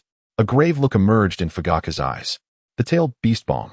Koki Shikaru unleashed the tailed beast bomb, a diminished version of the authentic attack, which could be utilized by any half-tailed beast host. Though some chose not to employ it due to its lengthy casting time and the ease with which it could be evaded. Yet, why was the tailed beast regarded as the ultimate weapon on the battlefield? Humans could flee, but structures could not, and a large ninja battalion could not escape swiftly enough. They needed powerful warriors to impede the tailed beasts.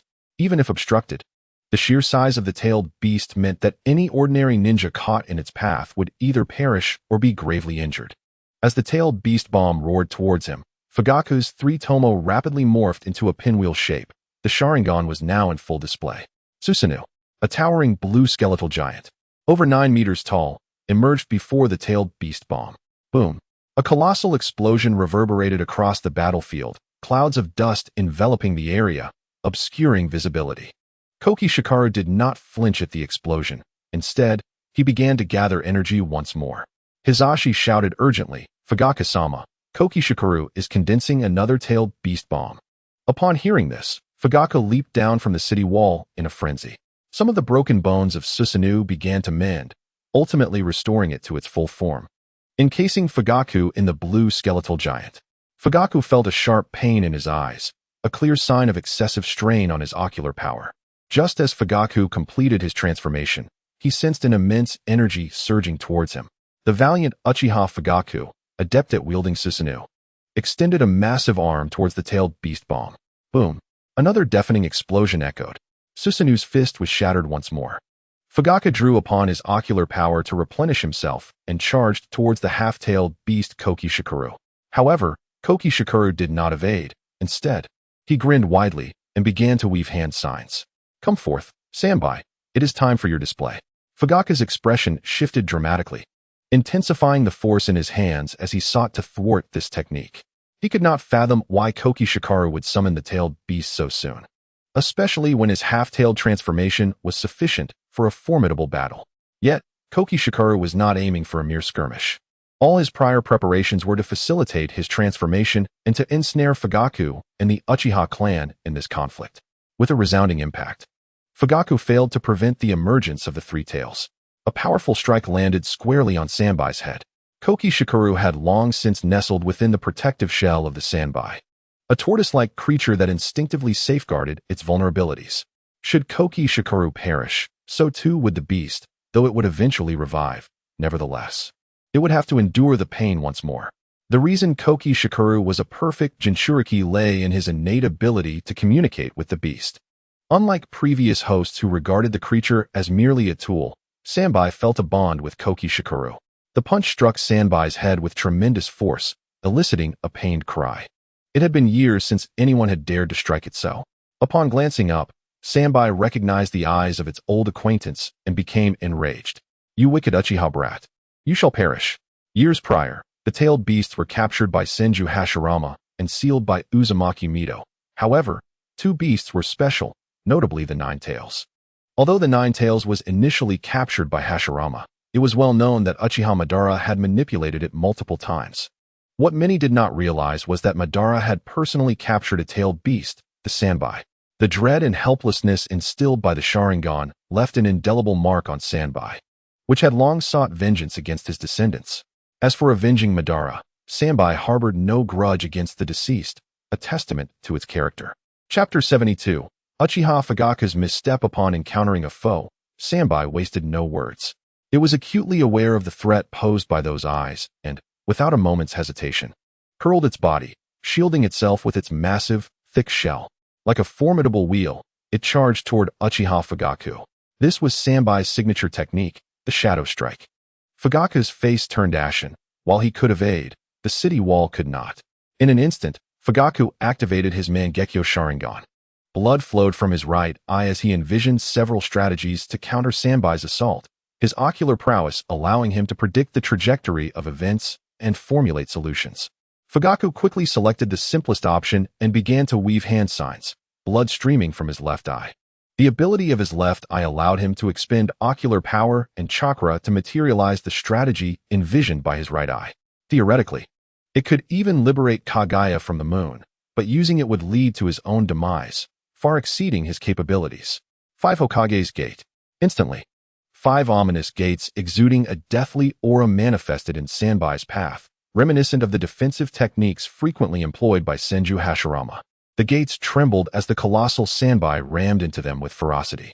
It shattered the first and second gates effortlessly, but its momentum faltered significantly by the third. The third, fourth, and ultimately the fifth gate were breached, yet Sanbai finally came to a halt. Shaking its massive head, Sanbai realized those walls were indeed formidable, leaving it disoriented. Fugaku exhaled a sigh of relief. He had deduced numerous abilities to thwart Sanbai, some even potentially lethal. However, attempting to materialize those strategies would have rendered him blind on the spot. Though blood flowed profusely, the damage was not as severe as it appeared, and his vision remained intact. Meanwhile, Fugaku was not idle. He swiftly began weaving hand signs. Shadow Clone Technique. 3 Uchiha Fugakus emerged. The 4 began to form hand signs together, and Fugaku's eyes bled once more, the tremors in his gaze indicating he had pushed himself to the brink. The resulting technique astounded all present, eliciting cries of disbelief. Wood release, tree binding, eternal burial. Vines sprouted from beneath Sanbai, swiftly entangling it. The vines absorbed chakra and rapidly grew into towering trees, pinning Sanbai beneath their weight. Unable to move, Sanbai could only endure the crushing force of the trees. "You wicked Uchiha brat, how can you wield wood release?" Sanbai's exclamation left the battlefield momentarily stunned. The leader of the Uchiha clan possessed the rare ability of wood release, a revelation that ignited excitement among the Uchiha clan members. They had witnessed the recent battle, whether it was Susanoo or the Five Hokage's Gate. They had successfully subdued the Three Tails. A new technique of wood release has ensnared the Three Tails, and it is evident that their clan leader is formidable. Many have already begun to fantasize about defeating the Hidden Mist and ascending to the position of Hokage. Uchiha Fugaku gasped for breath, utterly beleaguered. The shadow clone he had summoned dissipated the moment the technique was completed, leaving him devoid of chakra. Regret consumed Uchiha Fugaku. He knew there were numerous methods to confine the Three Tails, yet he had foolishly unleashed 4 A cards instead of the 4 fours that could have subdued it. How could this wood release consume such an exorbitant amount of chakra? His eyes throbbed with pain, as if molten rock had been dripped into them. This was not entirely his fault. The Sharingan represents the pinnacle of Yin release, and demanding it to perform Yang release was indeed a tall order. The Mangekyo Sharingan was equally exasperated. Casting a few sage techniques, or upgrading to a second or third stage Susanoo Wuden have been so draining. Yet, he had chosen to employ wood release. Had it not been for his quick thinking, appearing as if he were on the brink of death, would he have initiated the technique with the advent of the Forest of Death? Kisame struggled, but soon realized the secret behind the situation, and a mocking smile crept across his face. "So that's how it is, little brat. Let us see how much chakra you can absorb." After shouting, Kisame unleashed chakra towards the 4 trees, which could siphon the target's chakra and subsequently use it to suppress the target. However, their capacity to absorb chakra was limited, while the chakra of tailed beasts was virtually infinite. The trees began to splinter and crack under the overwhelming surge of chakra. Seeing this, Uchiha Fugaku painfully retrieved a vial of green liquid and drank it. This was a specially formulated restorative potion, akin to those created by Orochimaru, instantly replenishing his chakra at the cost of his longevity. With chakra surging through him, Uchiha Fugaku immediately sprang to action, forming hand seals. The lock of the demon statue. This jutsu was devised by Uchiha Madara to bind and control tailed beasts. His ocular power was rapidly depleting, and so was his chakra. Kisame roared in resistance. But it was futile. He had zero resistance to this technique. Soon, 3 Tomo Sharingan manifested in Kisame's eyes, and he ceased to struggle, incapable of further resistance. Uchiha Fugaku realized that the jutsu had succeeded. "Ha ha ha, the Three Tails is under my control now. Kill the Three Tails." However, at that very moment, an excruciating pain, as if someone were attempting to gouge out his eyes, surged through Uchiha Fugaku. He could not utter another command, clutching his eyes in agony and rolling on the ground. The excessive consumption of ocular power had resulted in a backlash. This scene shocked everyone. The once invincible Uchiha Fugaku was now writhing on the ground. The Uchiha clan members reacted swiftly, shouting, "Go save the clan leader." The members of the Hidden Mist also yelled, "Kill Uchiha Fugaku." Both factions charged towards him. Yet, they seemed to have forgotten that Uchiha Fugaku had given the Three Tails a command to kill. Although it was not a complete order, he had indeed commanded it to slay. The Three Tails, oblivious to the target's identity, decided to annihilate all the ninjas in sight. The Hidden Mist and Uchiha ninjas found themselves in dire straits. The tailed beast, in the presence of figures like Hashirama and Madara, was as docile as a kitten, but to ordinary ninjas, it was a harbinger of destruction. Before long, the Hidden Mist was dispersed, crying out in despair, while the fortifications they had constructed were obliterated by the Three Tails, resulting in heavy casualties among the Uchiha. Yet, the Uchiha clan was domineering. Uchiha Shursui displayed the power of the Mangekyo Sharingan, summoning Susanoo and Koto Amatsukami to forcibly suppress the Three Tails. However, Shursui's Mangekyo Sharingan closed after a single use, unable to be employed again for a decade or so. As the fortifications fell to the Three Tails, the 7 ninja swordsmen launched a surprise attack on another stronghold. The sudden assault of the 7 ninja swordsmen was anticipated, given the presence of numerous Byakugan users. However, due to the vast disparity in strength, the Hidden Mist, despite having fewer ninjas, was significantly bolstered by their blood mist policy, making them more formidable against opponents of equal rank. Especially with the 7 ninja swordsmen leading the charge, the Uchiha clan was too preoccupied to defend themselves, leading to a catastrophic slaughter. As the 7 ninja swordsmen breached the defenses and stormed into the city, the ninjas from the Leaf Village fled in disarray, unable to withstand the onslaught without a top-tier leader at the helm. As for the powerful Might Guy sent to support them, he was not present in the stronghold. Though recognized as a formidable force, even capable of opening the 8th gate to rival any shadow-level ninja, it was well known that such a feat would be fatal. This left him as a one-time powerhouse, and despite his formidable strength, he could not contend against multiple jonin simultaneously. The prolonged engagements had led the Hidden Mist to keep Might Guy occupied. He certainly could not risk opening the 7th gate against several jonin.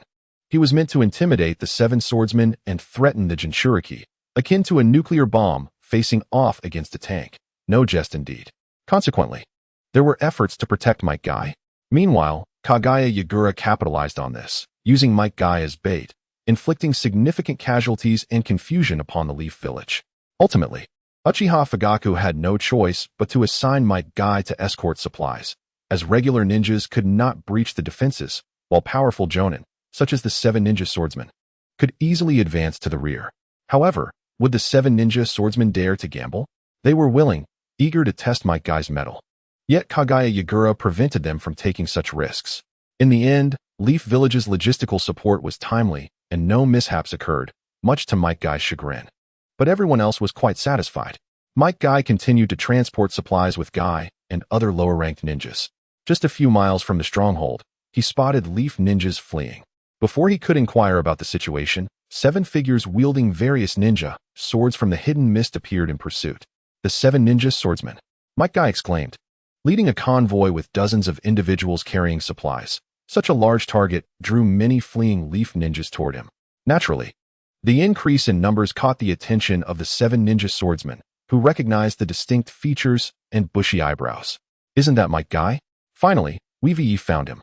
Let's see what he is made of today.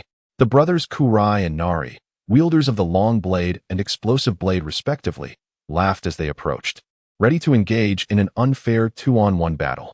Upon witnessing this, Might Guy felt a surge of excitement. Previously, he had wished to open the 7th gate and fight them wholeheartedly, eager to repay the Leaf's kindness. However, he was dissuaded from doing so. The Leaf Village's elite had a penchant for powerful ninjas who did not threaten their dominion, regardless of whether Might Guy displayed absolute strength. Rewards and special treatment were generously bestowed. Not only did they offer monetary compensation, but also villas. Had Might Guy not been uninterested in women, they would have even sent 2 from their own clan. Although these incentives existed within the village, on the battlefield, Might Guy could only behold the accolades and commendations. Yet they moved him deeply. Though Might Guy, with the power of the 6th gate, cannot contend with 5 or 6 elite shinobi, he can indeed engage 2 in a fierce exchange. After more than 10 minutes of relentless pursuit, the Mist shinobi began to regroup and encircle them. One of the Hyuga clan members, upon witnessing this, grew frantic and shouted to Might Guy, "Guy, the Mist shinobi are surrounding us. Stop lingering and lead us out of here to join the Uchiha. Only by regrouping can we survive." Acknowledging the urgency of the situation, Might Guy resolved to fend off the 2 foes and guide his team towards the Uchiha. Unable to bear the sight any longer, Pai Pa Shirzong urged the others, "Let us converge and eliminate Guy first, then deal with these Konoha brats. Victory is assured for our Mist shinobi." The other 4, eager for battle, unsheathed their blades and charged at Might Guy. "You all break through. I'll hold them off," cautioned the white-eyed clan member. Though timid, he proved to be more competent than most of his kin. The Konoha ninjas swiftly pressed towards the still open escape route. Seeing the approaching 7 from the Sword of the Mist, Might Guy shouted, "The 6th gate, open." A torrent of ferocious red chakra surged forth. "Come on, this is youth." He charged toward the 7 ninja swordsmen. Kai, witnessing his father rush into battle like a comet, felt tears welling in his eyes, knowing his father was prepared to fight to the death. When Might Guy entered the 7th gate, his strength surged. Yet facing a coordinated assault from the 7 elite shinobi was daunting. Although this group was not as formidable as legendary figures like Kisame Hashigaki or Zabuza Momochi, they were still elite jonin. 7 against 1 was not a challenge any ordinary Kage-level ninja could withstand. While Guy's power had reached the standard of a typical Kage, he lacked ninjutsu, forbidden techniques, or summoning abilities to counter the combined might of 7 foes. Soon, he was struck by a blade, blood spilling from his mouth. Is this the legendary beast of Konoha, Might Guy?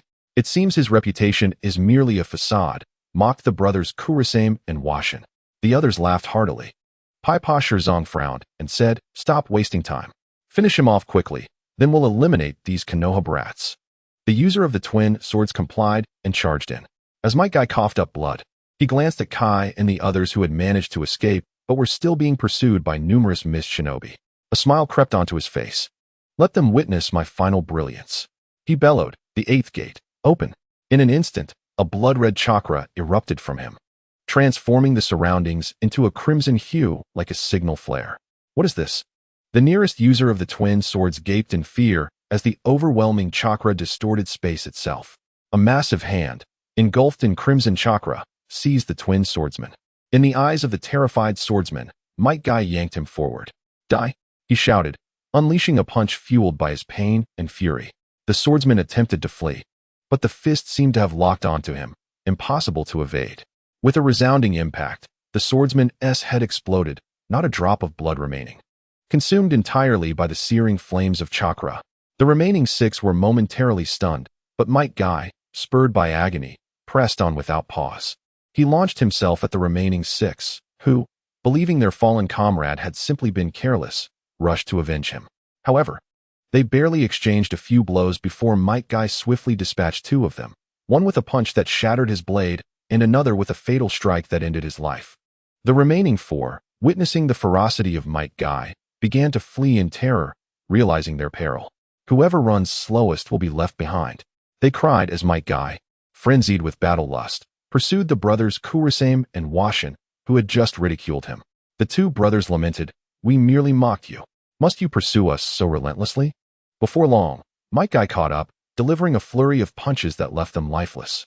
Determined to pursue the remaining members of the 7 ninja swordsmen, Paipa Shirzong and his companions scattered. Yet, Might Guy, recognizing Paipa Shirzong as the leader, aimed to eliminate him. The latter, drenched in cold sweat and despair, thought, "Why must he chase me?" Suddenly, a fist struck out. Paipa Shirzong instinctively raised his sword to block, but it shattered upon impact. He was sent crashing against a tree, blood spewing forth. Yet, in that moment of pain, clarity struck him, and he shouted, "Guy, you cannot maintain this power for long. If you kill us all, what of those Konoha ninjas? There are 100 jonin among them. They're already engaged in battle. Every second you delay costs lives. If you perish with us, what purpose does it serve?" Upon hearing this, Might Guy abandoned his intent to finish off Paipa Shirzong and turned, charging towards the mist shinobi and the Konoha ninjas. "Kai, wait for me. I will save you," he called, ultimately choosing to rescue his son and the ninjas of his village, realizing, as Paipa Shirzong had said, that achieving his ultimate form would be meaningless if it led to mutual destruction. Paipa Shirzong, witnessing Might Guy's departure, spat out another mouthful of blood. What a lunatic! Grasping the half of his shattered sword, he disregarded his injuries, knowing that it could be restored with a bit of blood. He limped away from the scene, indifferent to the scattered swords, prioritizing his own survival and recovery. Might Guy summoned every ounce of speed, rushing towards the mist shinobi. The Hyuga clan member, utilizing his Byakugan to direct the retreat, spotted Might Guy and exclaimed with elation, "It's Might Guy, the jonin. He has defeated the 7 ninja swordsmen. Everyone, charge with me." The fiery figure of Might Guy stood out vividly against the night. The crowd, witnessing his arrival, felt a surge of hope. The mist shinobi, however, were skeptical, unable to believe that the 7 ninja swordsmen could be so swiftly defeated. Though Might Guy appeared formidable, they vastly outnumbered him. Unbeknownst to them, the few minutes spent in skirmish had only lasted 20 seconds in true combat. Aware of his dwindling time, Might Guy unleashed his full might, soaring into the midst of the mist shinobi. A few attempted to form seals, but they were met with a rapid punch that obliterated their heads.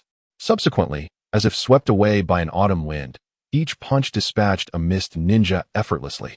Regardless of their rank as chunin or jonin, none could stand against him. The fervor among the leaf ninjas surged, their cheers resounding through the air.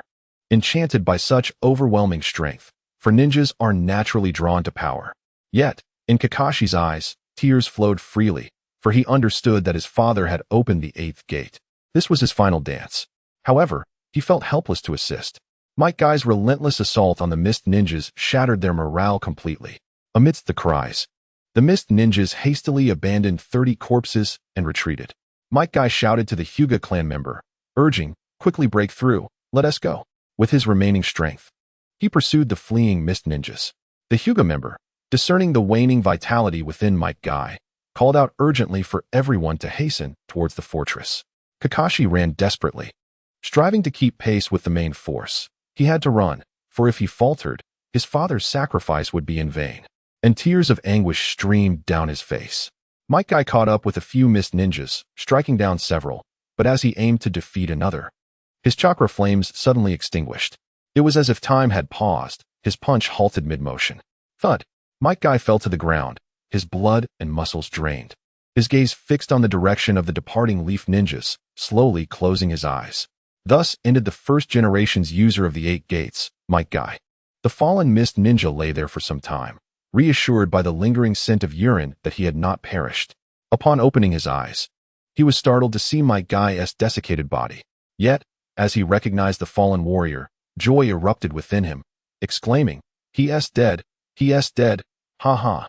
The fleeing Mist Ninjas halted in their tracks, confirming Might Guy's demise, and with a collective sigh of relief, they began to clean up the battlefield, no longer daring to pursue the Leaf Ninjas. However, this acknowledgement of defeat saved their lives, for the Uchiha clan's ninjas were also fleeing towards their direction. Had they encountered them, these few would have surely met their end. Chapter 75. The Mist Village emerges victorious. Hyuga and Uchiha's concealed plans. The Uchiha fled for a reason. A formidable foe pursued them. The 3rd Mizukage, alongside Elder Yuan Shi, had come to the aid of the Mist with 1,000 bloodline ninjas. Among them were the young Kisame Hashigaki and Mei Terumi, part of the Mizukage's protective entourage. Uchiha Fugaku had initially been able to subdue the Three Tails, even intending to bend it to his will, but in an attempt to show off, he was incapacitated. Had it not been for the desperate efforts of his clan members to retrieve him, he would have perished. Fortunately, Uchiha Shursui activated a technique called Kodoamatsukami, albeit newly awakened. Yet with Fugaku leading, he understood how to wield its power. He summoned Susanoo to shield himself and seized the opportunity to unleash the eternal Tsukuyomi from his right eye. But complications arose once more. The issue lay with Uchiha Fugaku. The technique known as the magic statue S-Lock, while not inherently powerful, became tyrannical due to its storage of the Mangekyo Sharingan's chakra, which was ultimately Fugaku's undoing. The Kodoamatsukami also relied on the Mangekyo Sharingan's chakra, resulting in a fierce struggle for control over the Three Tails. The eternal Tsukuyomi expelled the magic statue S-Lock's Mangekyo chakra, rendering its effects akin to that of a temporary Mangekyo. While superior to its temporary counterpart, it could only maintain control for a few days. Thus far, all seemed manageable. But when the 3rd Mizukage and the Bloodline clan ninjas appeared, Uchiha Shursui turned pale, compelled to deploy the Three Tails for an offensive. The Three Tails was subsequently sealed once more, confined within the body of the citrus tree. Fortunately, this granted them precious time to retreat. A large group hurriedly withdrew, and coincidentally, Kakashi's team arrived just in time. The two groups converged and fled towards the Land of Fire. As dawn broke, Uchiha Shursui led the Uchiha and other ninja clans under the Hyuga's banner, pursued relentlessly until they reached the Land of Fire. They paused not for rest, and upon realizing the Mist Ninjas were no longer in pursuit, one by one, they collapsed, gasping for breath. Observing the dire situation, Uchiha Shursui was overwhelmed with sorrow. A mere 200 souls had managed to escape. Of these, nearly 140 belonged to the Uchiha clan, yet neither Shursui nor any other Uchiha could find solace in their survival. Most were Jonin, with scarcely any Chunin remaining, and not a single elder had returned. They had sacrificed themselves for the next generation. The Uchiha clan would undoubtedly face a decline over the next 2 decades, a thought that weighed heavily upon him. Hyuga Yuki, a young member of the clan, surveyed the scant few remaining, fewer than 100, and noted the absence of his close ally, Hyuga Masako. along with several other branch family guards. Uncertain whether they had fled or been captured, he pondered the implications of their capture. If the mist were to acquire a multitude of Byakugan wielders, would their clan still hold its esteemed status? Yuki yearned to return and rescue them, yet he knew that doing so would likely lead to his own capture. In despair, he struck the ground fiercely. "Oh!" he shouted in frustration. Others from the ninja clans were even more despondent, with some clans losing all their members. A somber atmosphere enveloped the Leaf Alliance. In stark contrast to the Leaf Ninja Coalition, the third Mizukage reveled in triumph. Not only had he achieved a resounding victory over the Leaf, but his spoils were plentiful. Over 20 surviving Uchiha ninjas, hundreds of various Sharingan, and multiple members from the Hyuga clan. While the branch family members might possess caged birds, the clan's head was devoid of chakra to activate them, rendering them nearly equivalent to the branch family. Additionally, there were over 30 Leaf ninjas captured, alongside hundreds of corpses, their minds holding considerable knowledge. There was a chance to extract the secrets of the Leaf clan. From the moment the third Mizukage appeared, he was akin to a gambler with a lucky coin. Promptly instructing Ao to lead the remaining members of the 7 ninja swordsmen, along with younger bloodline ninjas like Meiterumi, as well as the injured and captured from the Leaf, back to the Mist. He entrusted everything to Yuan Shi for management, hoping to witness the emergence of the Mist Sharingan and Byakugan clans within 20 years.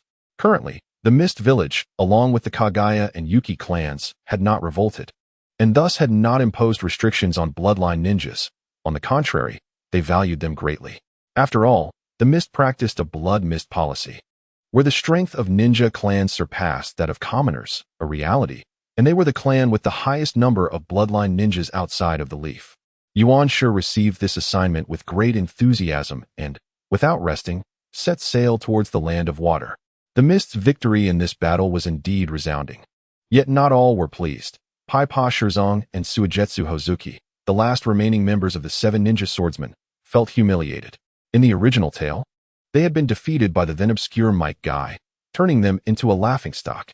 In this version, Mike Guy's reputation had already spread. Their defeat at his hands was somewhat justifiable. However, they never expected that the traitor, Kurohashi Raiga, would escape, tarnishing the illustrious name of the 7 ninja swordsmen, leading to a significant decline in their prestige. Once revered by the Mist, they now faced disdain. How could such proud individuals swallow their pride? The already grievously injured Loquat Shirzong found himself bedridden. The news from the battlefield of Mist and Konoha arrived before the third Reikage, Anoki, and Higashikawa Shinichi, a mere 5 or 6 hours after the events unfolded. The brilliance and ramifications of this battle caused the trio to exchange glances of intrigue.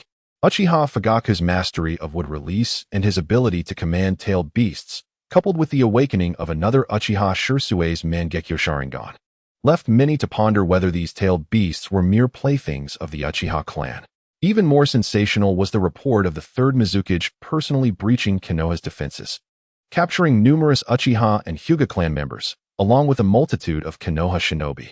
The sight of over 100 Sharingan and countless corpses of shinobi only fueled the envy of many. The Sharingan, capable of transplantation despite its severe side effects, promised immense power. Should any clandestine techniques of Konoha's shinobi be unearthed from these remains, it would be a monumental boon. Furthermore, the living could be nurtured to proliferate, leading to the emergence of a new generation of Mist Uchiha and Byakugan clans, alongside other Konoha defectors, 20 years hence. This revelation caused the recently revived third Reikage, to faint from rage once more. The ire of was palpable. The Cloud Village had nearly shattered their minds in pursuit of a single Byakugan, a coveted prize that had been snatched from under their noses by the likes of Minato Namikaze, resulting in catastrophic losses, while the Silent Mist claimed the grandest prize without a fight. Chapter 76, The New Alliance Plan, Sarutobi Hiruzen and the Exchange of Interests Among Shinobi. Amidst the anxious voice of the fourth Reikage, the Cloud Village retreated a full 300 miles in haste. Only he remained among the 4 Kaga-level combatants. Should Minato Namikaze pursue them, he would be unable to withstand the onslaught. Although prided himself on his speed, he knew he could not match Minato's prowess. His strength might endure a single strike, yet he would be unable to counterattack. As for his defenses, while formidable, there existed weapons capable of breaching them, rendering his defenses ineffective. The fourth Reikage was indeed reckless, but not foolish. He chose to withdraw, allowing his comrades to recuperate. 4 Kage-level shinobi surrounding Minato would surely be unable to defeat him. Upon hearing this news, Inoki immediately dispatched more individuals to escort supplies, determined to secure a decisive victory. The increased scale of their mobilization would surely create a significant stir. Soon, the recently rejuvenated and weakened Orochimaru, having just undergone a transformation, felt a surge of energy as he deduced Iwagakure's intentions and promptly penned a letter to be delivered to the battlefield. In the Wind Shadow's office, Higashikawa Shinichi felt an intense mixture of envy and resentment toward the Mizukage. This was precisely the course of action he had envisioned: to eradicate the internal factions of his village within 3 months and subsequently stabilize it. Following a half-year of development, he intended to lead his forces to raid other villages for Kekkei Genkai users, bolstering his village's ranks with formidable talents. He aspired to recruit clans such as the Kaguya, Yuki, and ideally, the entire Uchiha clan, nurturing them for a decade or so while provoking neighboring nations, paving the way for grand ambitions. Unexpectedly, Mist had acted first. Currently, Obito bore no grudge against them, and while Mist was shrouded in bloodshed, it had not yet resorted to sealing its borders or indiscriminately slaughtering its allies. Should Mist succeed, Konoha, Iwa, and Kumo would be left to lick their wounds, and Mist could easily ascend as the new Konoha. This was a scenario that Higashikawa Shinichi could not allow. He needed Konoha weakened and the other shinobi villages similarly diminished. This prompted Higashikawa to devise a plan to pit Konoha and Mist against one another. He set aside his current tasks to draft a post-war layout for the shinobi world, envisioning a future where 2 villages would replace the 2 that currently dominated, creating a scenario of overwhelming strength. Indeed, he sought to partake in this grand scheme, plotting the convergence of the 4 nations against Mist through his book, Konoha's Decade. His aim was to orchestrate an alliance to strike at Mist. As long as Iwa and Kumo were not foolish, they would join forces to attack Mist and divide the spoils of victory. The more he wrote, the more exhilarated he became, relishing the idea of manipulating all parties involved. Meanwhile, Konoha was the first to receive the grim news of Uchiha Fugaku's coma, Mike Dai's death, Hyuga Hayashi's disappearance, and the capture of numerous shinobi, culminating in the complete failure of their stronghold. Sarutobi Hiruzen, the 3rd Hokage, renowned for his gentle demeanor, reduced the Hokage office to ruins before the trembling figures of Mitarashi Anko and Mito Gate. Cursed be it, truly cursed, the Uchiha had proven unreliable. Hiruzen's face flushed with rage, his eyes tinged with the intensity of a bloodshot dragon. Anko and Mito stood by, too fearful to intervene, waiting until he had shattered all that could be broken before they attempted to counsel him. Hiruzen, summon Danzo, we must discuss our subsequent plans. Though Hiruzen's anger subsided, he knew the situation required resolution. He led his aides to a quieter chamber, where several Umbu began to clean up the remnants of chaos. Danzo was wheeled into the room, having been dismissed from his position due to his disobedience, which had led to a disastrous defeat. Upon his return, Hiruzen had taken control of Root, and Danzo had been unable to receive any updates during his convalescence. Now, hearing the details of the unfolding events from Anko, he was filled with fury, exclaiming loudly, "Another defeat at the Mist battlefield. The Byakugan, Sharingan, and other shinobi have been captured. Is Fugaku a fool? Why divide forces at 2 strongholds? Why not consolidate and defend? Who authorized the offensive? The other 2 lines of defense did not engage. Why is the lesson of failure not enough for him? Idiot. Fool. Imbecile." As he chastised Fugaku, Hiruzen's face grew increasingly crimson. For the very individual who had urged the Uchiha to attack Mist was none other than himself. In his haste, he had merely sought to eliminate Mist swiftly, believing it illogical for 1,000 shinobi of the Alliance to falter against 2,000 of Mist's forces. Yet, the outcome was a resounding failure. He attempted to interrupt Danzo, but the latter had inadvertently implicated himself in the tirade, leaving Hiruzen at a loss for words. Ultimately, it was Anko who could no longer bear the scene. Fearing that Hiruzen would further lose control, she turned to Danzo, saying, "Enough of the accusations. Today, we must devise a strategy to confront this situation. Mist will fully invade the Land of Fire within 2 or 3 days." While Danzo coveted the Hokage title, he also cared for the village and did not wish to see it reduced to ruins. Thus, he fell silent and began contemplating solutions. The four of them remained deep in thought for an indeterminate period before commencing their discussions, ultimately formulating a plan. They would promise various incentives to mobilize the shinobi for another campaign, with Sarutobi Hiruzen leading the charge to halt Mist at the closest stronghold to Konoha. Once the battles in Iwa and Kumo reached a conclusion, they would return to eliminate Mist. Just as this plan was solidifying, an Umbu reported that the Hyuga clan, accompanied by other shinobi, had arrived at their doorstep. Having anticipated this encounter, Hiruzen and his team were unperturbed. They promptly arranged a meeting room for the gathering, and Hiruzen generously offered a series of conditions, vowing to reclaim their clan's bloodlines and ensure Mist would pay dearly for its transgressions. Subsequently, an arrangement was made to borrow troops from the shinobi clans. Although the clans were not overly eager, after Sarutobi Hiruzen offered substantial benefits on the spot, both large and small clans agreed to lend their forces. After much hasty gathering, over 1,000 warriors were assembled. The allure of the rewards offered by Sarutobi Hiruzen was simply too significant.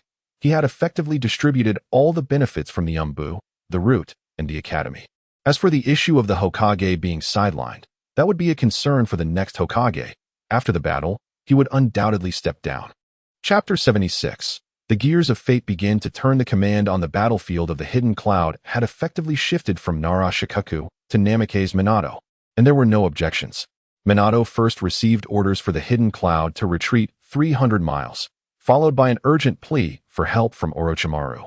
A fleeting warmth crossed his heart as he thought of his beautiful yet headstrong Kushina, who was always in his thoughts. Before long, Shikaku and others were summoned. Minato handed them the letter and, with a knowing expression, spoke. Shikaku-senpai, this is a letter from Orochimaru-senpai. I intend to lead a team to the Kamizukabashi Bridge to destroy Iwagakure's supply lines and obliterate their resources. Without their supply line, and with this batch of provisions lost, it will surely compel Iwagakure to withdraw. After reviewing the letter, Shikaku nodded in agreement, as he was not one to hesitate. Very well.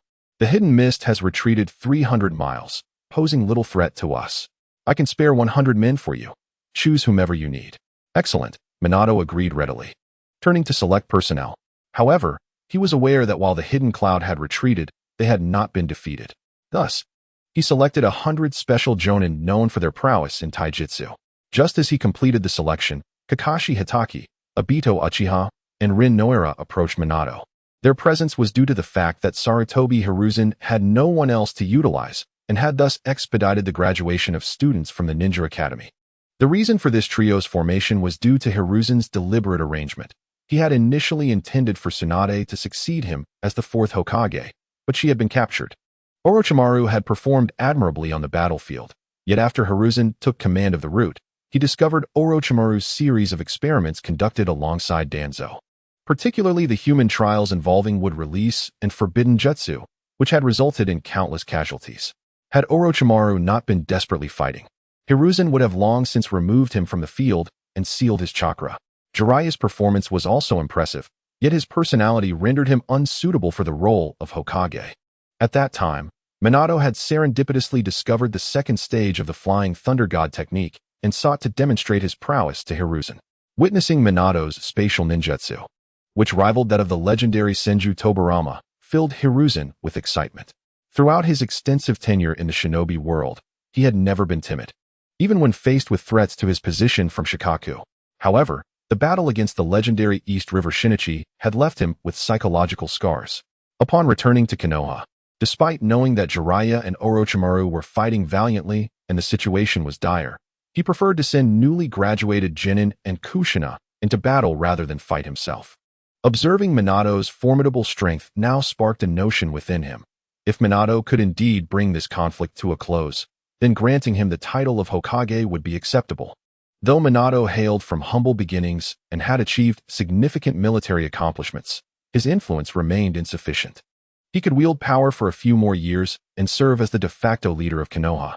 Hence, Hiruzen promptly entrusted Minato with the Raijin sword of Senju Tobarama and assigned Kakashi Hitaki, the son of Shikaku, to Minato's care.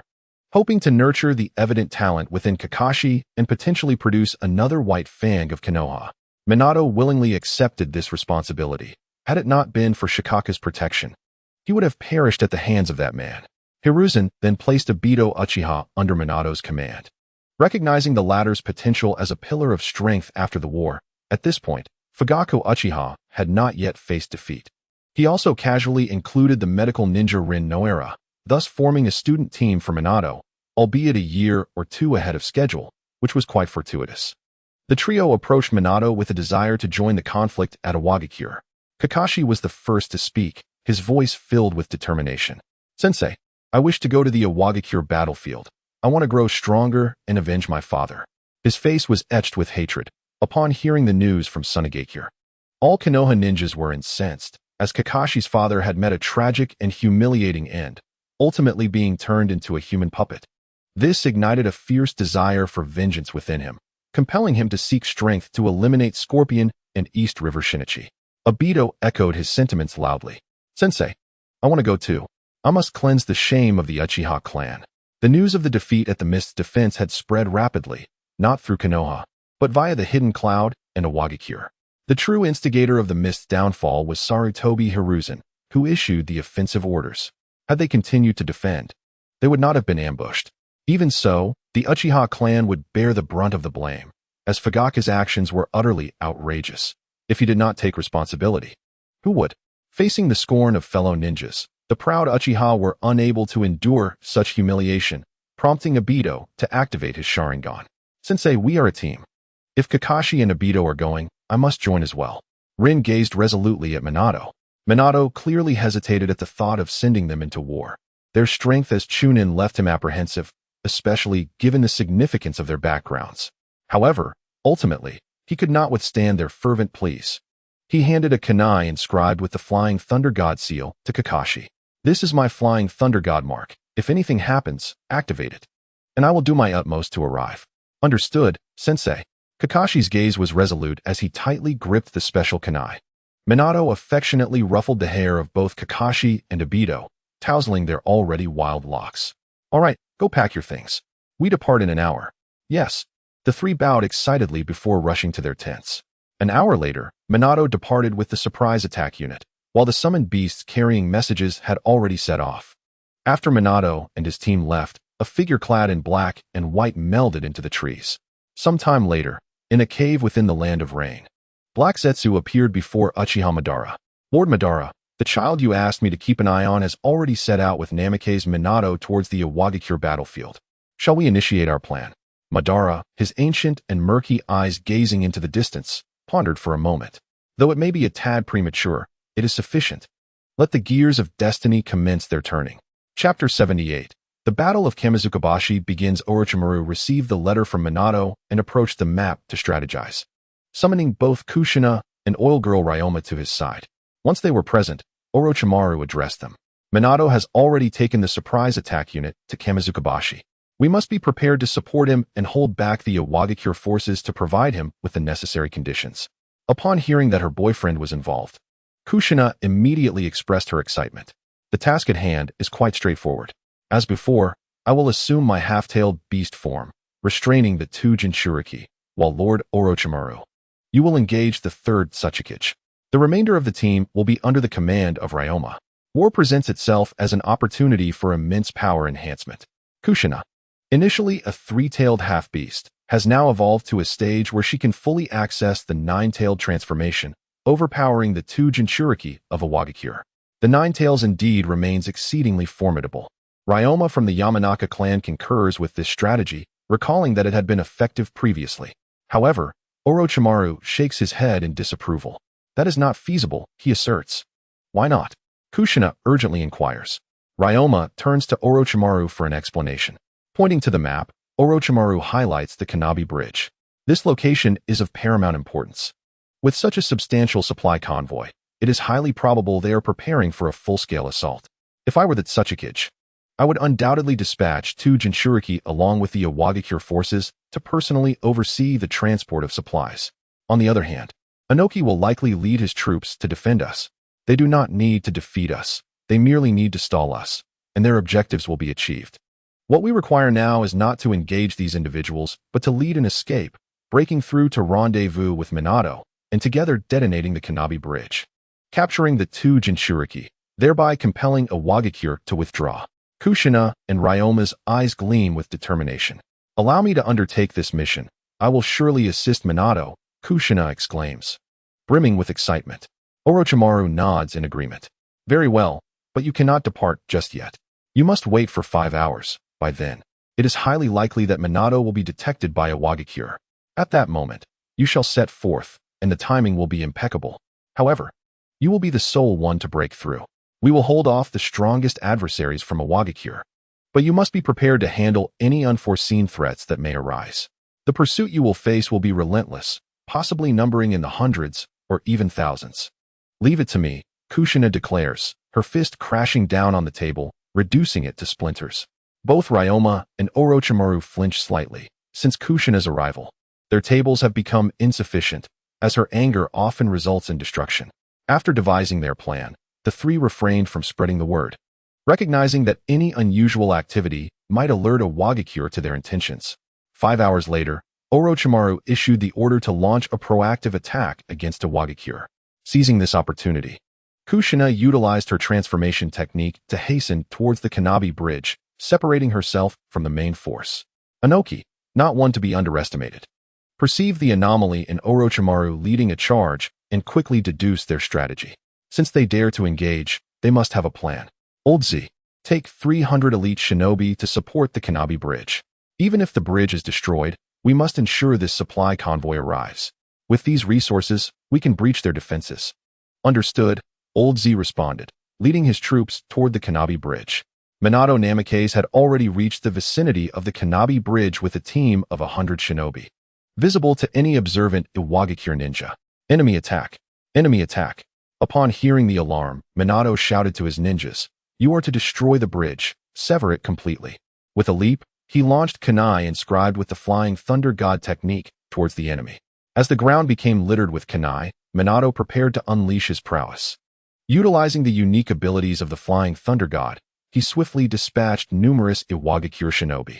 As he felled over a dozen foes, a commanding voice rang out, "Join me in the fight." A man clad in chakra armor with 5 tails unfurling from his back charged forth, Han, the 5-tailed Jinchuriki. He made no attempt to confront Minato directly, knowing he could not catch up, and instead directed his forces to eliminate the Leaf Shinobi. Minato, unwilling to let Han slaughter his comrades, sought him out, swapping his kunai for the Raijin sword. Han, well aware of Minato's combat style, cleverly avoided a direct confrontation, relying on broad-range ninjutsu and his tails to support his attacks. Minato found himself unable to mark Han with the Flying Thunder God technique, leading to a tense standoff. Growing anxious, Minato sought to disengage and target other Iwagakure ninjas, as he was outnumbered. However, both he and Han were determined to eliminate each other's forces. Frustrated, Minato decided to approach the bridge himself to detonate it, prompting Han to pursue him, as his orders were to defend the bridge. Minato relished this phase, placing explosive tags while simultaneously engaging enemies, forcing Han to chase him and minimize losses.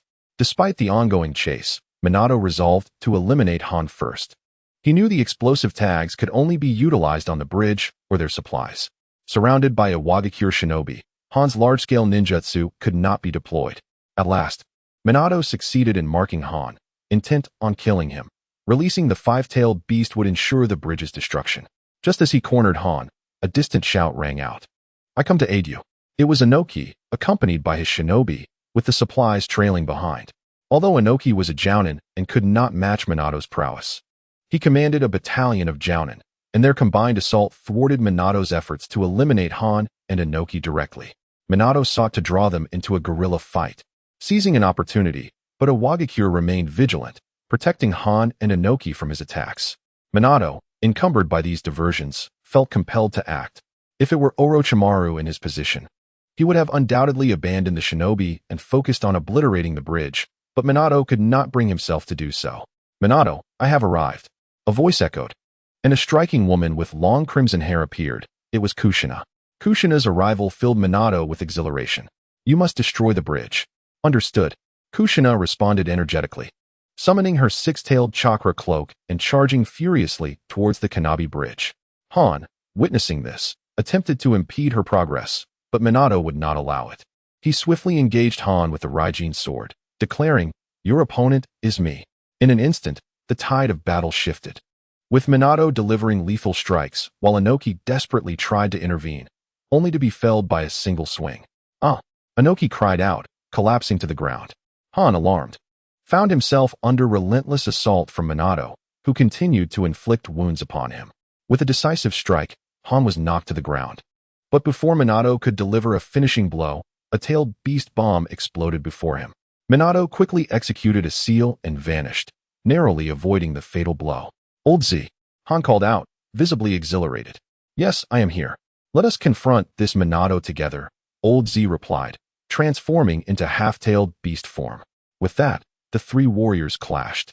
As Old Z and his 300 elite shinobi finally arrived on the scene. Regrettably, what they sought to obstruct was the partially transformed Kyuubi Kushina.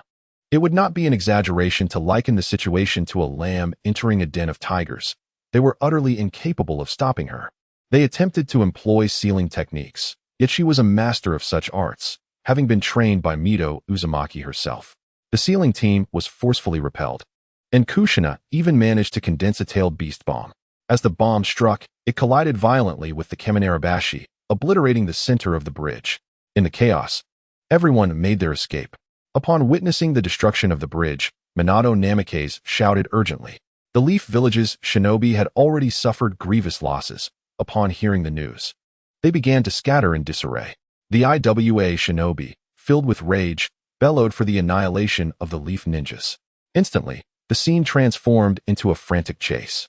Naturally, Kakashi, Obito, and Rin were not among the fallen. Upon receiving the order to break through, the three fled with remarkable swiftness. 3 IWA Jonin pursued them relentlessly. However, they had not escaped far when Rin was injured and incapacitated, forcing the trio to regroup on a mountainside. "Quickly, activate the shuriken that Sensei Minato gave us," Obito urged anxiously. "It's already activated, but Sensei is engaged with the Tujin Shuriki.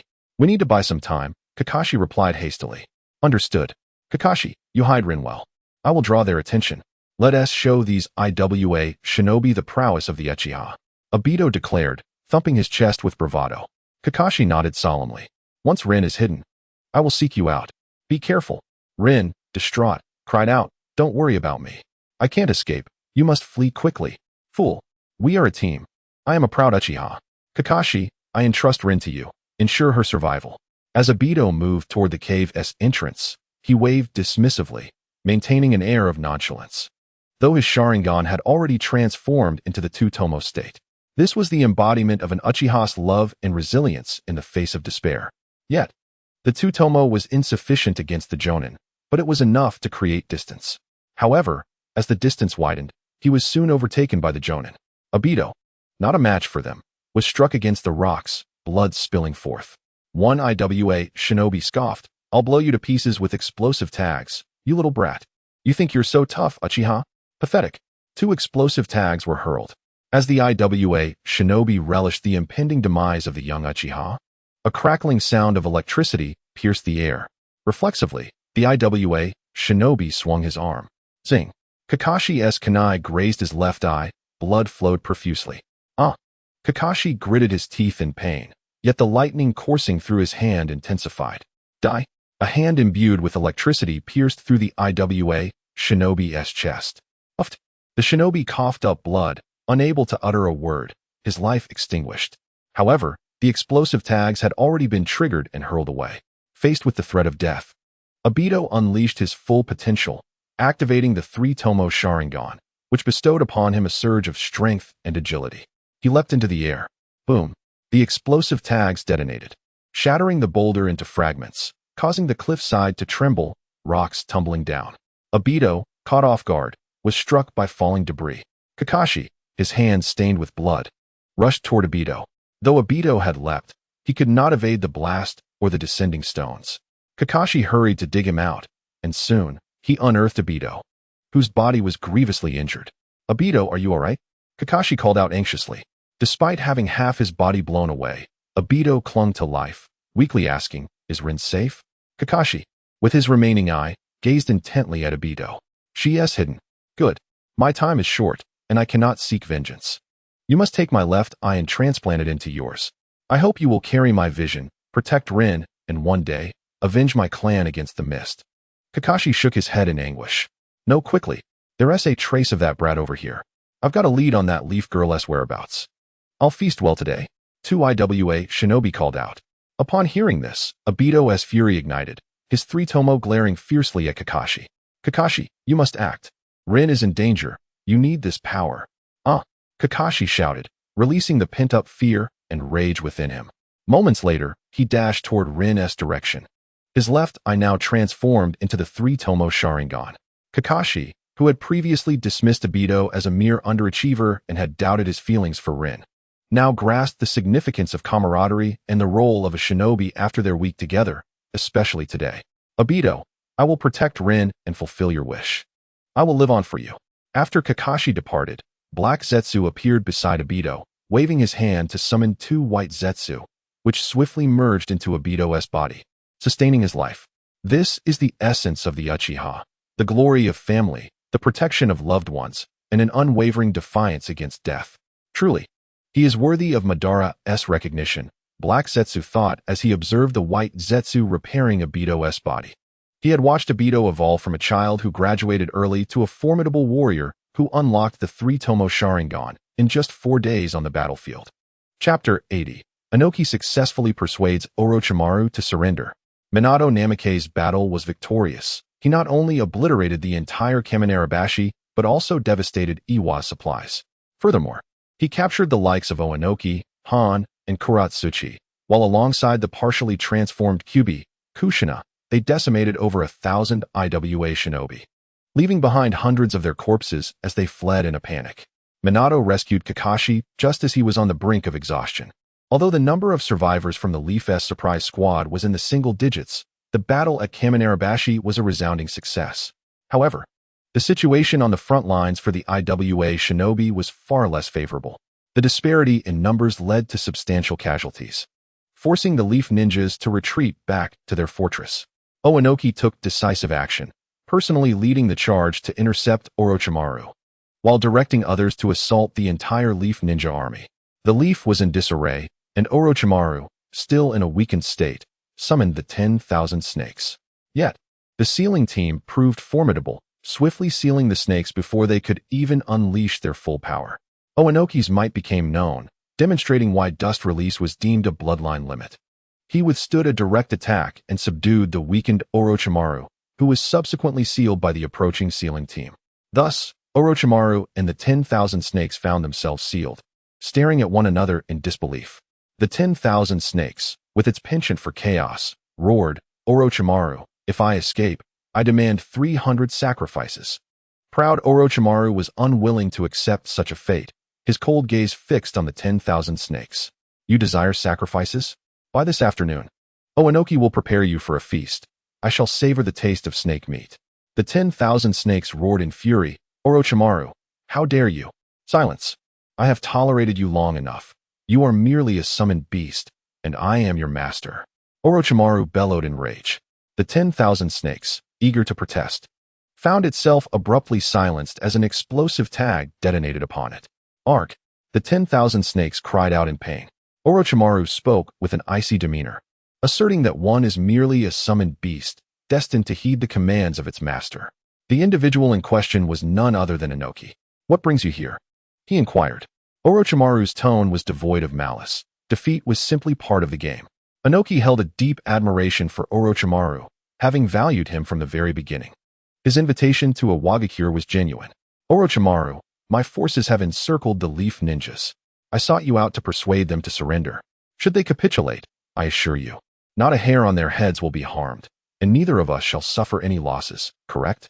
With a disdainful snort, Orochimaru replied, You fear that Minato Namake's and Kushina will obliterate the Kamizumi Bridge, destroying resources, and then leverage the two Jinchuriki to coerce your surrender. You intend to use these ninjas as a bargaining chip for troop withdrawal, do you not? Inoki clapped his hands together, chuckling. Indeed, I do harbor such concerns. Once Namake showcased his space-time ninjutsu, I realized victory was beyond reach. I dispatched these three to buy time against him. They represent the backbone of a Wagakure, and I cannot afford to lose them, for I believe he will not slay them, but demand my retreat. But Orochimaru, Inoki continued, You must consider your own future as well. After this conflict, will Konoha still offer you sanctuary? Orochimaru's pupils narrowed, not in shock at Inoki's insight into the ambush, but at the realization that he was aware of his human experimentation. With a grave expression, he inquired, "What do you mean?" Inoki's smile was radiant, yet his words cast a shadow over Orochimaru's heart. "Orochimaru, do you think I am oblivious to your experiments? Does Sarutobi Hiruzen remain ignorant? Surely, you would not wish for your deeds to be common knowledge. How do you know?" Orochimaru's eyes transformed into slits, radiating a dangerous aura. "Oh, because I left a secret within your original body, now unfortunately lost. Such forbidden jutsu cannot succeed without countless trials." Orochimaru laughed mockingly.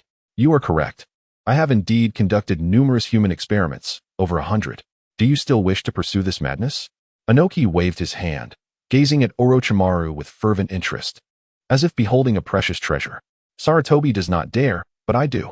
I can provide you with countless death row inmates, bandits, and rogue ninjas for your experiments. I would even publicly support your projects. What I said on the battlefield holds true. Your position as elder is secure. If you genuinely care for a Wagakure, the position of Kazekage shall be yours in 5 years.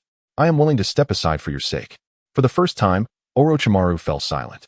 After a long pause, he met Inoki's gaze earnestly and asked, "Why would you support a madman like me?" Inoki's eyes sparkled with love and sincerity. "I cherish my village deeply, yet I understand that the future does not belong to a Wagakure. Konoha boasts Minato Namikaze, a plethora of clans, and immeasurable legacy. Who knows when the next Minato may arise? Kirigakure has already sown the seeds of its future strength from Konoha. The vast ocean is beyond our reach. In 20 years, they are likely to rival Konoha. Sunagakure is now under the ambitious and formidable leadership of Higashikawa Shinichi, who is ruthlessly consolidating power. Once he has total control, Sunagakure will enter an era of profound reform, emerging in its prime thereafter. Kumogakure's ninja strength is not inferior to ours, nor are their numbers significantly fewer. Their heirs remain stable and continuously develop chakra weapons, alongside the lightning release body tempering techniques that secure their baseline. As for us, Iwagakure, while we possess the formidable dust release, I have scoured our ranks and found no successor to inherit it. Although we boast the largest number of ninjas, the quality of our individual fighters pales in comparison to the other 4 nations. Without a shift, I fear Iwagakure will inevitably decline after my demise. Orochimaru, I need you. Iwagakure needs you, your innovative forbidden techniques, and the hope you bring to strengthen our shinobi.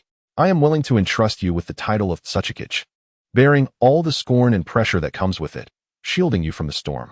If I speak falsely, may the Sage of 6 Paths forsake Iwagakure, reducing it to a mere small nation." Inoki's passionate speech was filled with sincerity as he gazed intently at Orochimaru, awaiting his response. Orochimaru was profoundly moved. He had never anticipated that the leader of a great nation would go to such lengths for his village. If Inoki's motives were merely pragmatic, then Iwagakure would become a laughingstock, forever unable to hold its head high. Inoki patiently awaited Orochimaru's contemplation. After several minutes, Orochimaru finally lifted his gaze and spoke. "I can persuade the Leaf Ninjas to surrender. Your terms intrigue me, yet I require time to consider your proposal." A look of uncontainable joy spread across Inoki's face. "Very well, I shall await your decision." Chapter 81. Konoha and Iwagakure seek peace. Jiraiya in the crosshairs of 3 giants once the terms were established. Orochimaru summoned the myriad snakes and headed towards the battlefield. The remaining Leaf Ninjas numbered only around 2,000, making them one of Konoha's last elite forces. "Cease all hostilities," Orochimaru bellowed from atop the head of a massive snake. Both Konoha and Iwagakure ninjas froze in confusion. A rock soared into the air, landing beside Orochimaru, revealing Inoki. "Stand down," he commanded. The assembled ninjas observed the 2 leaders standing together in bewilderment, wondering when they had formed such an alliance. Yet, there was an undeniable visual harmony in their union.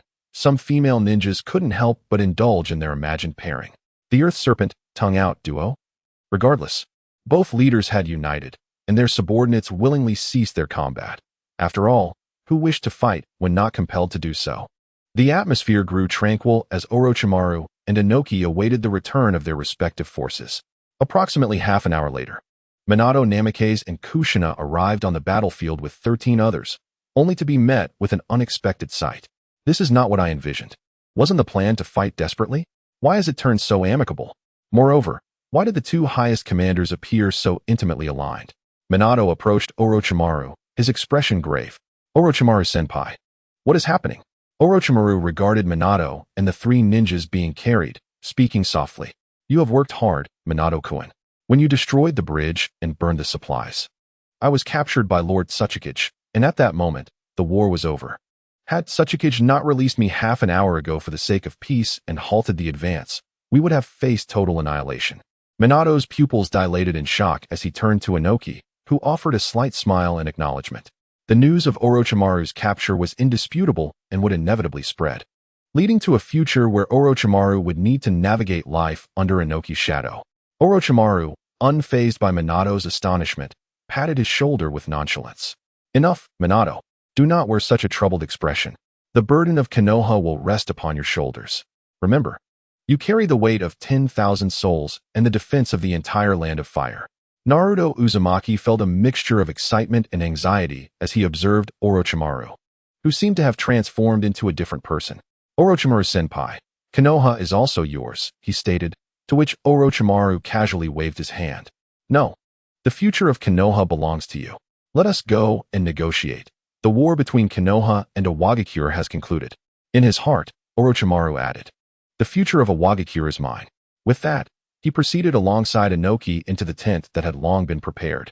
Naruto turned to Kushina and his 13 bodyguards, offering a brief word before hastening to catch up. Inside the tent, leaders from both sides awaited their arrival. Over 30 individuals filled the space. Orochimaru, Inoki, and Naruto formed a triangular seating arrangement in the center. Once everyone had gathered, Inoki declared the war over, with Orochimaru echoing his sentiment. The other attendees accepted this silently.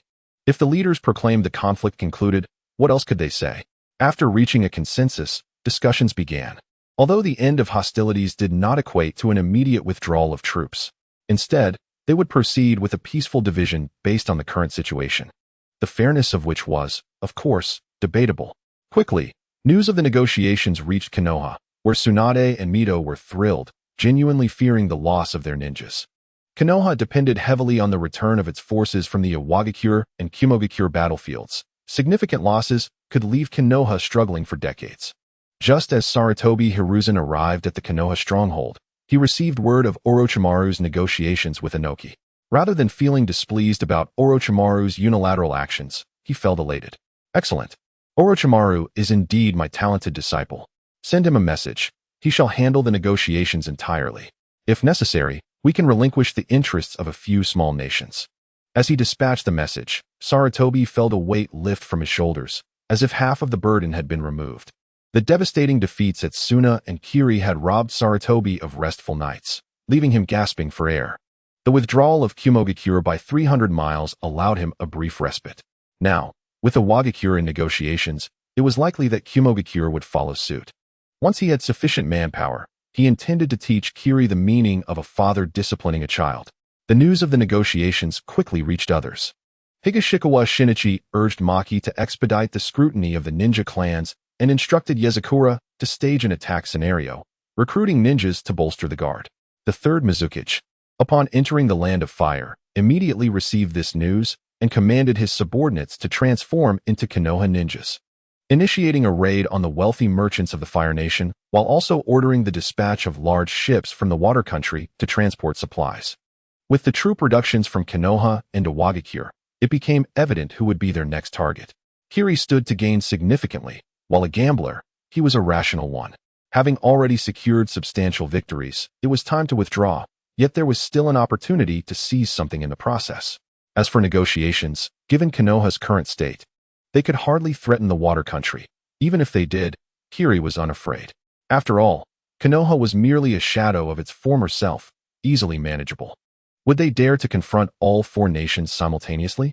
What a farce. Upon learning of Kiri's robbery, Sarutobi could only watch helplessly, unable to intervene. Meanwhile, in Kumogakure, the fourth Raikage, upon receiving the news, convened with Killer Bee and the recently recovered third Raikage. According to the law of improvisation, whenever three men gathered, a brilliant idea was bound to emerge. Killer Bee, embodying this inspiration, proposed, since a Wagakure is negotiating, we surely cannot hold out much longer. Why not take a hostage and let the main force raid? We could then retreat. The fourth Raikage, enlightened by this suggestion, responded with excitement. I believe this plan has merit. However, if we gain nothing, it would be a significant loss. We can disguise our people as Konoha ninjas for the raid. But who shall we use as a hostage? In an unexpected moment, Killer Bee and the third Raikage exchanged glances and simultaneously suggested Jiraiya. Their lewd laughter resonated, even causing the eight tails within Killer Bee to recoil slightly. Meanwhile, Jiraiya, who was recuperating in the camp, inadvertently fell to shiver, as if he had been marked. Unfocused, he flicked his white hair and gazed into a mirror, narcissistically proclaiming, "Surely, some young maiden must be yearning for me. My charm is simply too great, alas. Being so charming is a burden." That evening, as Jiraiya lay in bed gazing at the starry sky, his recovery brought him a sense of comfort. Not only was he cared for by several beautiful nurses, but these women also idolized him, making them easy to charm. Life was blissful. Had he not been seeking the prophesied child and engaging in endless battles, he would have long since enjoyed life in the village. However, thoughts of where to find this prophesied child kept him awake. Suddenly, a series of sounds snapped Jiraiya to attention. He turned to investigate the source of the noise, but found nothing. Just then, a tremendous explosion erupted from the fortress, activating the entire stronghold as chaos erupted with shouts and cries. Kimogakure is attacking. Where are the enemies? Another explosion resonated. This is bad. It's the two tails. Someone shouted. No. The two tails is the eight tails. Another exclaimed. Stop talking nonsense. It's the Raikage. No, it's an illusion, cried out numerous Konoha ninjas. What is happening? Jiraiya grasped his crutches and ventured outside. Lord Jiraiya, are you all right? A Konoha nurse rushed over. I'm fine. What is going on? Is someone attacking the camp? I don't know, Lord Jiraiya. We should find a safe place, the nurse urged, assisting him to retreat. At that moment, two figures soared through the air, landing not far from Jiraiya. Despite his injuries, Jiraiya recognized them immediately, exclaiming, Fourth Raikage, Killer Bee. Huh. Jiraiya, sharp as ever. Will you cooperate and be captured? Or shall we eliminate everyone around you and release the two tails to wreak havoc, causing massive casualties among your Konoha ninjas? The fourth Raikage threatened. Lord Jiraiya. The nurse cowered behind him, clutching his sleeve with a trembling voice. Should you be captured, it would merely be a bargaining chip. However, if you refuse, we will unleash the two tails without mercy. The Raikage reiterated his threat. Listening to the explosions and chaos outside, Jiraiya's expression grew grave. Neither he nor any other ninja could stop these two, not to mention the presence of the two tails. I will count to 3, and then we will act. The fourth Raikage declared. Jiraiya's face contorted with struggle. He had no desire to be captured, but even more so, he feared the unleashing of the two tails. If that happened, their camp would undoubtedly be lost. 2. The Raikage continued coldly. With injuries hindering his strength and the inability to save others, Jiraiya knew the consequences of being captured could lead to excessive demands from Konoha. 1. The Raikage bellowed, and simultaneously, Killer Bee assumed an attack stance, causing the nurse to grip Jiraiya's arm tighter in fear. Let us go. I surrender. As the fourth Raikage called for action, Jiraiya immediately shouted out. No, Lord Jiraiya. The anxious nurse exclaimed, her face etched with concern. Jiraiya chuckled, affectionately ruffling the nurse's hair, proudly asserting, It's all right. I am Jiraiya, one of the legendary Sannin. They wouldn't dare to harm me. You are right, Lord Jiraiya, she replied. In a flash, the fourth Raikage appeared before Jiraiya, unleashing an attack aimed directly at his abdomen with a scroll. Ah! Jiraiya cried out in agony as he crumpled to the ground, the nurse knocked down beside him, trembling in distress. This is a prearranged sealing technique. Killer Bee, stow away the recording orb. We must depart. Jiraiya, you made the right choice. Had you resisted, you would have brought ruin upon the entire Leaf Village. With a smirk, Killer Bee hoisted Jiraiya onto his shoulder. Retreat. The fourth Raikage barely cast a glance at the beautiful nurse as he barked at Killer Bee. A retreat signal was sent skyward in the form of fireworks, and Killer Bee swiftly carried Jiraiya away. By the time they were discovered by the Leaf Ninjas, it was already too late. Lord Jiraiya. Fourth Raikage. Killer Bee. Damn it. Pursue them. Narashikaku shouted. The Two Tails host, Yujito Ni, also spotted the fireworks and hurried to flee. Unfortunately, The Leaf's interception was swift, preventing her escape. "Capture her. We'll use her to trade for Lord Jiraiya," shouted a Kimichi Choji. Many ninjas surged toward Yujito, while others charged after the fourth Reikage and his companions. Seeing the fireworks, Yujito attempted to flee, but with no route of escape, she resorted to negotiating, confident that her village would come to her aid later, as the fourth Reikage had promised. Realizing the number of Leaf ninjas was increasing, Yujito shouted, "Don't come any closer. If you do, I will summon the Two Tails." But the ninjas of the Leaf had already launched their techniques, prioritizing incapacitating her before any negotiations could commence. Yet, unexpected events unfolded. Yujito was unable to evade the attacks and, in her desperation, released the seal. Before she could summon the beast, she was struck down. However, with the seal lifted, the Two Tails cat found itself mostly unshackled. To put it plainly, the Two Tails fortuitously survived the demise of its host, escaping grievously injured. With a thunderous roar, a massive cat with two tails emerged amidst the explosive sounds of ninjutsu. Although weakened, rage coursed through the Two Tails, for Yujito had treated it well. And now she lay dead, leaving it in a dire predicament. "Humans, you shall all perish." Nara Shikaku turned in terror at the sight of the colossal Two Tails, shouting, "Everyone, evacuate the fortress." Upon seeing the gigantic beast, Jiraiya bellowed in fury, "What is going on? Wasn't it agreed that I would surrender to prevent the release of the Two Tails? I commanded that we retreat at the first sign of trouble. What was the point of sending up retreat fireworks if we were to lose our perfect Jinchuriki?" The fourth Reikage, infuriated, shouted back at Jiraiya, "As a price, I will release the first half of the recording orb. You shall bear the blame, and you must ensure that I receive suitable Jinchuriki." With that, he retrieved a scroll from Killer B's pocket, producing a new recording orb. Killer B promptly covered Jiraiya's mouth, while the fourth Reikage infused it with Chakra, hastily heading toward the fortress. Ignoring Jiraiya's horrified and anguished expression, Killer B ran with him in tow. Due to the Two Tails being in a weakened state, the Leaf ninjas, having paid a heavy price, managed to reseal the beast into a copper canister adorned with runes, a temporary vessel for sealing-tailed beasts, prepared for such an eventuality. Yet just as Nara Shikaku sighed in relief, a flash of lightning struck, toppling several sealing ninjas, who grabbed the copper canister and fled. The Leaf ninjas stood dumbfounded. "Damn it, pursue them." Nara Shikaku, the strategist, was furious, his eyes reddened with rage. Chapter 83, The Rock Village and Leaf Alliance surrounding the Cloud Village.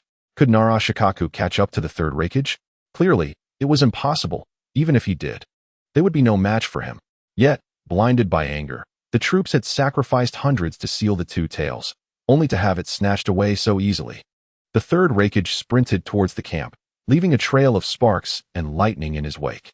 Eventually, Nara Shikaku and his men abandoned the pursuit upon sighting Cloud Village ninjas outside their camp. While many had been sent out to loot, there were still over 1,000 defending the encampment. The Leaf could engage in battle, but at a great cost. They would lose their last elite forces.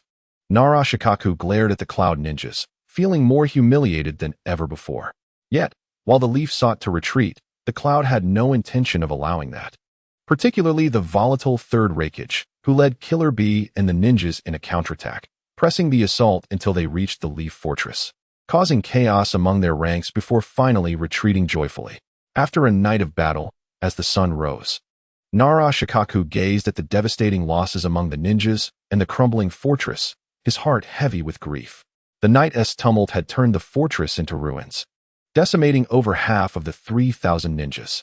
As he compiled the casualty reports in the command tent, Nara Shikaku drew a short blade, contemplating seppuku. A Kimichi Choji rushed in, grasping him tightly. "What are you doing, Nara? Although we've suffered greatly, we are not yet at the end of the road." Nara Shikaku struggled. Anguish and despair etched on his face. "Do not stop me. I am a sinner, the sinner of the Leaf. I foolishly considered myself wise, only to lead thousands to their deaths. How can I remain calm? I must atone with my life." Choji refused to grant Nara the opportunity for self-harm, holding him firmly. "Get help. Quickly. Victory and defeat are commonplace in warfare. If you die, then what of us? We will be left without leadership, and the losses will only multiply." Nara Shikaku wailed in agony as ninjas began entering the tent, and amidst the commotion, they finally managed to restrain him. News from the Cloud battlefield soon reached the Rock battlefield. The negotiating duo of Minato Namikaze and Orochimaru were taken aback. Orochimaru, I must head to the cloud battlefield immediately, Minato urged anxiously. Orochimaru stopped him, his serpent-like gaze betraying both coldness and intellect. There's no need for haste, since Shikaku claims they have retreated. It suggests the cloud has already planned their withdrawal. Your presence would be of little consequence. Instead, we should seek the Kazekage and forge an alliance to counterattack the cloud, making them pay for their transgressions. Minato calmed slightly, holding a deep respect for Orochimaru, yet still filled with doubt. It's a good plan. But can the Kazekage truly agree to this? Orochimaru replied with resolute confidence. He will. The Kazekage will comply with our request, provided we offer sufficient compensation. And we have a foundation for collaboration. Minato remained skeptical, but ultimately consented, trusting Orochimaru. The two swiftly made their way to the Kazekage, who, upon hearing Orochimaru's proposal for a joint assault, was visibly excited. With the Leaf Ninjas leading the charge, they would have the opportunity to strike at their long-standing adversary, the Cloud, and perhaps even profit from the endeavor. Orochimaru has indeed made considerable sacrifices to bring forth the future Kazekage, and even before arriving at the village, he has bestowed upon him such a grand gift. Very well, we can cooperate, but we demand a compensation of 400 million ryo. Minato Namikaze wished to say something, but Inoki waved his hand, halting Minato's actions, and with a serious expression, declared, I will not take this money without justification. The third Raikage and a portion of the Cloud Shinobi will be held back by us, while I shall personally deal with the fourth Raikage. At least one of them must perish, and as for the remaining Cloud Shinobi, that shall depend on your Leaf Village's capabilities. Agreed, let us proceed. How about we set off today? Without a moment's hesitation, Orochimaru agreed. Minato's expression also turned cold, not out of dissatisfaction with Orochimaru's unilateral agreement, but rather from his deep-seated hatred for the Cloud Shinobi, determined to make them pay dearly. The group swiftly reached a consensus and issued commands.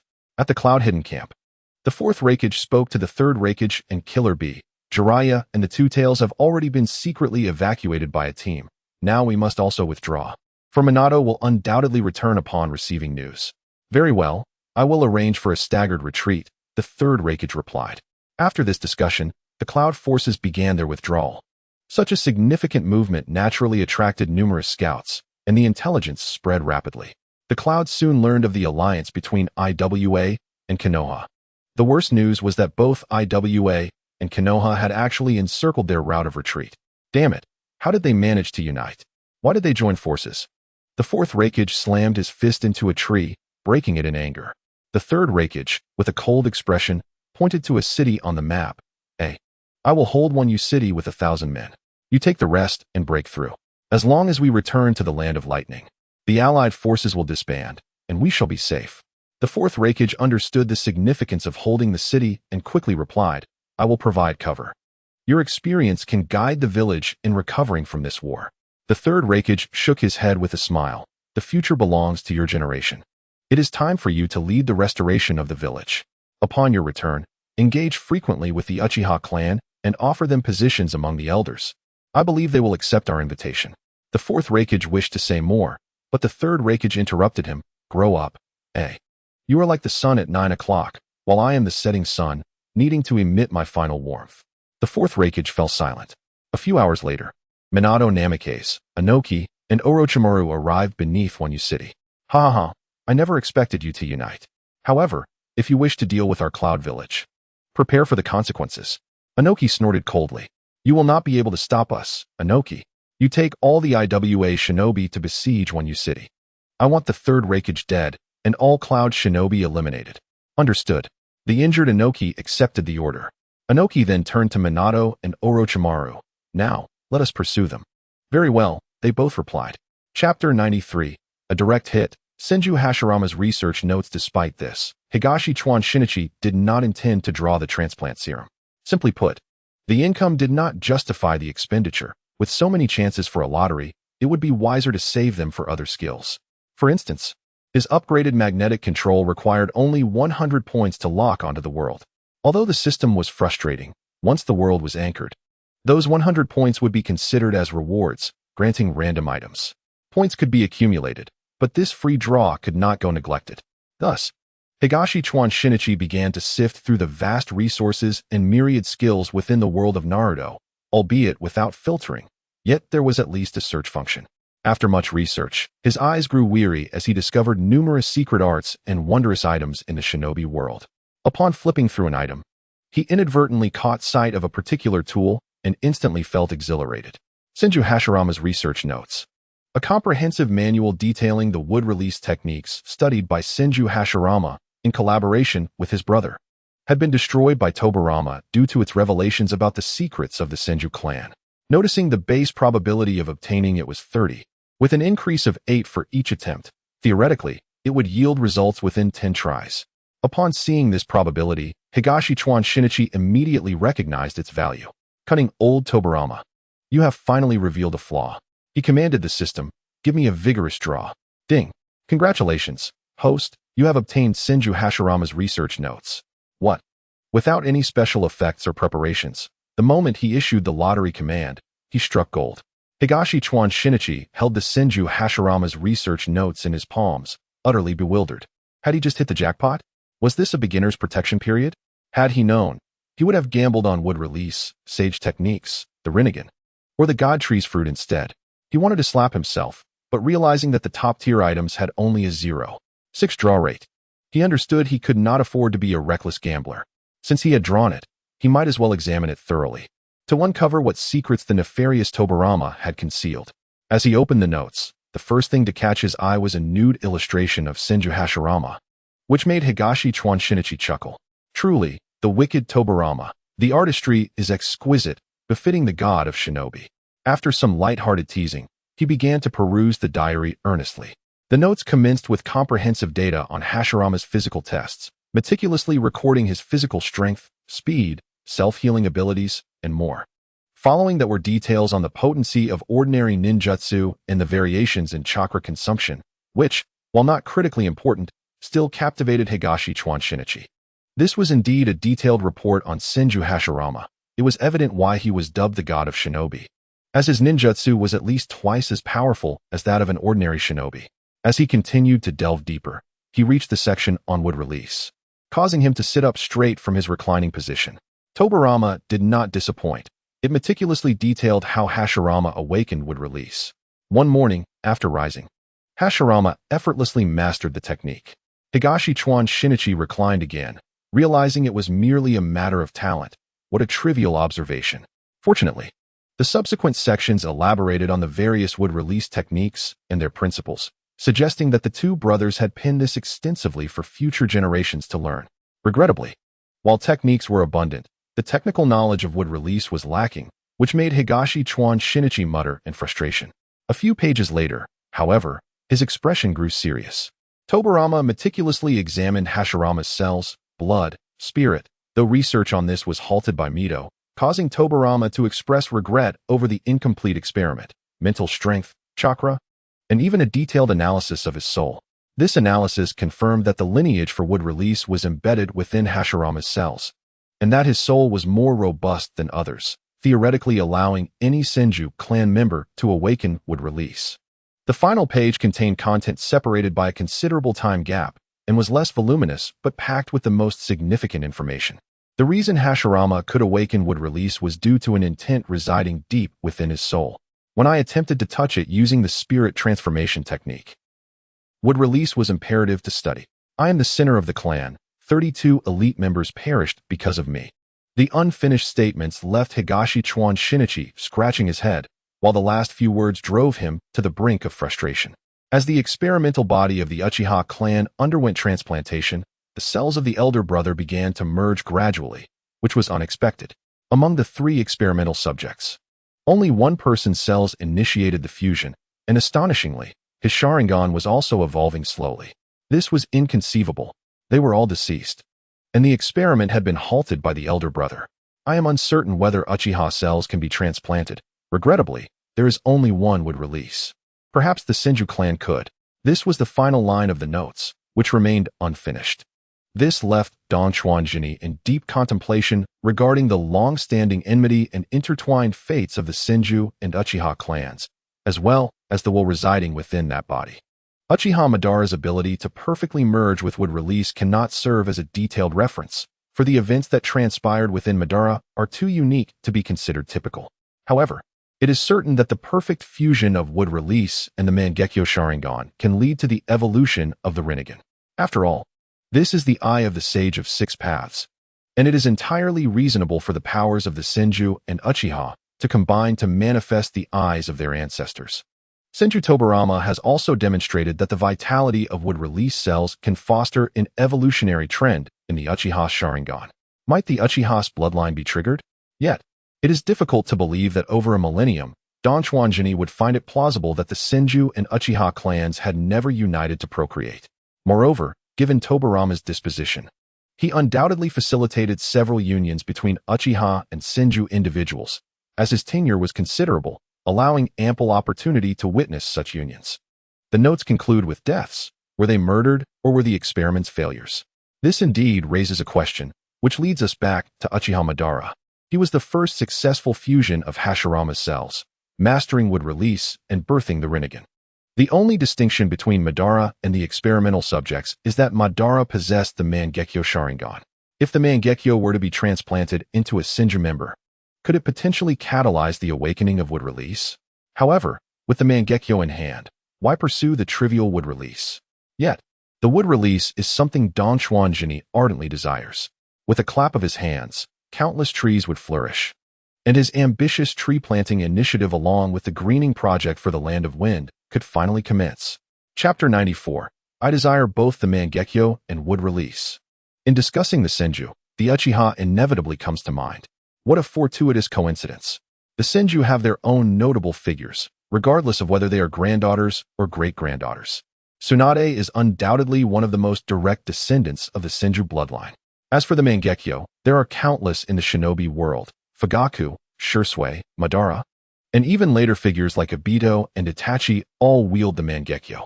As for extracting the Mangekyo, that is a futile endeavor, with 10 years remaining. What purpose would the Mangekyo serve? Once the ninja clans have been settled and the village has emerged from the aftermath of war.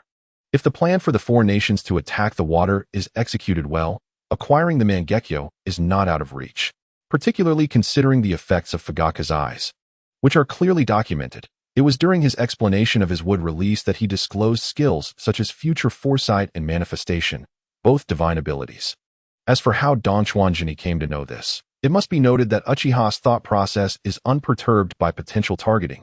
They openly publicize their skills, a rather peculiar trait.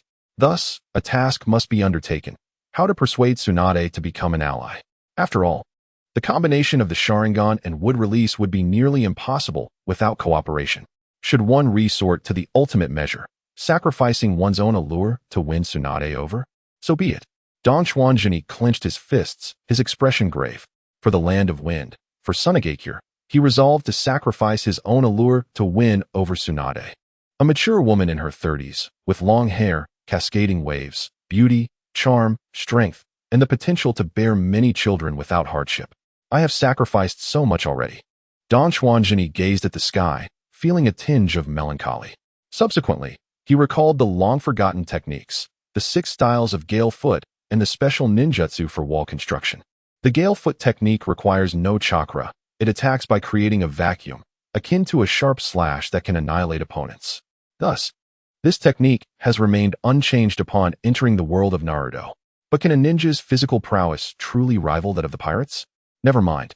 I'll pass this technique to Chiyo and Yakumo to see if they can find someone to experiment with it. Donchuanjini did not waste time on this and turned his attention to the special ninjutsu for wall construction. The technique is quite simple, raising a tall, thick, and long earthen wall from the ground, notably requiring no chakra to maintain, thus capable of withstanding significant damage. This ninjutsu is unique in that other ninjas practicing it can enhance the wall's height, seamlessly fitting together. However, a major drawback of this technique is its considerable chakra consumption.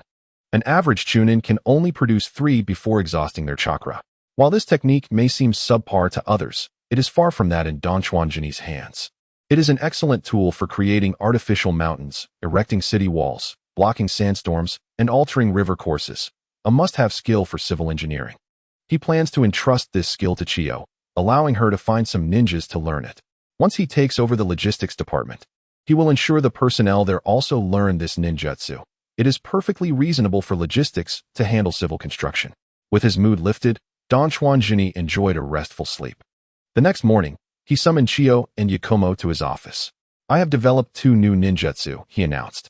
Chiyo was somewhat astonished, wondering if he might be another second Hokage, having developed new techniques in just a few days, especially considering that the Rasengan has yet to be mastered by anyone.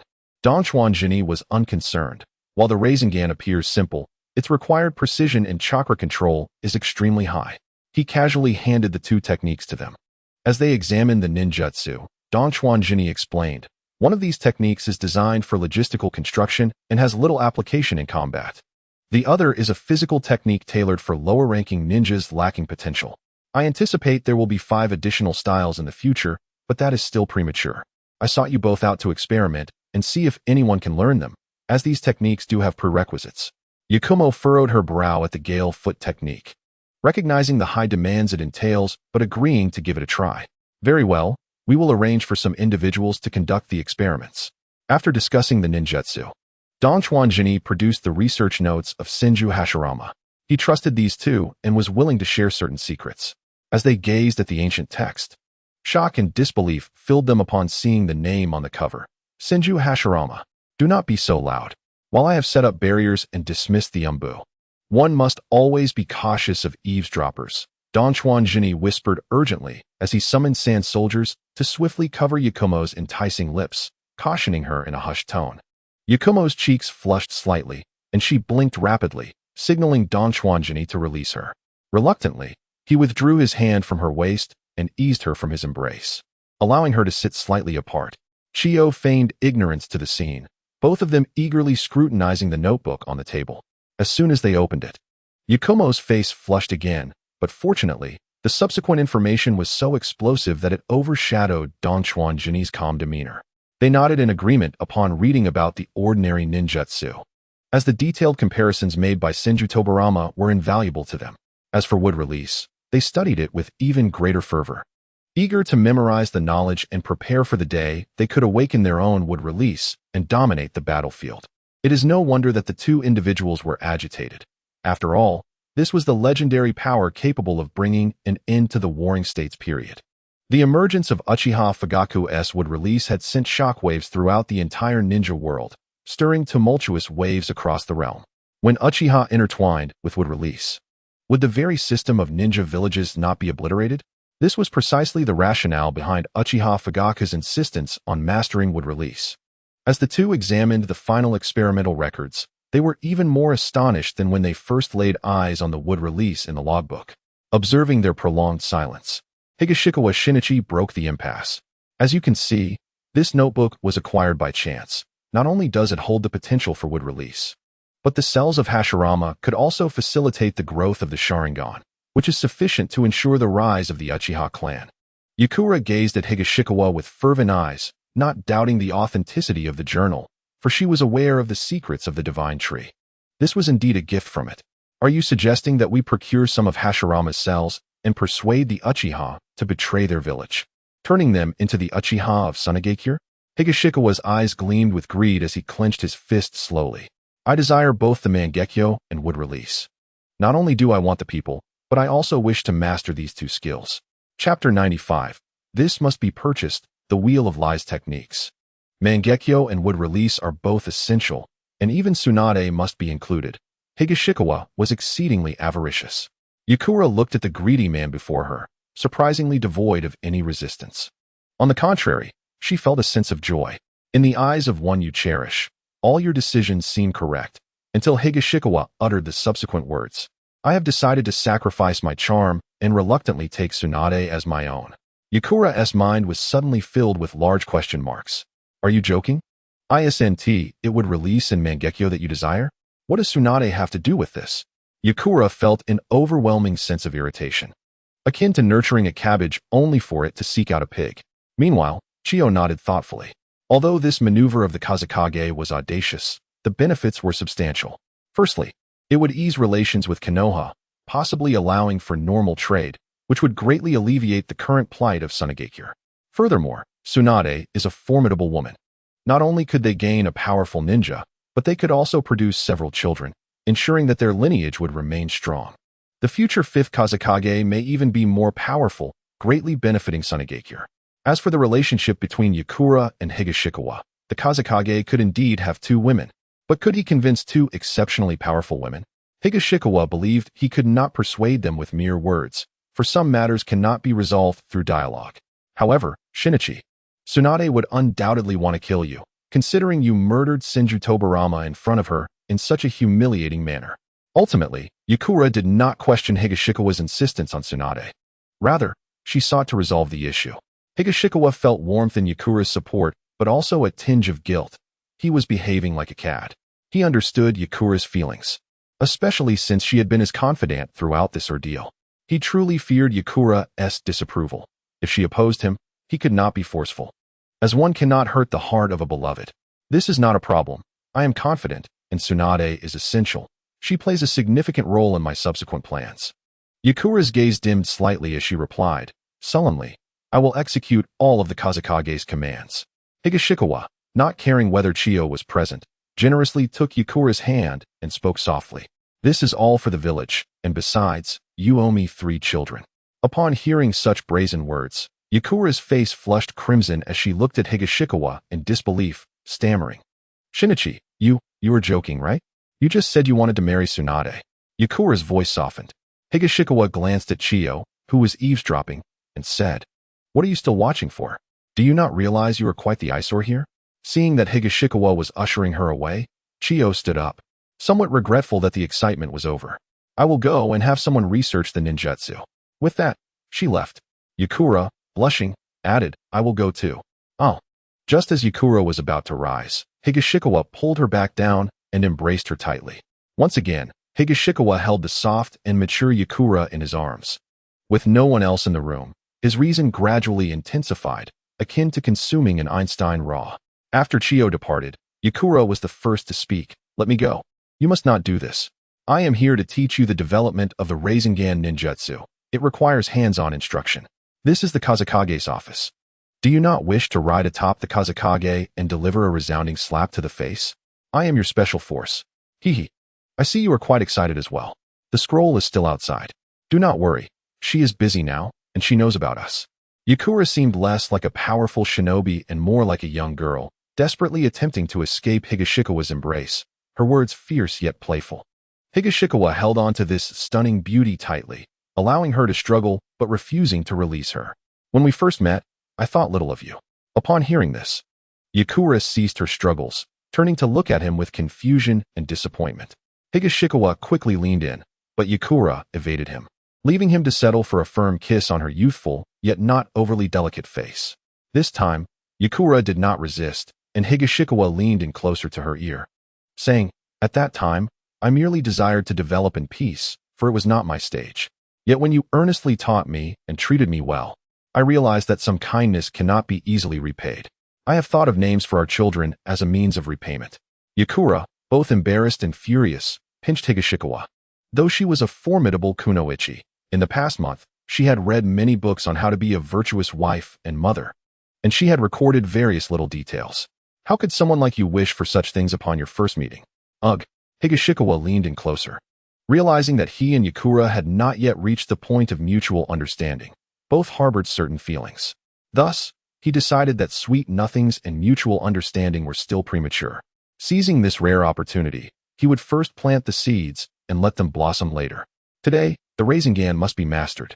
Yakura feigned struggle for a moment, but under Higashikawa's assertive demeanor, she gradually relinquished control, allowing him to impart the knowledge of the Rasengan. The barrier proved to be quite useful, especially since he had instructed the Umbu to maintain vigilance in the vicinity. Initially, he had aimed to prevent any leaks regarding wood release or other confidential matters, but he had not anticipated other applications. Yakura, undoubtedly one of the strongest in Shinichi, possessed formidable physical and mental prowess, such that Higashikawa had to bring forth his true abilities to contend with her. Ultimately, Higashikawa could not help but admire Yakura's combat spirit. After completing her set of 18 Rasengan techniques, she had even exhausted his stamina. Yakura was satisfied and fell asleep. Higashikawa chuckled softly. Her competitive spirit had driven him to carry Yakura into the small lounge adjacent to the office. Holding his aching waist, he smiled wryly. He too needed a good rest. Thus, he resolved to diligently train in physical techniques, for some matters cannot be resolved merely through strength. He set his sights on the wheel of techniques within the system, determined that a month later, Yakura would understand who truly held the power. At this moment, one anxiously returned to the Wind Shadow building, where the barrier still held firm, preventing her from advancing. Lord Wind Shadow had commanded that this meeting was of utmost importance and that no interruptions were to be tolerated unless it was an absolute emergency. With a worried expression, one exclaimed that it was indeed an urgent matter. Orochimaru had defected to a Wagakure, bringing with him the compensation from Konoha. Chapter 96. Orochimaru joins a Wagakure. The three villages of Sand, Rock, and Cloud divide the legendary three ninjas. Clutching an intelligence scroll, one felt an overwhelming sense of urgency. The two Umbu were equally bewildered. Orochimaru's defection with money to a Wagakure was as astonishing as the sun rising in the west and setting in the east. Who was Orochimaru? He was a disciple of the third Hokage, a formidable competitor for the position of Hokage alongside Kakashi Hitake, and his lineage was undeniably rooted in Konoha. He was a hero of the Second and Third Shinobi Wars, and without his valiant resistance against a Wagakure during the Third War, Konoha would not have awaited the return of Minato Namikaze. Everyone knew the potential devastation that could have ensued. Having emerged victorious in the war, Orochimaru was appointed as an elder by the new Hokage, Minato Namikaze, and now they were to learn of his betrayal, aligning himself with an old adversary. This was akin to a defection from a high-ranking official to the enemy in 1949. The two Umbu, not daring to delay further, confirmed the scroll's authenticity and allowed one to proceed. One rushed into the Wind Shadow's office. Upon pushing open the door, she was greeted by an unusual scent, prompting her gaze to scan the sofa, table, coffee table, the Wind Shadow's desk, chair, windowsill, and balcony. Each area exhibited signs of something amiss, along with that peculiar odor. Juan's initial anxiety dissipated, transforming her into a modern-day Sherlock Holmes. Though she had never personally witnessed such intrigues, she had seen enough to recognize the pattern. The shinobi world, after all, had its share of mundane affairs, and some industries were quite prosperous. This scenario was all too familiar. As for the culprit, there was only one possible suspect in the Wind Shadow's office, Tachikawa Shinichi, and perhaps with him, Yakura. It was impossible for Chiyo to be involved. Despite his hunger, Tachikawa Shinichi would not compromise his standards. Thus, only one person remained, Yakura. One felt like an onlooker, realizing that her cherished toy had been snatched away. Yakura had previously assured her that her master was merely testing Tachikawa Shinichi, emphasizing that they were meant to grow together, with a bright future ahead. Yet, this was the nature of the test, Yakura, especially since just yesterday, Tachikawa had playfully teased her. Ah, Tachikawa Shinichi, you are nothing but a scoundrel. One gritted her teeth, genuinely furious. But after the anger subsided, a deep sigh escaped her lips. After all, she was an outsider, fully aware that their relationship was anything but simple. One placed the scroll at the entrance of the lounge, thoughtfully positioning the red section at the top to ensure that both Tachikawa Shinichi and Yakura would see the urgent intelligence upon exiting. The various procedures in Sunagakure had undergone reforms, particularly in the classification of intelligence. Ordinary white scrolls represented daily work reports, while blue indicated matters requiring attention within the village. Purple was reserved for external affairs, documenting events in other nations, and gold served a singular purpose. It was the Wind Shadow's decree from Tachikawa Shinichi. Red, however, signified significant events capable of altering the shinobi world, such as the onset of wars or the annihilation of smaller nations. Later that evening, Tachikawa Shinichi was roused from his slumber by hunger, casting a glance at the still sleeping Yakura, a smile creeping onto his lips. No matter how formidable you are, I am still stronger. Untangling himself from Yakura's embrace, Tachikawa retrieved a clean outfit from the wardrobe, concealing the wounds inflicted by her claws. Despite possessing the perfect Jinchuriki physique, he pondered why he could not heal automatically. After all, these were mere surface injuries. Tachikawa stretched and exited the room, seeking something to eat while tidying up. Upon opening the office door, he was met with a brightly lit room, impeccably clean, yet the barrier outside remained intact. Before he could ponder whether Juan or someone else had tidied up, he noticed the red scroll on the floor. His expression shifted from curiosity to seriousness. What significant event has transpired in the shinobi world? Picking up the crimson intelligence scroll, he made his way to the Wind Shadow's chair, sitting down to peruse its contents. What he read left him utterly astonished. His small butterfly effect had instigated a war 3 years prior, and now this was the fallout. Rewind to yesterday, when Minato Namikaze had just gained considerable influence over the village and was in high spirits, coinciding with the arrival of 400 million ryo from the Fire Country's daimyo. The daimyo and nobility had indeed treated Konoha well, providing a total of 13 billion ryo for war reparations and post-war reconstruction. Had it not been for the need to allocate funds to maintain the Fire Country's operations and their luxurious lifestyle, they would have even increased their support for Konoha. With this year's military budget soaring to 300 million ryo, this intelligence had brought tears to Tachikawa's eyes. Had the Wind Country's daimyo been so generous, he would have had no intention of pursuing vengeance against them. On the contrary, he would have sought to safeguard them, offering them entertainment and pleasures that he was well versed in creating. But I digress. Upon receiving the 400 million ryo from the daimyo, Minato planned to send someone to a Wagakure with the funds. Orochimaru immediately volunteered for the task. Seeing Orochimaru's eagerness, Minato readily agreed. Orochimaru's execution was swift.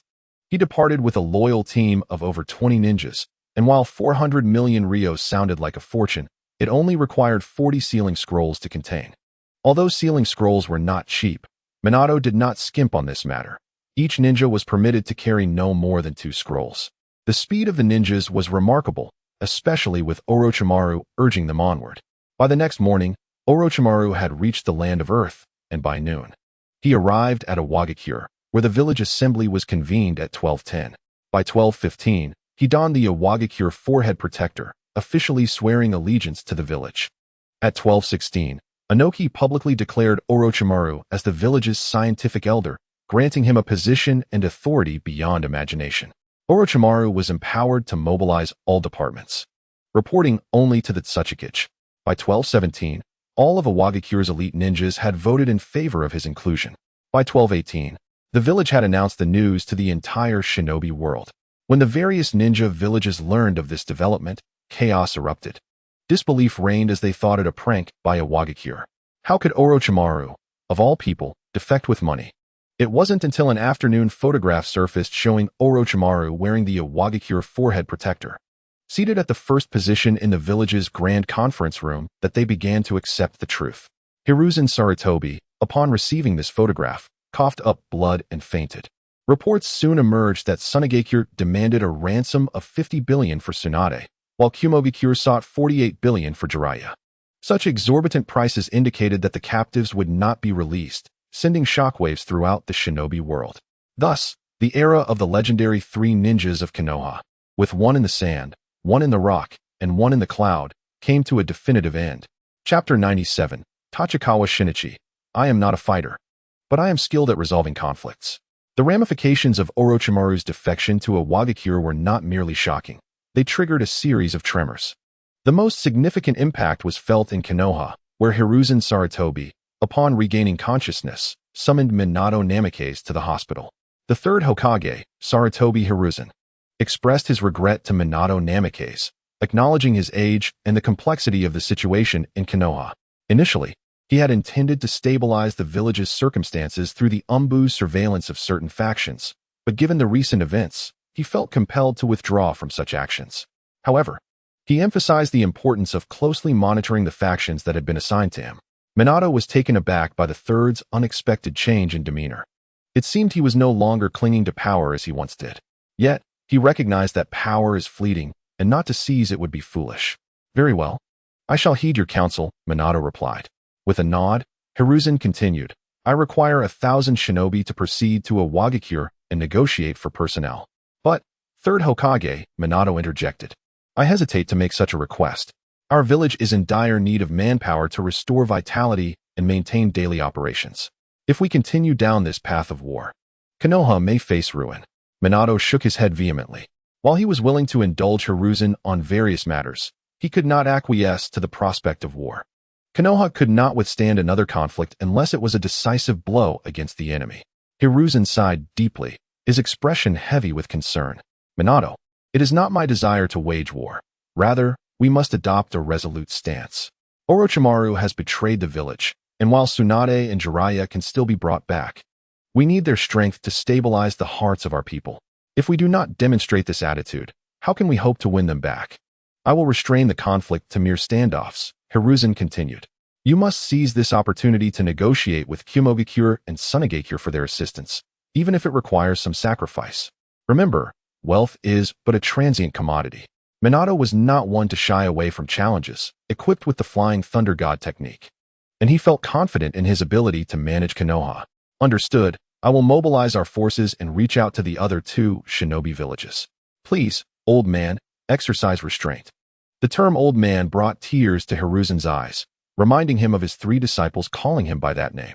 Very well, I shall exercise restraint, he replied, his voice thick with emotion as he grasped Minato's hand. 3 days later, as Higashikawa Shinichi was about to enlighten Yakura on the harsh realities of life, a knock at the door interrupted him. Yakura hurriedly adjusted her crumpled attire, her cheeks flushed as she sat on the sofa, pretending as though nothing had occurred. Kurumi entered with a red scroll, and upon seeing Yakura's lingering blush and Shinichi's uncleaned lipstick marks, she felt a surge of anger. Stay calm, she muttered to herself, reminding herself that these 2 were a couple, and she was merely a participant in their drama. Lord Windshadow, we have received urgent military reports from Konoha. Sarutobi Hiruzen is leading 1,000 shinobi towards Iwagakure, Kurumi announced. What? Has Sarutobi lost his mind? Yakura exclaimed, unable to contain her outrage. Realizing Kurumi's gaze upon her, Yakura felt embarrassed. Recalling how she had suggested testing Shinichi only to find herself entangled in a romantic rendezvous for the past 3 days, Kurumi asked, are you really going to let him have you so easily? Can't you maintain some decorum? Their momentary exchange of guilt faded as Yakura approached the Wind Shadow's desk, urgency in her voice. Should we not also send troops to the borders of the Rain Country in case this is a conspiracy between the 2 villages? Orochimaru may feign surrender to Iwagakure and orchestrate a surprise attack on us in Tsunade. Shinichi and Kurumi exchanged bewildered glances at Yakura's suggestion. Shinichi thought Yakura was succumbing to paranoia. After all, in such a desolate land as the Wind Country, he had little concern for the conflicts instigated by the daimyo. If they dare attack Tsunade, they will find themselves overwhelmed by our logistics, he mused. Kurumi, however, scrutinized Yakura's complexion, noting that while Yakura had once lacked the refinement of Tsunade, her appearance had improved significantly in recent days. Stop looking at me and tell me if my reasoning is sound. Should we deploy our forces? Yakura urged, growing more anxious. Shinichi coughed lightly. Yakura, has the daimyo increased your funding, or has the frequency of wars led you to believe that the other 3 villages would dare engage us on our own soil? Yakura's worried expression dissipated as she realized the implications. Indeed, why would they risk sending thousands of troops across the desert to attack a barren Tsunade? Should we merely observe? Yakura pressed once more. Shinichi's eyes sparkled with resolve. No, we will not merely stand by. Instead, we shall deploy our forces, but not to confront Konoha or Iwagakure. We will station ourselves in the Rain Country to confront Hanzo. Yakura was puzzled, tilting her head in confusion. But if we go to the Rain Country, won't the Akatsuki and Hanzo unite against us? After all, the Akatsuki has just rejected our interest-free loan. Shinichi waved his hand dismissively. The current Akatsuki is still in its infancy, led by Yahiko and his peers. There is little to fear. If it were the peak of their power, I would certainly refrain from engaging. Small nations must possess the courage to act. They may not agree, but they will have no choice. My nature is one of peace, and I prefer to resolve conflicts rather than instigate them. I shall personally lead 1,000 shinobi to mediate between the 2 villages and avert war, thereby maintaining peace in the shinobi world. Kurumi sensed an ulterior motive in Shinichi's plan, but could not pinpoint it. Meanwhile, Yakura gazed at him with admiration and eagerness, as though she wished to absorb his every word. Chapter 98. The turbulent times of the Rain Ninja Village. The news of Sarutobi Hiruzen's military advancement toward Iwagakure sent shockwaves through the shinobi world. With no prior warning or condemnation, Konoha launched its offensive. Only once the Konoha forces had departed did the announcement reach the shinobi world. Iwagakure swiftly responded, declaring that Orochimaru had voluntarily joined them, eager to aid in their growth. The profession of a shinobi fears hunger, financial instability, and threats. But what they truly fear is death. Iwagakure acted with great alacrity, assembling 1,000 shinobi under Inoki's command to confront Hiruzen. The propaganda war between the two villages escalated dramatically. In just a few days, they had issued multiple announcements to the shinobi world. As tensions mounted, Konoha issued another proclamation, stating, "Konoha does not seek war, but Iwagakure's deception in luring our shinobi to betray the village shall be met with a formidable response. The surrender of Orochimaru is essential to avoid conflict." The announcement further warned Kumogakure and Tsunegakure that Konoha could not afford to lose any of its 3 great shinobi. "We are open to discussions regarding ransom, but we are not afraid of battle." This declaration cast a shadow over the shinobi world, raising questions about the impending conflict. Would war erupt once more? Could the great shinobi villages not find peace?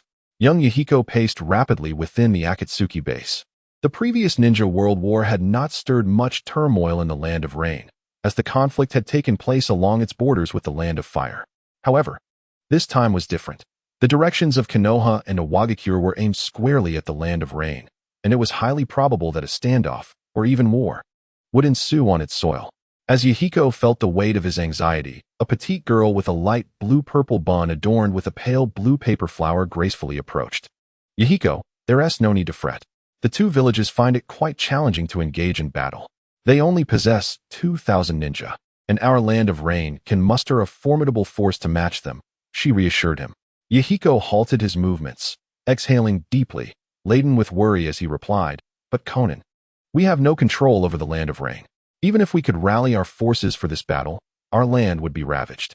They have far more ninja than we do, and should we fall, the Land of Rain will merely serve as a resource for their 2 villages."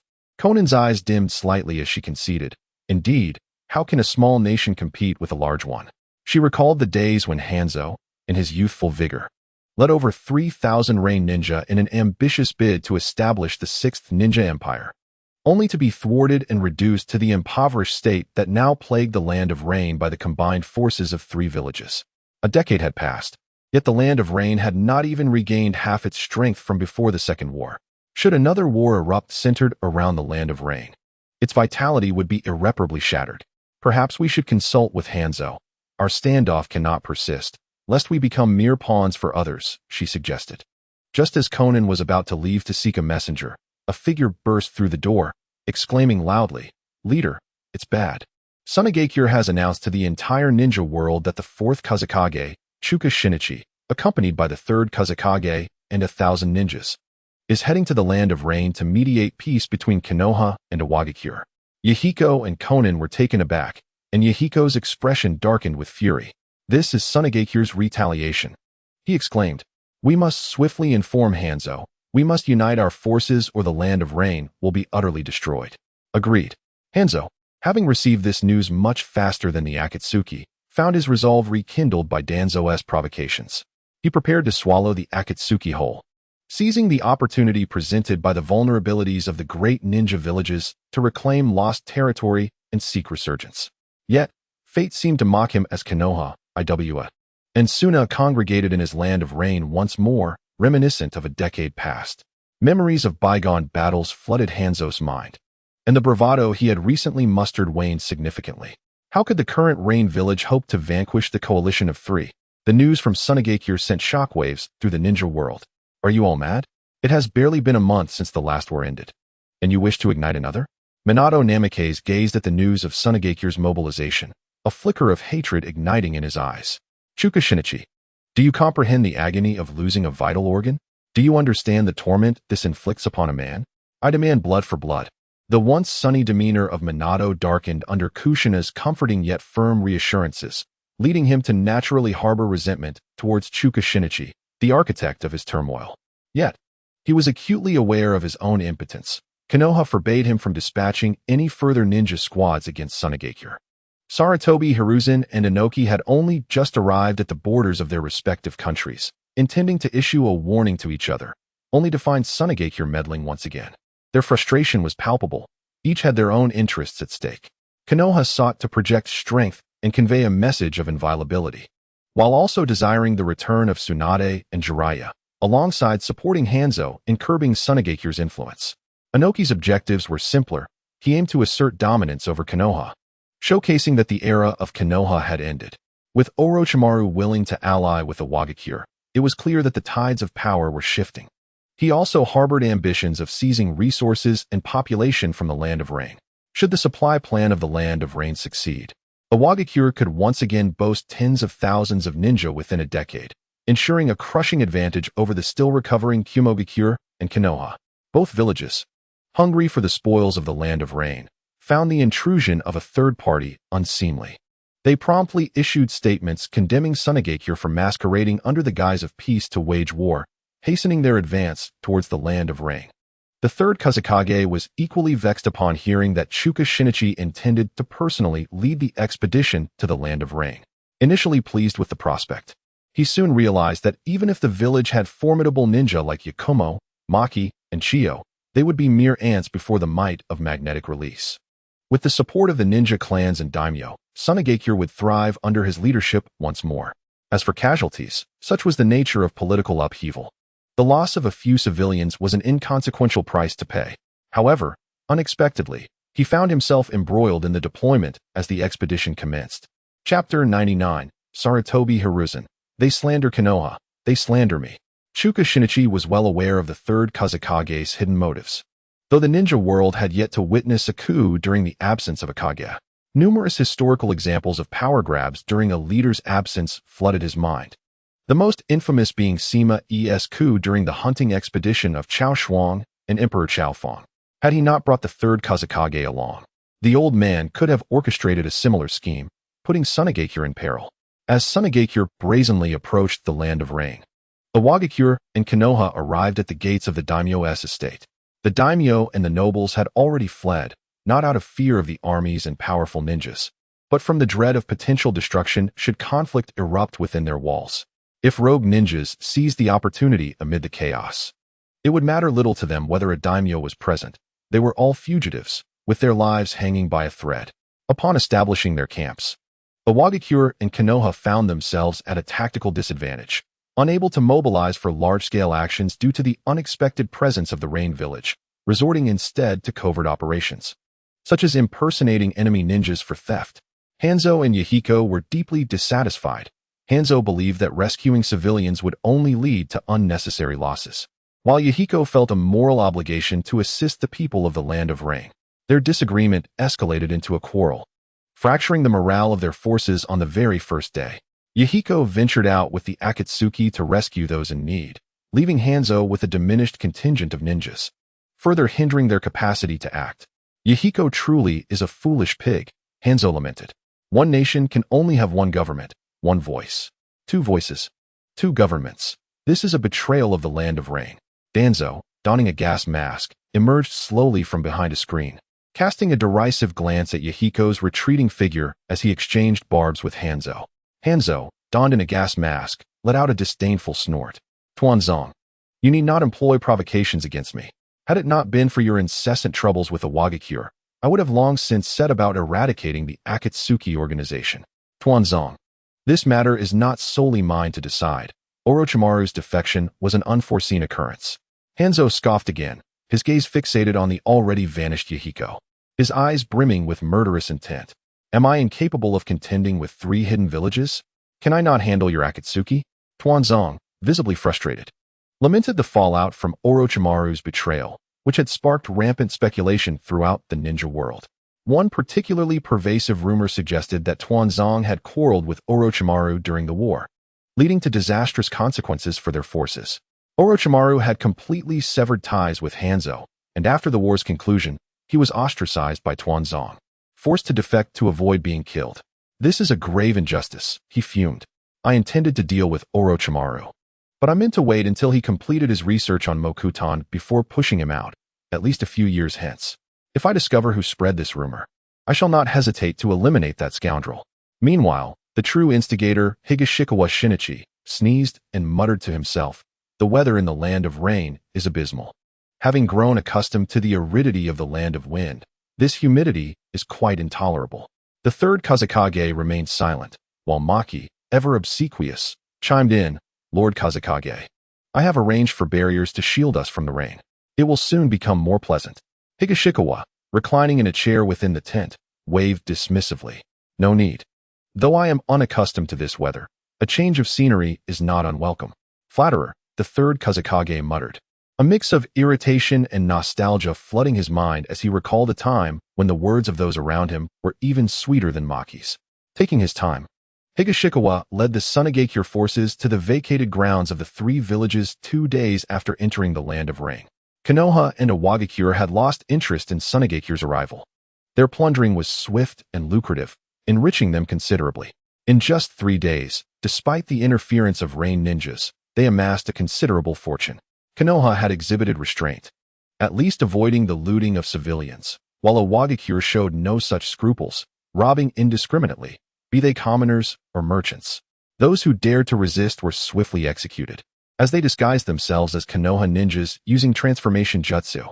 Various children and women were herded together, only to be rescued by Iwagakure, who staged a performance to defeat Konoha ninjas and liberate the hostages, all the while whispering that these Konoha ninjas deserved their fate. Since your homes are gone, why not return with us to Iwagakure? We will ensure your safe and prosperous growth. Many women and children expressed their gratitude. Upon learning of Iwagakure's shamelessness, Sarutobi Hiruzen was incensed and sent messages denouncing them. However, the common folk heard nothing, believing only what they witnessed. The Konoha ninjas, unable to contain their anger, questioned why Iwagakure could commit such despicable acts and shift the blame onto them. Without regard for restraint, they retaliated, engaging in their own pillaging, as they blamed Iwagakure for their actions. In just 2 days, the Land of Rain descended into chaos. Yahiko and Konin were exhausted from dealing with the overwhelming numbers of Konoha and Iwagakure ninjas, who numbered over 1,000, while they had brought merely over 400. Their combat prowess insufficient. Inoki and Sarutobi led seasoned warriors, battle-hardened veterans fresh from the brutal Third Great Ninja War. After just 2 days of scattered skirmishes, the Rain ninjas were reduced to a mere 200. In desperation, Yahiko and Konin, the elite Jonin, devised a plan, ultimately capturing and eliminating several Konoha ninjas. Yahiko and Konin brought the captured Konoha ninjas to their camp, demanding accountability. Sarutobi Hiruzen, upon receiving news of Yahiko's arrival, was filled with fury, not over the theft, but at the humiliation of having his ninjas captured. These fools, how could they be caught by mere Rain ninjas? Thankfully, I had forewarned them. Yet Sarutobi, despite his anger, sought to maintain some semblance of dignity and refrained from outright dismissal. After some deliberation, he ordered Yahiko and Konin to be admitted into the main tent. As they entered with the captured Konoha ninjas, Sarutobi feigned sorrow, lamenting, "These individuals are traitors to Konoha. All 800 of our ninjas are present in the main tent, and they slander us, slander me." Chapter 100. The shameless Sarutobi Hiruzen and the approaching summit of the four Kages. Yahiko and Konin had only heard of Sarutobi Hiruzen as Konoha's venerable elder, a kind figure. They were aware of the misdeeds committed by Konoha ninjas during the Second Great Ninja War in the Land of Rain, which had been the result of rogue actions. The subsequent influence of Jiraiya had further obscured Sarutobi's true nature in their eyes. However, the moment they met him, the illusion was shattered. His shamelessness was unparalleled. Konoha had arrived with 1,000 ninjas, half of whom participated in each act of robbery, rotating their shifts. It was precisely the time for a change of guard, allowing for a full 800 ninjas to be present, a fact that Yahiko could not easily verify. At that moment, one of the kneeling Konoha ninjas shouted, "Sarutobi Hiruzen, the victors write the history. Just kill me. I have tarnished Konoha's image. That Kazekage's mission has been accomplished, haha." The other captured Konoha ninjas joined in laughter, mocking Sarutobi Hiruzen. Feigning outrage, Sarutobi bellowed, "You scoundrels! When has Konoha ever wronged you? You dare betray your village? Guards, take them away and execute them. Let their heads hang at the entrance to serve as a warning to all, so they may understand the fate of those who betray their village." A throng of Konoha ninjas surged into the tent, swiftly dragging the captives outside. Yahiko attempted to intervene, but they were encircled by hundreds of Konoha ninjas, with more converging upon them. Konin clutched Yahiko's arm tightly, imploring, "Yahiko, we are within Konoha's camp. We cannot contend with hundreds of their ninjas." Yahiko's face flushed with anger. Why can they be so shameless? Sighing, Konin shared in his frustration, "I am equally appalled by Konoha's lack of integrity." Yahiko wished to ascertain the fate of the captured ninjas, but they were completely surrounded by Konoha's forces, unable to escape for a glimpse. Moments later, a cacophony erupted outside, thuds and the sound of heads striking the ground, devoid of any cries of anguish. Soon after, an umbu emerged from the tent, allowing the crowd of Konoha ninjas to part, revealing a scene stained with blood, yet devoid of bodies. The umbu knelt, declaring, "All traitors have been executed. Their heads are now displayed at the village gate." "Excellent," Sarutobi exclaimed. "Let the ninja world know that Konoha is a paragon of virtue. Not here to disturb the land of rain, but rather to demand accountability from a Wagakure. Their schemes are futile. Furthermore, to ensure the tranquility of the land of rain and protect against the harassment of a Wagakure ninjas, we shall designate the areas of XXX and XXX under Konoha's protection. All civilians and merchants in this locale will receive our safeguarding." Upon hearing Sarutobi Hiruzen's delineation of territory, Yahiko's vision turned crimson. It precisely encompassed a quarter of the territory bordering the land of rain and Konoha. Yahiko could no longer endure the thought of his homeland being so easily consumed by Sarutobi Hiruzen, who had shamelessly annexed a quarter of their territory. Even if it meant his demise, he vowed to resist this villain with fervor. He shouted vehemently, "Third Hokage, are you attempting to divide our land of rain? If you issue that command, I shall end your life today." Konan, this time, did not dissuade Yahiko. Instead, she drew a kunai, ready for battle, as did the more than 10 members of the Akatsuki organization, each arming themselves. The ninjas from Konoha also prepared for confrontation. Sarutobi Hiruzen merely scoffed. "I could refrain from giving that order, but do you truly believe that tomorrow, Iwagakure and Sunagakure would not issue similar commands? Release them and let these individuals depart." With a wave of his hand, Sarutobi signaled his disinterest in further bloodshed, as it would tarnish his image. Yahiko held steadfast to his ideals of setting aside hatred and uniting to prevent war. A vision that was his unwavering aspiration, one that compelled him to wield his kunai against anyone. His voice was icy as he fixed his gaze on Sarutobi. "You intend to collude with the Wagakure and Sunagakure to carve up the land of rain, and I shall not allow it. Even if it costs me my life, I will stop you." Yahiko was determined to fight, and the normally composed Konan did not restrain him. She merely tightened her grip on the kunai. These were her only two companions, her only family, and even knowing their fate was grim, she was willing to perish alongside them. Sarutobi narrowed his eyes slightly. While he disapproved of Yahiko and Konan's decision, he admired their bravery. Such promising talent should not have emerged from the land of rain. Given time, should war reignite. And if these two were to rise like the likes of Nara Shikamaru and Minato Namikaze, it would bring severe turmoil to Konoha. Such individuals cannot be allowed to remain. Young people with ideals and potential are far too dangerous. One cannot afford to witness another Nara Shikamaru rise. Thus, he would not hesitate to act ruthlessly. Blame it on the fact that you are not from Konoha. For the sake of Konoha, I am willing to bear this infamy. Just as Sarutobi was poised to issue the command for execution, an umbu suddenly appeared. Third Hokage, the fourth Kazekage of Sunagakure, Nara Shinichi, along with the third Kazekage and 50 ninjas, requests an audience with you. Sarutobi furrowed his brow, a sense of foreboding washing over him. Konan breathed a sigh of relief. Although she was unaware of the fourth Kazekage's intentions for visiting Konoha's encampment, she knew that with the arrival of a third-party force, one that was not aligned with Konoha, it meant that everyone's lives would be spared. Even if Sunagakure and Konoha intended to divide the land of rain, at least they would not die here today, as long as they lived. There remained a chance to reclaim their homeland. Yahiko continued to glare at Sarutobi, seeing him and Nara Shinichi as two peas in a pod. Both villains intent on dividing the land of rain. Sarutobi snorted dismissively, deciding against issuing a kill order for the two. "What are you all standing around for? Bring the fourth Kazekage and the third Kazekage inside. We of Konoha pride ourselves on our hospitality. Prepare the main tent and lay out a banquet to welcome the shadows of the three nations."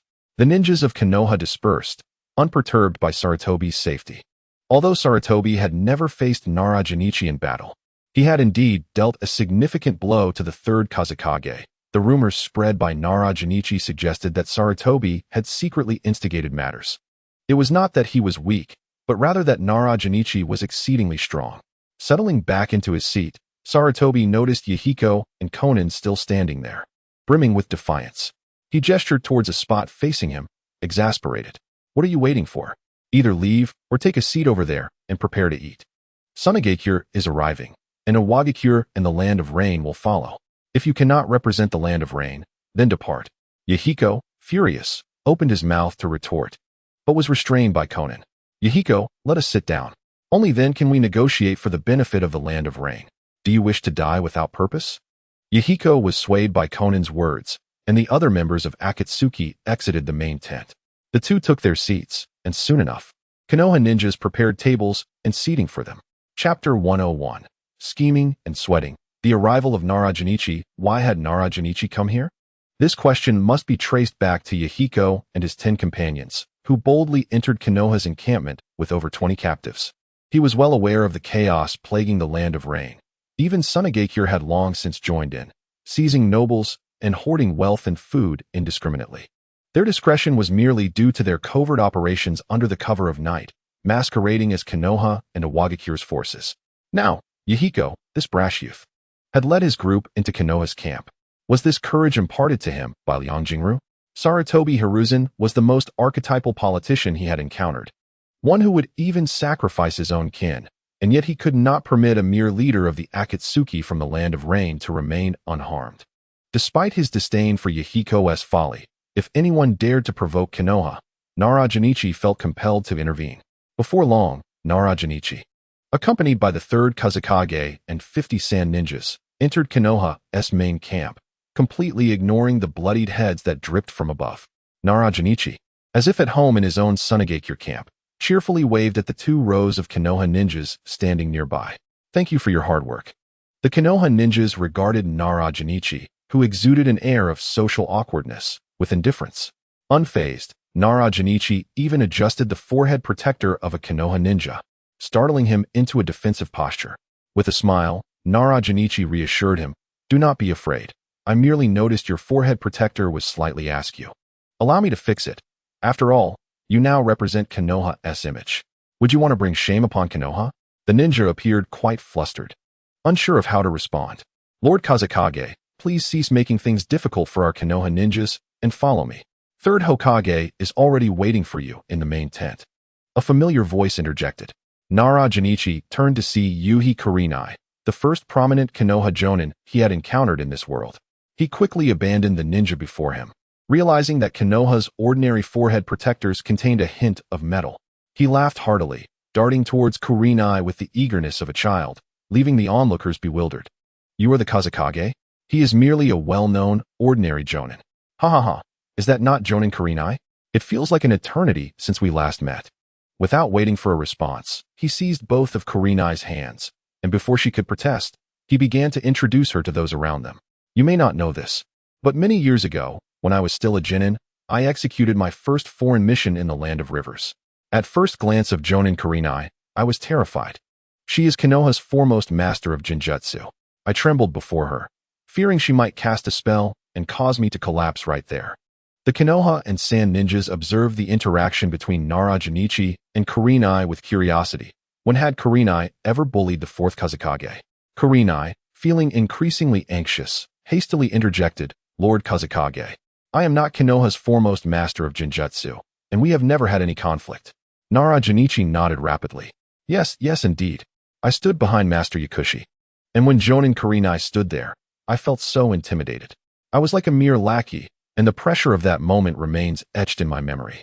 After the war began, I have never felt such fear in the presence of the likes of Hatake Tsukumo, Namikaze Minato, Tsunade, or even Sarutobi Hiruzen. As the crimson sun set, the anxious expression on Yuhi Kakashi's face deepened with each passing moment. To his surprise, Hiroshi Takuchin offered him a warm smile. Among all the figures in Konoha, it was Yuhi Kakashi, the esteemed jonin, who left the most profound impression on me. The rest were merely forgettable. From my perspective, the position of the 4th Hokage rightfully belonged to Kakashi, while Minato Namikaze was merely a defeated pawn. All the ninjas were taken aback. How could such startling news arise? A change in Hokage? Yet, the Wind Shadow's words held a semblance of truth. Kakashi's serious demeanor was etched with fear as he shouted, his voice trembling with agitation. "Wind Shadow, do not slander me. There exists but one 4th Hokage, and that is Lord Minato Namikaze. My loyalty is unwavering, as the heavens can attest." Takuchin feigned realization. "I misspoke. It is the 3rd Hokage who is inadequate. The third should have stepped down to allow Kakashi to ascend. Had he done so, perhaps the war would not have concluded so swiftly, and Konoha's losses would have been significantly less. With a sorrowful expression, Takuchin lamented. All this is due to the nefarious Sarutobi Hiruzen, who obstructed Konoha's peace and victory. If Kakashi had possessed the authority, we of Sunagakure would have surely reconciled with Konoha. I hear that Kakashi has a beautiful and charming daughter, truly a winner in life. The eyes of the Konoha and Sunagakure ninjas widened in disbelief. Could they truly be hearing such outrageous statements? The third wind shadow stood in stunned silence. Incredulous at the shamelessness of it all, not only had Takuchin dug a pit for Kakashi, but he also had the audacity to covet his daughter. Enough of your divisive antics, fourth wind shadow, Kakashi declared. Neither I nor the fourth Hokage shall fall for your tricks. At that moment, Sarutobi Hiruzen rushed out, followed closely by Yahiko and Konin, all staring at the man adorned in divine robes before them. This man exuded charm and vigor, prompting admiration. Indeed, he was the youngest and most handsome among the shadows since the founding of the ninja world. An article had once claimed that a meticulous study ranked the strength of all village shadows, with Senju Hashirama at the pinnacle. Yet the most handsome was none other than Takuchin. Indeed, such articles were authored by Takuchin himself, a means of crafting a reputation and establishing a persona. All for the benefit of Sunagakure, without a hint of shame. As Sarutobi Hiruzen awaited Takuchin in the tent, the astonished murmurs of the ninjas reached his ears, filling him with unease. He hurried outside, only to find Takuchin stirring Kakashi further. Takuchin, noticing Hiruzen's displeased expression, felt no remorse and laughed heartily. Ah, the third Hokage has arrived. Just now, Kakashi was speaking of you. Kakashi, already drenched in sweat, immediately shouted at Hiruzen. Third Hokage, do not heed his words. He is slandering me. Yahiko and Konin exchanged glances, realizing they had heard similar phrases before. Was this the cultural legacy of Konoha?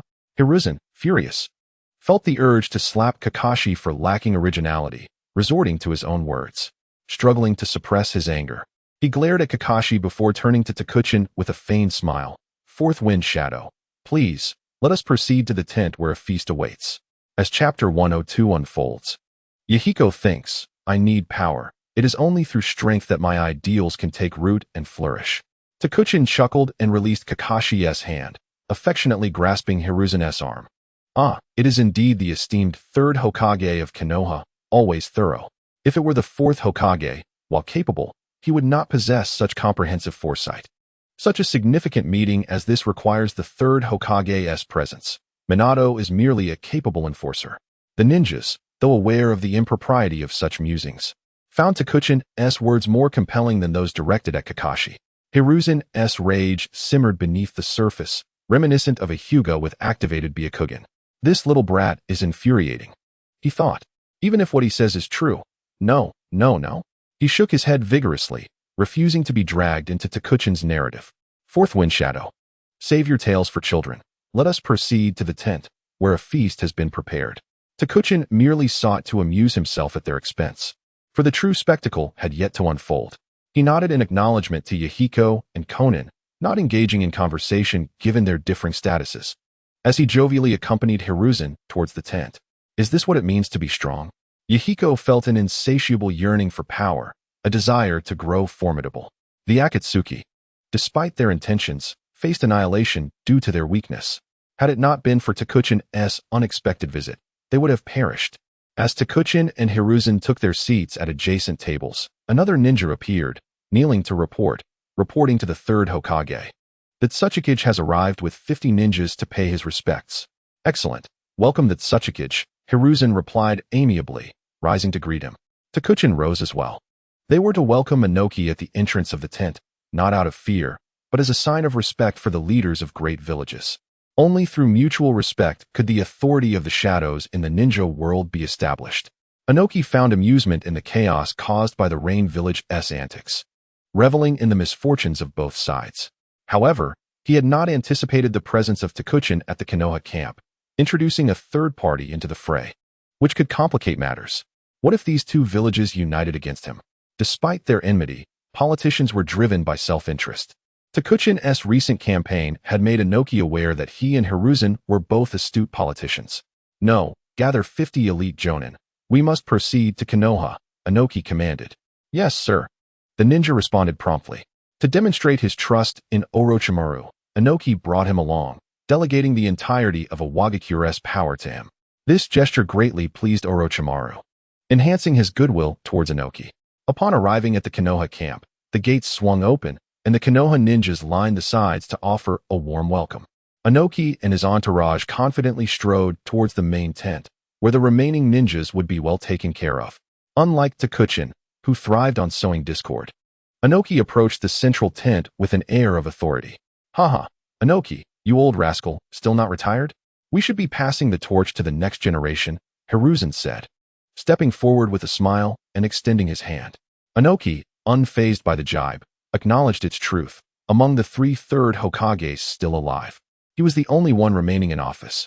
Our Hidden Rock village does not possess exceptional heirs like other ninja villages, nor do we have multiple contenders for the position of 4th Tsuchikage, unlike your Leaf village, where 3 or 4 individuals can be identified as candidates, even for the 5th. My position as 4th Tsuchikage may have to be postponed, but fortunately, I have recently discovered a highly suitable candidate. Sarutobi Hiruzen's expression twitched slightly at the mention of this candidate, who is none other than Orochimaru, a fact that only adds salt to his wounds. The potential successors to the 4th Hokage include Kakashi Hatake, Orochimaru, Tsunade Senju, and even Jiraiya, who could serve as a temporary placeholder. While Minato Namikaze stands out as the optimal choice for the 5th Hokage. However, for these 3 individuals, they either must not perish or betray the village. 2 of them have even been captured, which depletes the luck that the 1st Hokage once possessed. Sarutobi Hiruzen cast a wistful glance at Inoki and Higashikawa Shinichi. Oh, these are merely old tales. Let us proceed to the main tent for the feast.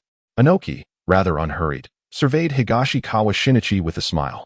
So, this is the 4th Kazekage, a truly remarkable figure, indeed worthy of being the child of fortune nurtured by the desert over 50 years. Indeed, the concept of a child of fortune is something Higashikawa Shinichi has propagated, elaborating on the notion of luck in his writings. Before the Second Great Ninja War, luck was at its zenith, with the Land of Fire claiming half, while the remaining nations divided the rest. The Land of Earth and the Land of Lightning each held 30%, while the Land of Wind and the Land of Water shared 15%, with all the smaller nations collectively possessing 5%. That 5% of luck rebounded, giving rise to the formidable Hanzo, but alas, he was born in an unfavorable time and met a tragic end, with that luck subsequently seized by Konoha, leading to the total dissipation of the smaller nation's fortunes. Konoha successfully acquired over half of the luck, establishing itself as the absolute dominator, while the fortunes of the other 4 nations were gradually consumed, resulting in an impressive display of 10 powerful figures from Konoha. The ebbing of luck ultimately triggered the onset of the Third Great Ninja War.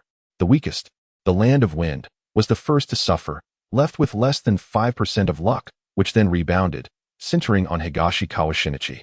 With the victory of war, the luck of the Land of Wind surged to 15%. Although the Land of Earth did not suffer defeat, it could not withstand the complete loss of the Land of Lightning, leaving it with under 5% of luck. The Land of Earth absorbed the luck of the Land of Lightning, rising to 25%. Meanwhile, the Land of Water, having successfully pilfered luck from Konoha, along with its 75%, now commands 30% of luck, while Konoha's luck plummeted to 35%, still in decline, flowing towards the smaller nations and the Land of Water. This notion of luck, intertwined with historical coincidences and future repercussions, enjoys considerable credibility throughout the ninja world. Even before Higashikawa Shinichi embarked on his journey, he proclaimed that the luck flowing from Konoha had coalesced in the Land of Rain. This prompted Inoki and Sarutobi Hiruzen to adopt a mindset of cautious belief, leading them to commence destruction and pillage in the Land of Rain. Chapter 103, Yahiko's Growth. The birth of a new red ideal as everyone took their seats. Despite the existing grievances among them, the atmosphere transformed, and they engaged in light-hearted banter, appearing as if no animosities existed. Even Higashikawa Shinichi complimented Konoha for its abundance of talent, while Inoki and Sarutobi Hiruzen praised the recent successful reforms in Sunigakure. A collective display of mutual flattery ensued.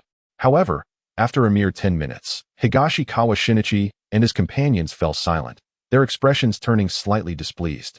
Kori attempted to speak, but was halted by Inoki. Yahiko and Konan sensed a shift in the ambience of the tent, one that hinted at an impending storm. Given Higashikawa Shinichi's youth, he felt inclined to voice some impetuous remarks. It appeared that the Land of Rain was unwilling to extend us any courtesy. Thus, let us take the initiative. Upon hearing this, Yahiko anxiously interjected, asserting, "We can represent the Land of Rain. Are you the leader of the Land of Rain?" Inoki's words effectively silenced the argument. Yahiko's face fell, wishing to protest. Observing this, Higashikawa Shinichi seized the moment to deliver a further blow. "You may not be the leader of your village, but do you possess the strength of a leader? If so, I can guarantee that the Kazekage and Hokage will retain you both, as your abilities could represent the Land of Rain." Inoki and Sarutobi Hiruzen nodded in agreement. Yahiko's expression darkened. He stood before figures of great renown, each having emerged from the battlefield, their names celebrated across the ninja world, while he held only a modest reputation in the Land of Rain. Seeing that Higashikawa Shinichi and Inoki had both spoken, Sarutobi Hiruzen could not hold back and promptly issued an eviction notice. "You two should leave. We have shown our respect for Hanzo. The matters ahead concern the 3 great ninja villages. If you wish to blame someone, blame your lack of strength or Hanzo's disregard for us." As Sarutobi Hiruzen's words echoed in the tent, 4 ninjas entered, gesturing for Yahiko and Konan to exit. "Please, you two." Yahiko and Konan, filled with indignation, remained silent as Konoha's ninjas escorted them out of the camp. Upon glancing up at the heads displayed at the entrance, their expressions soured further.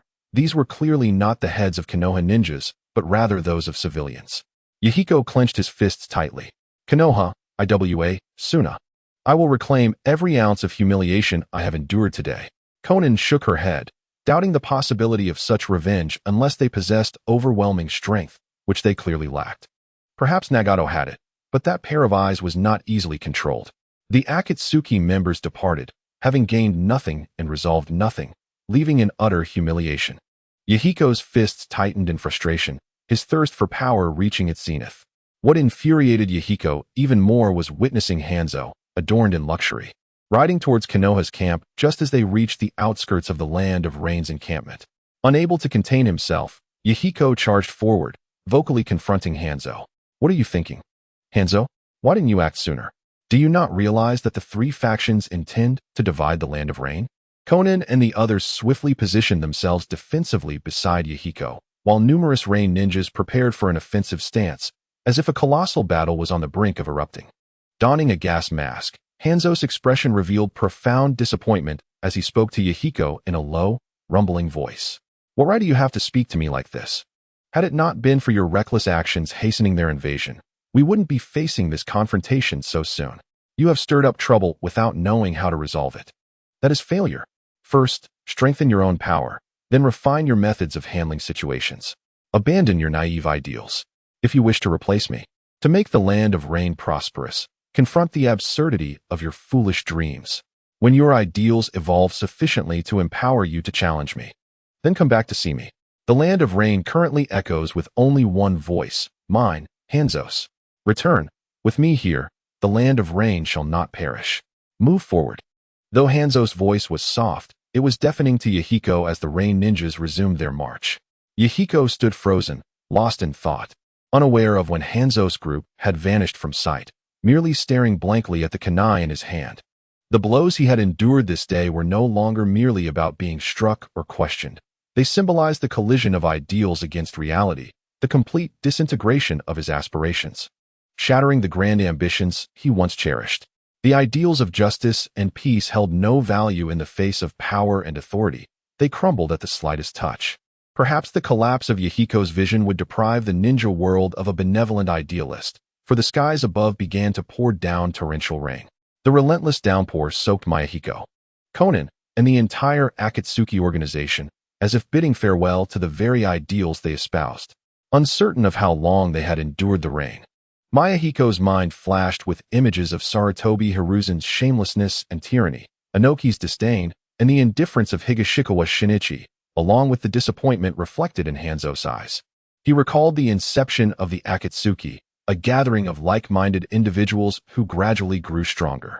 Under their guidance, although the populace faced poverty, they lived in peace and stability. The common people greeted them with smiles and accolades, and many families relocated under their governance. Despite the toil, there was happiness, a vision of beauty and aspiration. As the fragmented memories of today's revelations intertwined with his long-held ideals, a vivid red materialized before him. Mayahiko tightened his grip on the kunai, his voice raspy. Hanzo was right. Their current strength was still too feeble, and the number of their comrades was insufficient. They needed power, status, and the support of more individuals. Perhaps it was time to shift their perspective, to unite all who could be united under the leadership of the powerful. Only in this way could they realize their nascent red ideal. Mayahiko gazed into the endless deluge, a flicker of obsession and ambition igniting in his eyes. He envisioned consolidating all the ninjas from the small hidden villages and all who yearned for peace, rising from the shinobi world, even if it meant opposing the entire realm. "Let us return," he declared. "We need the people. We need them to take up their sickles and hammers, to arm themselves and become their own masters." Conan observed the sudden straightening of Mayahiko's spine, as if she perceived several indistinct shadows behind him, faint yet stirring, evoking a fervor within. The members of Akatsuki departed, not returning to the Rain Village's main camp, but heading towards their territory. If Hanzo believed that the nation would not perish, then Mayahiko was willing to place his faith in that notion. Chapter 104. A discussion of heroes over wine in the shinobi world. Hanzo arrived. Yet this time the trio remained seated, not even rising to greet him as he entered the main tent with one of his guards. They remained still, and Sarutobi pointed toward the entrance.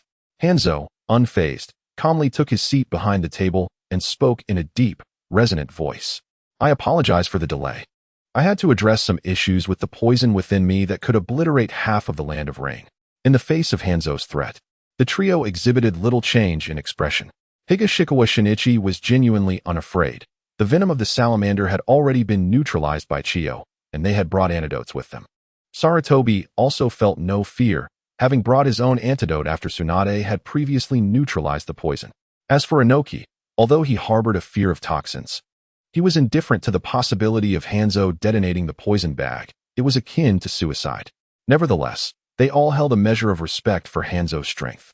Higashikawa Shinichi cheerfully poured himself a drink from the warm plum wine jar and raised his glass to the others. "I can understand. The Rain Shadow is merely concerned for the safety of the Land of Rain. It is rare for our four nations to gather here peacefully rather than on the battlefield.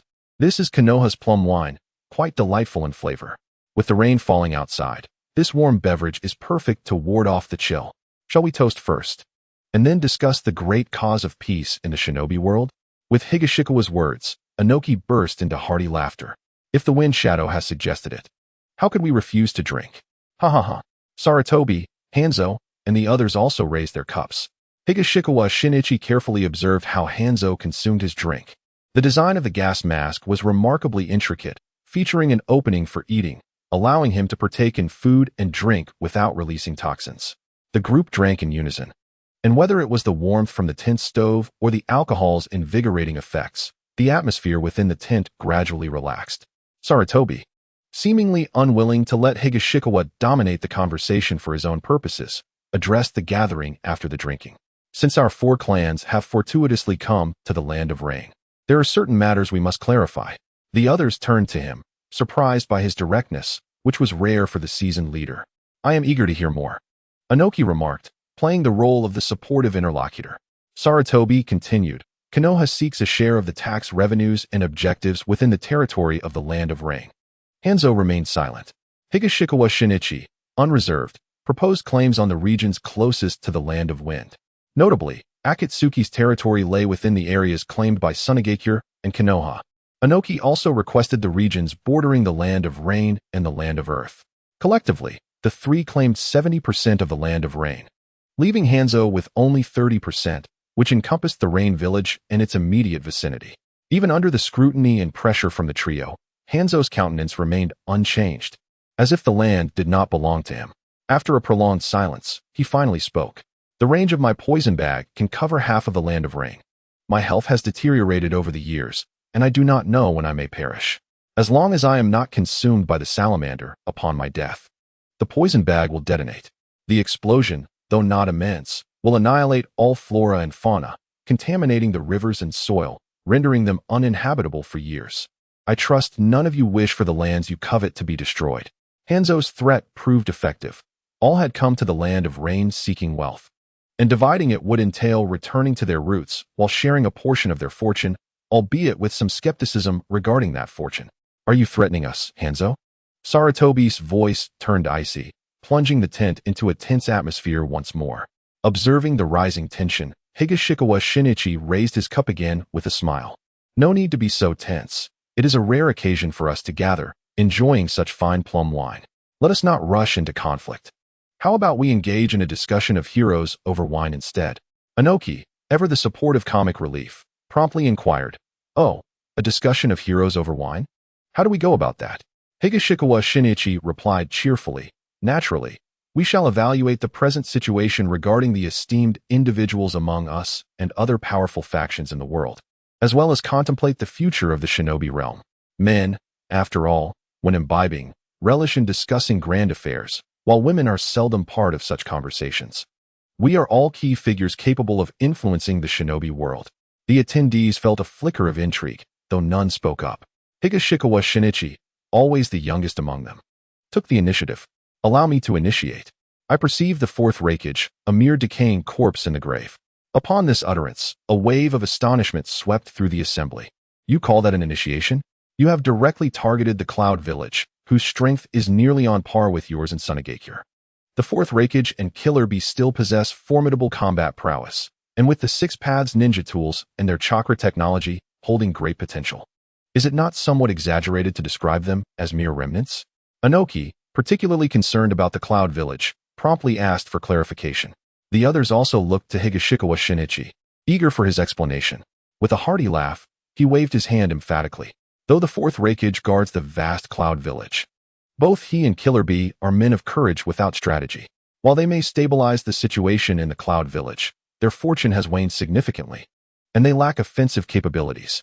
If our three factions join forces to corner them on the plateau, rendering them immobile, the fourth Reikage's survival will ensure that his fortune remains tied to him, preventing the emergence of the next strong leader. In a few years, will he not be nothing more than a decaying corpse?" In the presence of Inoki, a realization dawned upon him. The entity most desirous of Yunin's demise was undoubtedly Iwagakure. Should the three villages successfully conspire to encircle Yunin village, he would be the first to acquiesce. Inoki spoke with fervor. What a fitting analogy. Akin to the bones of the deceased in a tomb. I wholeheartedly concur with the fourth Kazekage sentiment. Since our three clans are gathered here, why not deliberate on the method to seal Yunin village? Tokugawa Shinichi swiftly interjected. Hold on. We mustn't frame the discussion in such violent terms. We are here to celebrate heroes over wine. Let us instead focus on the smaller nations surrounding us, beginning our discourse with the heroes emerging from those realms. He continued. Take for instance Takigakure. Its vast territory, coupled with the presence of the Seven Tails, and its participation in the first 5 Kage Summit, suggests that it could yield figures of renown akin to the esteemed Hanzo of the Salamander. At this moment, Hanzo found his myriad doubts dissipating. Why was it that the representatives from the 3 villages chose to keep him present? Tokugawa Shinichi had deliberately retained Hanzo, likening him to Ma Teng in relation to Cao Cao. Regardless of what strategies Cao Cao employed in warfare, others would inevitably invoke Ma Teng as leverage against him, forcing Cao Cao into a defensive posture, thus complicating matters. Upon Tokugawa's pronouncement, both Inoki and Saratobi Hiruzen adopted a more serious demeanor, despite their belief that Takigakure posed no immediate threat. However, Takigakure had been the 6th hidden village prior to the rise of Amigakure under Hanzo's leadership. In those days, both Senju Tobarama and the 2nd Tsuchikage had launched assaults against the neighboring Takigakure. Observing the slight change in expressions of the 2 leaders, Tokugawa adeptly shifted the topic. May I inquire your esteemed opinions on which village will first regain its vitality post-3rd Shinobi War? Which suffered the greatest losses? Who faces the most internal strife? Who shall emerge victorious? And who will dominate the era preceding the 4th Great Ninja War? His words resonated deeply, plunging Inoki, Saratobi, and others into profound contemplation. After a moment, Tokugawa called upon Inoki directly. Lord Tsuchikage, being the eldest and most seasoned in your role, surely you possess unique insights. Would you kindly enlighten us? Acknowledged. Inoki, aware of his counterpart's status, refrained from dismissive remarks. After a brief reflection, he responded, The village most likely to recover first is undoubtedly Kirigakure. Though they have lost their Mizukage, they have sustained minimal damage, having seized numerous resources and bloodline abilities from Konoha. At this juncture, all eyes turned to Sarutobi Hiruzen, whose expression became notably strained as he sensed the scrutiny, unable to feign ignorance. He coughed lightly and said, "Do not look to me. Please, continue, Lord Suchikage."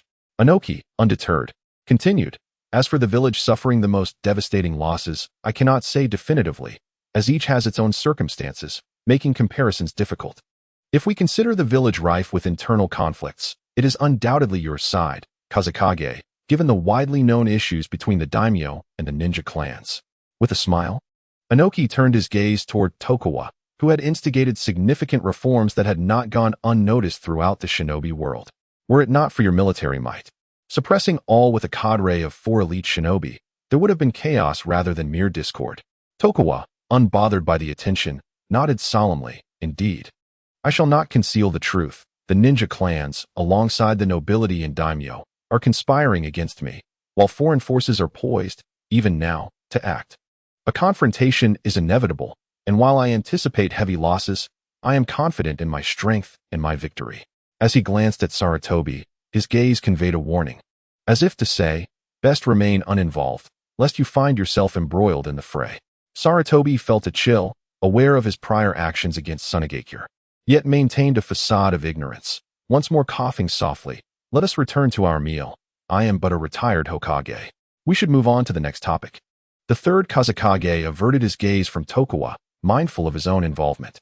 Anoki lamented the missed opportunity for a heated exchange, recognizing that Konoha's blockade of the Land of Wind had incited turmoil in the Land of Rain, revealing the true motives behind Tokuwa's maneuvers. Now, as for the ultimate victor, it is surely the Land of Water. They have endured the least damage while reaping significant rewards. As for who will command the era prior to the 4th Great Ninja War, and who may emerge as the strongest in the 4th season, that will hinge upon our collective strategies. If pressed to choose, I would lean towards Konoha and Kirigakure. As for the strongest in the 4th season, I cannot say for certain, for I yearn for a world devoid of war, where peace reigns for all. Indeed, it is as it should be. For the peace of the shinobi world, let us raise our glasses, Sarutobi said, lightening the mood. Tokuwa, however, offered no courtesy, his demeanor cold and unyielding. "Lord Suchikage, Lord Hokage, as seasoned leaders, you may refrain from addressing certain matters for fear of their repercussions on the shinobi world. Yet I, Tokuwa Shinichi, have no such reservations." The assembly gazed at him in astonishment as he stood, retrieving a map of the shinobi world and affixing it to the screen behind him. Pointing at Kirigakure, he declared with conviction, "The current dominator of our world is Kirigakure, and it shall also dictate the course of future conflicts." Isolated and unscathed, Kirigakure stands poised to seize control. Should they manage to conquer the lands of Tu, Kumo, Yuzushiogakure, and Takumi, they could effectively seal off the entire shinobi continent, manipulating the fates of our 4 great villages, reducing us to mere pawns in their game, systematically undermining our strength and ensuring their own invincibility. He continued passionately, "Once Kirigakure transforms this influx of talent and resources into military might, within a mere decade, their power will necessitate an alliance between Iwagakure and myself. Only Konoha might withstand them alone. Yet would Konoha dare engage in full-scale war at that juncture?" Tokuwa's voice resonated as he emphatically struck the map, the sound echoing throughout the room. "Our shinobi villages may descend into chaos and conflict, yet like the 3rd war, Kirigakure will reap the benefits. Should we endure another war, it will take the combined effort of our 3 villages to stand against them. What fate awaits the shinobi world after the 4th and 5th wars? Are we to exist under the shadow of Kirigakure?" The assembly, now somber and contemplative, listened intently as Tokuwa continued to articulate his thoughts. "Furthermore, consider the myriad smaller nations. The 3rd war did not engulf them all. Takigakure, a venerable village, surely possesses its own legacy, does it not? The current leader of the Rain Country, despite holding rather laughable ideals, may yet adapt. Though fickle, they have shifted allegiances between the Fire and Earth nations and now claim the ability to create all ninjutsu in the Land of Grass. The Iron Country, self-proclaimed as a permanent neutral nation, tirelessly researches the fusion of chakra and blade techniques, producing figures like Kakashi Hitaki, well known to us all. He elaborated on the unique strengths of various villages, from the ice techniques of Yakura to the peculiar chakra of Hashigakure and the 7 ninja swordsmen of Takumi village. He spoke of the dark cults of Yumgakure and the shadowy forces of Koton village, all while emphasizing the diverse capabilities of the myriad clans scattered across the continent. When the villagers of Konohagakure and other races unite, one must ponder whether nobility is truly a matter of birthright, or if great nations are inherently destined for greatness. The dragon lurks beneath the deep waves, mingling with the humble frog, biding its time for the day it shall rise and shake the very foundations of the world. Although the seasoned veterans, Oyama Moku and Saratobi Hiruzen, are well acquainted with the intricacies of their craft, they cannot help but admire the grand vision of the shinobi world painted by Higashikawa Shinichi. The magnificence and splendor of this future evoke a deep yearning and an awe for the vast, rich, and wondrous realm of the shinobi.